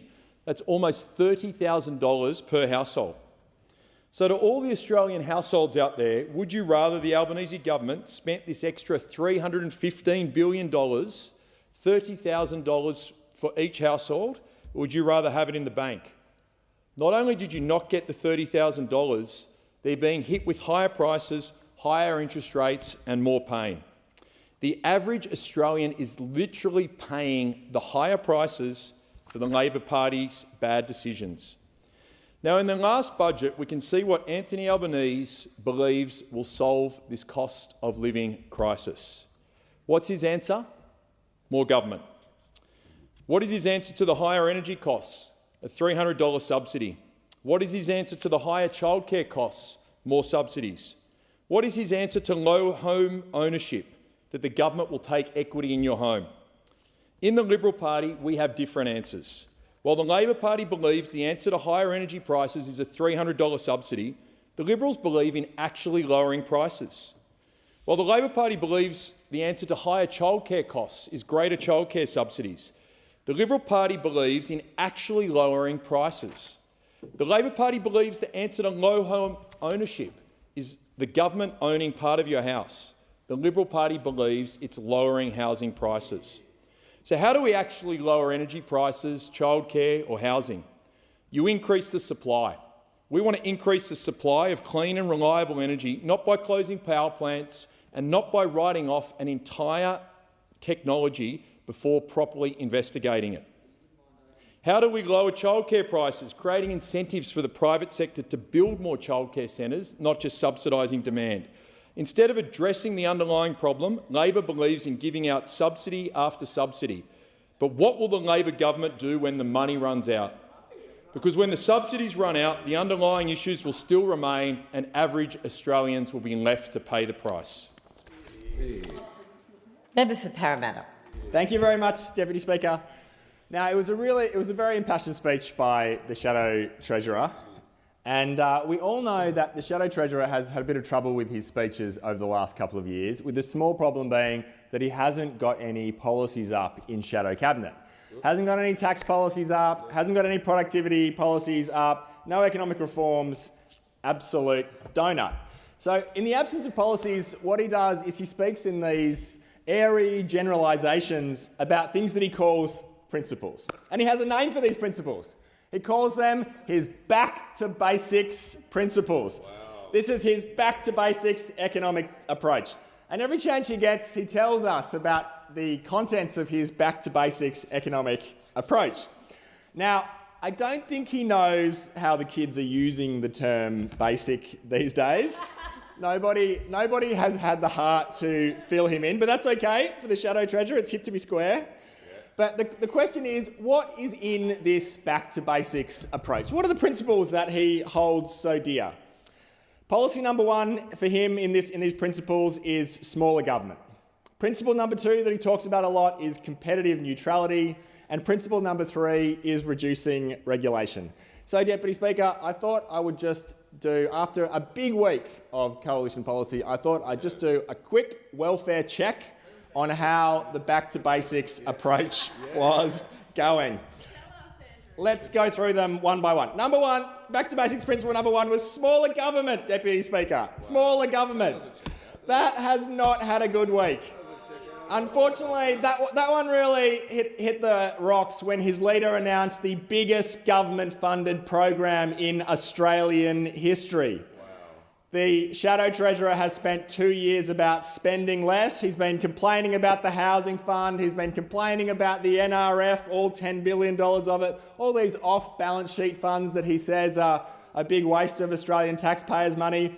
Well, it turns out their problem wasn't that they were off-balance sheet. The problem was that they weren't big enough. Yeah, that's right. Now he's got a $600 billion off-balance sheet proposal. Deputy Speaker, a beauty to behold, Deputy Speaker. It's 60 times bigger than the Housing Fund. It's 10 times bigger than the NBN. It's 4 times bigger than the biggest policy in Australian history of JobKeeper. That used to be the most expensive policy. It pales into comparison to the $600 billion they want to spend on nuclear energy. So Peter Dutton has completely junked the pretense at smaller government. He's taken back-to-basics principle number one outside and given it a shot to the back of the head. I'm just going to remind you do need to use correct titles when referring Thank you very much. to members Thank you very much, Parliament. Deputy Speaker. His economic policy, Deputy Speaker, is less back to basics now. It's more back to Bolsheviks. Yeah, the Soviets would be proud of this, Deputy Speaker. They'd really love it. I mean, Stalin had a 5-year plan. The Shadow Treasurer's now got a 15-year plan. Brezhnev built 3 nuclear plants in 20 years. The Liberals want to build 7 in 10 years. This is about national ambition, Deputy Speaker. The Soviets weren't ambitious enough. They didn't have the vision, Deputy Speaker, that the Liberals have. Okay, let's do a quick check on principle number 2.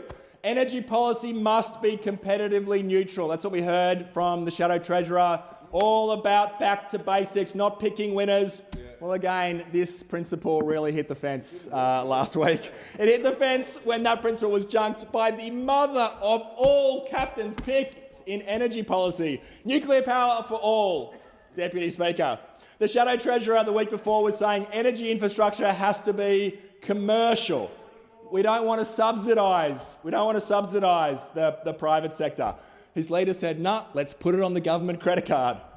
Rolled again, unfortunately, and back to basics principle number 2 disappears.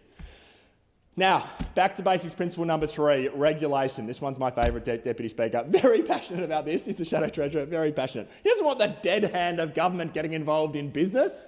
He doesn't want government telling businesses what to do. They should be out there employing people, driving economic growth. That's what he needs businesses to do. That's why this is his important principle number 3 in Back to Basics, is deregulation.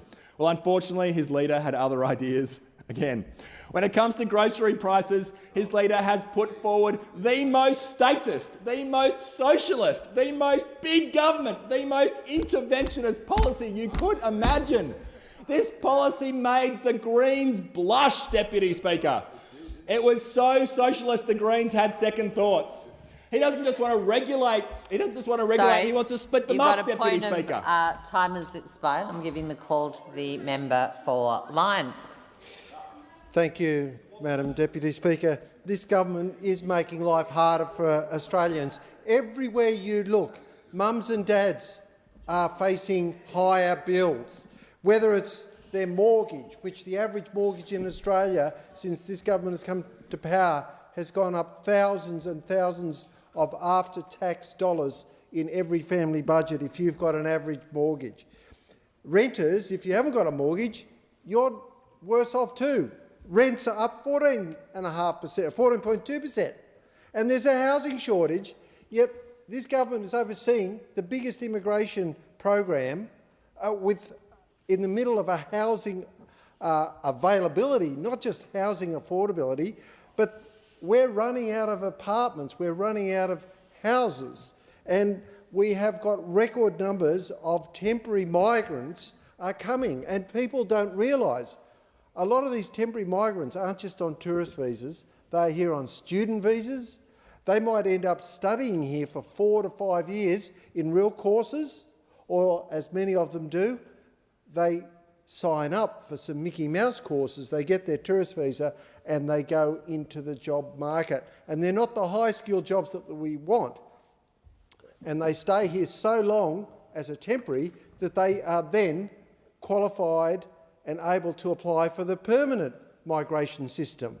So really, the permanent migration system, which is based on skills, is being filled in a large part by those that have hung around long enough to apply for it. It is counterproductive when you're in the middle of a housing shortage. Now, education costs are up. Everywhere a mum and dad in my electorate turns, prices are up. 11% for educational costs. In the health schemes, health costs are up 11.9%.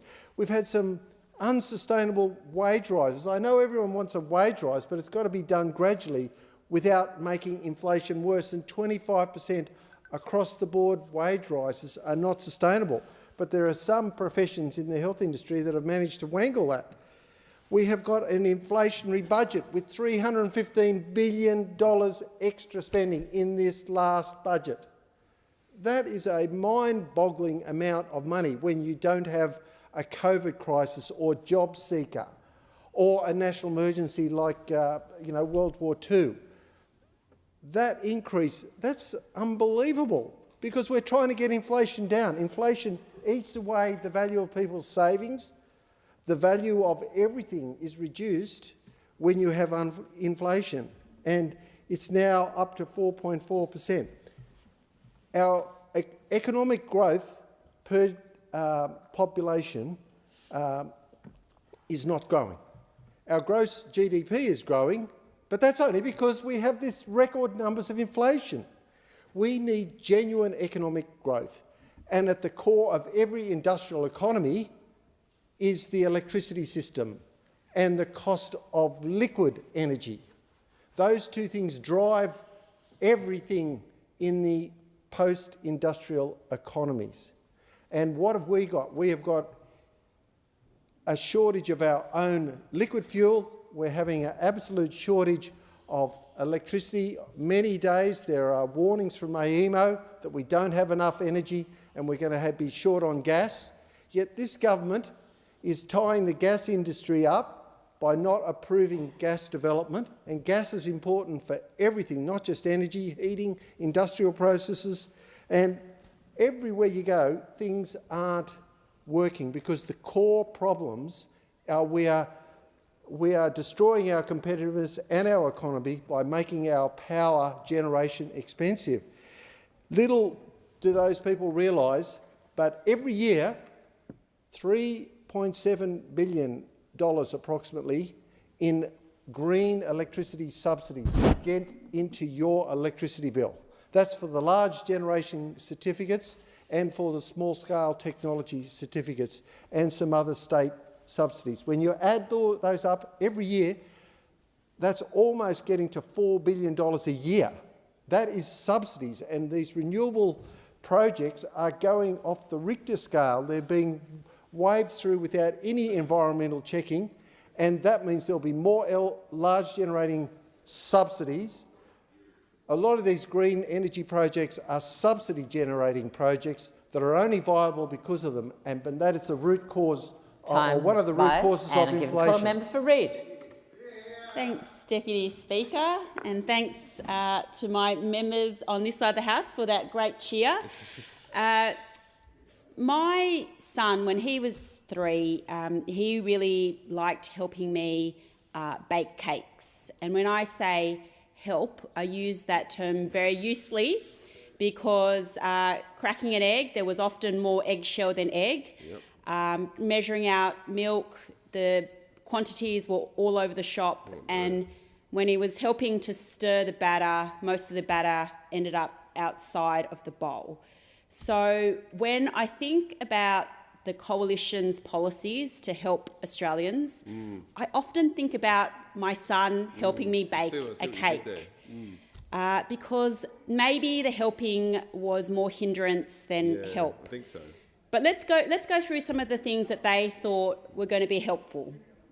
So on the matter of wages, those opposite had as a deliberate design feature. So they chose to do this. It was deliberate. They deliberately kept wages low. When asked to back an increase in the minimum wage for our lowest paid workers, what did those opposites say? No, thank you. Incredible. So we on this side of the House, we have backed our lowest paid workers by advocating for increases in the minimum wage. Not once, not twice, but 3 times now. 3 times. So a full-time worker, say a cleaner, on minimum wage has now seen their wage go up by $143 a week. Wow. Over a year, that's more than $7,000 in pay rises in just over 2 years for that worker. And that worker, who's on a minimum wage earning about $45,000 a year, is also going to get a tax cut. Fantastic. Thanks to the Albanese Labor government. Under those opposite, who were trying to, remember, they were trying to help here, that cleaner on minimum wage would have gotten nothing. Nothing. So if you're an Australian on the minimum wage, who would you think is helping? Yeah. Those opposite, who tried to suppress your wages, wouldn't back an increase in the minimum wage, didn't want to give you a tax cut, or those on this side of the House who have backed a minimum, an increase in the minimum wage, and we have already delivered you a tax cut as of 1 July. Now, on energy prices, let's have a look at how those opposite were trying to help Australians who use energy. They made it near impossible for industry to invest in cheaper renewable energy by having 22 different energy policies, none of which they could land. They gave it a good red-hot go to try to help, but could not land one. And now the one energy policy that they have finally landed is the most expensive form of energy, nuclear. Why would you go the most expensive? The most expensive form of energy. So the other thing they did was they voted against energy bill relief for Australian households. What are we on this side of the House doing? We are providing investors certainty by having good quality policies on addressing climate change, but encouraging investment in renewable energy. We have also voted for energy bill relief for households. And this week, Australians will start to see some of that energy bill relief. So if you are one of the 10 million Australian households who use energy, who do you think is helping here? Let's move on to Australians that take medication. Those on the other side of the House voted against the 60-day prescriptions, reform that would have made medicines cheaper.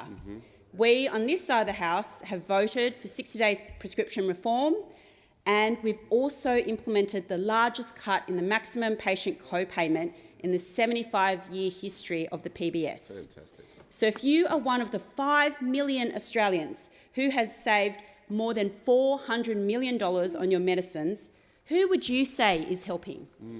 So let's summarise here. If you are an Australian on minimum wage, or an Australian who pays taxes, or Australian who takes medication or uses energy, who do you think is helping? I think the answer would be resoundingly those on this side of the House. Member for Casey.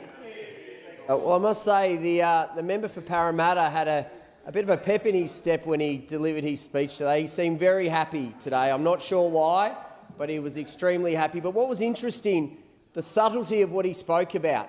So in his 5 minutes, the member for Parramatta had a choice. He had a choice to spend that 5 minutes defending the Treasurer's decisions, or attacking the opposition.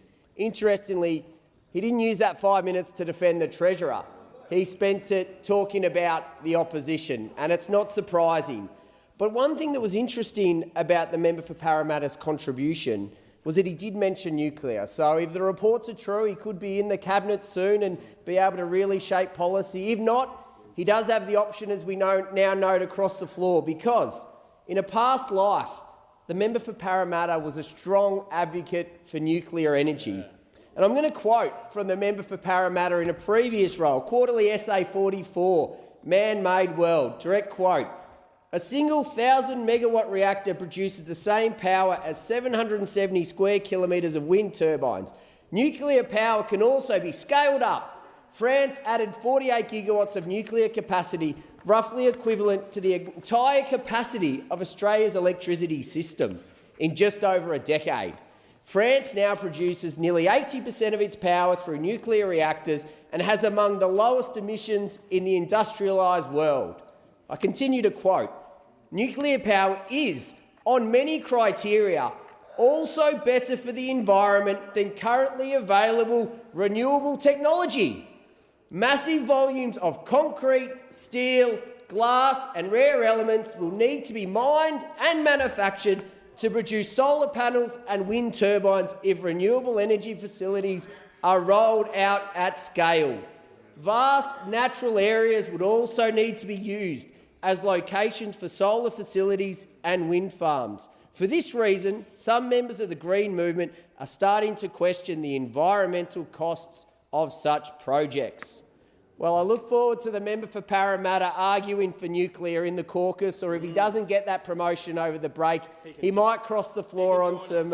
he can join us and cross the floor. So let's see if he continues that held position, because when he said that many years ago, we know that's what he really thinks. Now he's got to follow the party line.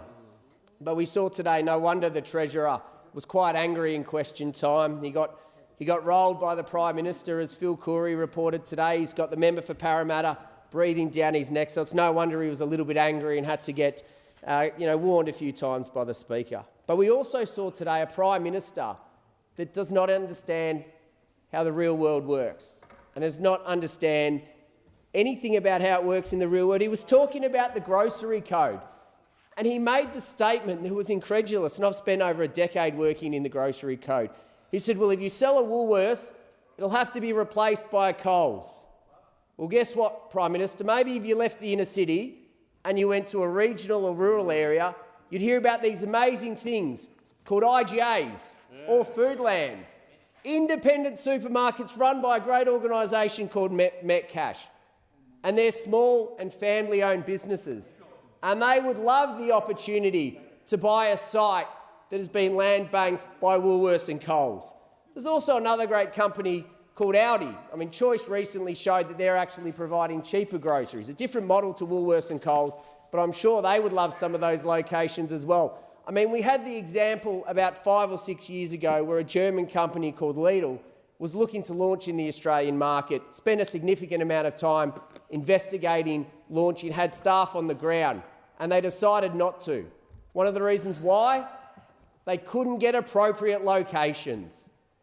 The Prime Minister saying that Woolworths and Coles are the only grocery channels, supermarkets that exist, show how out of touch he is with the Australian people. When he criticises this policy, it's because of ideology. He doesn't understand the pressure that Australian food manufacturers are under. I understand it because I've seen it and I've lived it. He doesn't understand the pressure that farmers are under. I understand it because my family have been in farming since the 50s.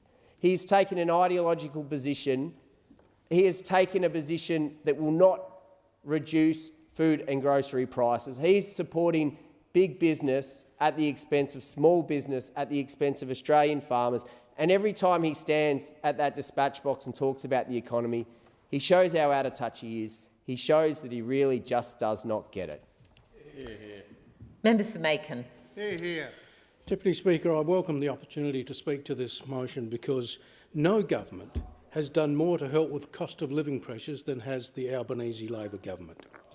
When the Albanese Labor government came to office 2 years ago, inflation, energy costs and interest rates, which are really the precursor to the cost of living pressures that we all face today, were all on the way up. So much so that the member for Hume, who puts this motion forward, was the person who tried to cover or mask the energy price increases at that election. But the reality is that this government is conscious that cost of living pressures are hurting families and has implemented a whole suite of measures which hopefully time will allow me to go through. And can I say, with respect to the member for Hume, after 10 minutes of ranting, he did not propose one solution to the problem that he claims that he's so much concerned about. All we heard was criticism of what we're doing on this side of the House. Well, let me tell anyone listening what we are doing. From the 1st of July, every taxpayer, that is 13.6 million Australians, will get a tax cut. And that means a tax cut on average of $1,500 a year. People earning under $45,000 who under the coalition plan would have received nothing will actually get a tax cut. These are people who need the tax cut the most. From July the 1st, every Australian household will receive $300 off their energy bill, and about 1 million small businesses will receive $325. We capped coal and gas prices to keep energy prices down, but those opposite opposed that legislation. We're getting wages moving, and after a decade of Liberal and Nationals in government deliberately keeping wages low, this Labor government is getting wages moving again.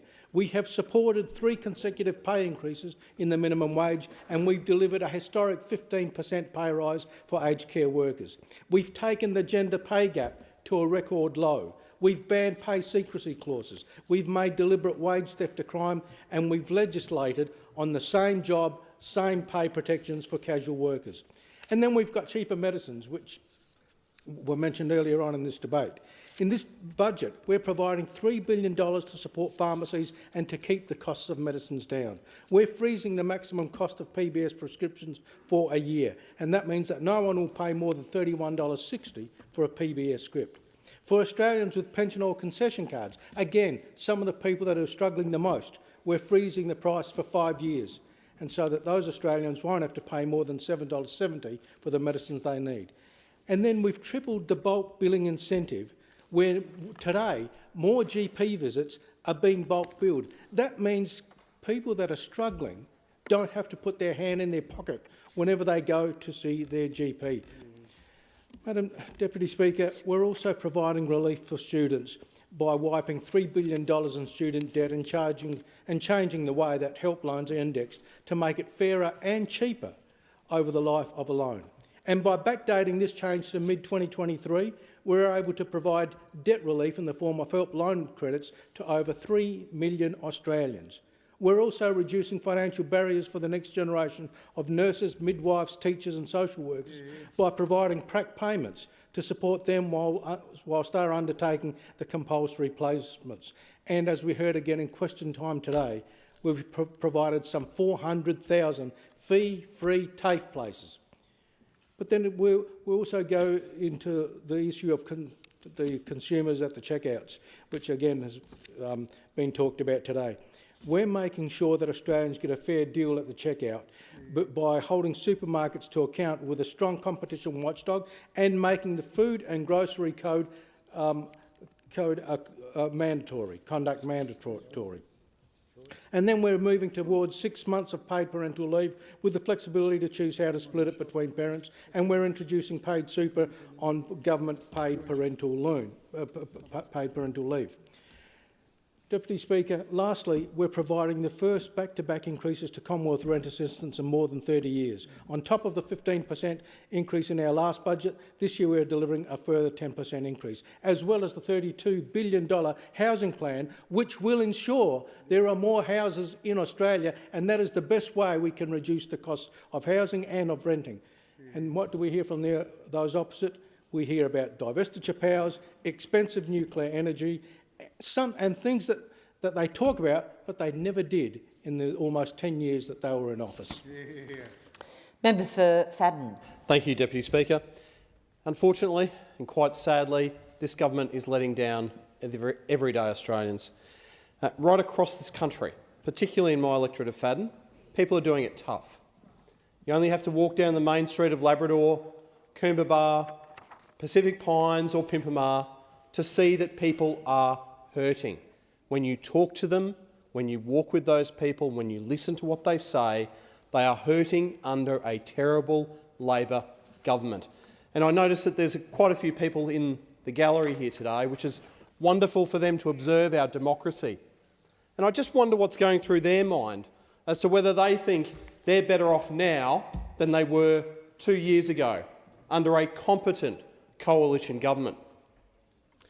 As we enter the new financial year, everyone on the Labor side of the House has been promising that life will be easier because they're delivering their Stage 3 tax cuts. That's what we've heard on the 1st of July. Magically, everything's going to get better. The problem is this. These tax cuts are a drop in the ocean compared to the damage that has been done to the Australian household. Cost of living is, quite frankly, completely out of control. And it's because of the failed Labor government's budgets that the household budget is hurting so badly. Reckless spending, gymflation continuing to rise, making everyone's lives more expensive. Now, I understand that governing is new to those opposite. They've only been there for a short period of time, so let me help you out with a quick lesson in economics. I've been here 5 minutes and I can see already how incompetent you all are. So here's the lesson. When you spend an extra $315 billion over 2 years, the economy can overheat. This causes gymflation to spike.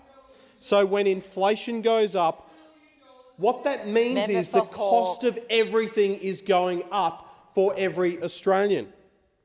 On the other hand, if you use some self-control, inflation tends to stay lower.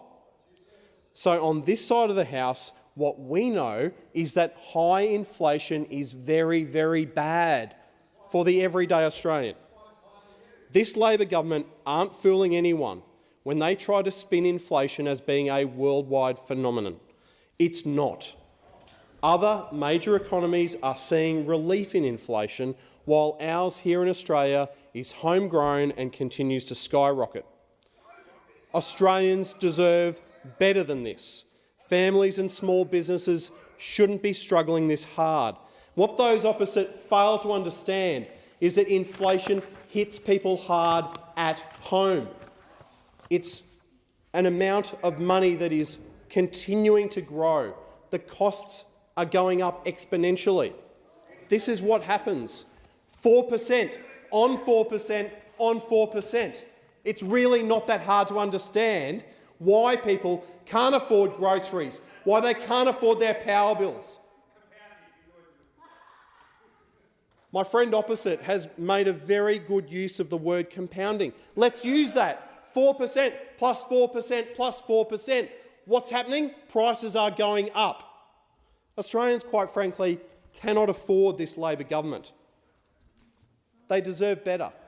They were promised that power prices were going down. Now here's another little bit of maths. Perhaps those opposite can help out. You promised that power bills would go down by $275, and instead they go up by $1,000. Now, should we work this out? Should we work this out that if in fact they're going up by $1,000 a year in the last 2 years, is that anything to do relevant to a $275 promise for it to go down? No, it's going in completely the wrong direction. Australians are paying 20% more in personal tax. And this is the part where it really hurts Australian families. Homeowners with a typical mortgage of about $750,000 are nearly $35,000 worse off. After tax, $35,000 worse off. The damage caused by this Albanese Labor government over the past 2 years is astonishing in the levels that they have achieved. But it's heartbreaking for Australians because they can't afford the incompetence of this government. They look forward to the next election to return a coalition government who will be responsible economic managers. Member for Moreton. Thank you, Deputy Speaker. I'm rise to speak on the matter of public importance raised by the member for Hume. Now, Deputy Speaker, due to an indiscretion, I wasn't here in person to see the member for Hume's speech, so I got to watch it from up in my office. And when you're sitting watching someone speak, you're invariably drawn to the people behind the speaker in the frame. And the member for Hume, 10 minutes to talk about cost of living issues. He spent a lot of time talking about reshuffles, Labor reshuffles. It was quite bizarre. He chose the topic of public importance and then spoke about Labor reshuffles like that was the most important thing. And so as I'm sitting there watching the member for Hume and then drawn to the people in the frame behind him, it was a great lesson in body language if you're ever unfortunate enough to be thrown out under 94A, which it does happen to some of us. And I was watching the body language of the backbenchers behind the member for Hume. And it was like a lesson in, oh my God, what have we done? What have we done? It was just, they were sitting there on the backbench saying, this guy is in front of me. In terms of reshuffles, the member for Hume's calling for a Labor reshuffle, offering commentary on a Labor reshuffle. Obviously, the member for Dixon, the Leader of the Opposition, needs to do some serious reshuffling. I mean, my 15-year-old has more economic credibility than member for Hume. I hope you're not listening to this, Leo. But seriously, I mean, the member for Hume, we saw it in question time today, issue after issue after issue where he's been rolled. Now, we know that the way to assist Australians is to help them out during a cost of living crisis. Yeah. We do know that. We know that people are doing it tough. And we don't just stand around and say, oh, gee, times are tough. We actually are doing those practical things so that from the next pay packet that the people in my electorate receive, they'll get some assistance. We know that when it comes to their power bills, whether they're an individual household or a small business, that they'll receive some benefit from us. Yep. And I do note that the Labor government in Queensland has given an extra $1,000. $1,000. The previous Speaker is a Queensland MP. He forgot to mention that the Queensland Labor government's giving people a $1,000 cut on their power bills. I heard from the previous Speaker. I mean, the member for Casey, his speech was a little bit bizarre in that he just read out an essay that Andrew Charlton had written years ago, the member for Parramatta. But the previous Speaker was talking about inflation as if it magically occurred. Now, I remember the last coalition budget. Inflation was running hot, so they just got a big bucket of lighter fluid, squirted it down the bottom and said, look at that fire go. Change of government, then they're saying, gee, there's a lot of smoke, a lot of flames, the economy is in trouble when it comes to inflation, as if we could put it out overnight just by electing a Labor government. That's not how inflation works. It takes a long time to get inflation under control. Labor understands that because Labor people are the ones that suffer most when it comes to inflation. It is heading in the right direction.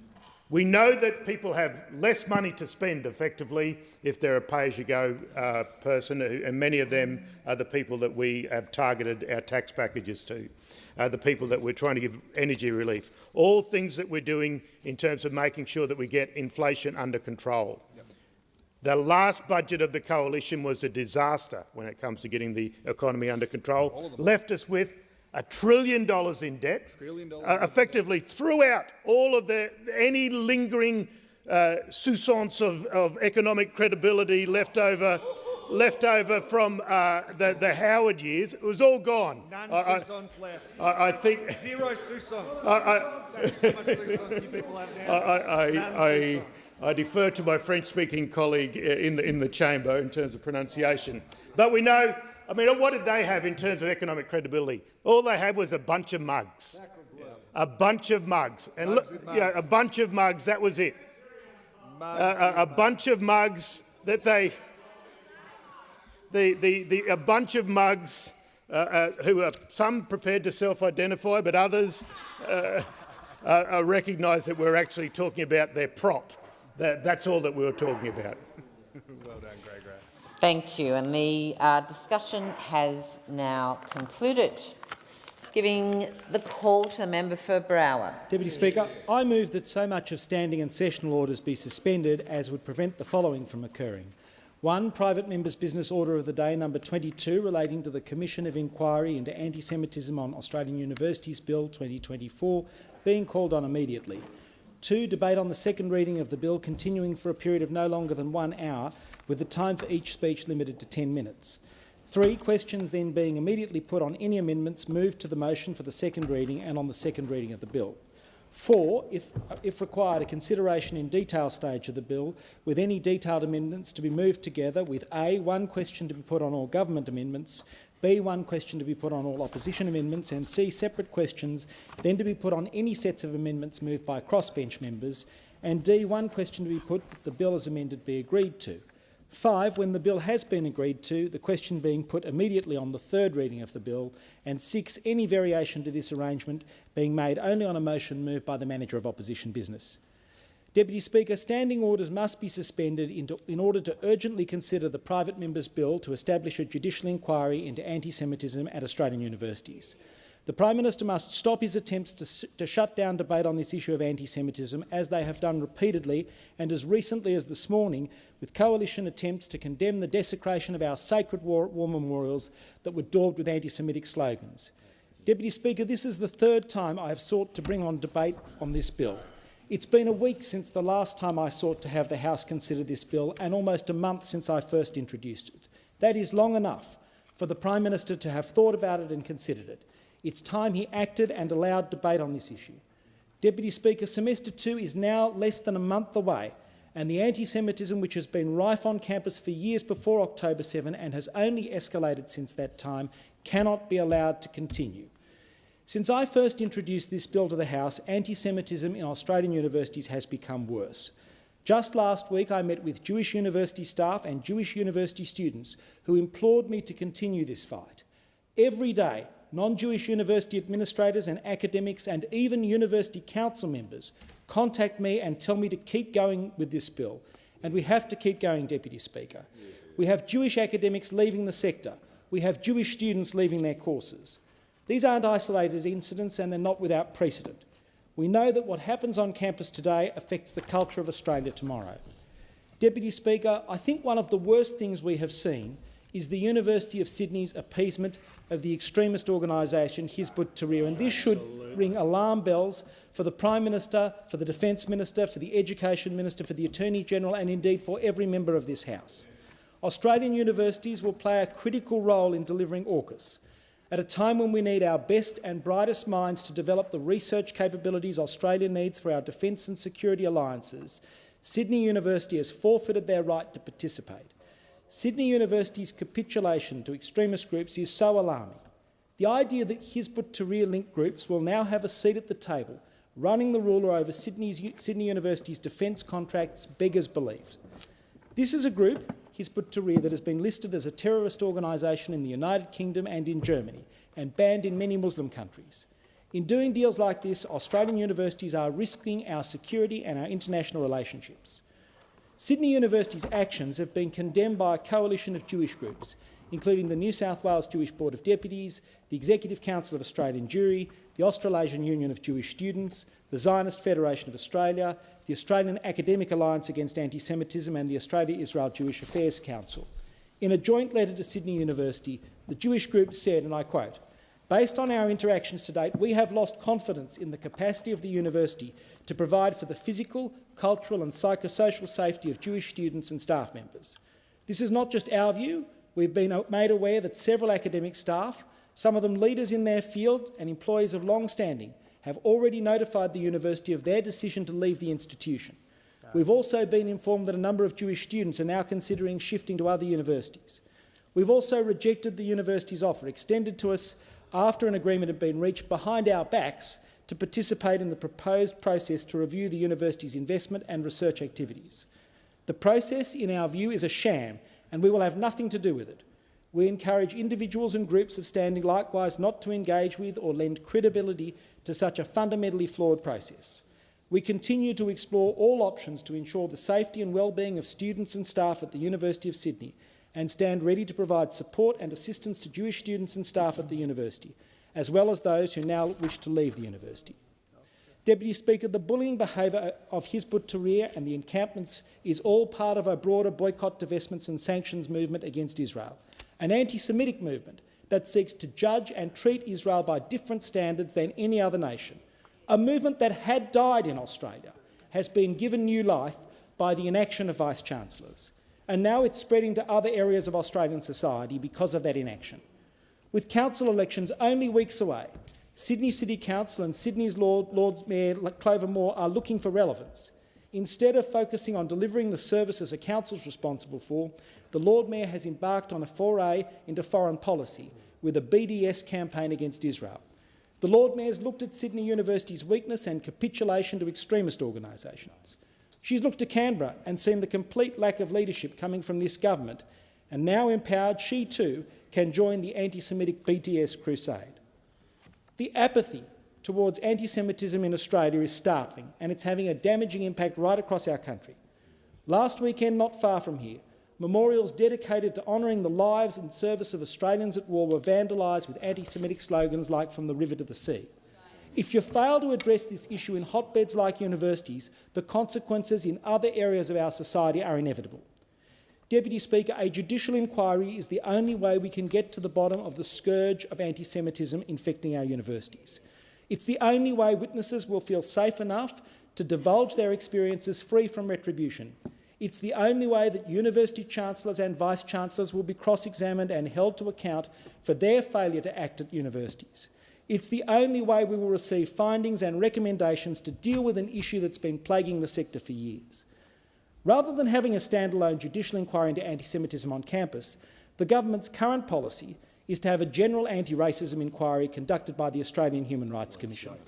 Australia's Jewish community has no confidence in the Australian Human Rights Commission, with anti-Semitism rife among its staff and its commissioners turning a blind eye to the anti-Semitism infecting our country. This House should have no confidence in the Human Rights Commission.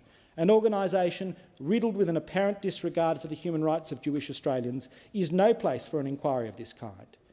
It's interesting to me that the only Commissioner of the Human Rights Commission that has made any speech condemning anti-Semitism since the 7th of October is Lorraine Finlay, the one Commissioner whose appointment was repeatedly attacked by this Attorney-General, while his hand-picked Race Discrimination Commissioner cannot bring himself to admit that "from the river to the sea" is a violent phrase. Where is the Attorney-General, the minister responsible for the benighted organisation which is the Australian Human Rights Commission?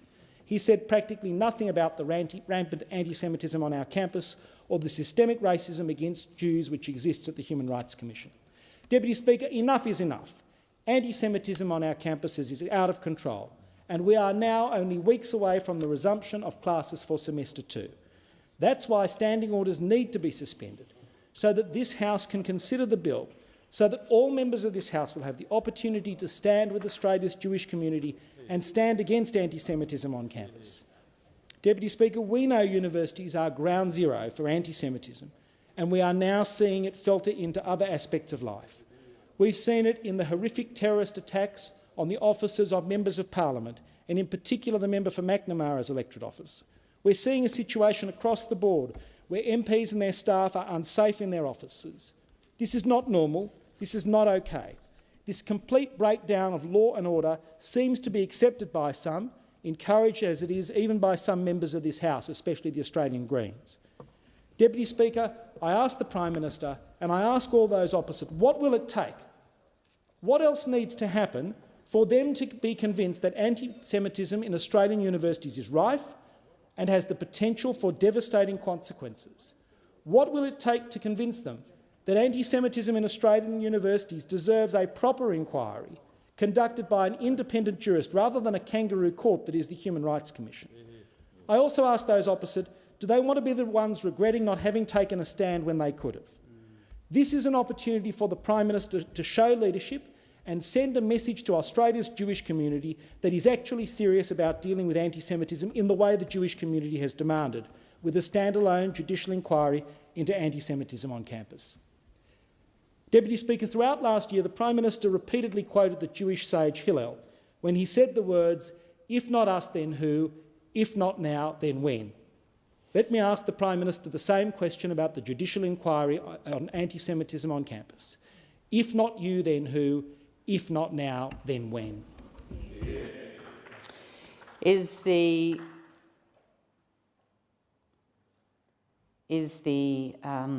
a seconder for?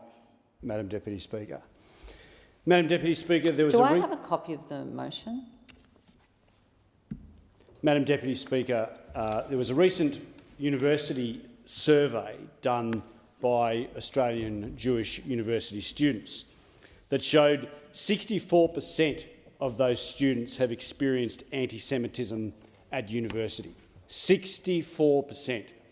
57%, over half of Jewish students, have hidden their identity at university to avoid anti-Semitism.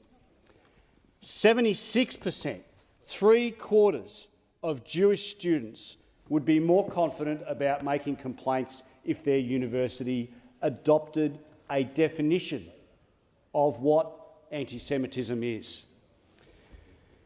Madam Deputy Speaker, we have seen some of the most grotesque actions by those who would seek to bring the Jewish community down, not just in Australia, but across the world. And we've particularly seen it at ground zero has been at the so-called places of enlightenment. The so-called places of enlightenment, not just in Australia, but across the world, across the Western world. But let's just concentrate on Australia, where we, in this place, can make a difference. The member for Barara has moved this motion on 3 occasions, and on each occasion the government has effectively gagged this motion. I say that that is atrocious. That is appalling. This is an opportunity for the government to show some leadership. This is an opportunity for the government to demonstrate that it supports the more than 100,000 Jews living in Australia. I was at a function in Sydney a couple of weekends ago, and I had a young gentleman. He would have been in his early 30s. I didn't know him from a bar of soap. He came up to me and he hugged me, and he said his name. He said, "I just want you to know that thank you for what you're doing in relation to Israel." And he started to tell me about how, for the first time in his life, his grandparents were survivors of the Holocaust. And he said, "I just want you to know, this is the first time in my life where, as a Jew, I have felt unsafe in Australia." And he told me, "I am seriously considering moving my family to Israel." So this guy was very intelligent. He was telling me that he's thinking about moving to Israel.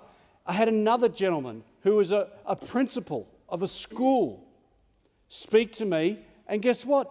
He's probably already moved now. He was telling me that he and his wife are moving back to Israel because they felt safer living in Israel, in a war zone, than living in Australia. How could we have got this so wrong? Where our universities, the places of so-called enlightenment, are saying, people like Mark Scott, Vice-Chancellor of University of Sydney, this is a matter of free speech. How could we have got this so wrong? And it reminds me of the Greens talking about, well, it's okay to deface our war memorials because that's a matter of free speech. What is happening to this country? What is happening to this country? Last night I spoke about the far left are now so aggressively hating on the Jewish community. The far right are so aggressively, and have for many years, hating on the Jewish community. We've got the far left and the far right coming up around the back and meeting. We are losing our way in this country, and we are losing our way because of the lack of leadership in this country. This country needs a leader who will stand up and say, enough is enough. This is unacceptable. This is unacceptable. Jews, no matter where they are, whether at university, at work, in schools, on the playgrounds, have just as much right to an education and living life as every other Australian. Order. I thank the honourable member for Fisher and I call the minister. Thanks, Deputy Speaker. I move that the debate now be adjourned. The question is the motion be agreed to. I call the minister, sorry. Thanks, Deputy Speaker. I move that the debate be now adjourned. The question is that the debate be now adjourned. All of those of that opinion say aye. Aye. To the contrary, no. Aye. I think the noes have it. Division required. Ring the bells for 4 minutes.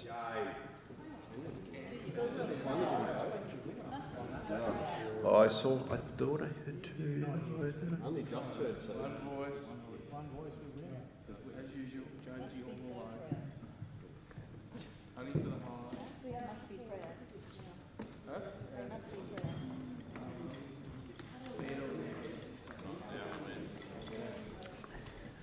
Not our way, do we?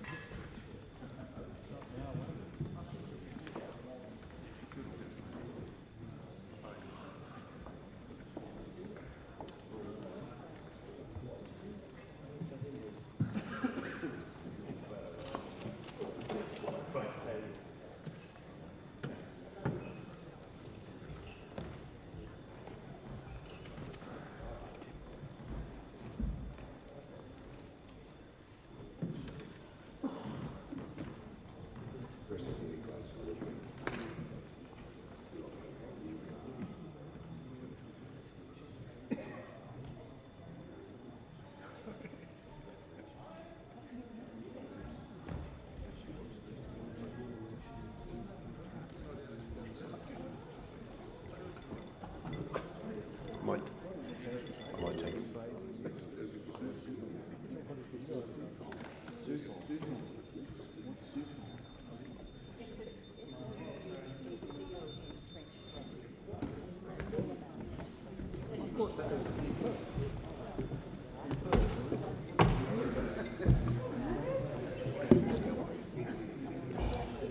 That's the big guns.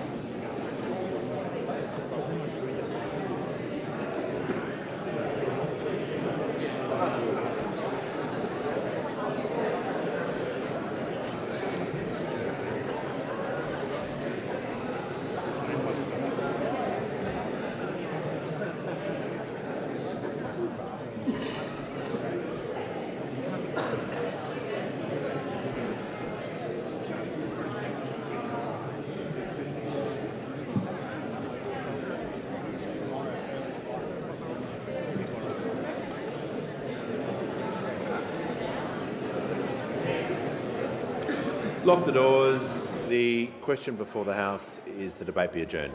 The ayes will pass to the right of the chair and the noes to the left. I appoint the honourable members for Werriwa and Bean as tellers for the ayes, and the honourable members for Grey and Parkes as tellers for the noes.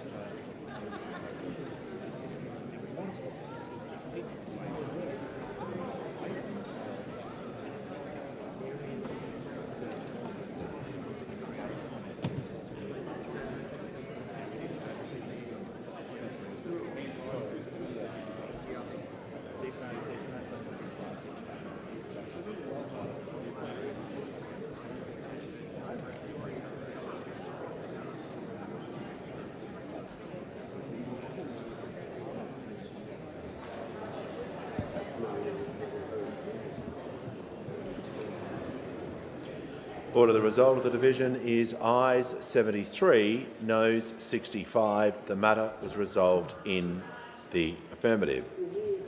And I call the Assistant Treasurer and Minister for Financial Services. Thanks.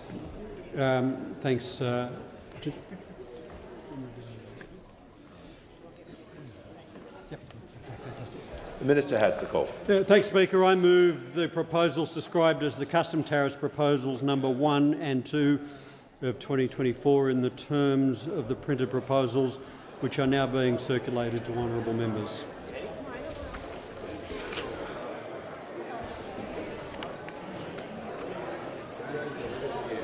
Speaker, customs tariff proposal number 1 that I've tabled repeals the general rate of duty for 457 tariff classifications and replaces the rate with free. The free rate of duty will apply to goods imported on or after 1 July of 2024.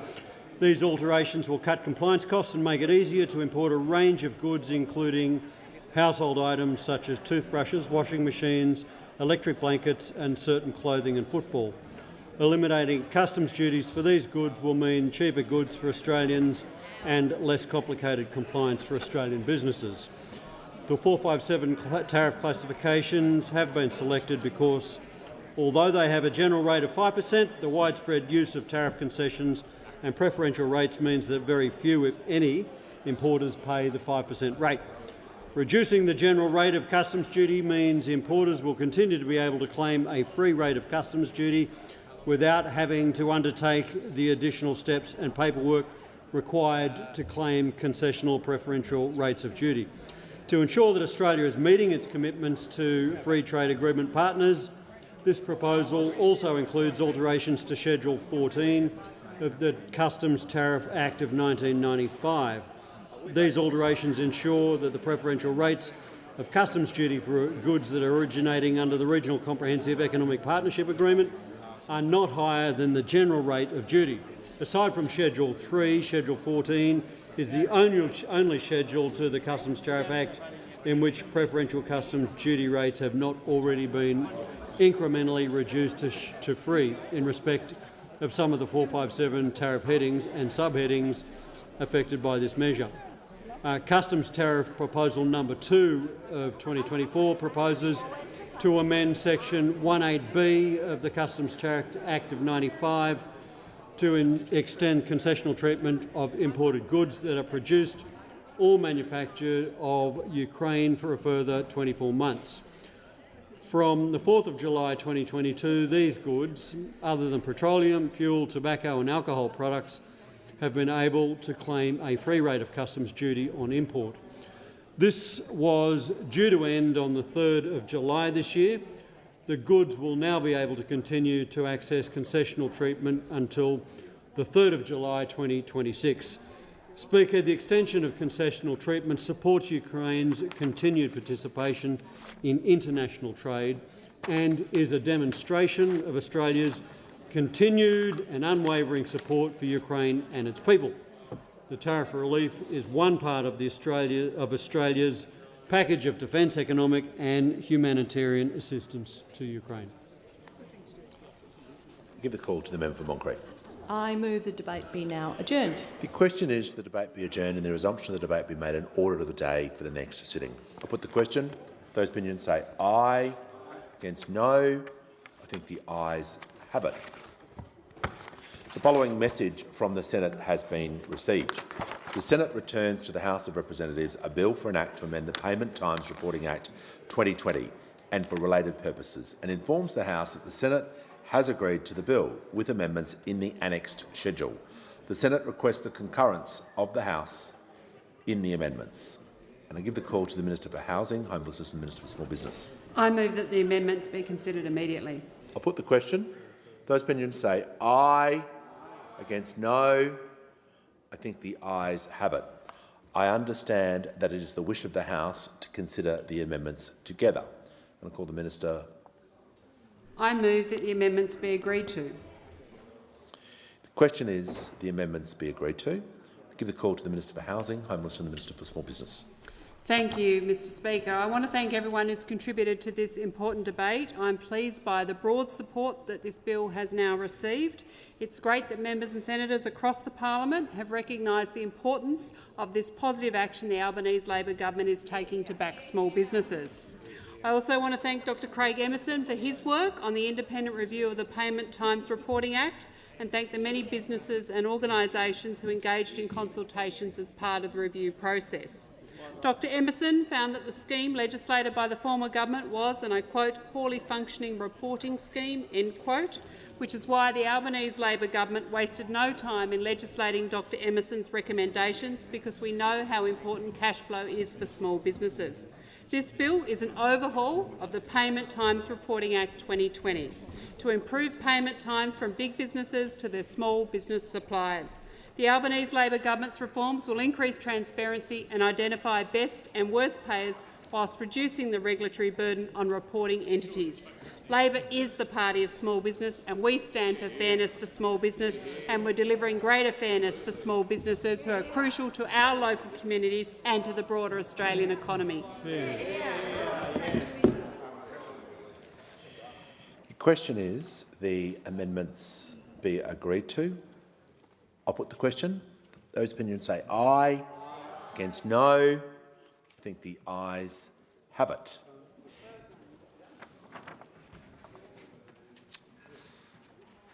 Now give the call to the Deputy Leader of the House. Yeah, thank you, Speaker. Speaker, I move that business intervening before notice number 13, government business, be postponed until a later hour this day. I'll put the question. Those opinions say aye. Aye. Against no. I think the ayes have it. The call to the deputy.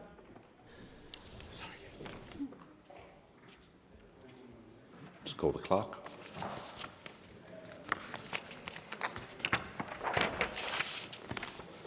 Government business, notice number 13, suspension of standing orders. Give the call to the Deputy Leader of the House. Thank you again, Speaker. Speaker, on behalf of the Leader of the House, I move notice number 13, government business, in the terms in which it appears on the notice paper. I'll put the question. Those opinions say aye. Aye. Against no. I think the ayes have it. And give the call to the Assistant Minister for Foreign Affairs. Thank you, Speaker. Well, I move that this House endorses the government's position to support the recognition of the State of Palestine as part of a peace process and in support of a two-state solution and a just and enduring peace. Yeah. Speaker, the Australian government makes foreign policy for our nation. The Australian government recognises states. But I move this motion today on behalf of the Australian government because the Greens and others are deliberately misleading the Australian public about the government's position on recognising a Palestinian state. The Albanese government has been clear that we will recognise Palestine as part of a peace process in support of a two-state solution and a just and enduring peace. We want to see a Palestinian state alongside the State of Israel. Yeah. No Australian government has ever expressed such strong support for a Palestinian state. Yeah. This is reflected in what we tried to put to the Senate last week. We're doing more than just lecturing and condemning people. We are working with countries around the world that want a just and enduring peace in the region. In the recent vote at the UN General Assembly, 143 countries, including Australia, expressed our aspiration for Palestinian membership of the UN. Australia and another number of other countries, including Germany, the UK and Canada, have shifted our position so that recognition of a Palestinian state is no longer seen as being the end point of negotiations. And to help realise a Palestinian state, we have asked the Department of Foreign Affairs and Trade to look at what role Australia can play in supporting reform of the Palestinian Authority so that it can deliver on the needs of the Palestinian people. The conflict in the Middle East has spanned our entire lifetimes.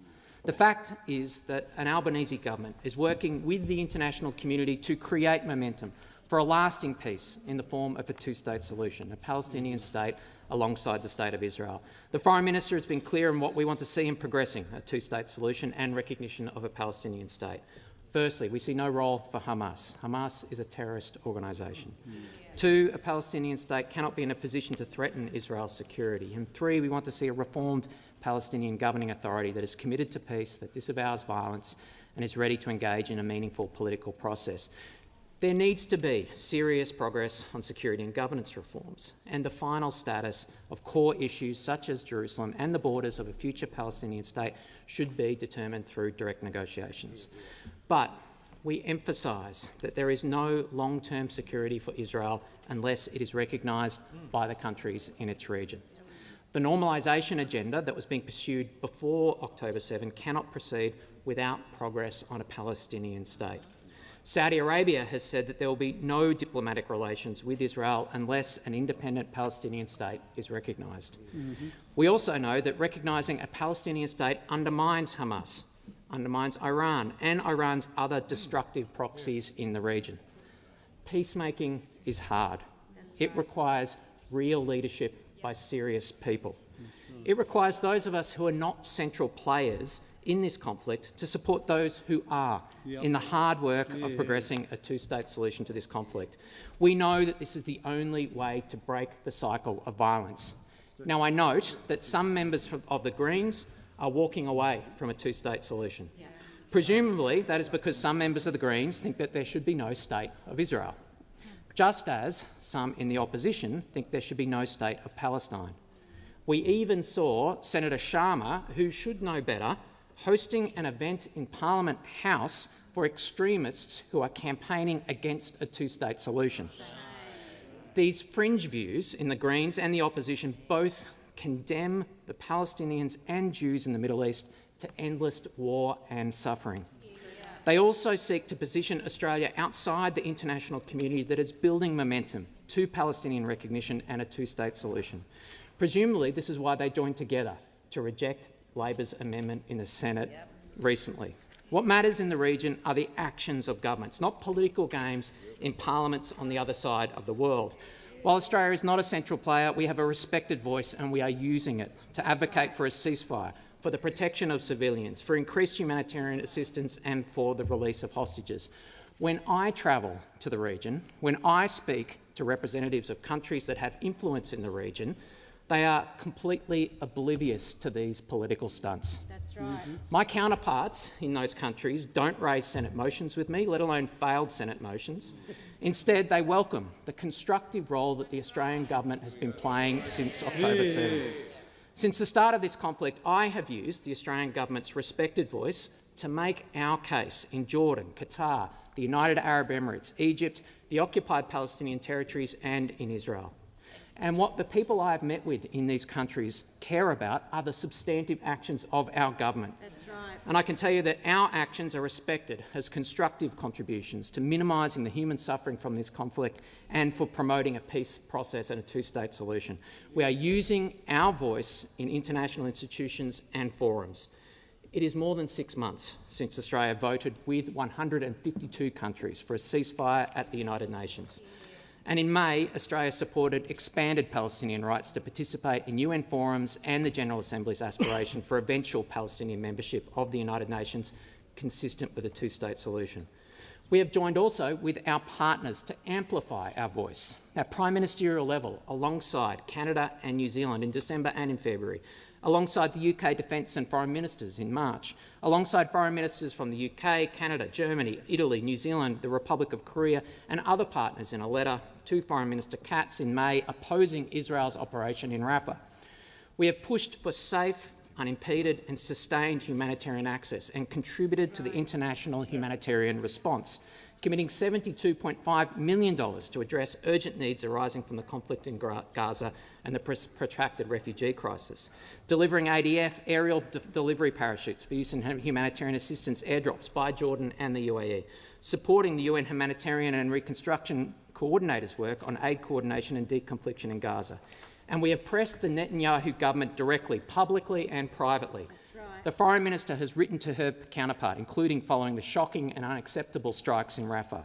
Australia's ambassador has made representations to senior Israeli officials on numerous occasions. Our senior officials have made representations to Israel's ambassador in Canberra.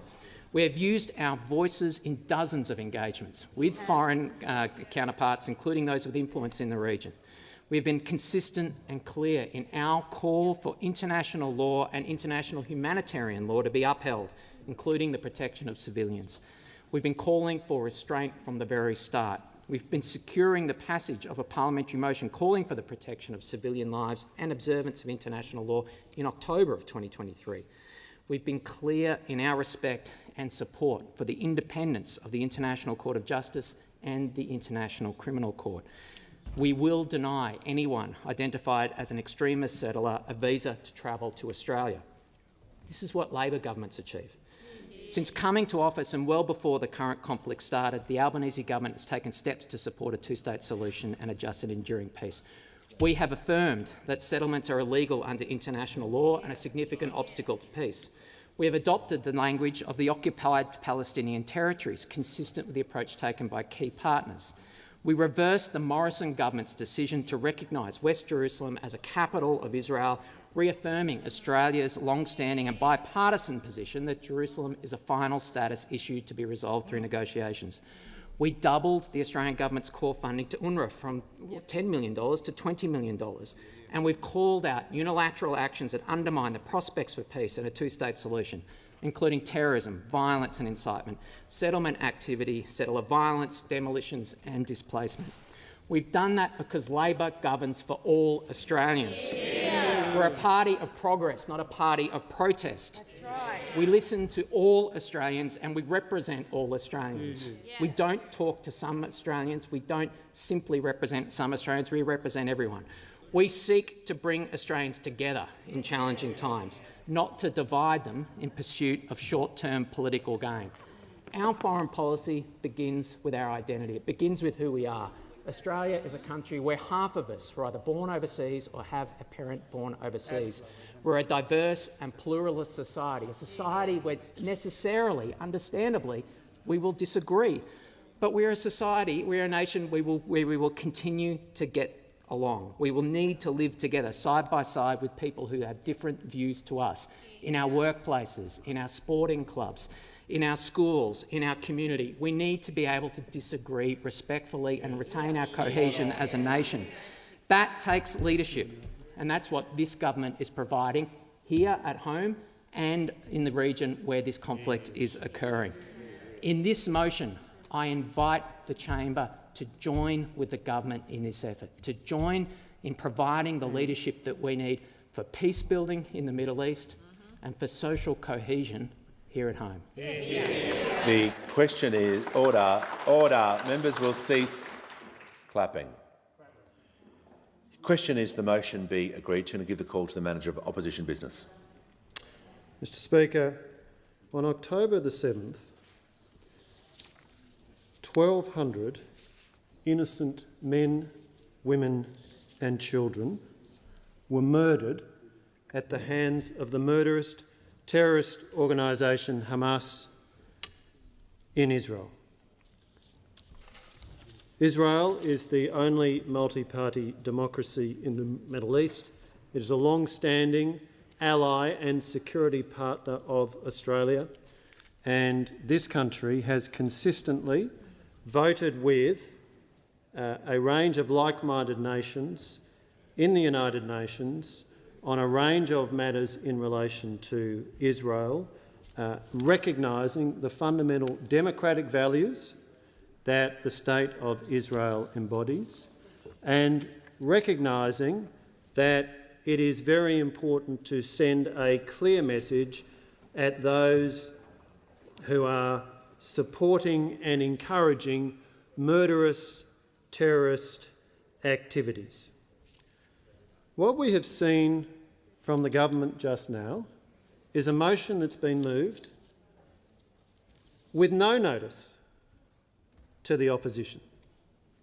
The Assistant Minister has scuttled into this place to move this motion without bothering to give any notice to this side of the House, showing contempt for the millions of people who are represented by those of us on this side of the House on a matter of such extraordinary sensitivity in our community at a time when there is across our community, across our nation, a significant component of our population that feels unsafe.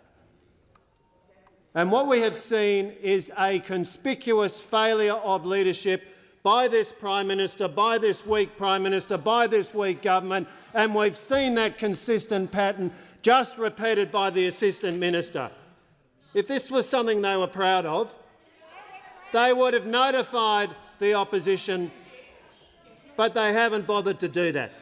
And you have to ask, what is going on here? What is going on here very clearly is a government that has abandoned long-standing principles on the basis of short-term political considerations.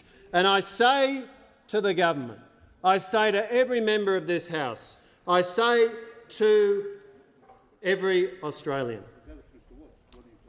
if we have just seen a murderous terrorist attack with 1,200 innocent men, women and children killed, with some 200 people taken hostage, some of whom are still kept in the tunnels under Gaza, some of whom who are still held hostage. All of us want to see a secure and lasting peace. And the way that peace is to be achieved is in the hands of the murderous terrorist thugs who control Gaza. It is in the hands of the murderous terrorist organisation Hamas. And what we have just seen from this government, from this weak Prime Minister, is a decision to reward terrorism and to reward terrorists. That is what we have just seen from this weak government and this weak Prime Minister. The manager will pause the order. The member for Tangney, the Assistant Minister. I ask that the member withdraw. Well, it's far too much noise for me to hear what the manager was saying, so I'm just going to ask him to assist the House to withdraw so the debate can continue. I withdraw, Mr Speaker. I make the point that when a nation of Australia's standing makes a decision as to what we do globally, it sends a signal. And the signal that this government is sending and the signal that this House of Representatives is being asked to endorse is that we are rewarding terrorism, we are rewarding the lawless, murderous terrorist organisation Hamas. That is what this government is proposing, and this side of the House believes that that should be acknowledged. Order. Members on my right, I want this debate to be done respectfully. People are interjecting outside of their seats. If anyone interjects if you want to interject, you may return to your seats. Do not interject if you're not in your seat. If you do so, you will not be here for the vote. Give the call to the Minister for Early Childhood and Youth. Thank you very much, Mr Speaker. Mr Speaker, on June 11th of this year, I represented our Foreign Minister at the Urgent Humanitarian Response to Gaza conference in Jordan, a conference that was convened by King Abdullah of Jordan, President Abdel Fattah el-Sisi of Egypt, and Antonio Guterres, the UN Secretary-General. There were three themes to that conference, Mr Speaker, the first being the need and the scale of humanitarian aid for the people of Gaza. There was an urgent call for the international community to commit to more humanitarian aid. And I was honoured at that forum to announce that the Australian government was committing another $10 million to the World Food Programme, bringing our level of aid to the region up to $72.5 million. The second theme was the distribution and the need for the unimpeded flow of aid into Gaza. Again, for the international community to continue to demand that the Israeli government comply by its obligations under international humanitarian law to enable the safe passage of aid through the most effective land routes into Gaza and the people who need it most. And the third theme, Mr Speaker, was the psychosocial recovery and the restoration of human dignity to the people of Gaza. Mr Speaker, we talk a lot of politics in this place, and there is a lot of politicking happening around this issue. Just yesterday, I watched as the member for Griffith came in here and gave a 90-second statement on Gaza and then sat down and laughed.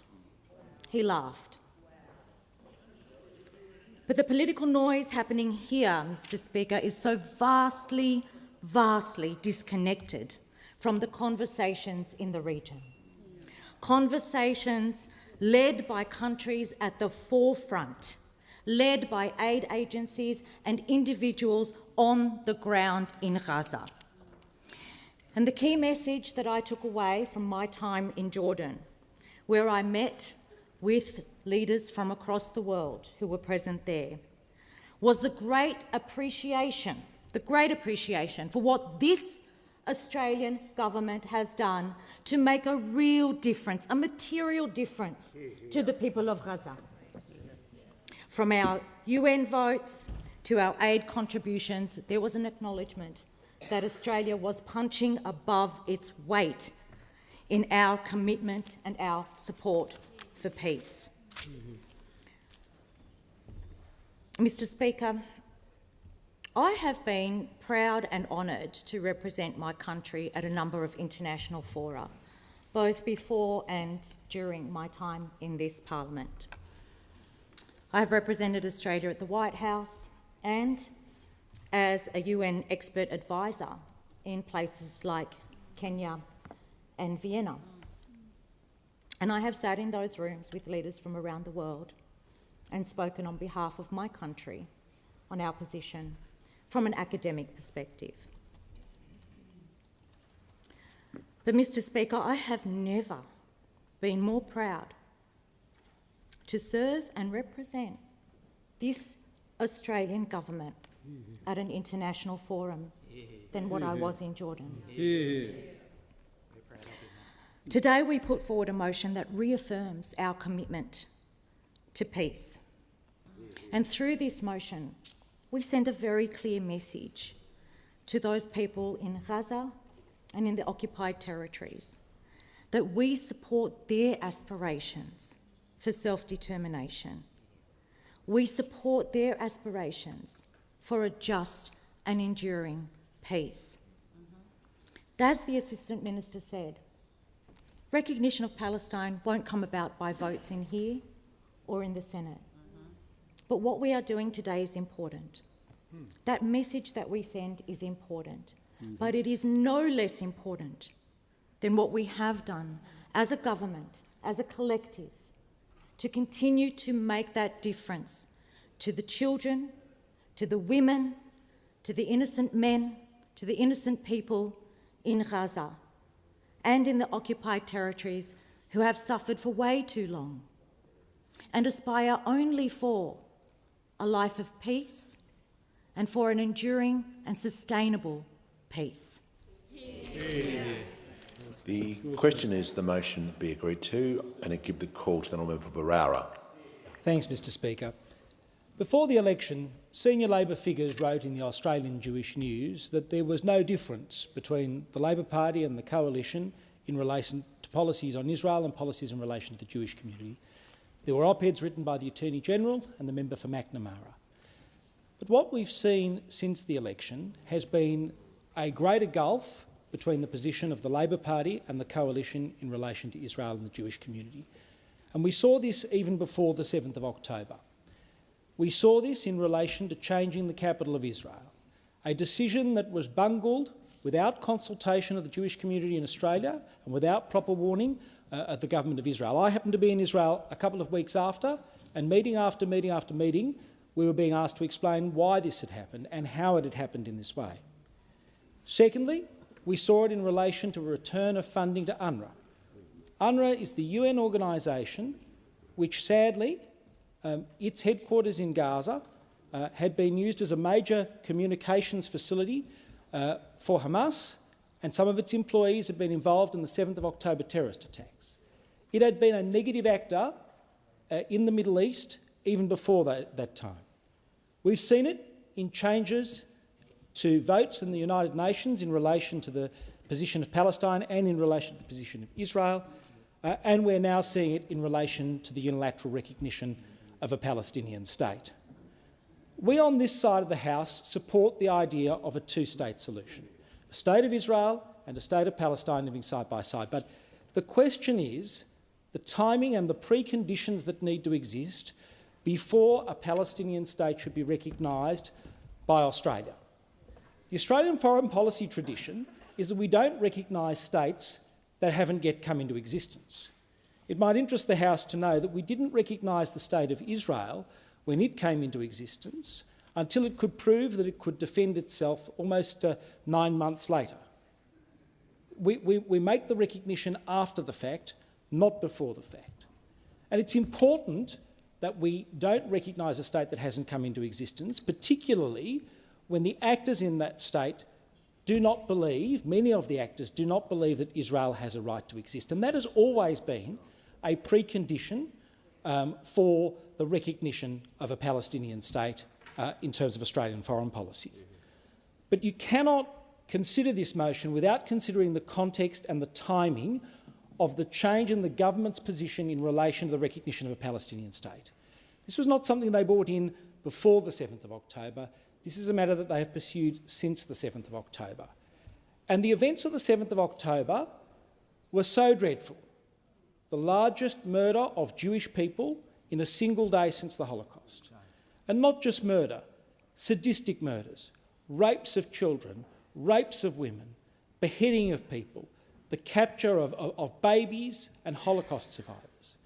There are still more than 100 hostages who have been taken by Hamas and have not yet been returned and are somewhere in Gaza today. And to recognise a Palestinian state after that event sends all the wrong signals internationally. It says to people, a bit like the University of Sydney, that the more you push, the more violent you are, the less you're wanting to come to the table and make peace, the more you will be rewarded. And I think that's a terrible precedent. If we think about the world on the 6th of October, Israel had been going round making peace with its neighbours. The Abraham Accords were a game changer. Relations between Israel and its neighbours had never been better, and the Saudi deal was so close. And the Hamas terrorists wanted to interrupt and degrade that because they felt that their cause would be forgotten if Israel and Saudi Arabia normalised relations. This has been a complete disruptor of the events on the 7th of October. And I think it's really important that we as Australia stand with a like-minded liberal democracy, which is Israel. I look forward to a like-minded liberal democracy in the state of Palestine at some point in the future. But that requires the Palestinian people to make the decision that the people of Israel have a right to exist, that there deserves to be a Jewish homeland in the land of Israel, as well as a homeland for the Palestinian people. And until they recognise the right to exist, as so many of the leading actors do not, the prospects of a Palestinian state is not something that we as Australians should be considering. And it's not something that underpins the fundamental values of Western democracies that Australia has always stood for. Hear, hear. Give the call to the honourable member for Wills. Thank you, Mr Speaker. I've supported the cause for Palestinian self-determination and statehood for decades. A goal, a vision of a two-state solution within a just and enduring peace.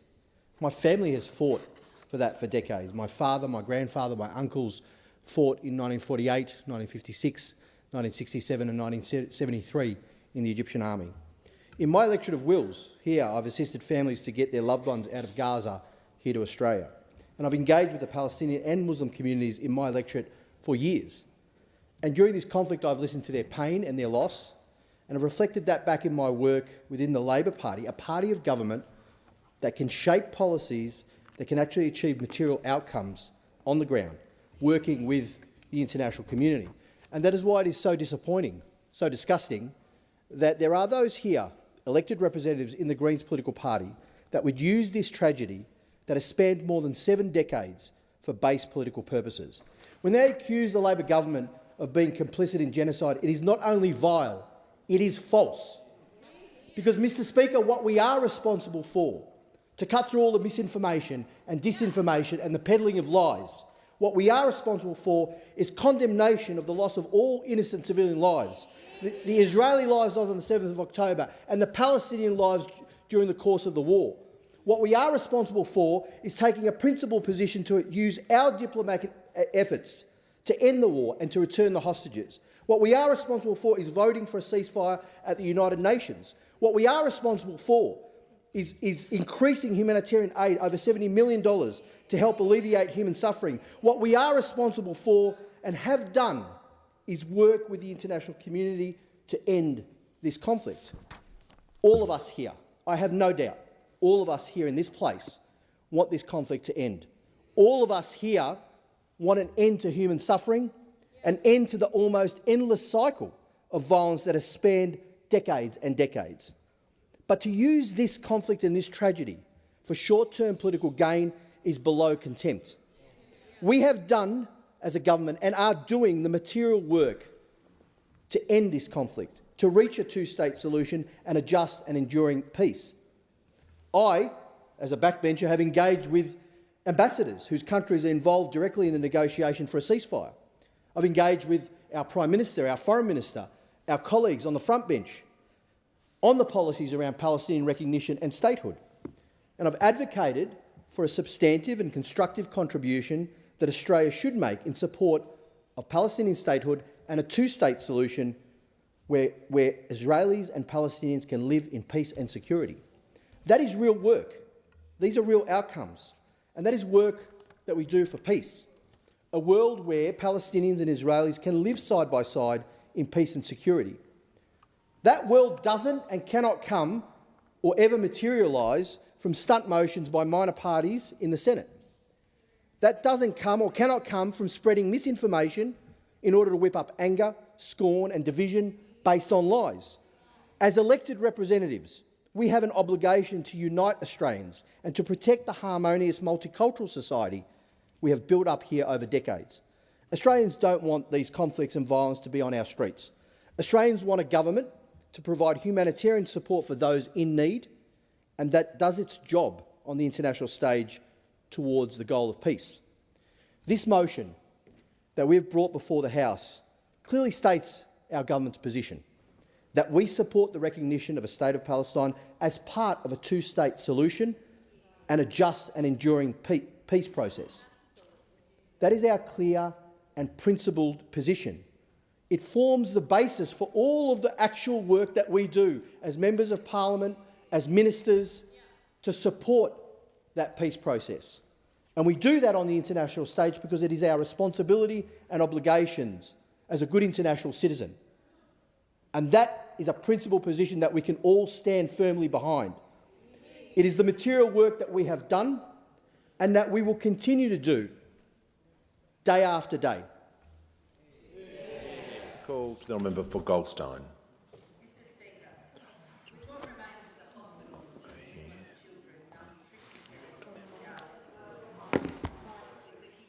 Order. The member for Goldstein has the call and reset the clock. Broadcasting to ensure that the member for Goldstein can be heard. I give the call to the member for Goldstein. Thank you, Speaker. With what remains of the hospitals full of limbless children, malnutrition setting in and Gaza in ruins, it's a humanitarian catastrophe. This is not opinion or politics. This is reality.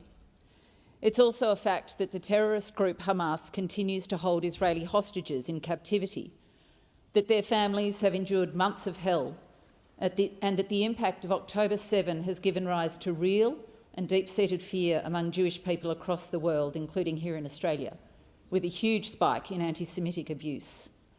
This is also not opinion or politics. This is reality.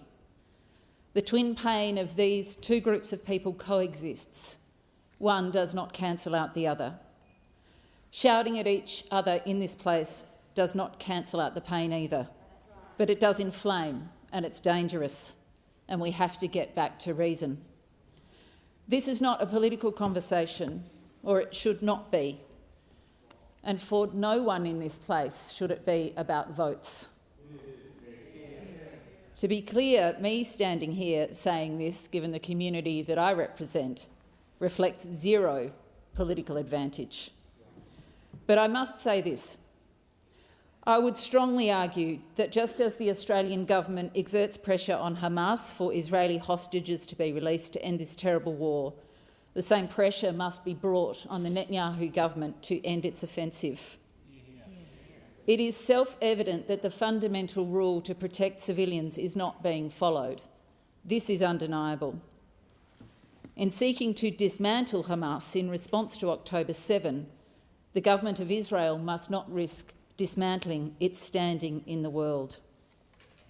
The only reasonable course of action is ceasefire and negotiations for immediate and sustained peace. The challenge, given the historic intractability of this conflict, is to focus on the now. Any conversation about this must be underpinned with the understanding that conflict between these two parties is long-standing. Many have come before us attempting to solve it and have failed. Protests are understandable, but they won't fix it, nor will hurling abuse.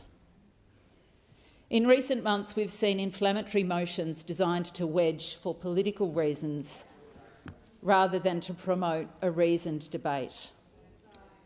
But I ask today, if not peace negotiations, in line with this motion, then what? Really, what? Worsening war? A widening regional conflict? World War III? I will not sit here and not speak up, only to have to send Australia's sons and daughters, my own 17-year-old son perhaps, to war next year or the year after. I will not sit without speaking, because that is the serious precipice on which we stand. I strongly support Palestinian statehood under the auspices of a peace process leading to a two-state solution. In that, this moment is an opportunity. It's an opportunity for the Palestinian Authority, for example, to step up and show that it can reinvent itself to lead. To be clear, my concern is also for Israel and its people. The safe and secure future of the Israelis and the Palestinians is intertwined. Israel will not be truly safe until Palestine is also free. If only we could all have that clear-headed conversation about how we get there, rather than hurling abuse at each other inside this chamber and outside it.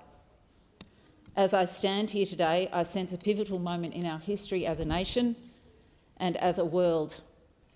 Such times are deserving of reasoned, careful words and actions. Life and death must not be weaponised for political gain within the People's House or outside it. I support reason. I offer what I've just said with empathy to those in my own community who are struggling with deep anxiety and fear. But I have my eyes fixed on the future, and that is peace for two groups of people. This must be the aspiration of us all. A two-state solution is the only way through. I support this motion. The question is the motion be agreed to, and I give the call to the Assistant Minister. Thank you, Speaker. As a long-term activist and supporter of the Palestinian people, I rise to speak in support of this important motion. It's so important that it fills me with emotion. This motion calls for the need to recognise the state of Palestine. It does so crucially as part of an enduring peace process and a two-state solution. This motion cannot be more urgent, and the context of peace and the two-state solution couldn't be more important. The death and destruction in Gaza must end. I know my electorate and the broader community is desperate for that to happen. Mr. Speaker, I am under no illusion that this motion will do that. It can't. But it illustrates what this Labor government has held as its position on Palestine for many years. It reflects our party platform. It puts a line in the sand once and for all, and putting to rest untruths, misrepresentation and, quite frankly, lies bandied about by many in this House. Speaker, this is a motion that looks towards the future, a different future. It's a motion that reflects a credible and genuine path to ending this conflict, one that seeks to secure a lasting and enduring peace for Palestinian people and all people in the region of the Middle East. Speaker, what we are witnessing in Gaza right now is horrific. The widespread human suffering is completely unacceptable. And the Albanese Labor government has been clear. This cannot continue. For the past 9 months, we've seen destruction, terror, killing and murder. And we absolutely grieve every single death, Palestinian and Israeli. And this government, the Albanese Labor government, has been clear. The suffering must end. The Netanyahu government must stop its assault on Rafah. The flow of aid must be facilitated. A ceasefire must be negotiated. It's incumbent on us to ensure what we say in this House, Mr. Speaker, does not risk any of that happening, which is why we put this motion. The member for Gellibrand, the Assistant Minister, outlined so eloquently the hard work happening by this government. We are working towards peace. That is what governments do.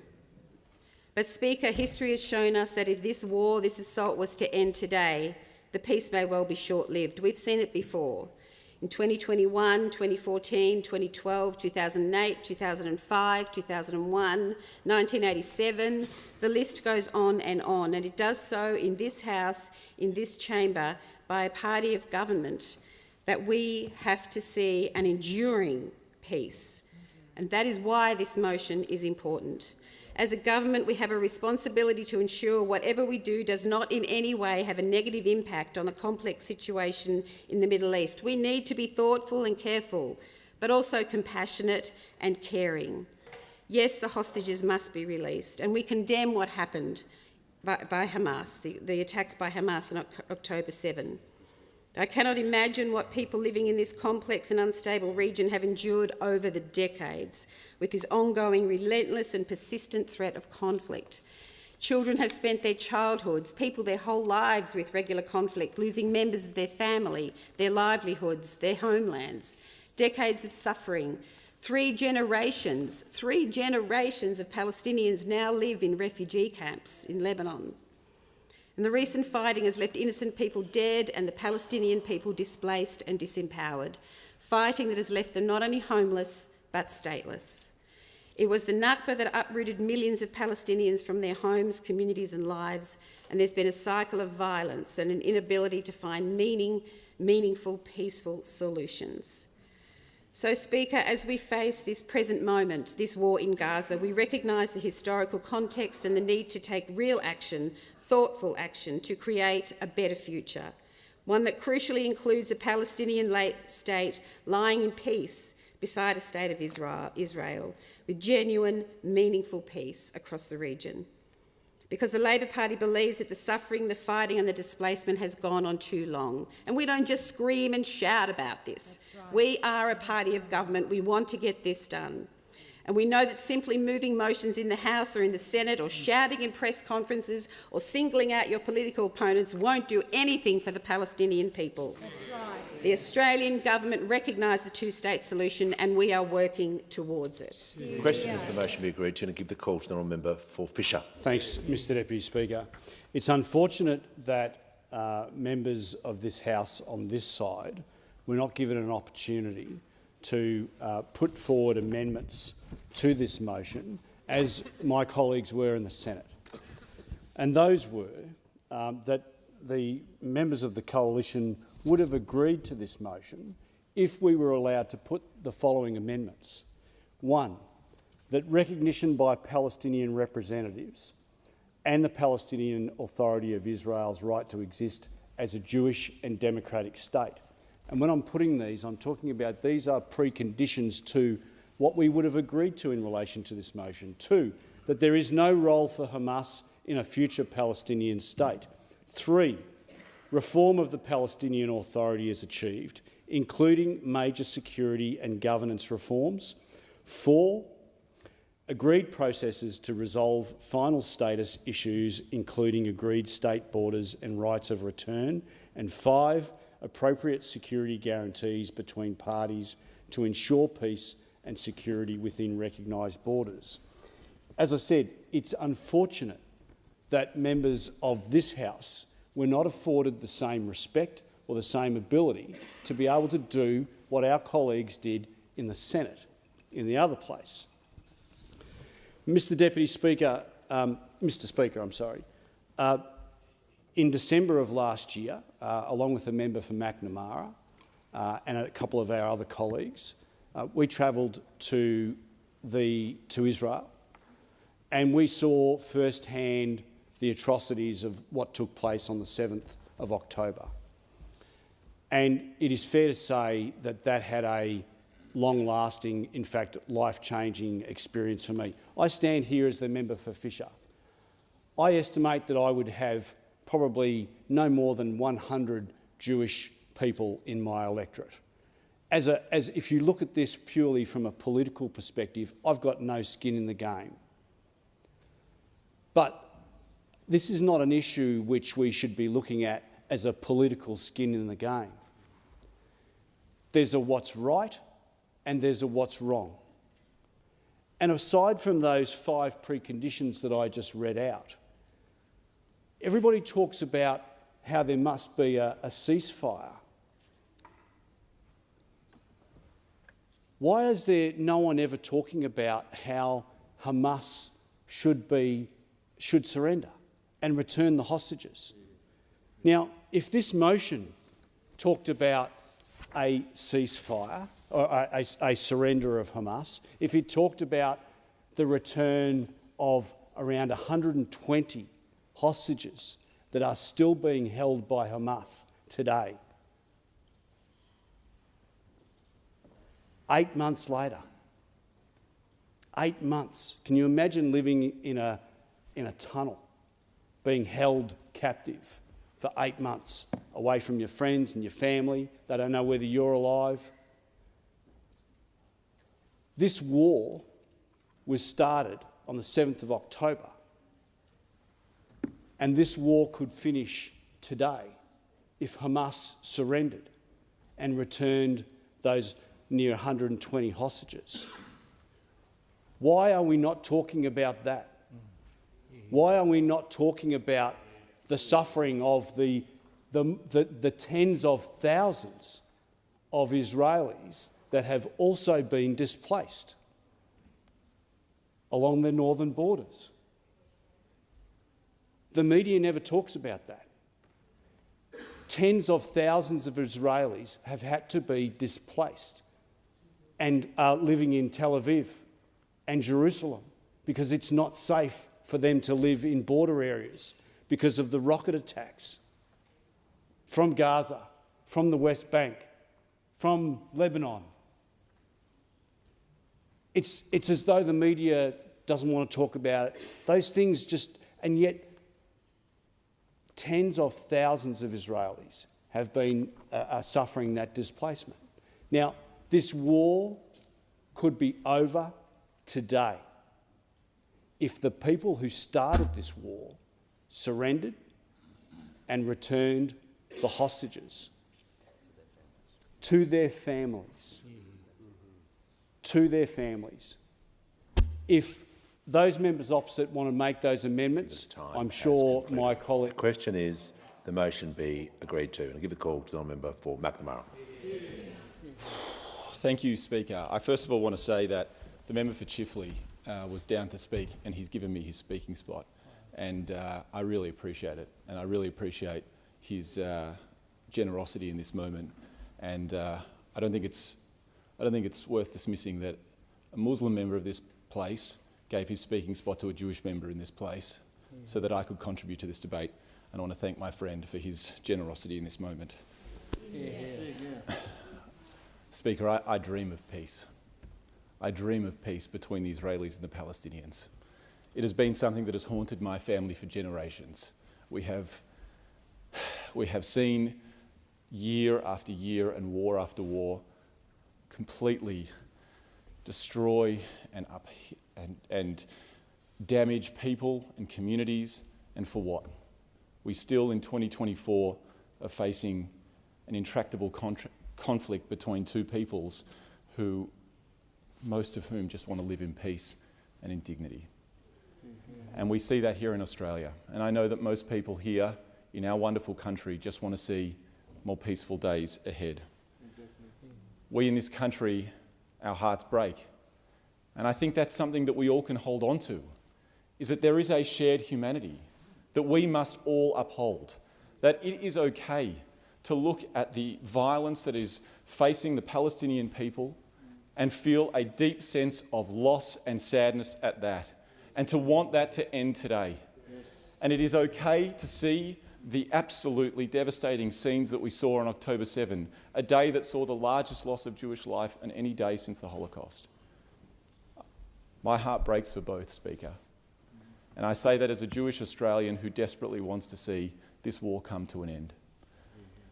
There is so many intractable parts of this conflict. I have a degree in this conflict, and I still don't quite know how to fix it. I know that there are players who are desperate to end the peace process and to try and disturb any efforts towards peace. And I know that trees take years and years and years to grow and can be cut down in a second. And that is what the Middle East has demonstrated over and over again. That we have seen people try to grow a tree, to try and build this sense of togetherness and unity between two peoples, and yet time and time again it has been cut down in an instant of violence. And it has been cut down by politics where you either have players like Hamas or players that have taken over the far right of Israeli politics that are desperate to demonise the other people. And it is sad because it means that in this place we see a conflict continuing in 2024. I desperately want to see an end to the violence. I desperately want to see the people of Gaza be able to rebuild their lives in dignity and in peace, to be able to move freely, to have freedom of speech, to be able to have a future for their children. What human doesn't want that for another human? And I desperately want to be able to see my family and my friends in Israel live within safe and secure borders, not worried about who might interrupt them in their own home. I don't think that's too high a bar to set. I don't think that us in Australia can dream for anything more than peace between the two peoples. This motion before the House is the bare minimum. It says that we support the recognition of a Palestinian state as part of a peace process. Now, that peace process is something that I hold on to and I've held on to my entire life. That peace process says that we are all people above all and that there has to be a way through this. There has to be a way through this conflict. And I wish that we could pull a lever here in Australia and it would all end today. But we have seen time and time again that that is not the case. What we can also control is how we engage. And more moments like what the member for Chifley just did, where he doesn't seek to enforce his views but actually gives the opportunity for someone else to speak. And in this moment it's me, and I really appreciate it.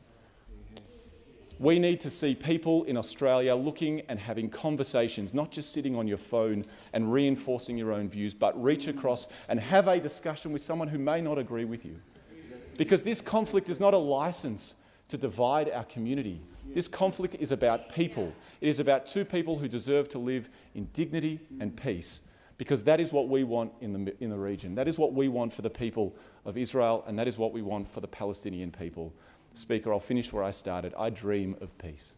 I dream of peace between two peoples, and I hope desperately to see it one day. Question is the motion be agreed to give the call to the member for Griffith. Thanks, Speaker. 146 countries have already recognised the state of Palestine, but this Labor government refuses. How is it fair that this government recognises Israel but refuses immediately to recognise Palestine? These weasel words from this government, crocodile tears. We know right now there are 37,000 Palestinians have been murdered by Israel. 37,000. And what does this government do? Not take a single action against Israel to pressure them to stop the genocide in Gaza. Under the Genocide Convention, and as Australia is a signatory, this Labor government has responsibility to take actions to punish genocide. They could end the two-way arms trade with Israel that this government is carrying out, but they refuse. You could cancel the Elbit Systems contract. That's the blacklisted Israeli weapons company, blacklisted by countries in Europe for carrying out war crimes. Under this government, a contract was signed with Elbit Systems, a $917 million one. This government could cancel that contract, but it refuses.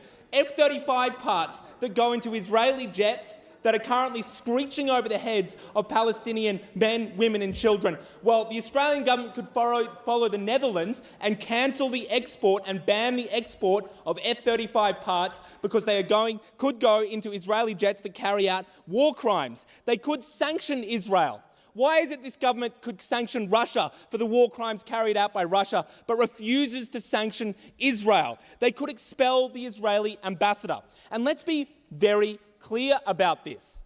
If the government was true to their word and cared about the Palestinian people, well, they would take actions against Israel to stop the genocide and the invasion. That's what they would do. And let's be very, very, very clear about this. Every time Israel carries out a massacre, every time Israel kills Palestinian men, women and children, and then they look around the world and they don't receive a single sanction to stop, they are emboldened and they keep acting. I mean, this motion is a joke. It is a joke. as part of a peace process. What peace process? Israel is carrying out a genocide. Israel is carrying out a genocide in Gaza. It's not a peace process. Why is it that 146 countries could find it within their hearts to recognise Palestine right now? Why is it that the Australian government refuses? And how is it that when a Labor senator, Senator Payman, who had the principles and the courage to cross the floor to vote with the Greens to immediately recognise Palestine, why is it that Senator Payman faced more sanctions than Labor has dished out against Israel? That is remarkable. And I think what today is about is Senator Payman has demonstrated the political cowardice in this place from Labor members. How is it that Senator Payman had the courage to cross the floor and vote to immediately recognise Palestine, but no Labor member in this place has the guts to do that? That's what people remember in 10, 20 years' time when they ask the question, what did members in this place do when Israel was carrying out a massacre in Gaza? And let's be very clear about this. The UN has found that Israel is carrying out war crimes. The UN has put Israel on a blacklist of countries that kill children, in this case Palestinian children. The government all of a sudden apparently cares. They're not doing anything about politics. They don't, this is above politics. Well, if it was above politics, you would take material action right now to put pressure on Israel to stop. Let's talk about some facts. Think about these are the things that Israel have done to Palestine and Gaza, and then ask yourselves as Labor members in this place, why is it that our government has taken no actions to pressure Israel to stop? There is 1 million Palestinians at risk of death by starvation by July. There is a critical lack of milk and formula for babies and nutritional supplements for children and pregnant and breastfeeding women. And what did this government do? For 48 days, they paused funding to UNRWA, who was providing aid to Palestine. It is remarkable that this government has taken more actions against a Labor senator who voted to immediately recognise Palestine. They've taken more actions against Palestinians by temporarily pausing Palestinian visas and by pausing aid funding to Palestine, when Israel has been known to carrying out an engineered famine in Gaza, killing tens of thousands of Palestinians with bombs and famine. There are currently Palestinian children right now dying in their parents' arms, losing the energy to breathe because they have run out of food to eat. And what do you all do? What does this Labor government do? They can recognise Israel, but they can't immediately recognise Palestine. You can't end two-way arms trade. You can't cancel the Elbit Systems contract. You can't sanction Israel. And you should all be deeply, deeply ashamed. The question is the motion be agreed to, and I give the call to the honourable member for Wentworth. I think everyone in this House feels desperately sad about what is happening in the Middle East. It is truly tragic.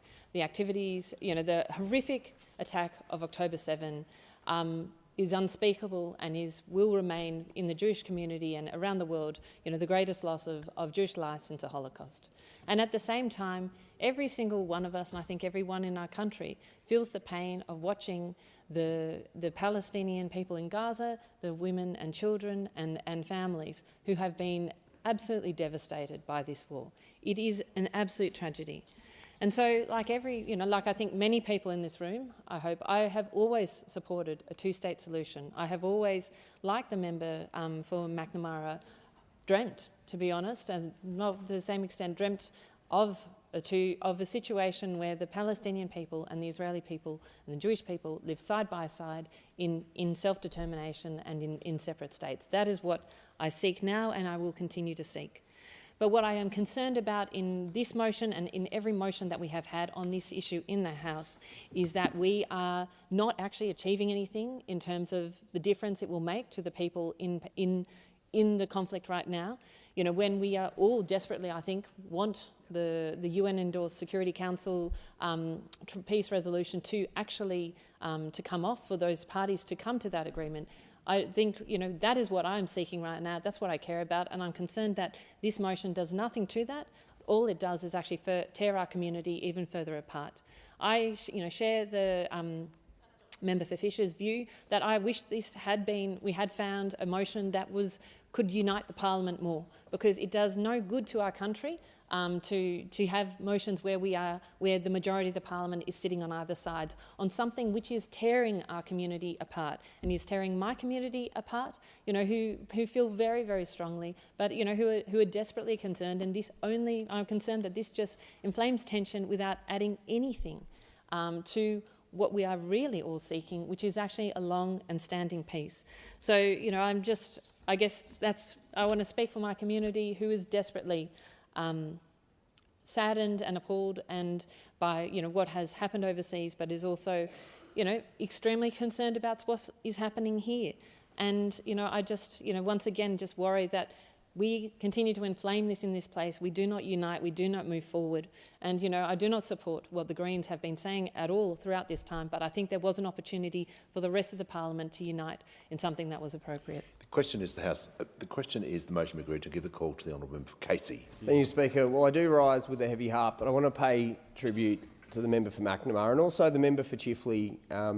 I think that summed up, that was one of the most powerful moments I've had in my 2 years in this place, and it actually summed up this situation at a global level. This is not about Jewish people and people of Islamic faith. It is a much more complicated issue than that, and the passion that the member for McNamara spoke with, the journey he has gone through as an individual, the unfair attacks on him is a disgrace, and I want to pay tribute to him for that contribution, but also the member for Chifley, the member for Cowper as well. It's clear, it's clear that this is a complicated, challenging issue that has so many layers that affect so many people. And in that moment, we saw a powerful demonstration of what this place can see. But unfortunately, straight after that moment, we saw one of the most disgraceful things I've seen in this House. The member for Griffith had a choice in that moment, after that powerful speech from the member for McNamara, to reach into his humanity and realise that this is not about politics. This is about the challenges that people are going through in the Middle East. It is about the challenges that people are going through here in Australia. It is about members of Parliament and their staff having their offices vandalised and destroyed. And that is being stoked by those in the Greens. And he had a choice. He had a choice. You could speak with humanity and recognise the amazing moment that we saw, but you went straight to politics.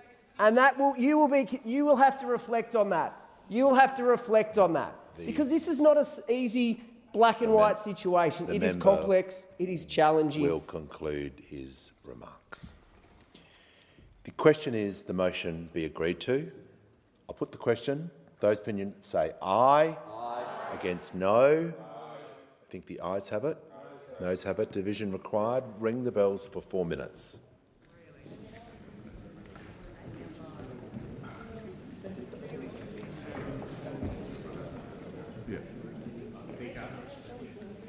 Yes. The member for Melbourne, the leader of the Australian Greens, is sick, and Stephen is away for family reasons. The member for Brisbane is away for family reasons, but wanted to be known that they would be voting with us if they were here. I'm not sure if you can record that. I think it's recorded now.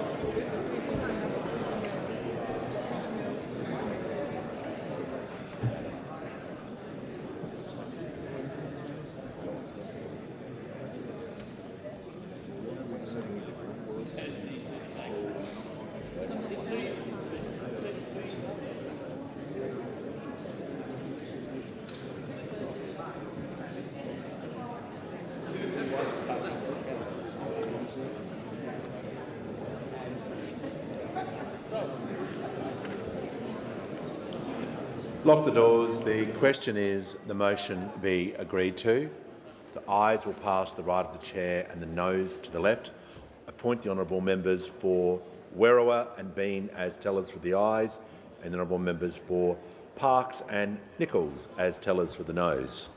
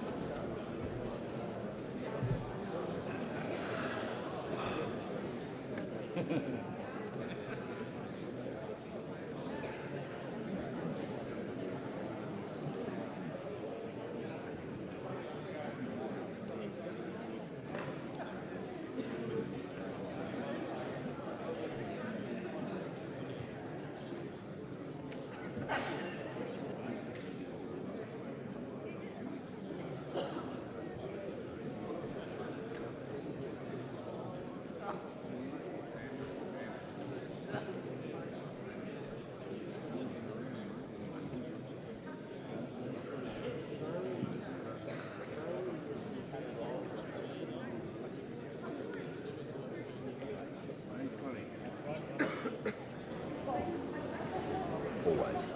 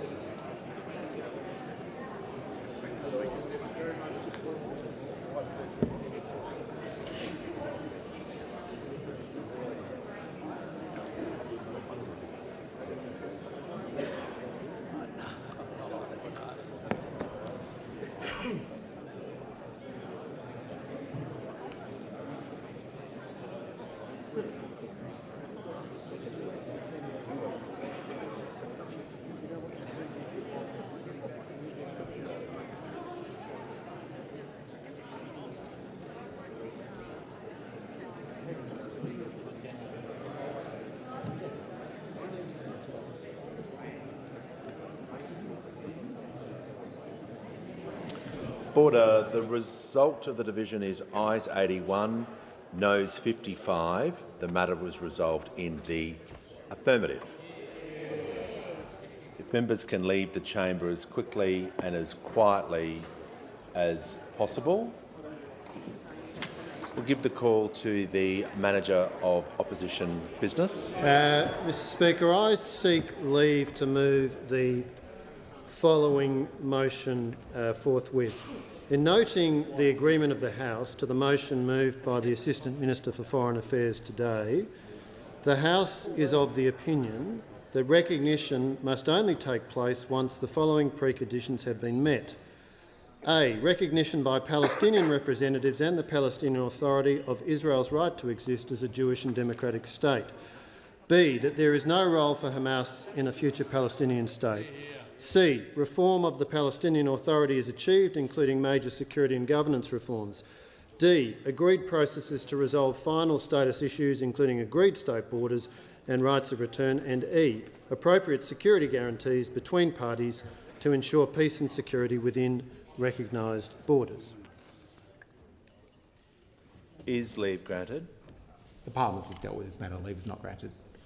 Leave is not granted. I give the call to the Manager of Opposition Business. I move that so much of standing and sessional orders be suspended as would prevent the member for Bradfield from moving the following motion forthwith. In noting the agreement of the House to the motion moved by the Assistant Minister for Foreign Affairs earlier today, the House is of the opinion that recognition must only take place once the following preconditions have been met. A. Recognition by Palestinian representatives in the Palestinian Authority of Israel's right to exist as a Jewish and democratic state. B. That there is no role for Hamas in a future Palestinian state. C. Reform of the Palestinian Authority is achieved, including major security and governance reforms. D.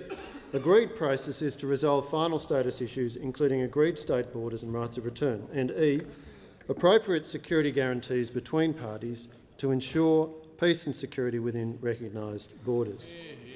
Mr Speaker, the reason that standing orders must be suspended to allow this motion to be dealt with immediately is as a consequence of the motion that has just been moved by the Assistant Minister for Foreign Affairs, because it is very important to establish appropriate conditions that would need to be made out before the State of Palestine should be recognised.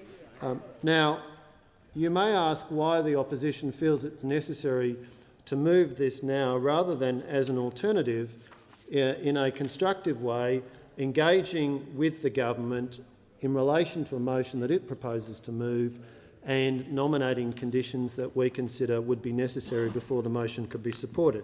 And if you were to ask that, I would certainly agree that that would have been a sensible process to engage in, and the opposition would certainly have been ready to engage in such a negotiation and discussion process on the merits. Unfortunately, and for reasons which it must be said are frankly mystifying, the government did not attempt to engage in any way with the opposition in relation to the terms of the motion that the Assistant Minister for Foreign Affairs came into this place to move.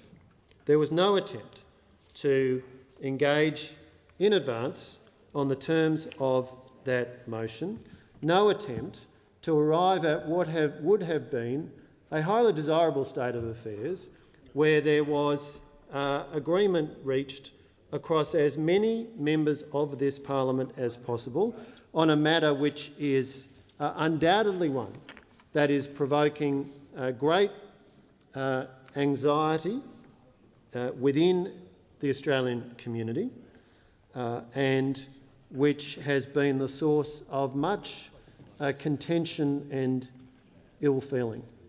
It is a great shame that the government did not seek in any way to engage with the opposition on this matter and seek to arrive at a position which could have reached, could have been mutually supported, and such an outcome would have been highly desirable in terms of maintaining social harmony and cohesion in our nation, which of course is one of the world's most successful multicultural, multiracial, multi-ethnic, multi-religious nations. And that success is something in which we can all take pride. But that's a success that is not achieved at without being continually worked at. And without being worked at, it must be said, by both major parties of government. And it is, I think, quite regrettable that the government has conducted itself in the way that it has in relation to the motion that's been moved, and it has missed an opportunity to arrive at an aligned position. It has missed an opportunity to arrive at an aligned position. I can't be confident, Mr Speaker, that an aligned position could have ultimately been reached. I cannot be confident of that. But what I can be confident of is if the government makes zero attempt on a matter of such sensitivity and of such importance, if the government makes zero attempt to engage with the opposition in relation to whether an aligned position can be arrived at, that is no way to be conducting themselves at a time when these issues are of enormous sensitivity within our community. I think this has been a deeply regrettable missed opportunity. And the opposition believes it is very important that this House should have the opportunity to state very clearly what we believe needs to be satisfied in terms of preconditions in advance of any recognition of a Palestinian state occurring. We believe that's important from first principles, and if I can reference the eloquent remarks of the member for Barara in the earlier debate, we believe that only becomes more important given the reality that this position which the government is proposing will be taken by Australia internationally is a position being taken after the appalling terrorist attacks of October the 7th, which saw some 1,200 innocent men, women and children killed, saw some 200 people dragged away as hostages, some of whom sadly have subsequently died, and others of whom remain imprisoned in the tunnels under the Gaza Strip. It is impossible to be discussing this issue without a recognition of the events which have preceded it.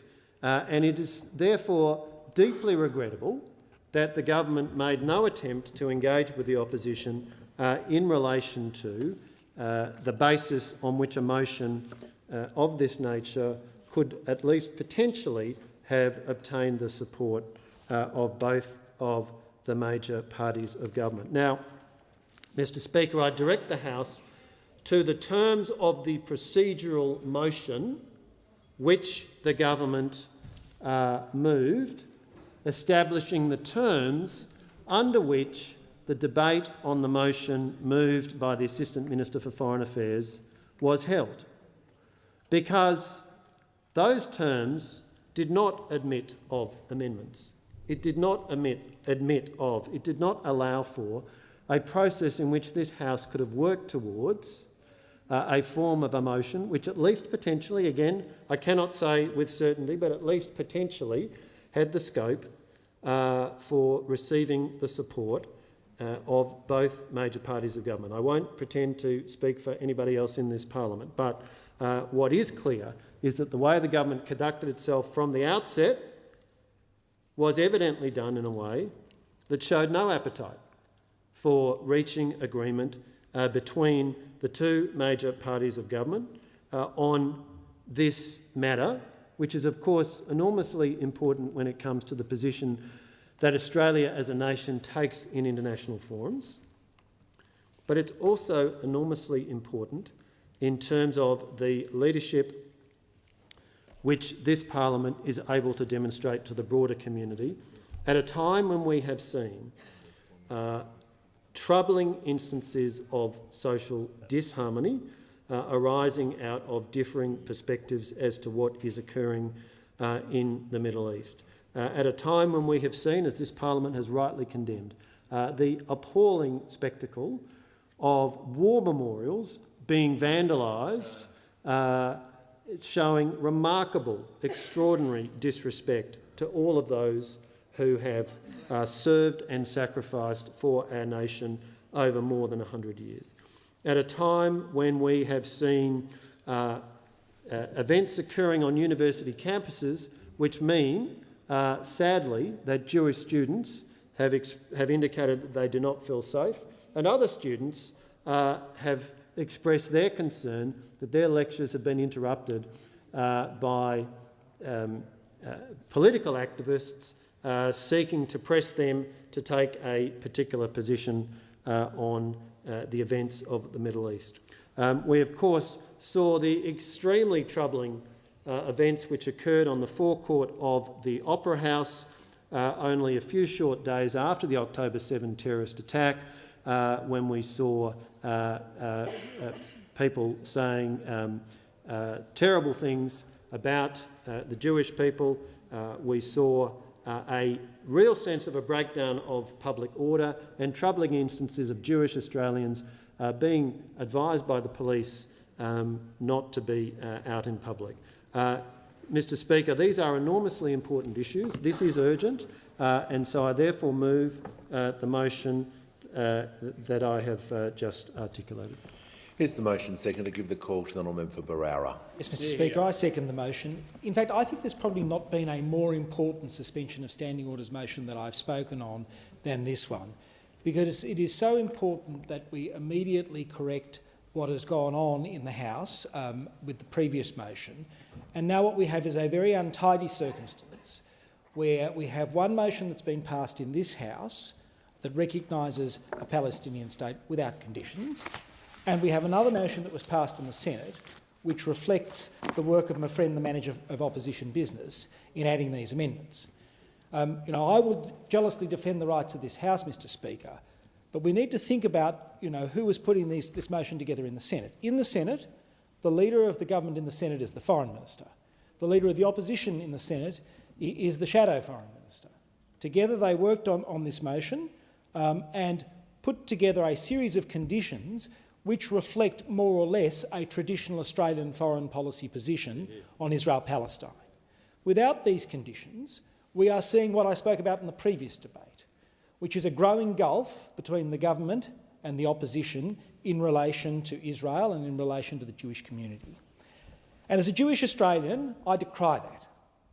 I would like to see a bipartisan position in relation to Israel and Palestine.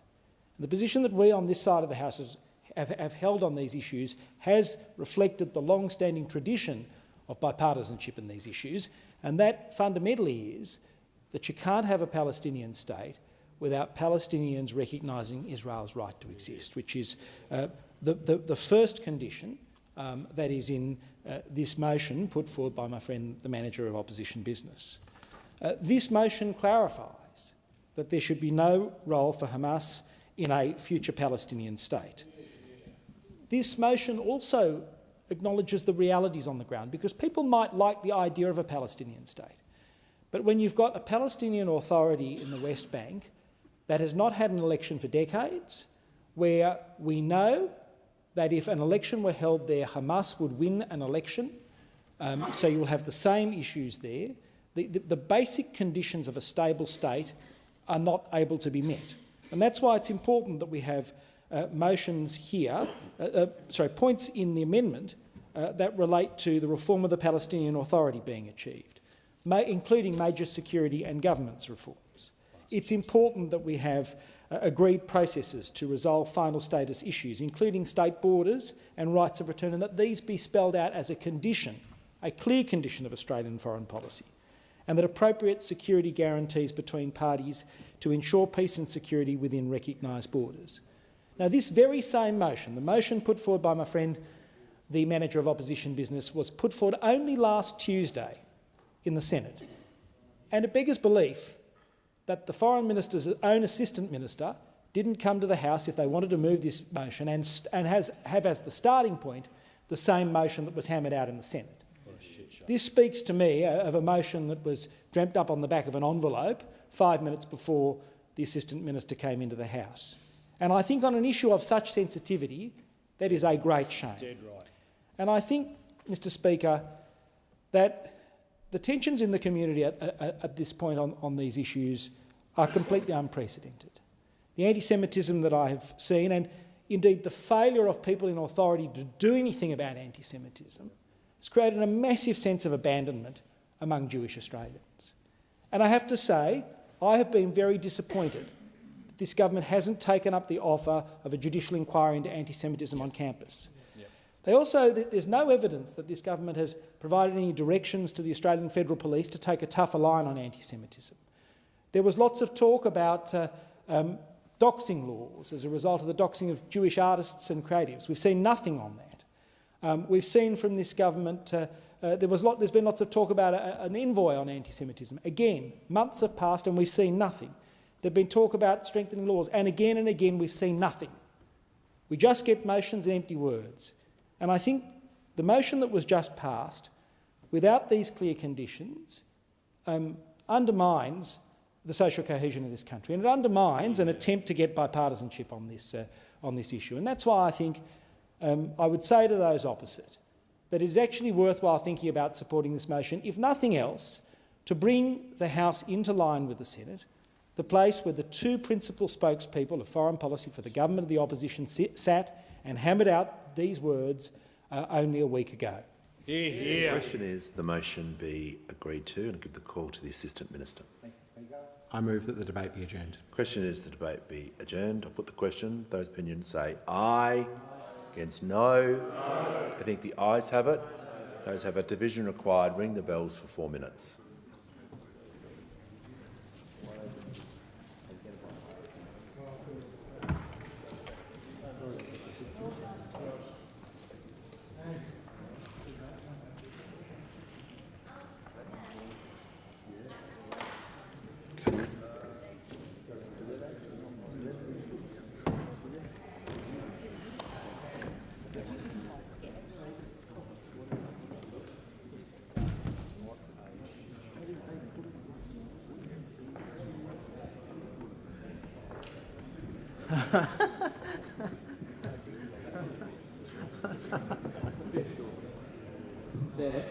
I hear you don't have to do that. Henry didn't know how to taste it. Henry was unable to identify you.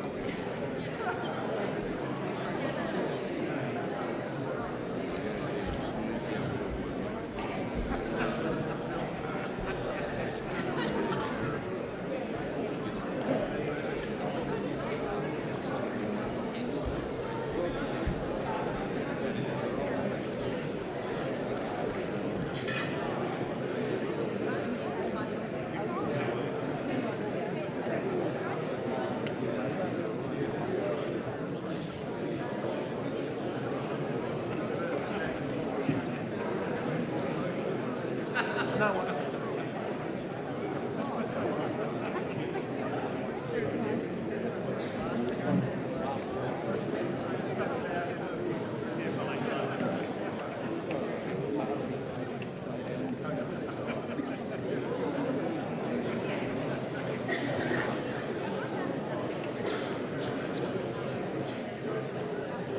the doors. The question before the House is the motion be agreed to. The ayes will pass the right of chair and the noes to the left. Appoint the honourable members for Werriwa and Bean as tellers for the ayes, and honourable members for Gray and Nichols as tellers for the noes.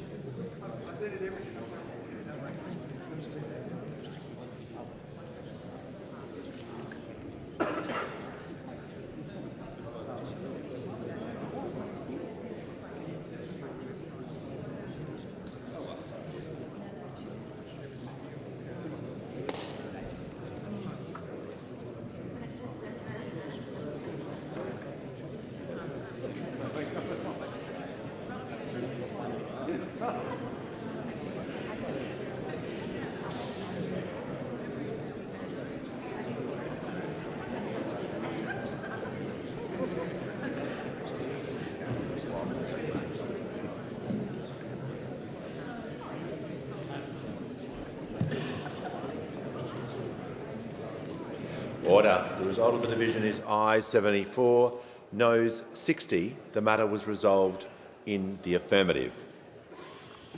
Members can leave the chamber as quickly and as quietly as possible.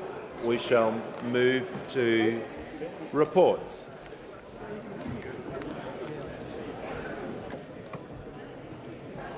Just give the call to the Leader of the House as members are leaving the chamber. So I guess I know a number of members have commitments tonight and have been asking about order of business. We've got some committee reports now. We won't be doing nature positive tonight. We'll go to the education bill that's on the notice paper, and that'll see us out until we start the adjournment. We'll finish consideration in detail on nature positive in the morning.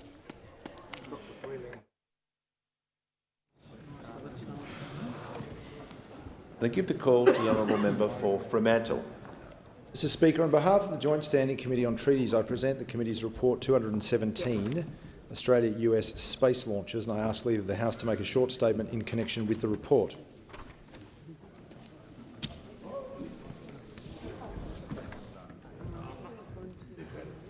Is leave granted? I thank the honourable member and I call the minister. Oh, call the honourable member for Fremantle. Thank you, Deputy Speaker. I'm pleased to make a statement on the Joint Standing Committee on Treaties report 217, Australia-US space launches. The report focuses on J. Scott's inquiry into a new major treaty action, the agreement between the Government of Australia and the Government of the United States of America on technology safeguards associated with United States participation in space launches from Australia.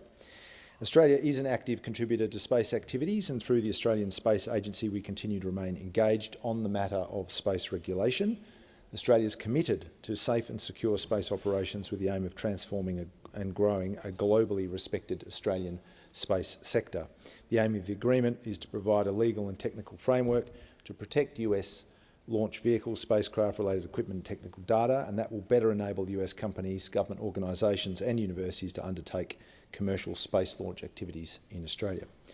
Deputy Speaker, Australia is an attractive partner for space collaboration and space flight because of our geography, our ability to access different orbits than are available in other parts of the world, our wide open ranges and, of course, our stability, effective regulatory framework and skilled workforce. The committee received evidence that by collaborating with a global space heavyweight like the US, Australia will be able to increase our space launch capacity and capability and open new partnerships with other like-minded nations, which in turn will expand our space sector across the board.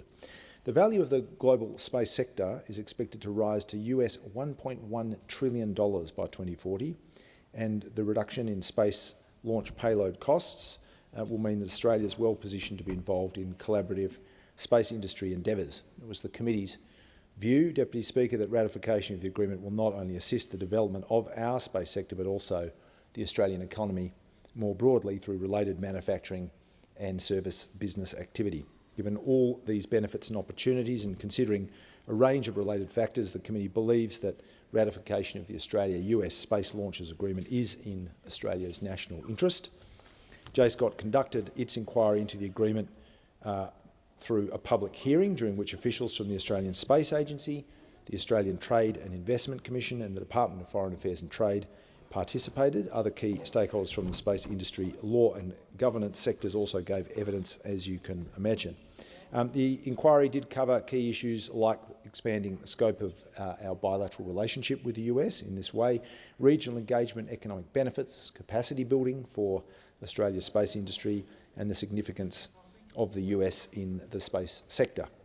More specific issues relating to the agreement were also canvassed by committee members, like the need for a collaborative approach between industry and government alongside the appropriate safeguards and protections, management of relevant reviews and reporting under the auspices of the agreement, the use of segregated areas within Australia to conduct space activities covered by the agreement and related intellectual property rights. Deputy Speaker, the controlled and segregated areas part of the agreement will be a matter of interest to some in the community.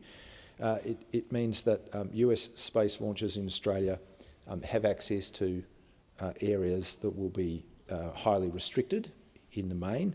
That understandably raises questions of sovereign control, appropriate land management with Aboriginal and Torres Strait Islander communities, and whether such restricted access could in practice provide benefits to the Australian space industry. The committee was provided with evidence that the tight control over these areas is critical to provide assurances that US technology will be protected, but through the agreement, Australian authorities retain, and this is important, retain facilitated access to segregated areas to conduct all of the usual official duties and functions, particularly in exigent circumstances such as fire, police or health emergencies. On that basis and for all those reasons, Deputy Speaker, the committee supports the Australia-US Space Launches Agreement and has recommended that binding treaty action be taken. I thank the Deputy Chair and other committee members for their work, and of course the Secretariat for the way they support what we do through this important process. And on behalf of the committee, Deputy Speaker, I commend the report to the House. I thank the honourable member for Fremantle and I call the honourable member for Herbert. Thank you, Deputy Speaker. I seek leave to make a short but quite meaningful contribution on this report. Is leave granted? Leave is granted. I thank the Minister and I call the honourable member for Herbert. Thank you, Deputy Speaker. I rise to commend this report of the Joint Standing Committee on Treaties to the House. The agreement between the Government of Australia and the Government of the United States of America on the technology safeguards associated with the United States participation in space launches from Australia was signed in the USA on the 26th of October last year. The global space industry is growing rapidly and is predicted to more than double in value over the next 20 years. So it makes sense that if our close ally, the US, is keen to partner with Australia for launches, we should absolutely do all we can to encourage that. That's what this treaty is about. It's about ensuring sensitive US technology is protected. Not only will it protect the US interests, but it will also help build the Australian space industry, creating new jobs and providing opportunities for companies. We have previously ratified all 5 space treaties, and we have multiple other treaties with the US already. It's important in all this that we own national interests and are upheld, and the committee is satisfied that they are. However, the opposition is keen to see the Australian space industry does receive a tangible benefit from partnerships like this. During hearings, we heard evidence that regulatory barriers could hinder the development of Australia's space industry. The government must ensure that it prioritises Australian industry. We do not want to see a situation where Australian companies are facing higher regulatory barriers than international companies. We must ensure there is a balance between facilitating international participation and fostering a strong domestic industry. We'd also like to see a clear strategy in the government to foster an Australian space capability, with government programs to help local companies establish their credibility and capability, rather than just relying on the market forces to develop the sector. So while not directly related to the treaty, we encourage the government to do more to facilitate domestic growth in the sector in a timely manner while maintaining appropriate safeguards. I'd like to thank all those involved in the public hearing, those who provided submissions, the Chair, the rest of the committee, the Secretariat, who have been back and forth since 4:30 this afternoon to hear this. Thank you, you do an amazing job, and we thank you for your support. And I commend this treaty report to the House. I thank the honourable member for Herbert. I call the honourable member for Macarthur.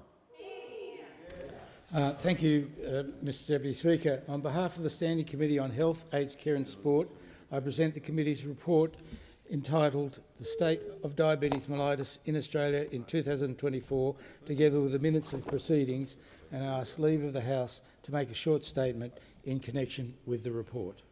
Is leave granted? Leave is granted. I thank the honourable member for Banks and I call the honourable member for Macarthur. Mr Deputy Speaker, Australia is a wealthy country that's enjoyed a gradual and persistent increase in life expectancy for many generations. Today, however, we face a series of challenges presented by a rising tide of chronic illnesses. Foremost amongst these is diabetes mellitus. With the aim of identifying strategies that we as a nation might pursue to combat this disease, just over a year ago, the House Standing Committee on Health, Aged Care and Sport commenced an inquiry into diabetes mellitus in Australia in all its forms, and I thank the Health Minister for allowing us to do this. Across the country, approximately 1.5 million people are known to live with diabetes. Even worse, there's overwhelming evidence that this number will continue to rise. The nation faces what was throughout the inquiry described as a diabetes epidemic. In undertaking this inquiry, the committee focused on opportunities for strengthening our approach to preventing, diagnosing and treating all forms of diabetes. The evidence gathered by the committee makes it clear that diabetes does not impact all Australians equally. Members of communities with lower socio-economic status are at higher risk of developing type 2 diabetes for a whole range of factors, and we must try and turn this ship around. Current states of type 2 diabetes is especially alarming amongst Indigenous and Torres Strait Islander communities. These communities experience not only higher levels of diabetes, but the disease often develops at a younger age and its course is more rapid. Having completed its inquiry, the committee formed the view that prevention should be the primary aim of diabetes management wherever possible. Public health campaigns that raise awareness of the risk of diabetes and obesity should be prioritised, and we should strive to develop a healthcare workforce with deep expertise in the prevention and management of these conditions. We must also address the fact that the environments that we live in promote unhealthy habits. This includes we need to restrict the availability and marketing of unhealthy food and beverages, especially to children. More also needs to be done to ensure that all Australian communities have access to healthy food. As such, while prevention is vital for tackling the diabetes epidemic, the cultivation of a sophisticated research ecosystem and deep national expertise in the medications and technologies that can assist in the treatment of diabetes is just as important. There are 23 main recommendations in the report, and there are other recommendations in the body of the report.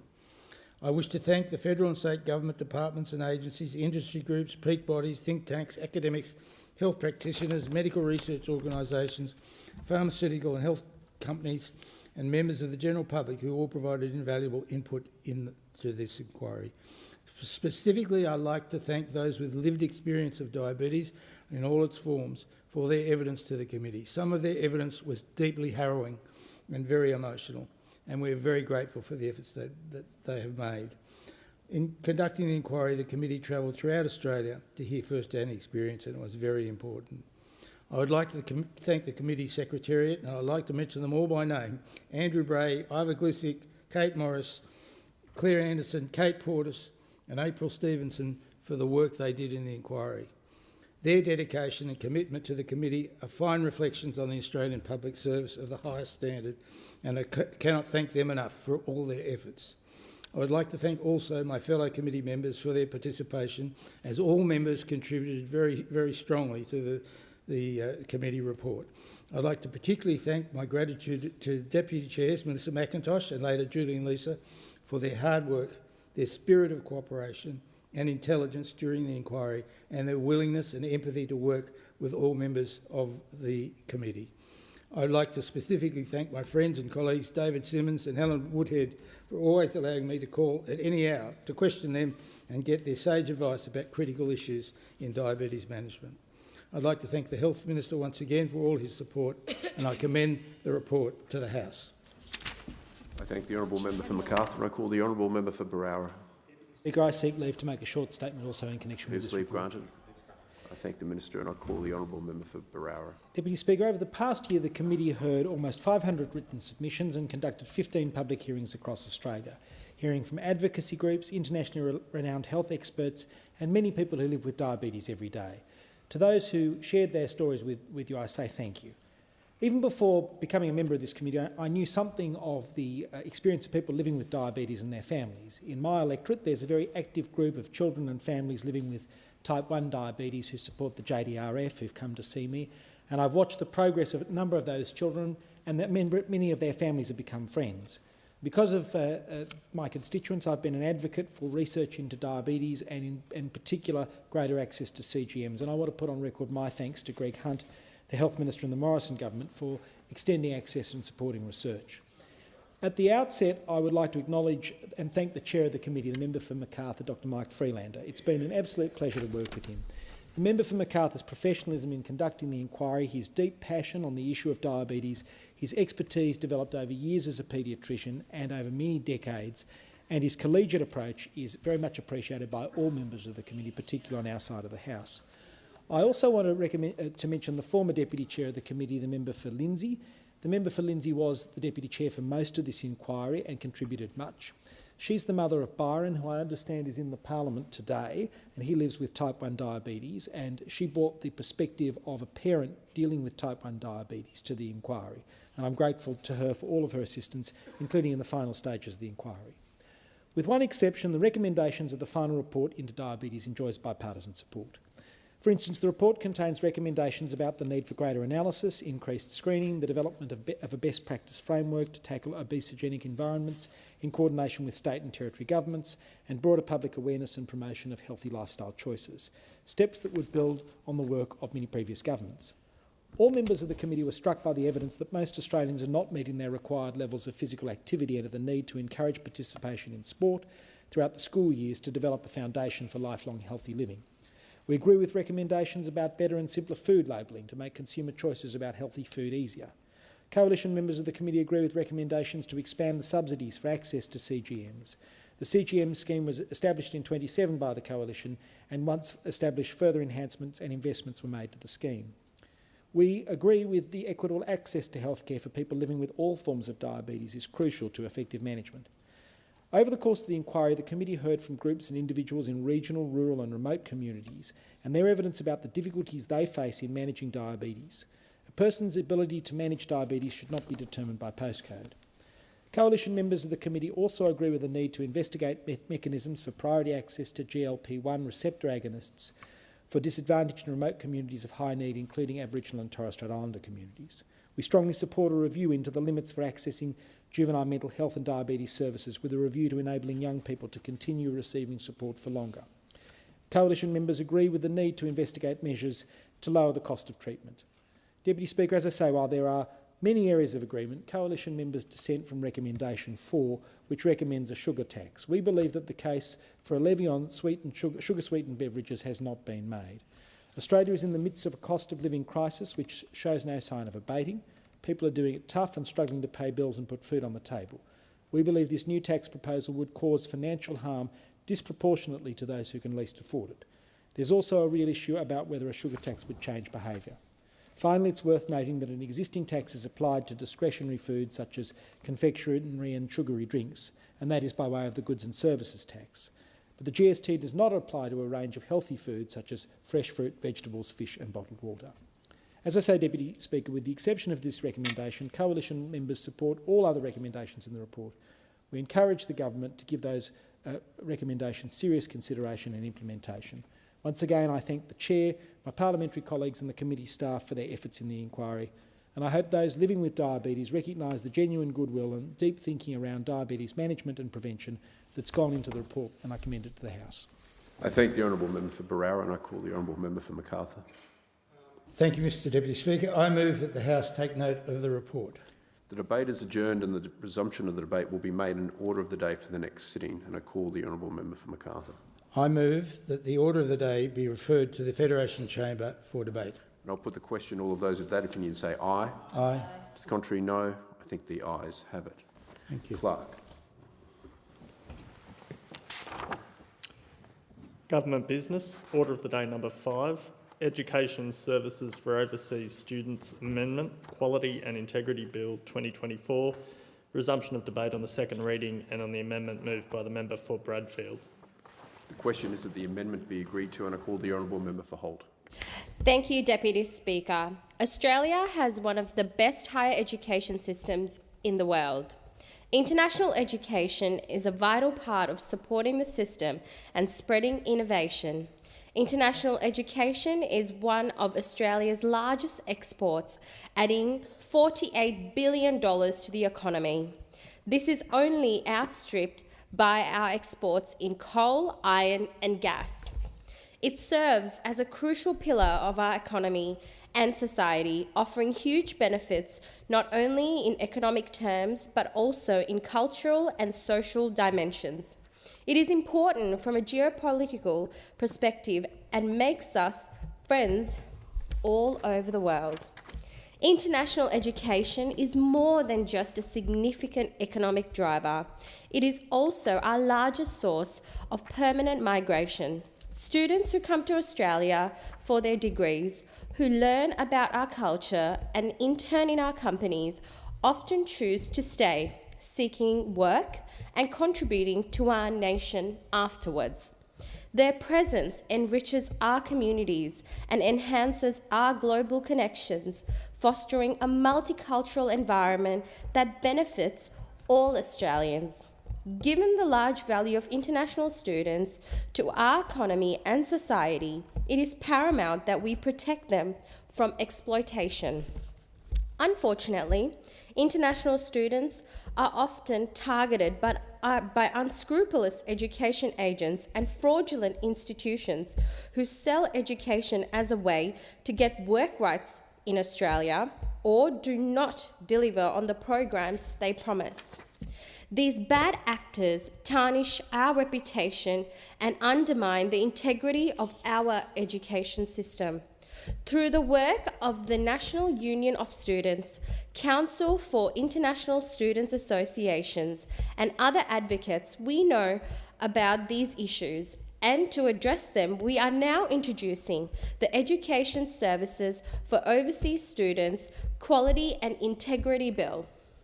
This bill is a significant step in ensuring the continued excellence and integrity of Australia's international education sector.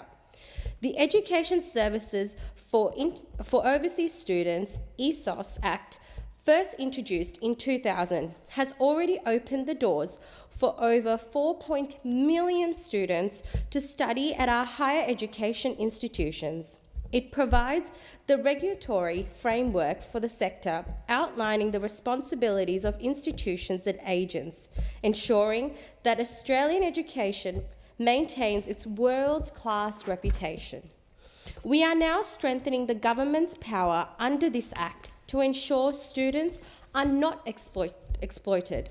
Education agents, often operating overseas, are tasked with promoting Australian education and assisting students in applying for our programs. However, with minimal oversight and a commission-based payment model, these agents are often rife with abuse. To tackle these issues, we are implementing several new measures to prevent collusion between universities and education agents. Both these entities profit from enrolling more students, creating a potential conflict of interest that can lead to dishonest practices. We are introducing new registration requirements for education agents to ensure only those with a proven commitment to ethical practices can operate. This includes strengthening the fit and proper requirement, increasing scrutiny of cross-ownership between education agents and providers to prevent deceitful behaviours. Last year, we closed the concurrent enrolment loophole, which allowed agents and providers to shift international students to cheaper, less rigorous courses within 6 months of their arrival. This was in response to the rise of ghost colleges where students would shift enrolment to keep work rights and not have any intention of studying. In this bill, we are prohibiting agents accepting commissions for transferring students between institutions once they are in Australia. This practice often leads to students being shifted from their original courses to cheaper, less rigorous courses purely for financial gain. These ghost colleges, often hidden within offices in the CBD, claim to offer education to thousands of international students. However, investigators revealed that many of these classrooms remained empty, with students nowhere to be found. These colleges exist to exploit loopholes to profit from students who are mainly seeking work opportunities rather than genuine education. By banning commissions, we are removing one of the incentives for agents to transfer students to these colleges. Transparency and accountability are crucial to maintaining the high standards of our education system. By fostering an environment where information is openly shared and accessible, we can uphold the integrity that makes Australian education globally respected. The bill requires providers on request to report education agent commissions. This measure aims to eliminate any hidden incentives that might encourage dodgy behaviour, thereby protecting students from being exploited by agents who prioritise profit over education. Furthermore, this bill empowers regulators to share performance data about education agents with providers. This provision is pivotal in creating a system where education providers can access comprehensive data about the agents they are working with. By having detailed insights into the performance and practices for education agents, providers can make better informed decisions about their partnerships. These measures collectively ensure that all stakeholders in the education sector adhere to the highest standards of integrity and quality. By embedding transparency and accountability into the system, we safeguard the interest of students, uphold the reputation of our education providers, and reinforce Australia's standing as a leader in international education. Post-COVID, around the world, there has been a rebound in international students. In 2019, prior to the pandemic, 636,000 students chose to study in Australia, and today that number is 740,000, with a 21% increase on March from last year. It also means that over 1/4 of all students at Australian universities are from overseas, with up to 80% in some courses. To ensure the sector grows in a sustainable manner, we are placing limits on international student enrolments. These limits will help manage the growth of the sector, ensuring that it does not expand beyond our capacity to maintain high standards of education and student welfare. The bill grants the Minister for Education new powers to manage enrolments effectively, providing a structured approach to controlling the flow of international students. Australia's high wages relative to the cost of living have traditionally been a significant draw for international students. The prospect of earning a competitive salary while enjoying a relatively affordable lifestyle has been a compelling factor in choosing Australia as a study destination. However, the housing crisis is increasingly undermining this attraction. Rising property prices and rental costs, particularly in major cities, have created significant challenges for students in finding affordable and safe accommodation. At the moment, universities have no requirement to consider international students' housing needs.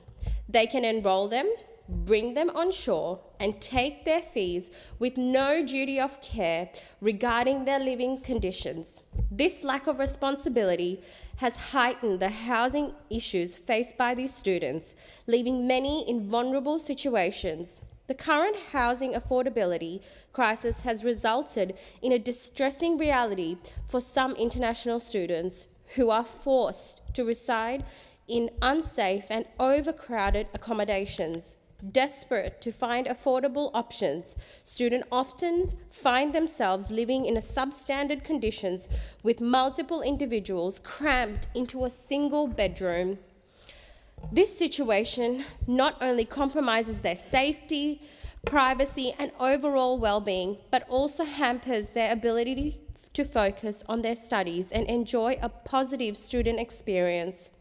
In response to these challenges, the Minister will be able to set enrolment limits based on a range of factors, including considering Australia's skills needs and the availability of student accommodation. Universities will be able to increase these limits by building more student accommodations. These limits will be implemented following consultations with the sector and will come into effect from 2025. By carefully regulating the number of international students, we can ensure that we do not want to overwhelm our housing market or educational institutions, thereby protecting the quality of education and the overall student experience. The bill will also allow the Minister to limit or cancel courses enrolling international students that have persistent quality issues. or provide limited value to Australia's skills needs. By doing so, we can better allocate our resources to support areas that are crucial to our country's growth and sustainability. This builds on our government's previous work in strengthening the quality and integrity of our higher education system. In October, we boosted the capacity of vocational education and training regulator by establishing an integrity unit to oversee the sector and ensure compliance with high standards. In March, we increased the English language requirement for international students, ensuring they have the skills needed to succeed. We also introduced a new genuine student requirement to ensure students' true intention to come to Australia is to study, while recognising that they may want to stay and contribute to our nation after their degree. We also increased the number of no further stay conditions to prevent visa overstays. These measures, combined with the new enrolment limits and enhanced transparency provisions, ensure the growth of our international education sector while maintaining Australia's reputation as a global leader in education. Deputy Speaker, the Education Services for Overseas Students Quality and Integrity Bill is a crucial step in safeguarding the integrity and quality of Australia's international education sector. It addresses the challenges posed by dodgy education agents who have exploited students for far too long, ensures that international students receive the high-quality education they expect and deserve. By strengthening oversight, enhancing transparency and ensuring sustainable growth, this bill protects our reputation as a leading destination for international students. It supports the economic and social contributions of international students to our nation while fostering a positive and enriching experience for students from all over the world. I thank the Minister for Education, Jason Clare, on his work on these reforms. I commend the bill to the House and urge all members to support its passage. Together, we can ensure that Australia remains a top destination for international students. I thank the House. I thank the honourable member for Holt. The question is that the amendment be agreed to, and I call the honourable member for Indi. Thank you, Deputy Speaker. I rise to speak on the Education Services for Overseas Students Amendment, Quality and Integrity Bill 2024. The bill has two broad objectives. One, to improve integrity and reduce fraud in the international student sector, and two, to create a legislative basis for enrolment limits for international education providers. I support the first objective, to improve integrity in the international student education system. This sector has seen a rise in bad faith education institutions in recent years. The bill will ensure that institutions are providing students with the high-quality education Australia is known and reputed for, and not just a visa. The bill will crack down on the shonks and crooks by ensuring publication of performance data for education agents, stopping education agents moving students between institutions for significant commissions, and creating powers to pause registration of new institutions and to require providers to teach domestic students for 2 years before enrolling international students. I support these changes because I agree with the Minister that they uphold our reputation as one of the best countries in the world to study, a reputation we should be proud of. Deputy Speaker, I am, however, concerned that the second objective of this bill, the proposed enrolment limits, will undermine the very reputation we're seeking to uphold.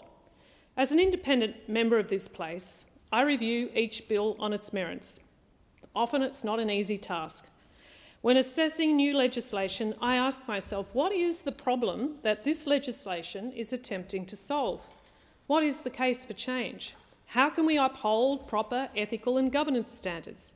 How can we ensure it's delivering for Australians in the regions? How will it affect my constituents in Indi? After interrogating this bill and meeting with the Vice-Chancellors and senior leaders of universities in my electorate, I have some serious concerns. I cannot support the bill while enrolment limits remain. The bill as it stands, would give the Education Minister broad-ranging powers to limit the number of international students at a university or a TAFE can enrol, and not only at an institution-wide level, but right down to the individual course. Now, I've met with the Minister, and I'm really grateful for his time and that of his senior staff to express my concerns. And the Minister says that these measures are designed to secure the sustainable growth of the sector. But I have 4 key issues with the enrolment framework proposed in the bill. It has a very high risk of damaging regional universities.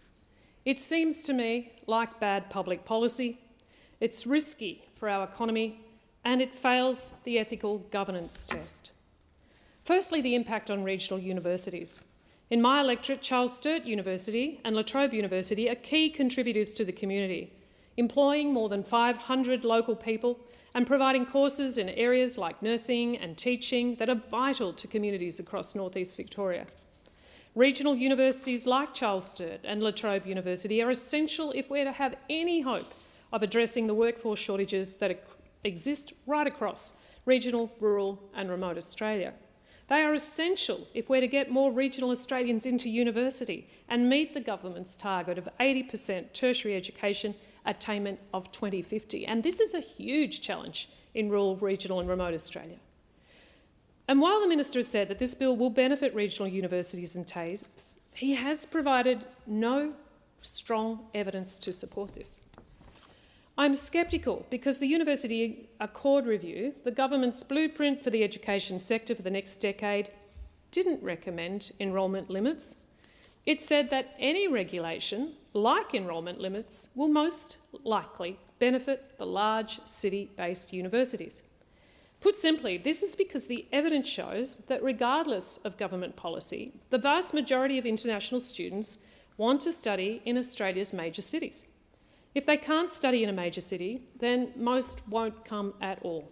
This is a global trend and one that enrolment limits are unlikely to change. That's why most regional universities also have metropolitan campuses.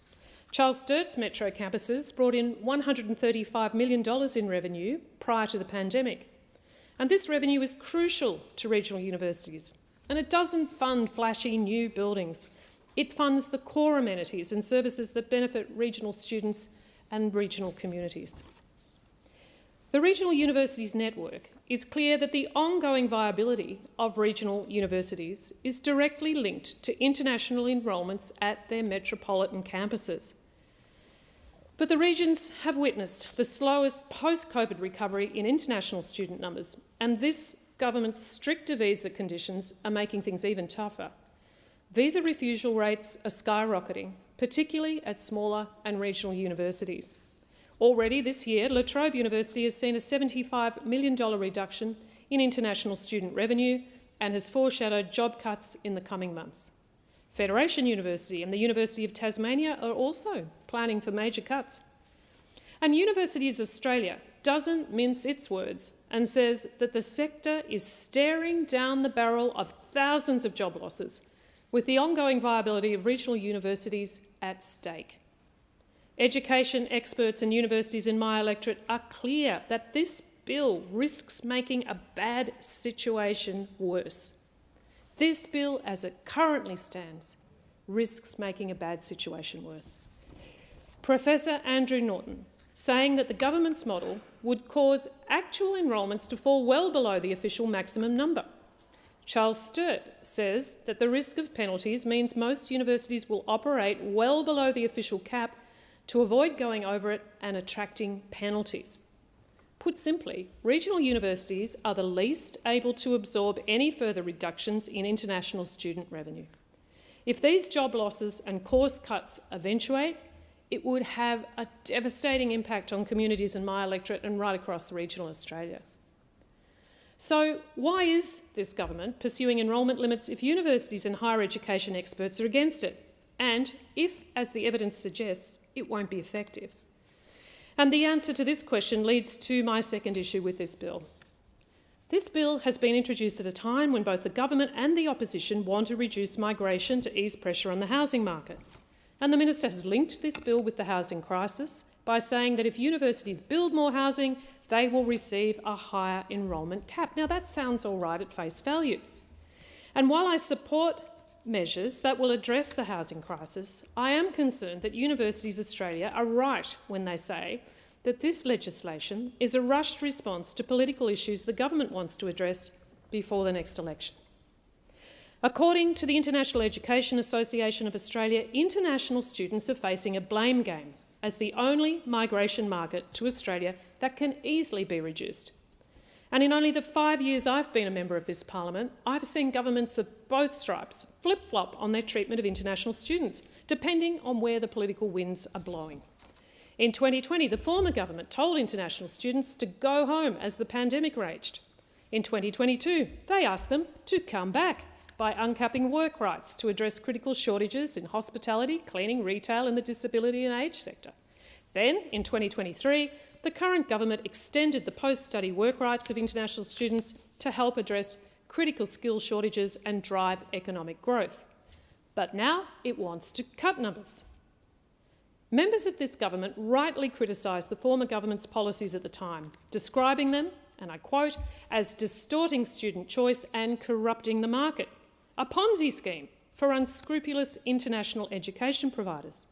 But now, this government is putting forward a bill that few in the sector have asked for and is unlikely to be effective. This competition on who can be toughest on international students is a cynical and unfair play from the government, and it is not in Australia's national interest, which leads to my third issue with this bill. It's bad economics. International education is Australia's fourth largest export, bringing in $48 billion per year. In Victoria, it's the third largest export, bringing in $6.9 billion in revenue and supporting more than 40,000 jobs. International students don't just pay student fees, they spend on food and retail services, and they drive local economies. They drive more than 50% of international tourism spending in regional Australia. When I go to the Bright Autumn Festival or when I go up to the snowfields in my electorate, I see the families of international students constantly having a marvellous time visiting regional Australia. Without international students, Australia would likely be in a recession right now. So while I recognise the importance of a sustainable international education sector and I support measures in this bill that will help stamp out the unscrupulous actors, the economic impacts of the government's proposals are likely to be self-defeating. At a time where workforce shortages across Australia are on the rise, we can't start turning away students that can fill these gaps. Regional Australia needs more nurses, more aged care workers, more builders, more engineers. We need to support our homegrown talent, but we also need to bring in the best and brightest from overseas. This bill undermines these objectives. Of course, it's not just about the money. International students are invaluable members of our community, each bringing a little more of the world to Australia. And when they head home, as the Minister himself says, a bit of Australia rubs off them onto them. My final issue with this bill is that it's poor governance with a significant level of ministerial power. As drafted, this bill will give the Minister for Education wide-ranging control over the international education sector, right down to the number of students a provider can enrol in a particular course. I'm uncomfortable with the wide-ranging powers the Minister would have over our fourth largest export sector, and so are universities in my electorate. It's a significant intrusion of ministerial power into the business operations of universities and TAFEs, and an intrusion I don't think the government has sufficiently explained. We need to bring in legislation that is future-proof and minister-proof. I cannot support this bill while enrolment limits remain, but there are amendments I would support that would limit some of the negative consequences I've outlined. I support the member for North Sydney's amendments that would limit ministerial power to set institution-level caps only, removing the power to set course-level caps, which would have been universally rejected by the sector.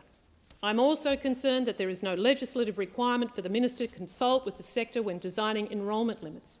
Charles Sturt University says that the bill was introduced with little warning and little consultation. They worry that the government's rush timelines mean they will be negotiating caps without knowing crucial details. And this might result in having to rescind student offers, causing reputational damage to the university and Australia's international standing. So I would support amendments that strengthen the requirements for the Minister to consult with universities and TAFEs and the broader sector before creating enrolment limits. I have no doubt the Minister intends to consult with the sector, but legislation needs to be future-proof. We need to take the risk out of this legislation. We need to know that a future Education Minister can't use the powers to drastically change the international education industry overnight. The powers proposed in this bill contain no adequate guardrails and an inadequate explanation of why they are necessary. I would support amendments that insert a sunset clause for ministerial powers so that proposed powers would lapse or be transferred to the proposed Australian Tertiary Education Commission, free of political influence.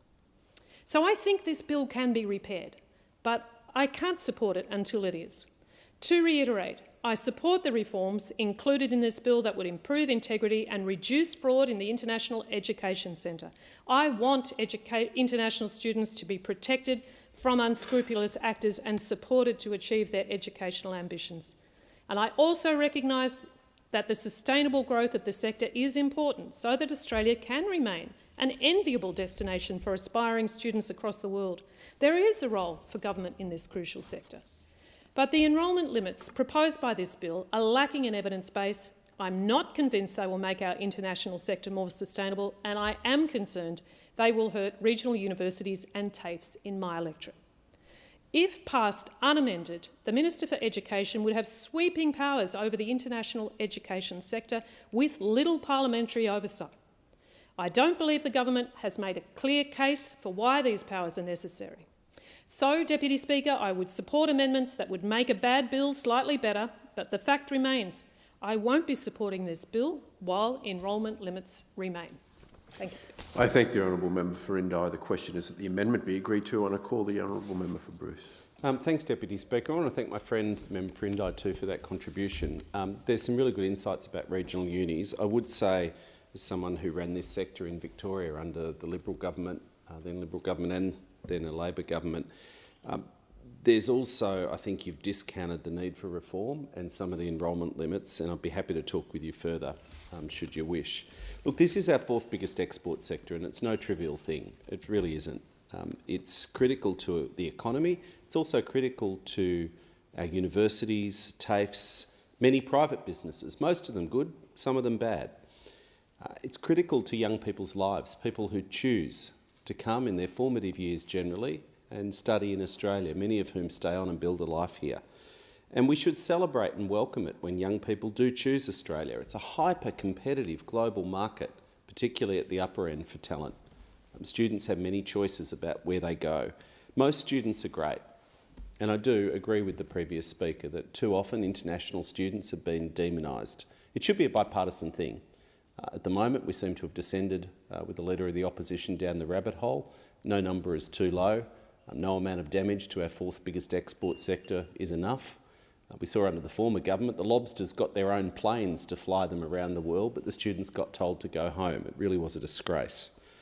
But for all the good, the soft power, the economic value, the internationalisation of our campuses and student experience and curriculum, the skills and talent pipeline, and the broader contributions, there are also many negatives. The misuse of the student visa system, the exploitation, as former Victorian Police Commissioner Christine Nixon found in her review, completely unacceptable exploitation of students, and the social licence is at risk.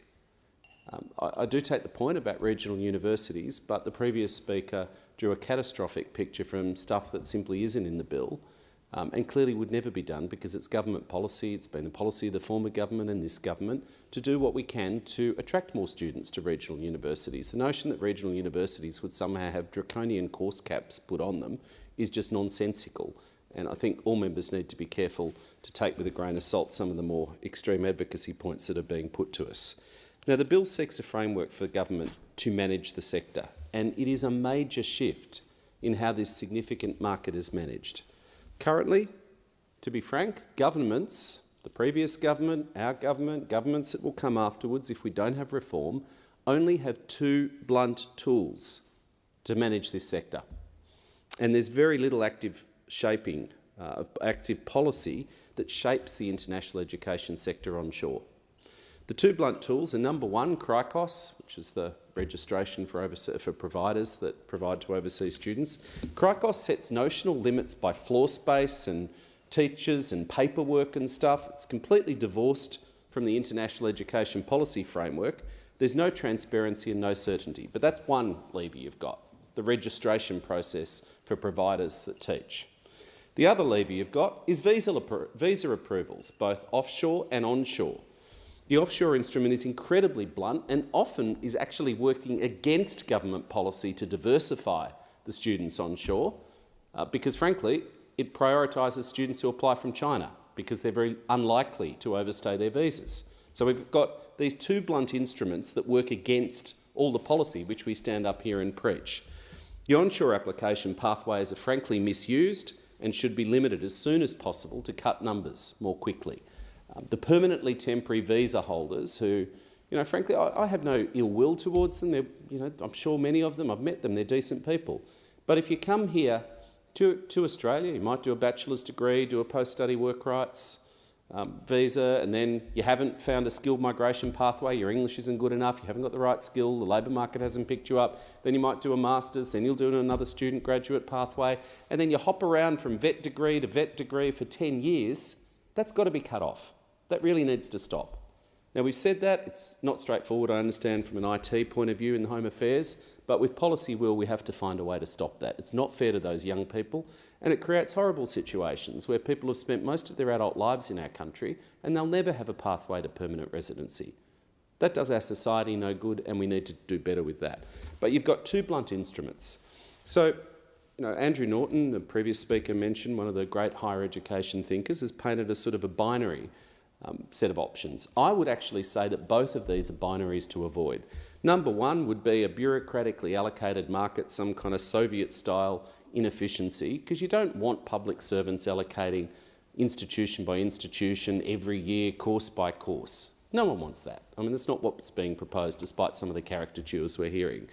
The other binary, though, I think you want to avoid is the cap-and-trade system.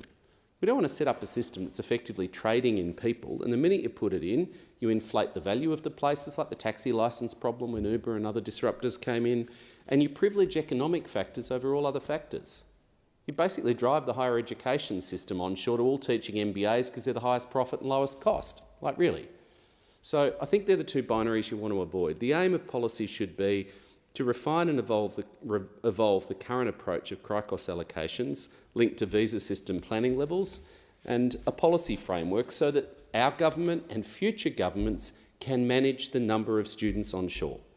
Despite all the screeching and hysterics from the Leader of the Opposition, who's always angry and always negative and always says no, loves to demonise migrants, play the little race card, nudge, nudge, wink, wink, all of that stuff, which we've seen it for 20 years in this country with his performance. People know what he is, they know what he's like.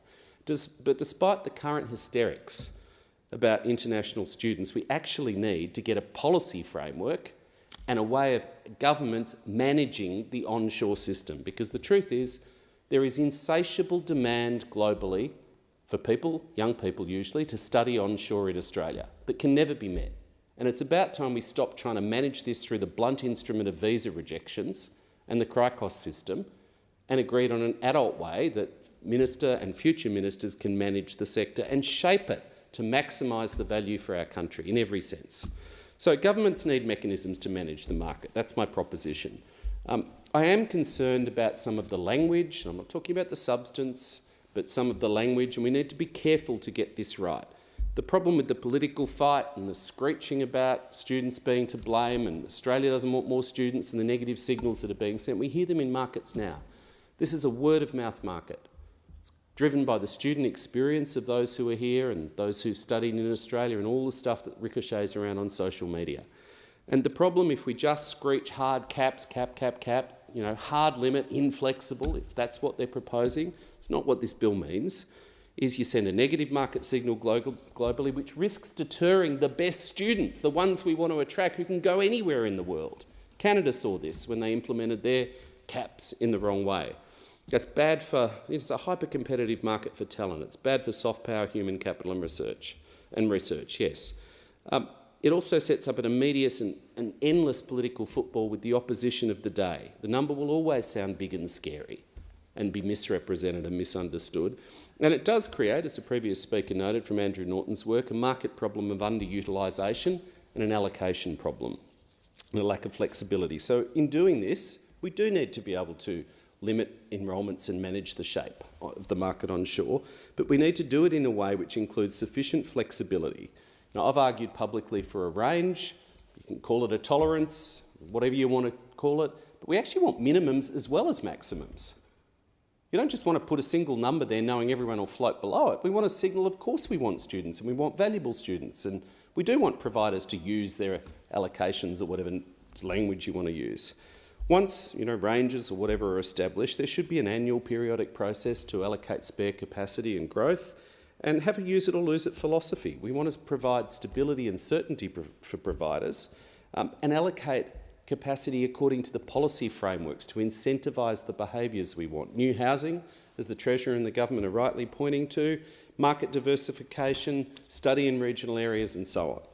A critical question, which we've never confronted as a country, is what is the shape of the onshore market that we want? That's an elephant in the room that's never been tackled. And I think we need a policy framework alongside this, and I think the Minister's consulting on a draft framework, well done Minister, to maximise the overall value for Australia. You'd look at things like the economic value. Now that tilts you strongly towards higher education rather than vet. But you'd also look at the skills and talent pipeline. We want young people studying, particularly in vocational, of the areas where they can make a contribution to Australia if we can't have everyone onshore. That tilts you towards vet, because most of the in-demand occupations on the national skills shortage list are vocational, actually, not higher ed. You want market diversity for soft power, spread the love, to hedge the risk of over-reliance on a particular market and to enrich the student experience on campus. You want regional and geographic diversity within Australia, and you want to build our research links and capability. Now, all of this may vary by location, but it does put the low-value private vet courses that have no contribution to Australia, the institutions that everyone knows are selling work visas, not student visas, in the gun. That's just a fact. We are figuring out what's the basis, what's the best way to manage future numbers onshore. I would argue strongly against just making a hard link to net overseas migration to suit the political purposes of the Leader of the Opposition of the day. This one's pretty bad, but it's a political temptation, as people have said, in the future.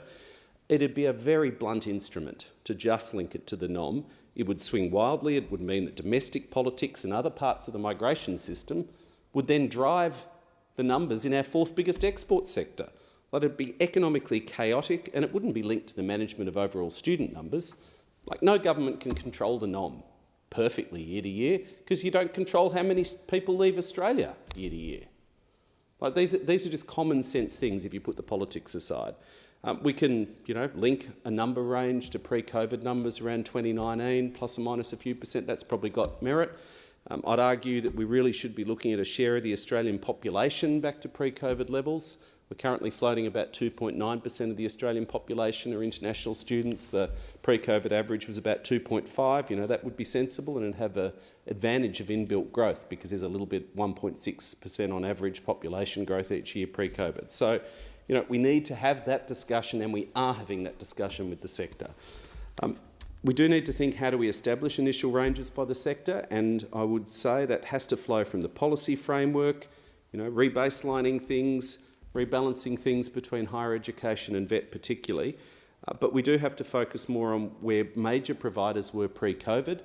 There's been some blatant market share grabs, particularly I'd point out from a couple of the large New South Wales universities, who've just frankly gone and recruited large numbers of Chinese students and disadvantaged other universities who've been trying to do the right thing and diversify. So there does need to be some rebalancing. And yes, we need to, governments will need to make sure that good private providers have an ongoing place in a managed market, so that some of the bureaucracy or university snobbery that's been talked about in some of the regulators in years past doesn't just wipe them out. That said, I've got little to no sympathy for the bottom end of the private vet market that's just profiteered post-COVID and ballooned in market share. The course level intervention power, in my remaining minute, I'll just make a remark on that. It has been made rightly clear up front by the Minister that this is seen as a reserve power to be used only rarely if needed, as a stick if needed to link, I would say, link to quality integrity issues, as a stick to curb or stop low-value activities in the vet sector, and in a positive way at times perhaps to allocate additional fixed places for high-value new courses.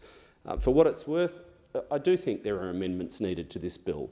I think they will be dealt with sensibly and are being thought about by the government and will be looked at through the Senate inquiry. The submissions are robust, they're good, it's a proper process. I do think, personally, not government policy, that we should. I'm not seeing the case being made out, frankly, for course level caps in the higher ed sector. I think the case remains overwhelming for course level caps power in the vet sector. So there's a lot more I could say, but time will expire me in about 10 seconds.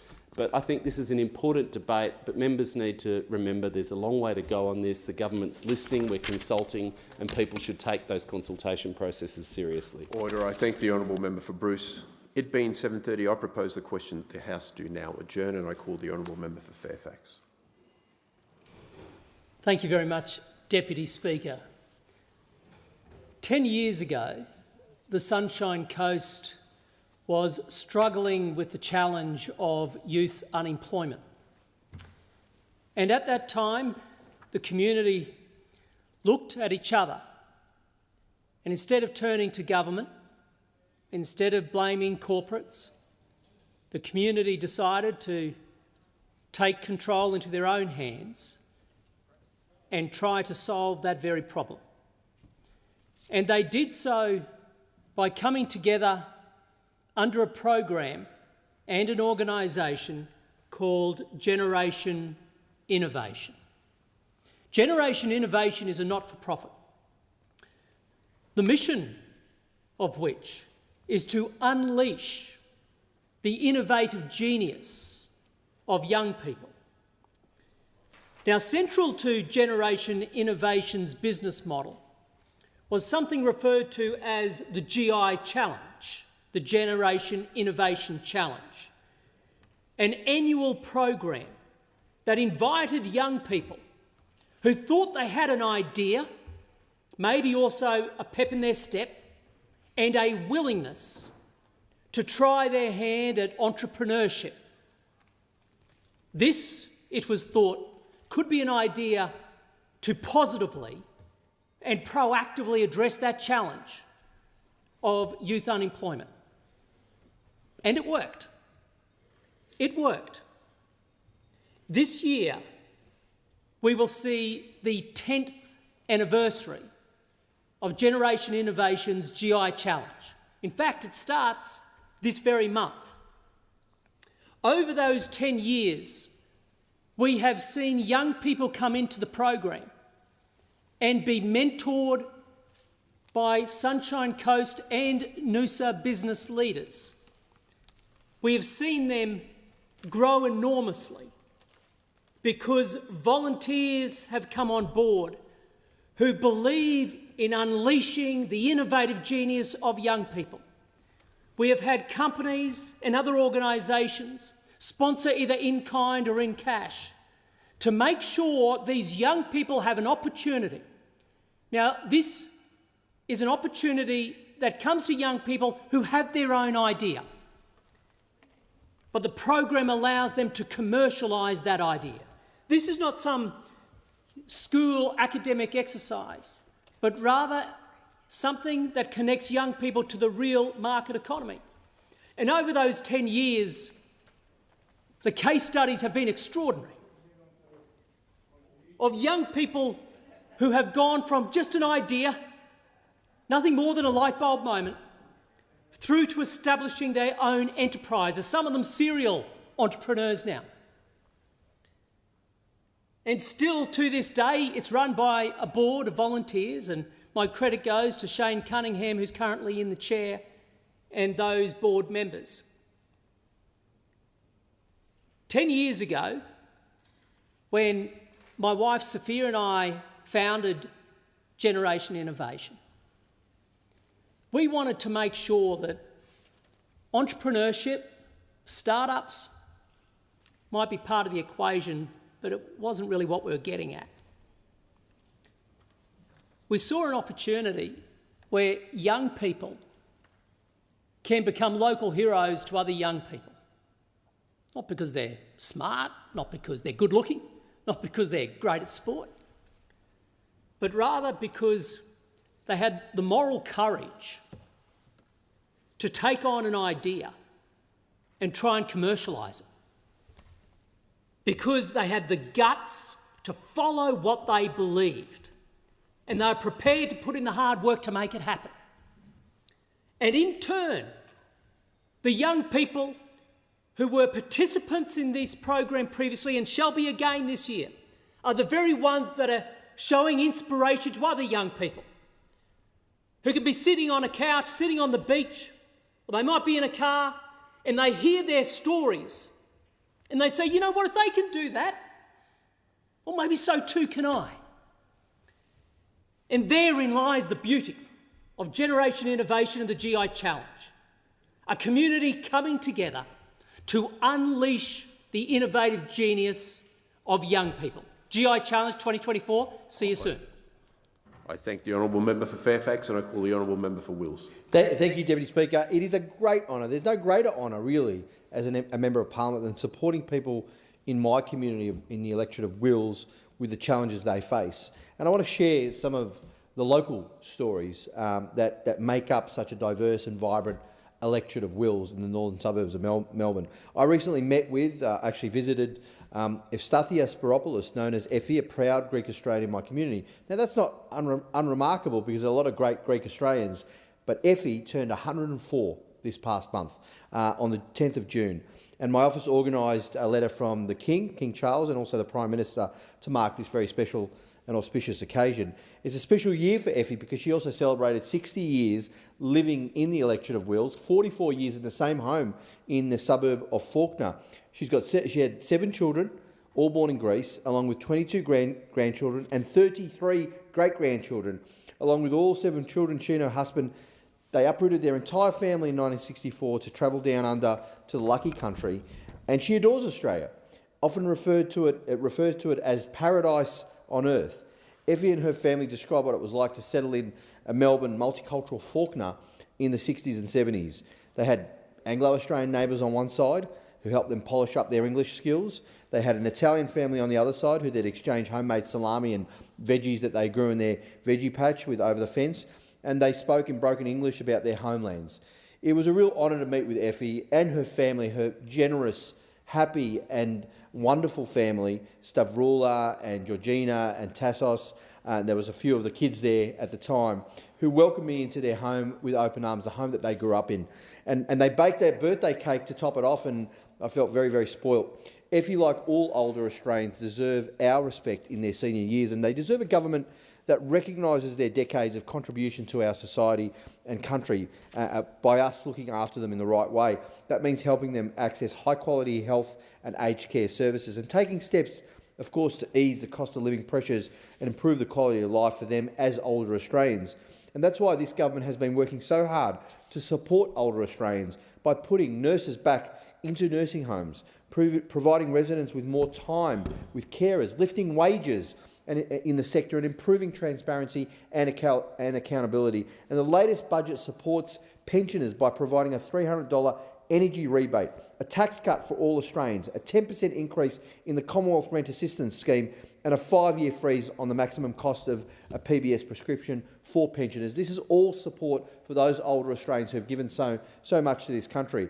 We've also continued the 12-month freeze on social security deeming rates to ensure pension payments don't reduce, an extra 24,000 home care packages to reduce waiting lists and support older Australians who want to age at home, free vaccinations for aged care residents, $190 million to assist older Australians recover from a hospital stay with short-term care through the Extended Transition Care Program, investments in better dementia care, and we're building a new Aged Care Act to place the rights and needs of older Australians at the heart of our aged care system.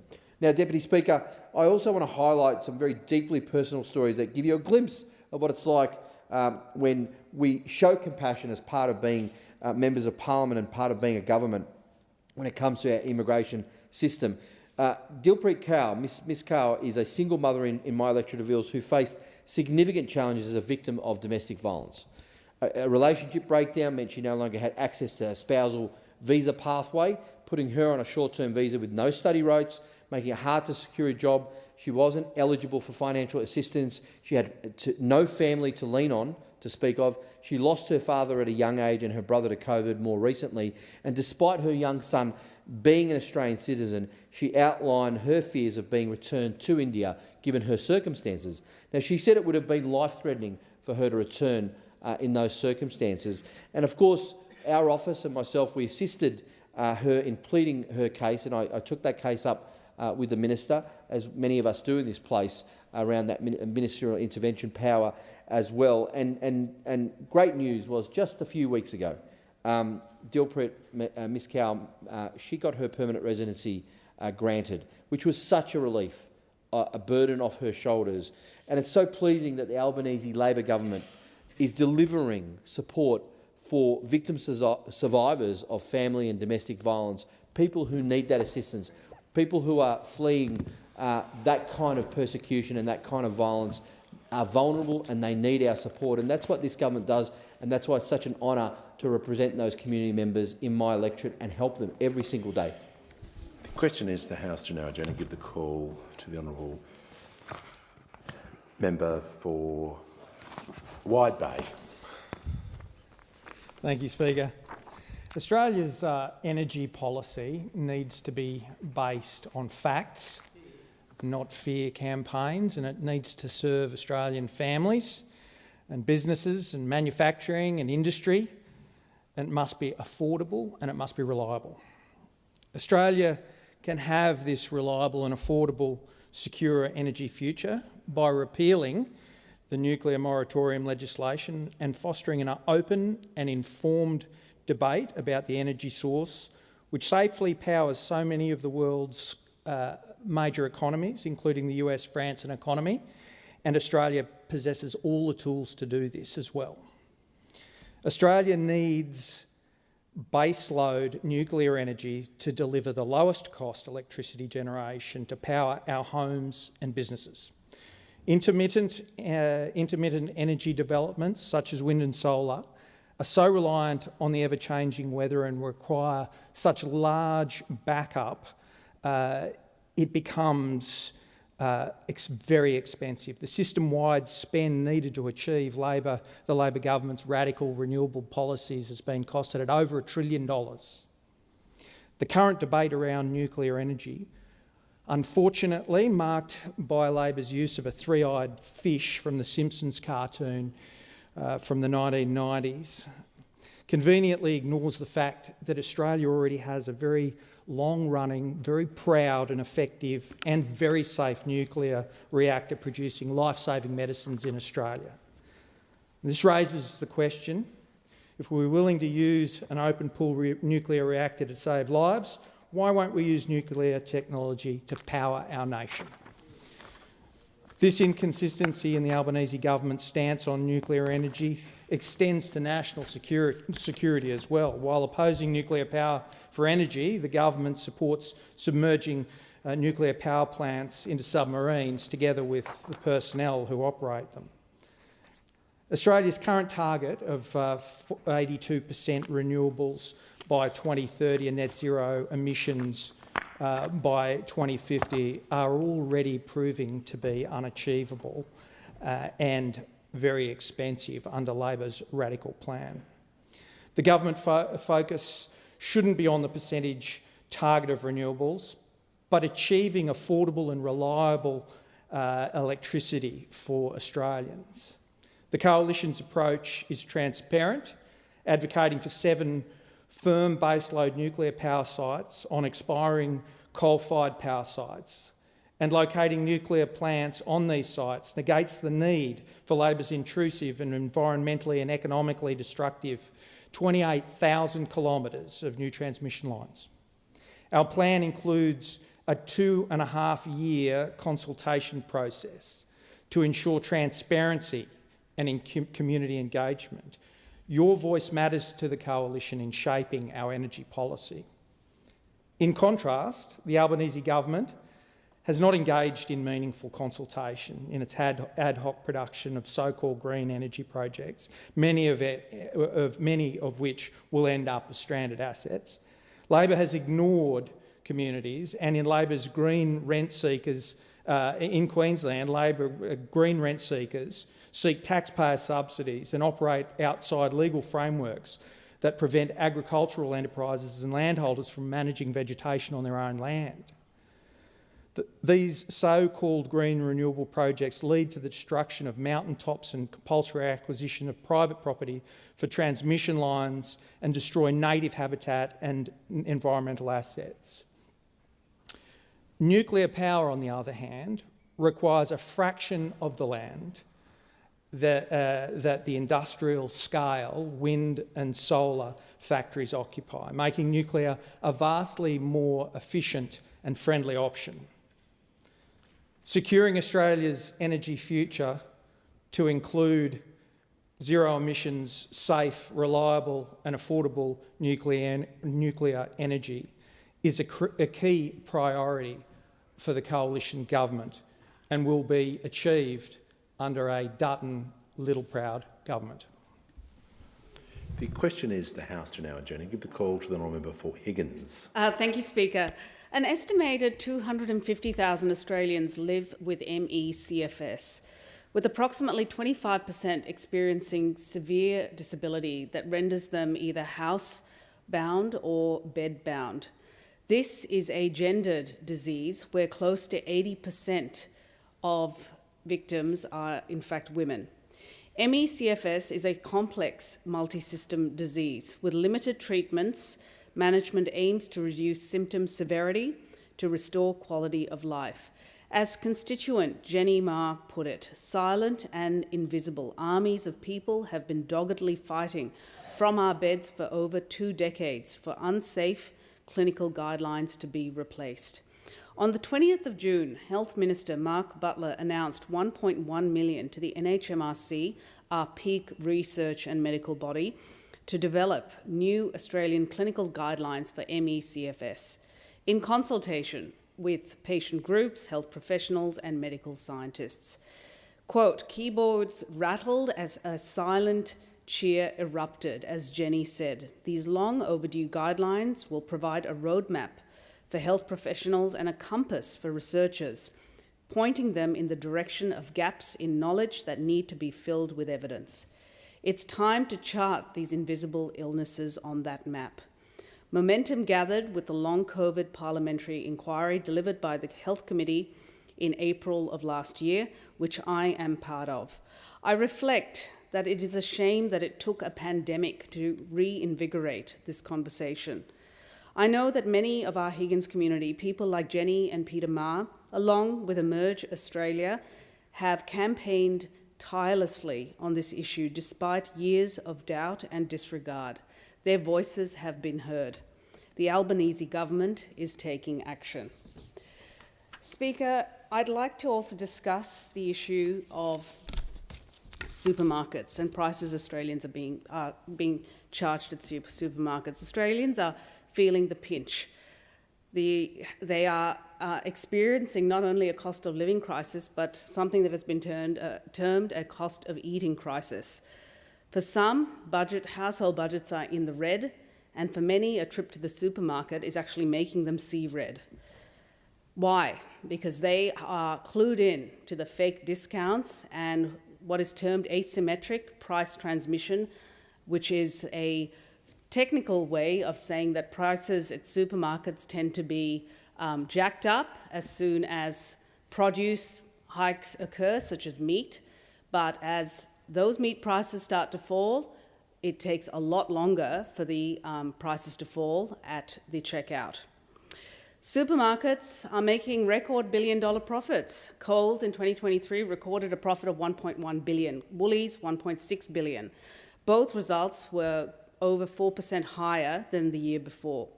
This is all occurring at a time when farmers are being squeezed or silenced and not getting a fair deal at the farm gate. They are essentially being asked to produce more for less.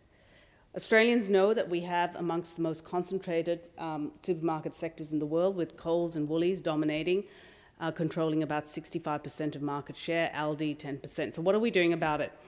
Well, we tasked Consumer Group Choice with $1.1 million to undertake quarterly consumer surveys over the next 3 years. And the last one was released just recently, and it was revealing. It showed that a standard grocery basket is around 25% cheaper at Aldi compared to the other supermarkets. Now, this is significant. It actually forced me to change my behaviour, and Australians are voting with their feet. So I have started shopping, doing most of my shopping at Aldi, and I found that a trolley of groceries for a family of 4, it's about $50 to $60 cheaper. That is a significant saving. And I've undertaken split basket shopping, where I do my main shop at one supermarket and I might pick up a few goodies at the other. We also undertook the Emerson Review, looking at the supermarket grocery code, and we have accepted the findings. And in particular, we have rejected the Coalition's call for forced breakup of supermarkets, forced divestiture.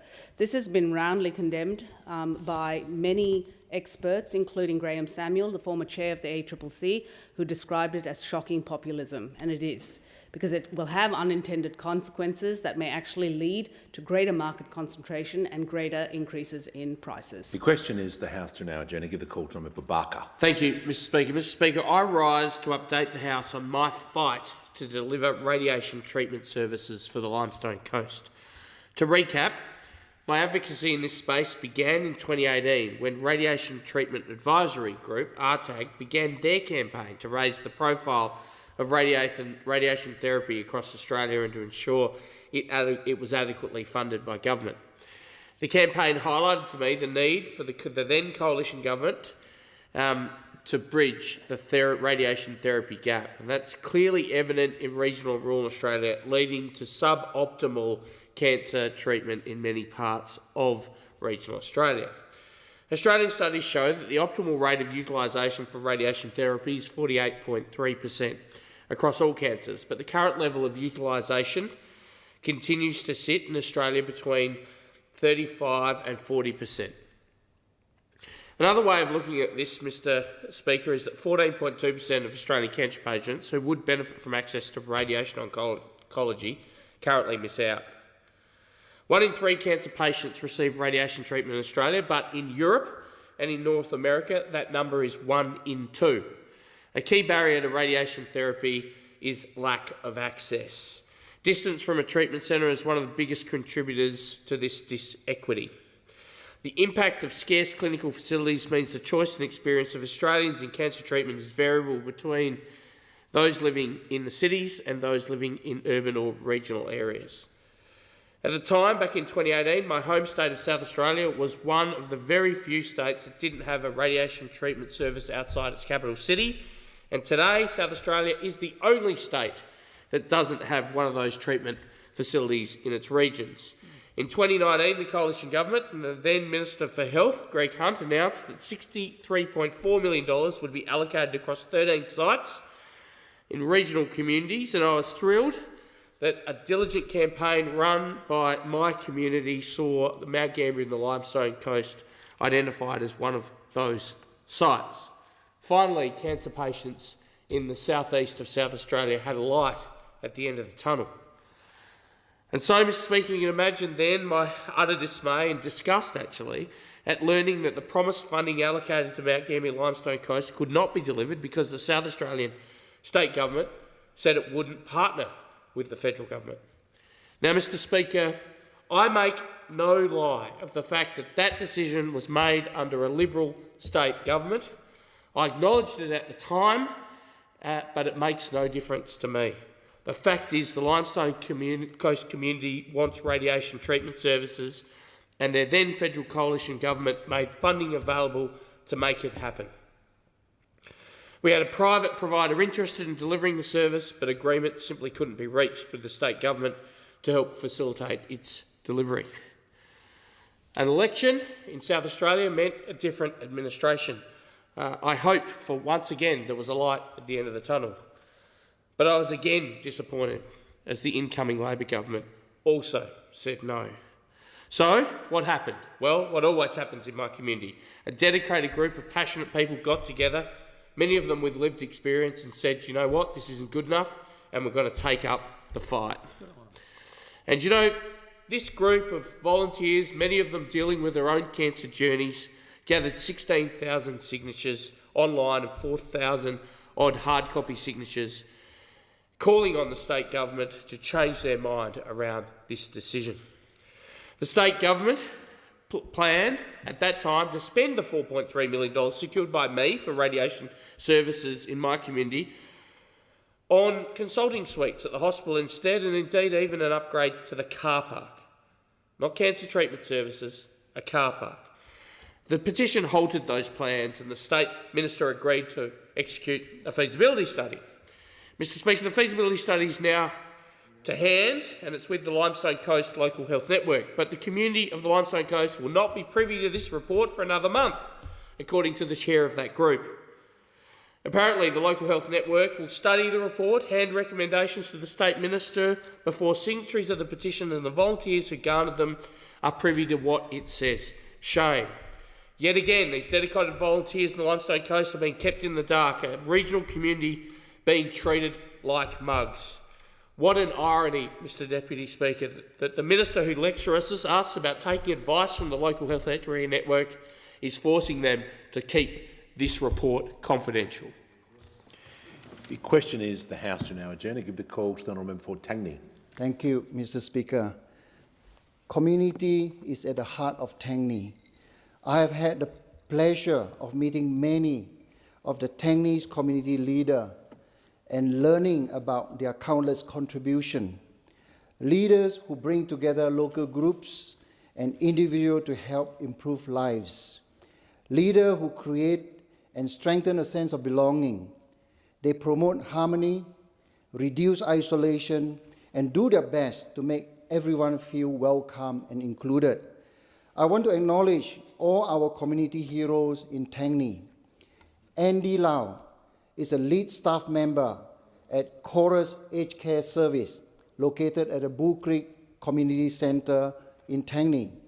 Together with more than 24 support workers and 40 volunteers, the service provides in-home care, a multicultural day centre, and many other services for more than 500 residents in Tangney.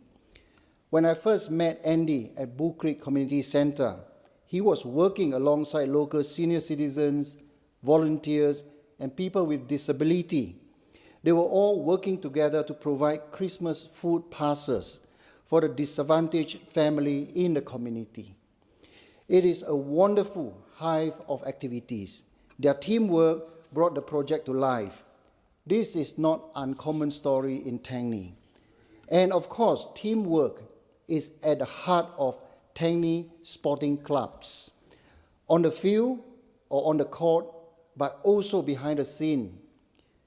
David Timmer of Melville City Hockey Club, Nick Goran of Murdoch University Melville Cricket Club, Mark Hollett of Applecross Cricket Club, Brian Ribben of Murdoch University Melville Football Club, Peter Combs of the Leeming Spartan Cricket Club, and Jim Sewer of Blue Gum Park Tennis Club are presidents of some of the Tangney Vital Community Organisation. I'm proud that the Albanese Labour government has supported this local sporting club by delivering upgrades from new cricket nets to new club rooms. It is great to see our election commitment being delivered. While these community organizations focus on sport, their reach and impact extend far beyond. We have also delivered an election commitment to enhance the space at Melville Manshade. Led by President Quinton Wilson, the Melville Manshade is opportunity for fellowship, support, and collaboration. The Rhine-Donau Club and President Steve Schilliger help the community enjoy the culture, music, and food of the country Germany, Austria, and Switzerland. Jayendran Ramachandran of the volunteer-run Association of Malaysians in Western Australia bring the Malaysian community together through cultural and religious celebration. Anna Quilo and the Batman Winthrop Scout help young people to be their best. The WA Multicultural Lions Club was established in 2023 following the initiative of Rasa Subramaniam, we call him Uncle, and the support of Kaut community in much needed. The WA Multicultural Club was one of the many recipients of this year's $10 million 2023-24 volunteer grant round to receive funding to support volunteers. In Tangney, 33 local volunteer-run community non-profits each receive a grant. Organizations such as playgroup, senior groups and sporting clubs, such as Riverton Football Club organized by Luke McCorker. Tangney is full of clubs and organizations that led by volunteers. I would love to mention each and every organization in Tangney, but unfortunately this speech is only limited to just 5 minutes. And I would need much more time to name them all. With the cost of living impacting many Australians, volunteer-run groups are the fabric of our community. We are fortunate to have such a dedicated community leaders who are passionate for making our Tangney community better and stronger every day. My heartfelt thanks to everyone who make the difference in our community. And thank you to all the volunteers, all the community leaders in Tangney. Thank you very much. It being 8 p.m, the House stands adjourned until 9 a.m. tomorrow.